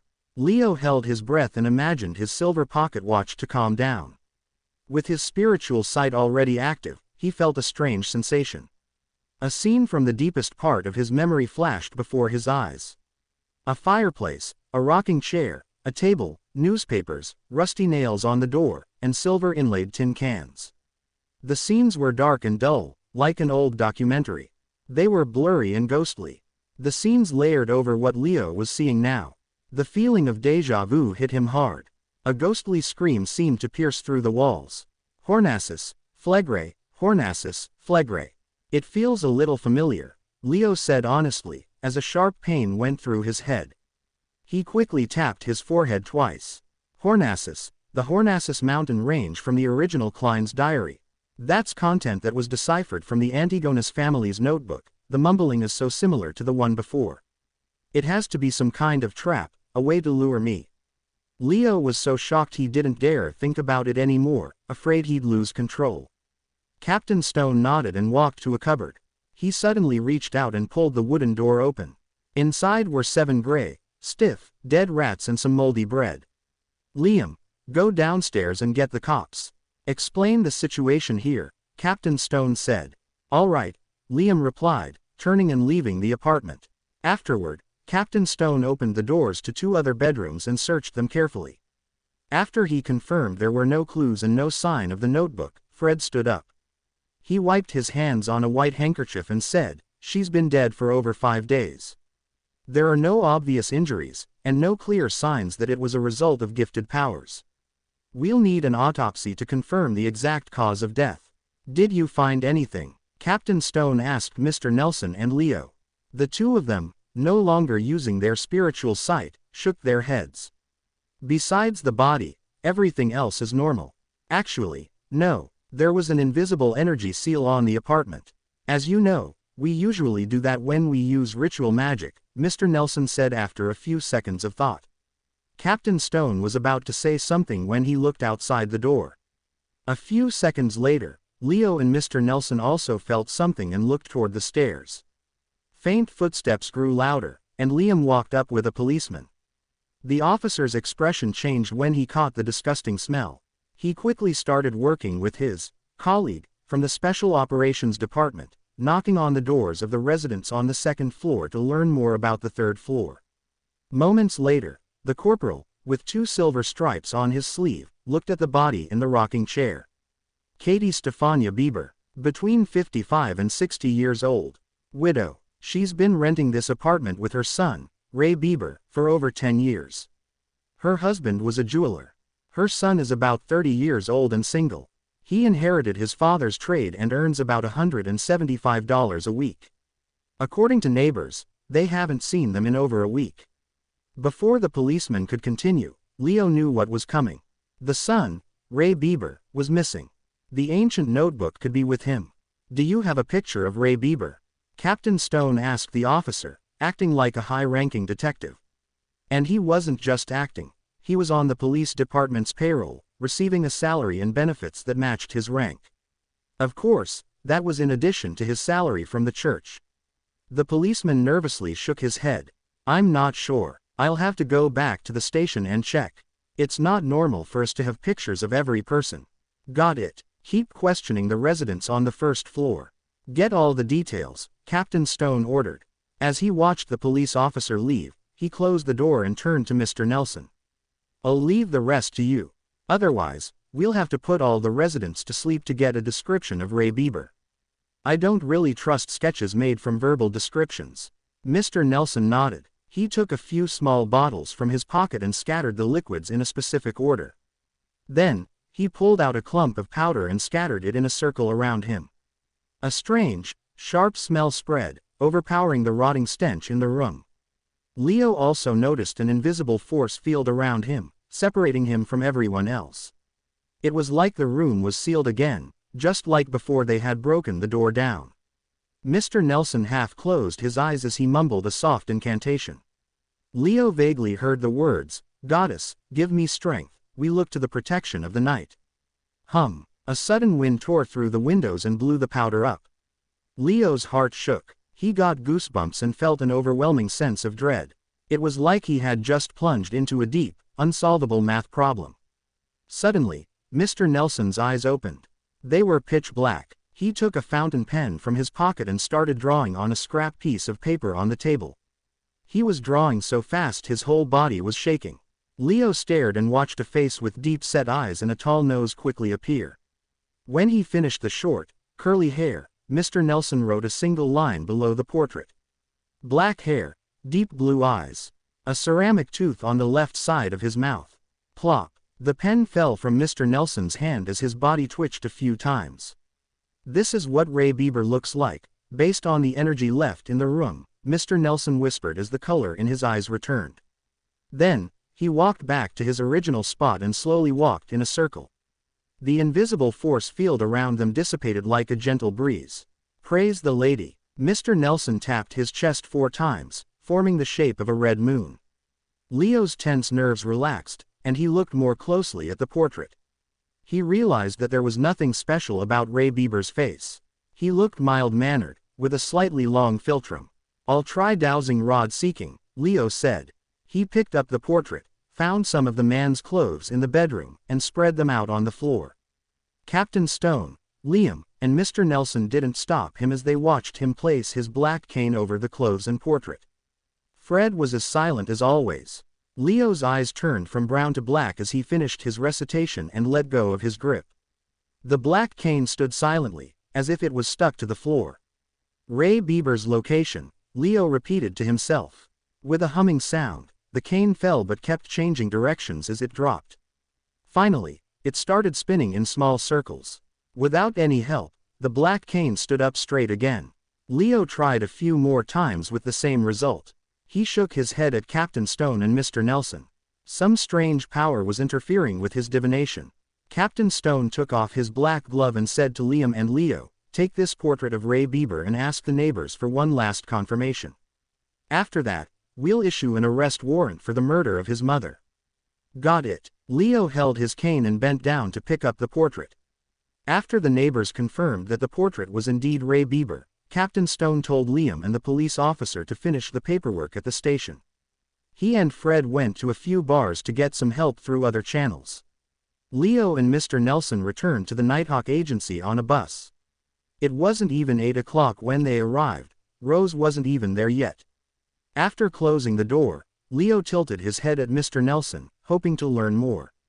"Why would I send the Antigonus family's notebook to Ray Bieber's house?" he asked. It was in a completely different area of town from Wells's place. Mr. Nelson walked to the couch and chuckled. "Isn't that obvious? Who knows what powers inside the notebook you tapped into? Maybe you were curious and did some ritual that provoked something you shouldn't have. The motive of this being was to have the notebook sent to Ray Bieber and cover up all the clues, to prevent anyone from finding it. So, besides you, the only one who was chosen, Wells and Naomi died. As for you, to be honest, I still have no idea how you survived." "I'd like to know too," Leo said, sitting down and giving a wry smile. "I've also considered that, but there's one thing I don't understand. Why did I have to give the notebook to Ray Bieber?" Mr. Nelson shrugged. "Maybe his birthday is a lucky number, or maybe he's one of the last living descendants of the Antigonus family. In short, there are too many possibilities, and that's probably why the notebook was sold in this city in the first place." "I don't think it's because he's a descendant," Leo said, suddenly feeling a sense of clarity. He sighed. "Too bad I didn't realize sooner that Ray Bieber and the notebook had vanished." Mr. Nelson laughed. "That's something Captain Stone has to worry about. For you, this is actually a good thing." "Why do you say that?" Leo asked, frowning in confusion. Chapter 47. Old Neil's Lack of Money. Mr. Nelson rubbed his temples. "I think we have a general idea of why you three had a group suicide.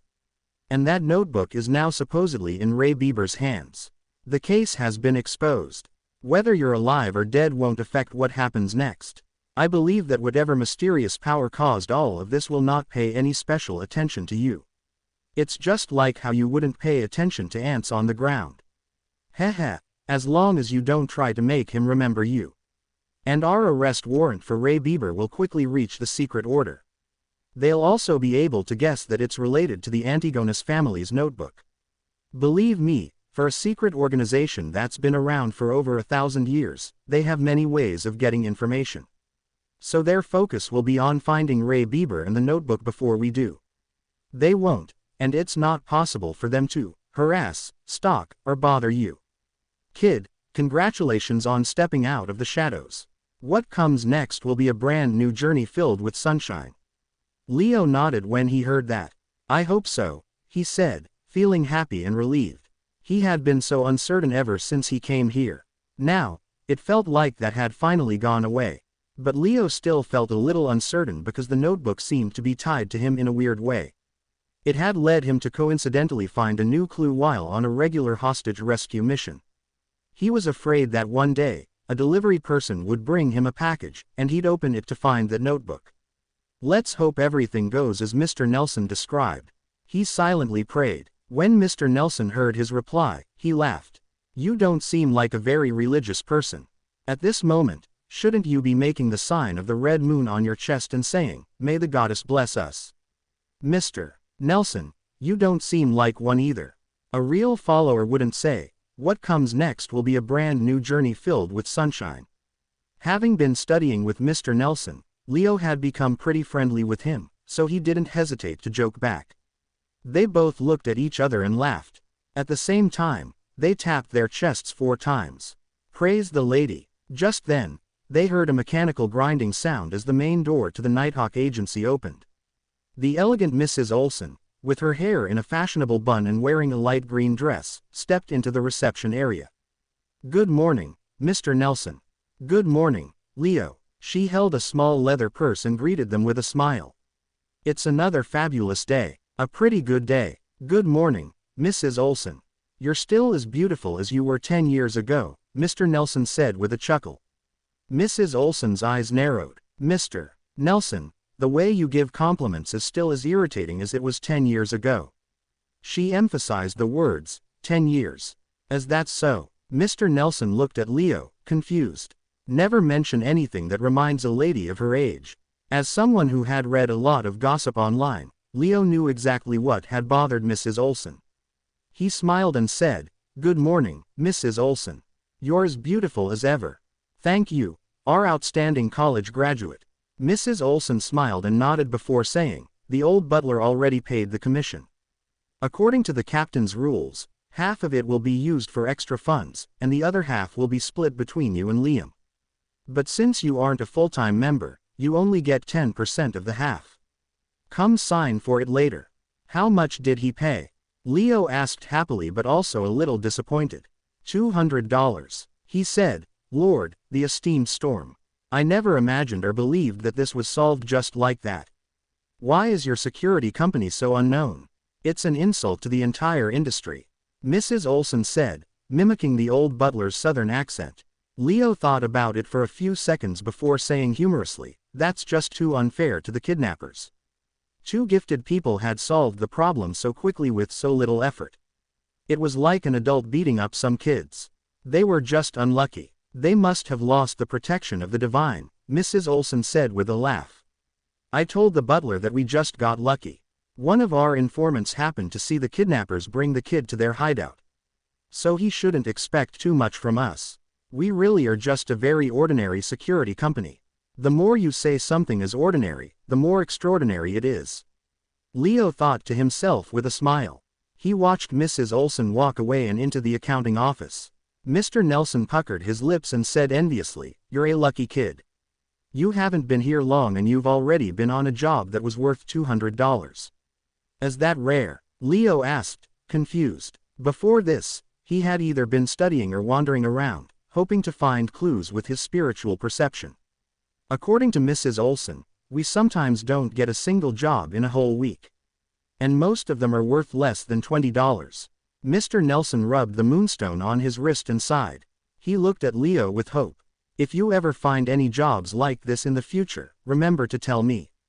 Hearing Mr. Nelson's words, Leo felt a strange feeling come over him.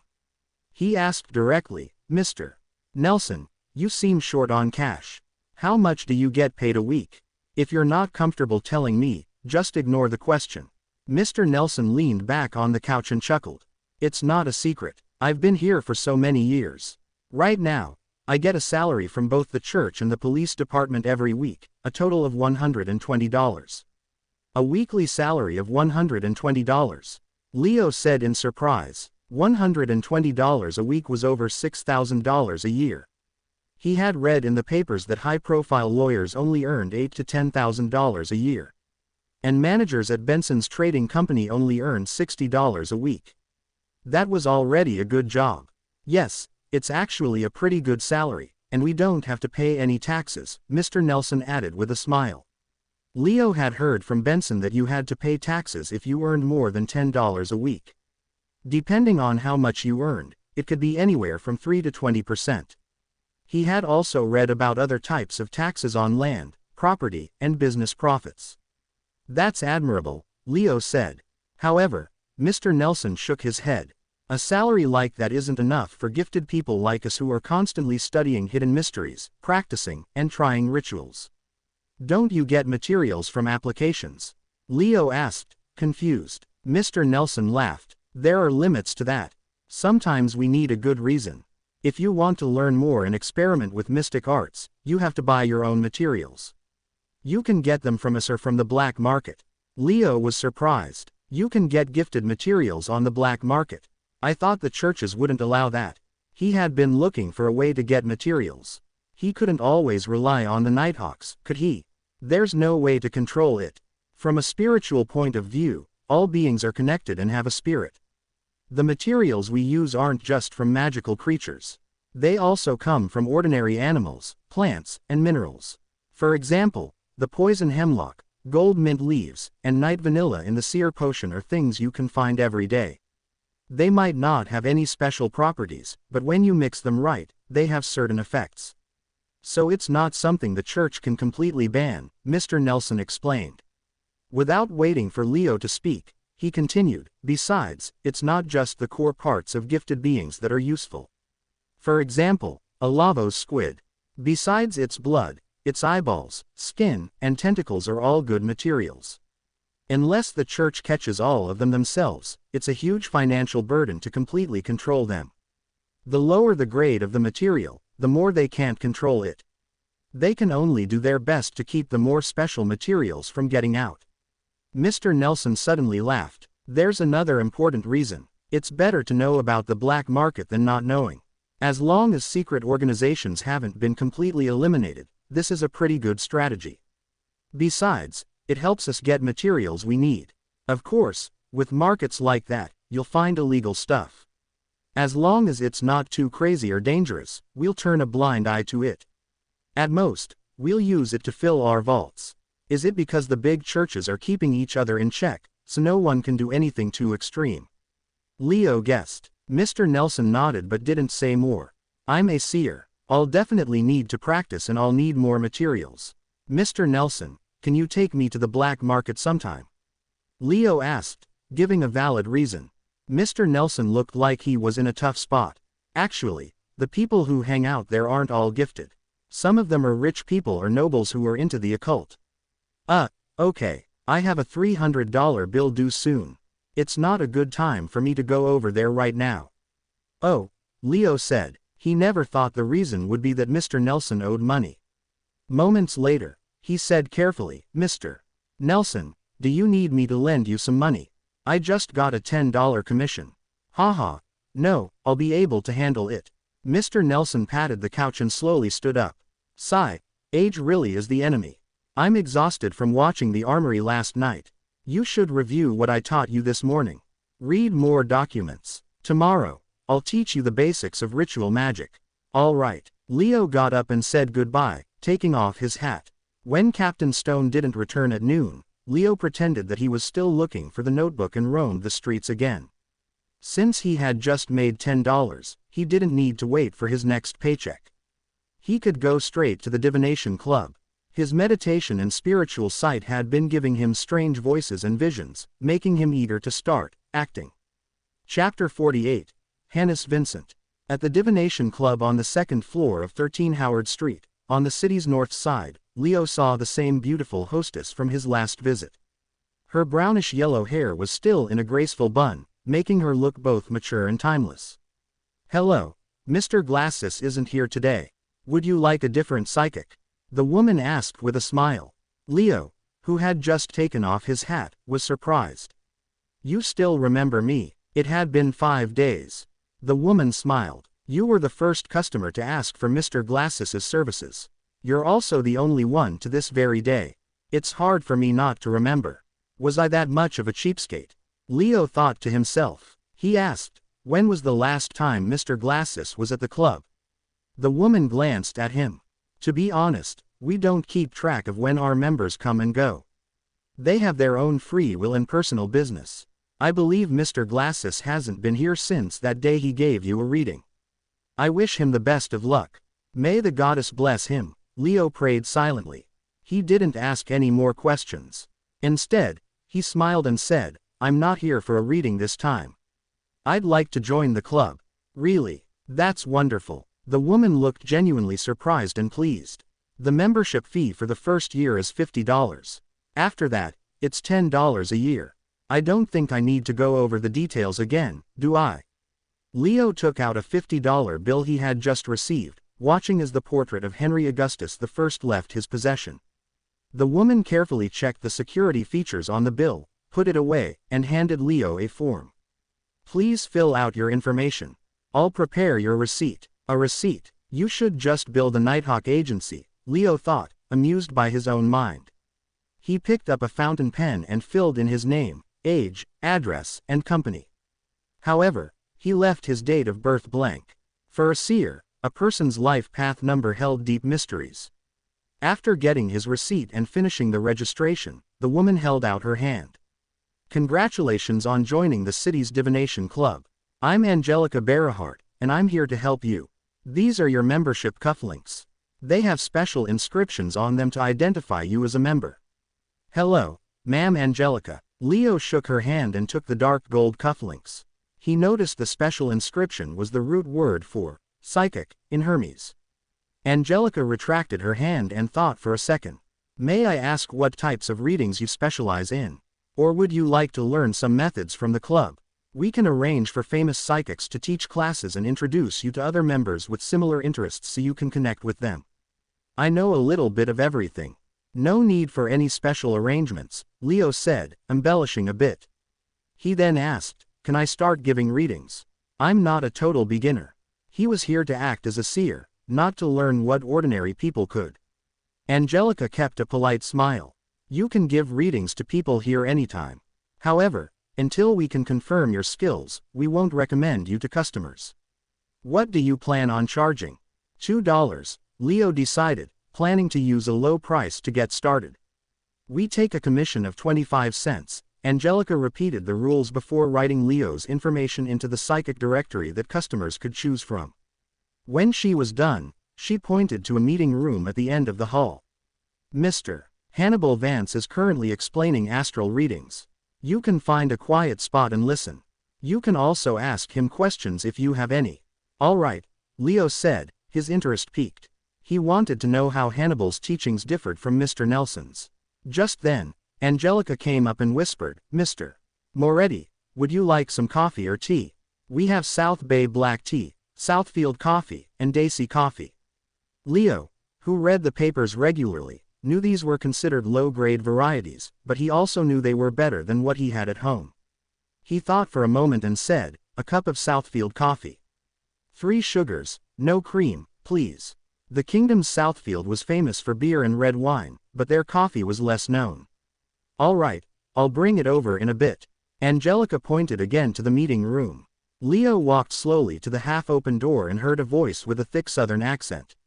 Astrolabe readings are relatively more complex than other forms of divination. But that's only for ordinary people, Leo thought silently, correcting the speaker. He saw about 5 tables arranged in a circle inside the room, surrounding a middle-aged man in a black robe, Hannibal Vance. The man had dark circles under his eyes and thick, coarse brown hair that stuck up like a porcupine's quills. Aside from that, there was nothing unique about him. When he saw Leo enter, Hannibal gave a small nod and continued his lesson, slowing down his speech slightly. Leo, with one hand in his pocket and his cane in the other, found a seat on the side.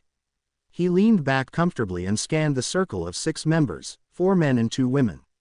Some were taking notes, some were whispering, and some returned his rueful smile.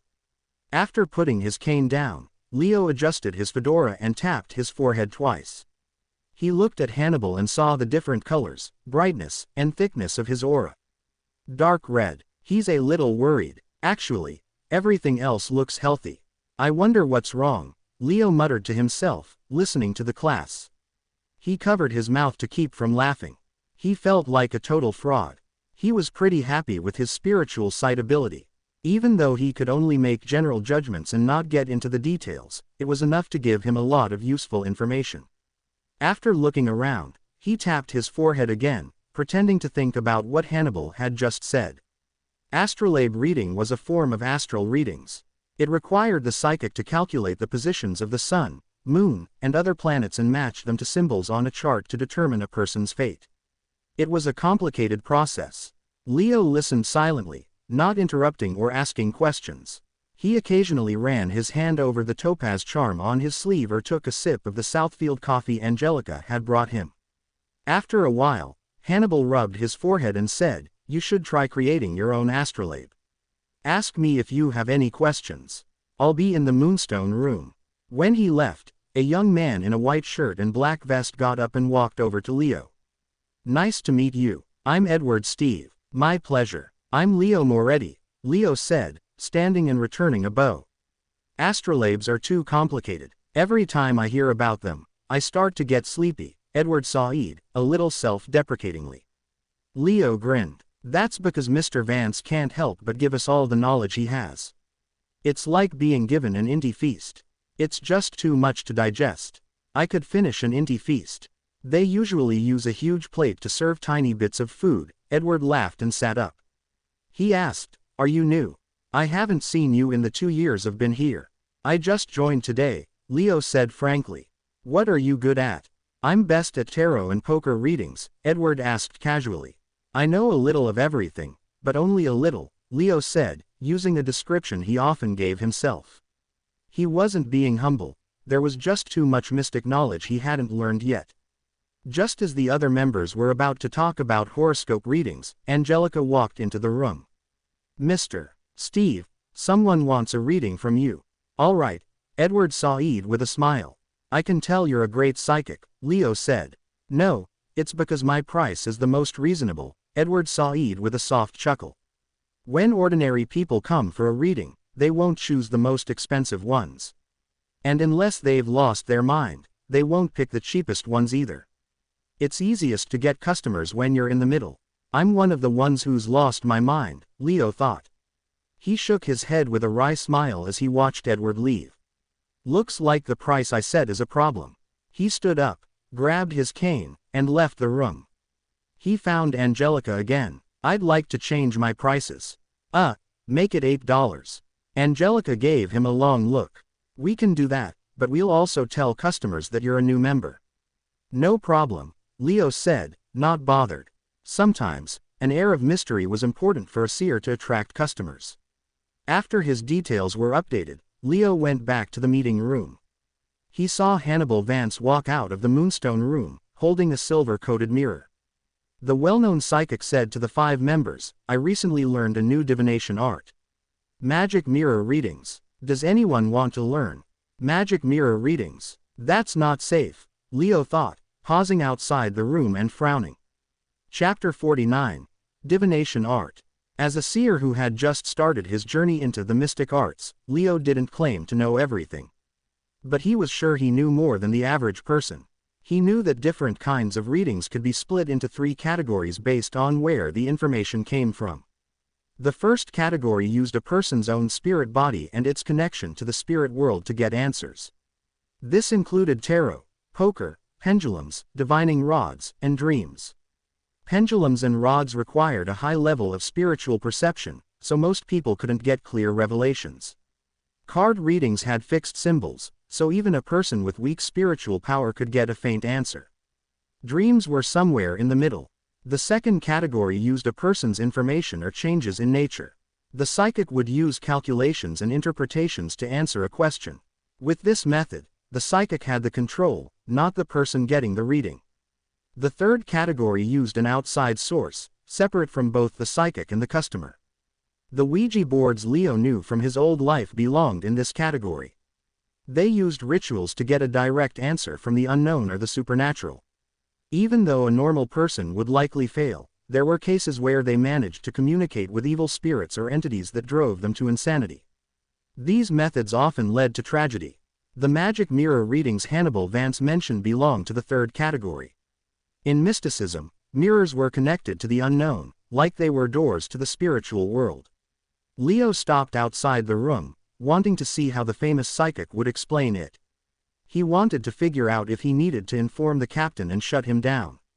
Of course, there was a safe way to do magic mirror readings, by asking for answers from the 7 major deities. Even if a normal person didn't get a clear answer, they wouldn't be in any danger. The readings that the Nighthawks and mandated punishers strictly controlled were those that asked for help from evil gods or other mysterious beings. And a psychic couldn't just make things up. Certain words or qualities could invite the attention of unknown entities. In this world of gifted powers, such readings often led to tragedy.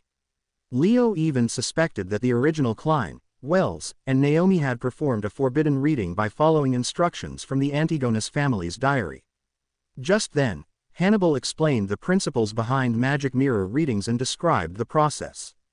First, you choose a good time and date based on the deity you believe in. You can use the Astral Readings Manual to figure this out. For example, we know that Sunday symbolizes the Evernight goddess because it's a day of rest. 2 to 3 in the morning, 9 to 10 in the morning, 4 to 5 in the evening, and 11 to midnight are all related to the moon. So they're controlled by the Evernight goddess. A psychic who prays to the Evernight goddess can use magic mirror readings during those times on a Sunday.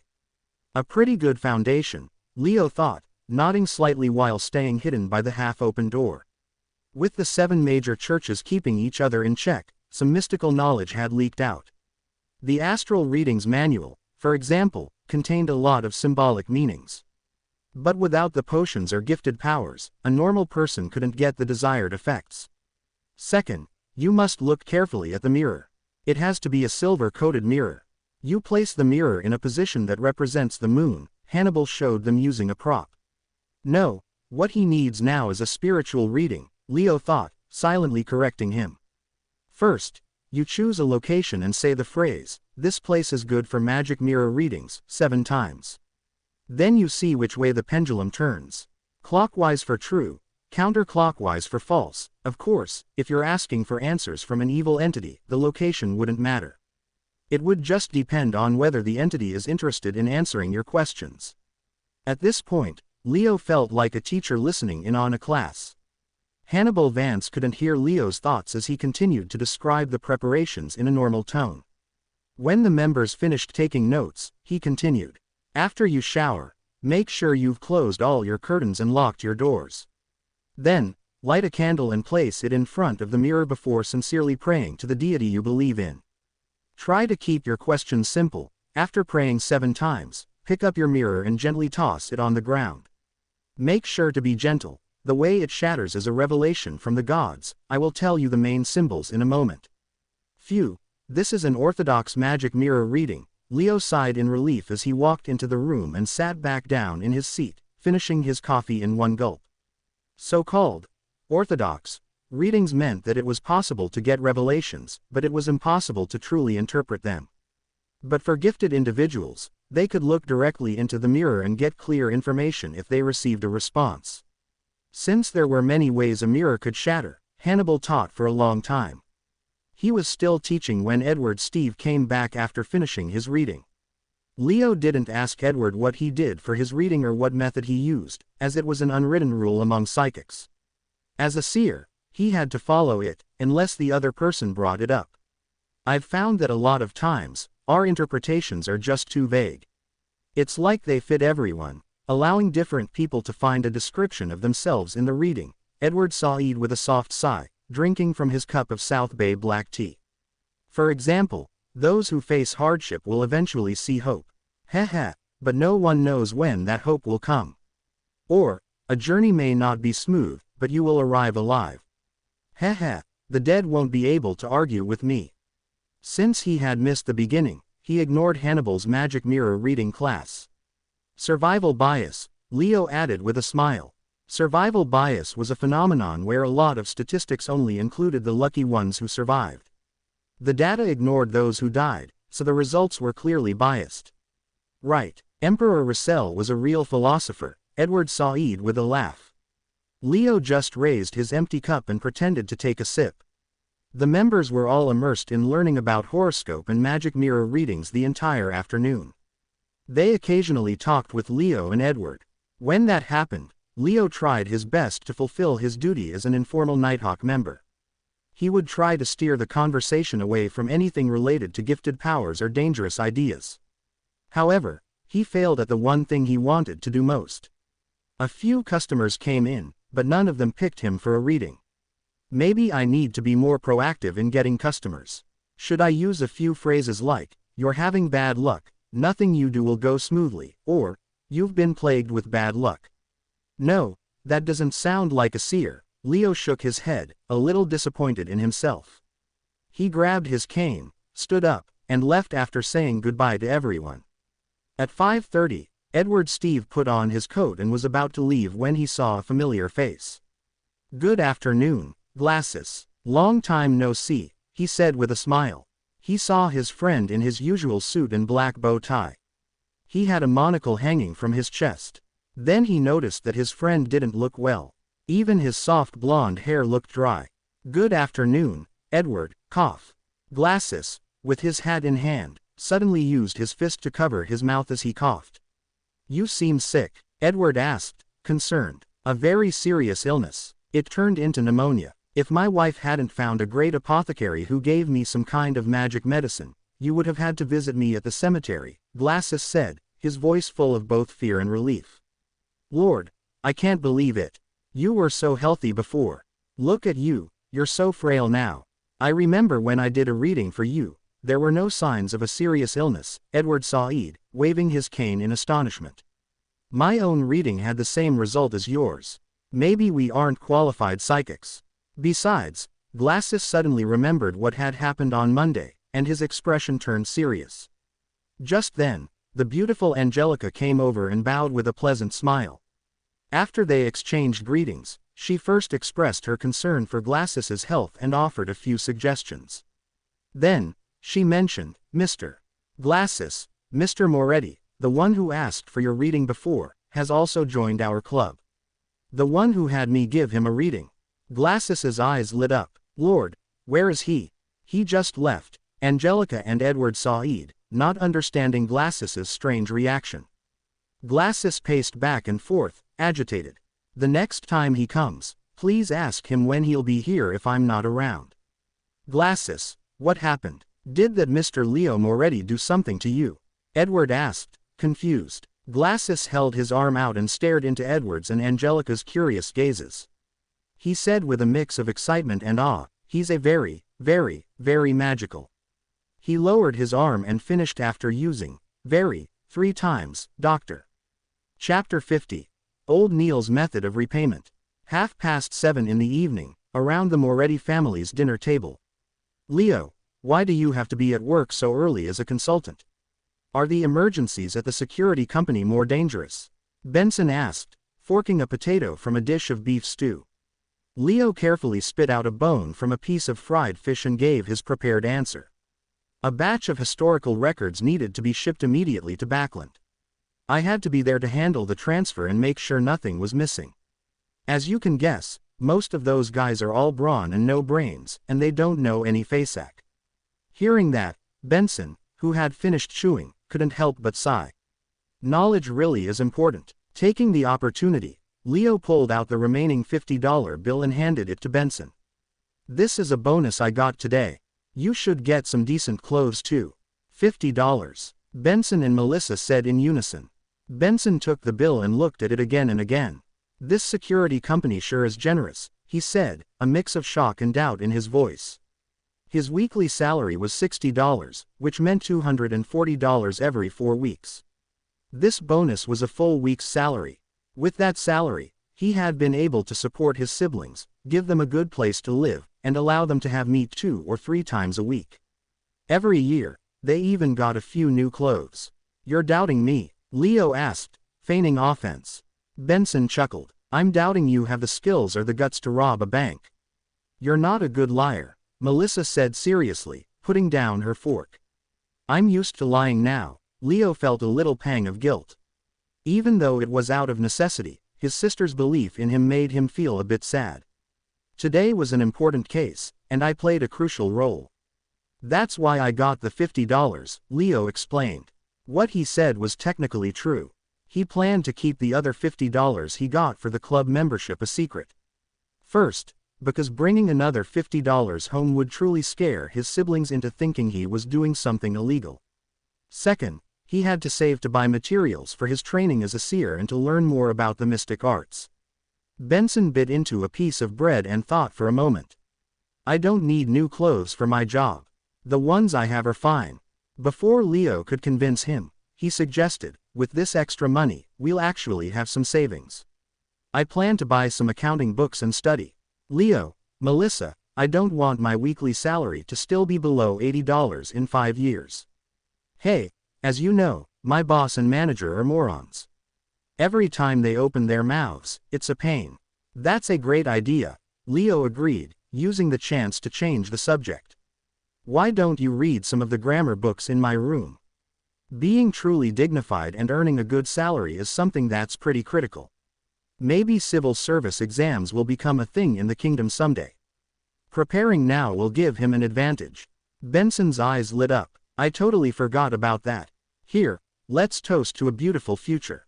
He poured clear oyster soup into 3 cups instead of rye beer and clinked his cup with his siblings. After drinking the soup, he looked at his sister, who was wrestling with the fried fish.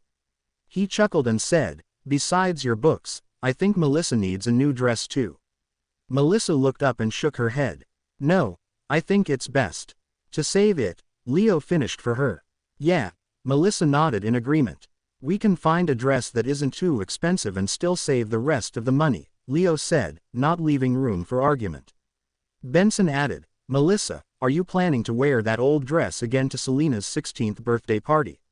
Selena Wood was Melissa's classmate and good friend, from a good family.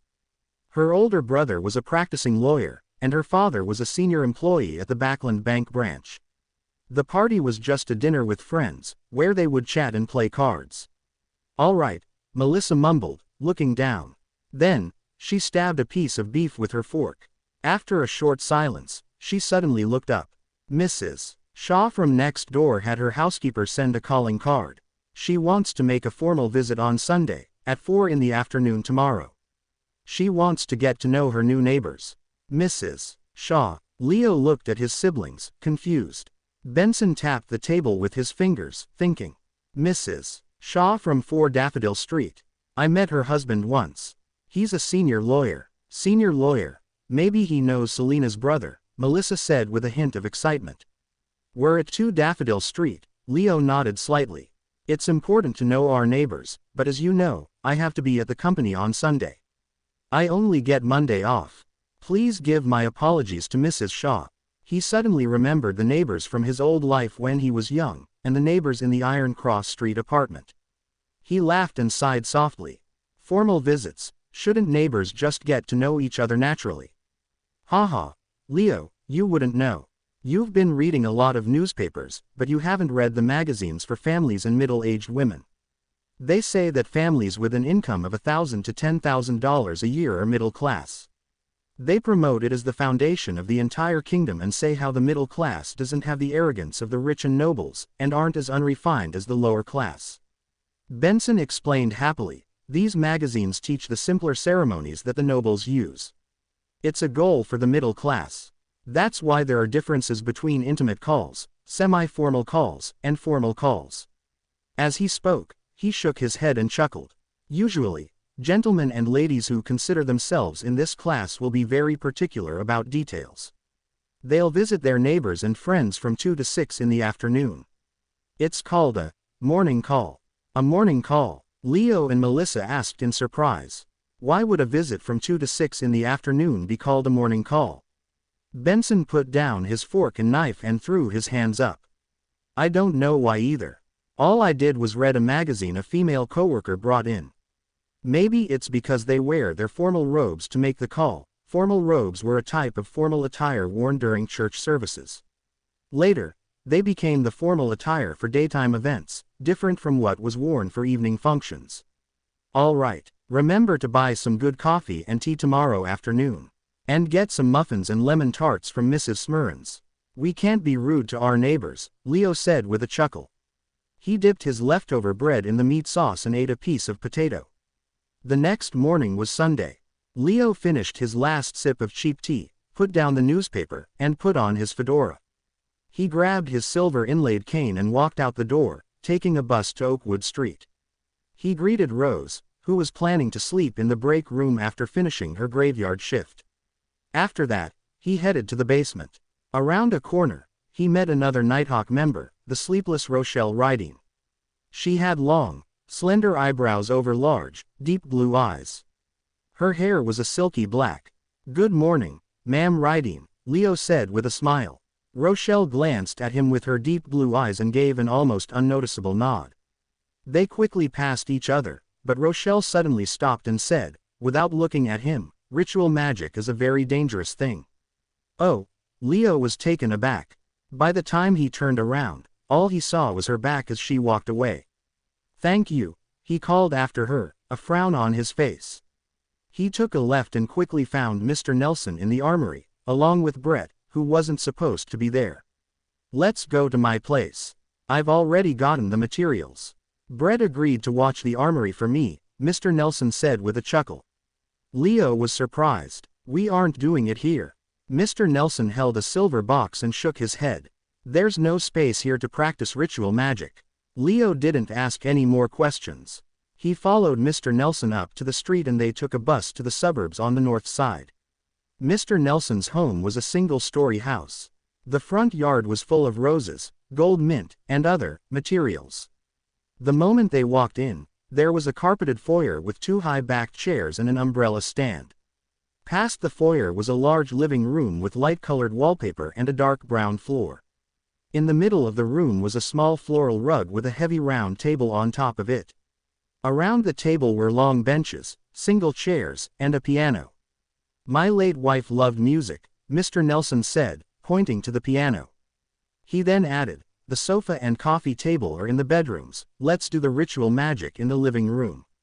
All right, Leo said cautiously. After Mr. Nelson put the silver box down, he laughed. Let me show you ritual magic. Make sure you watch and remember the ritual. As he spoke, he took out a piece of fake goatskin parchment from the box. It was a specially made paper with strange pictures drawn on it in black ink that had a faint, calm scent. Leo watched him and suddenly realized that Mr. Nelson was drawing what looked like an IOU. When Mr. Nelson filled in the number 30 and a dollar sign, Leo couldn't help but ask, confused, Mr. Nelson, what kind of ritual magic are you doing? Mr. Nelson coughed and answered very seriously, I'm using magic to settle the $30 debt today. You can do that. Leo's eyes went wide, and his jaw dropped. Thanks for joining Genius Novel.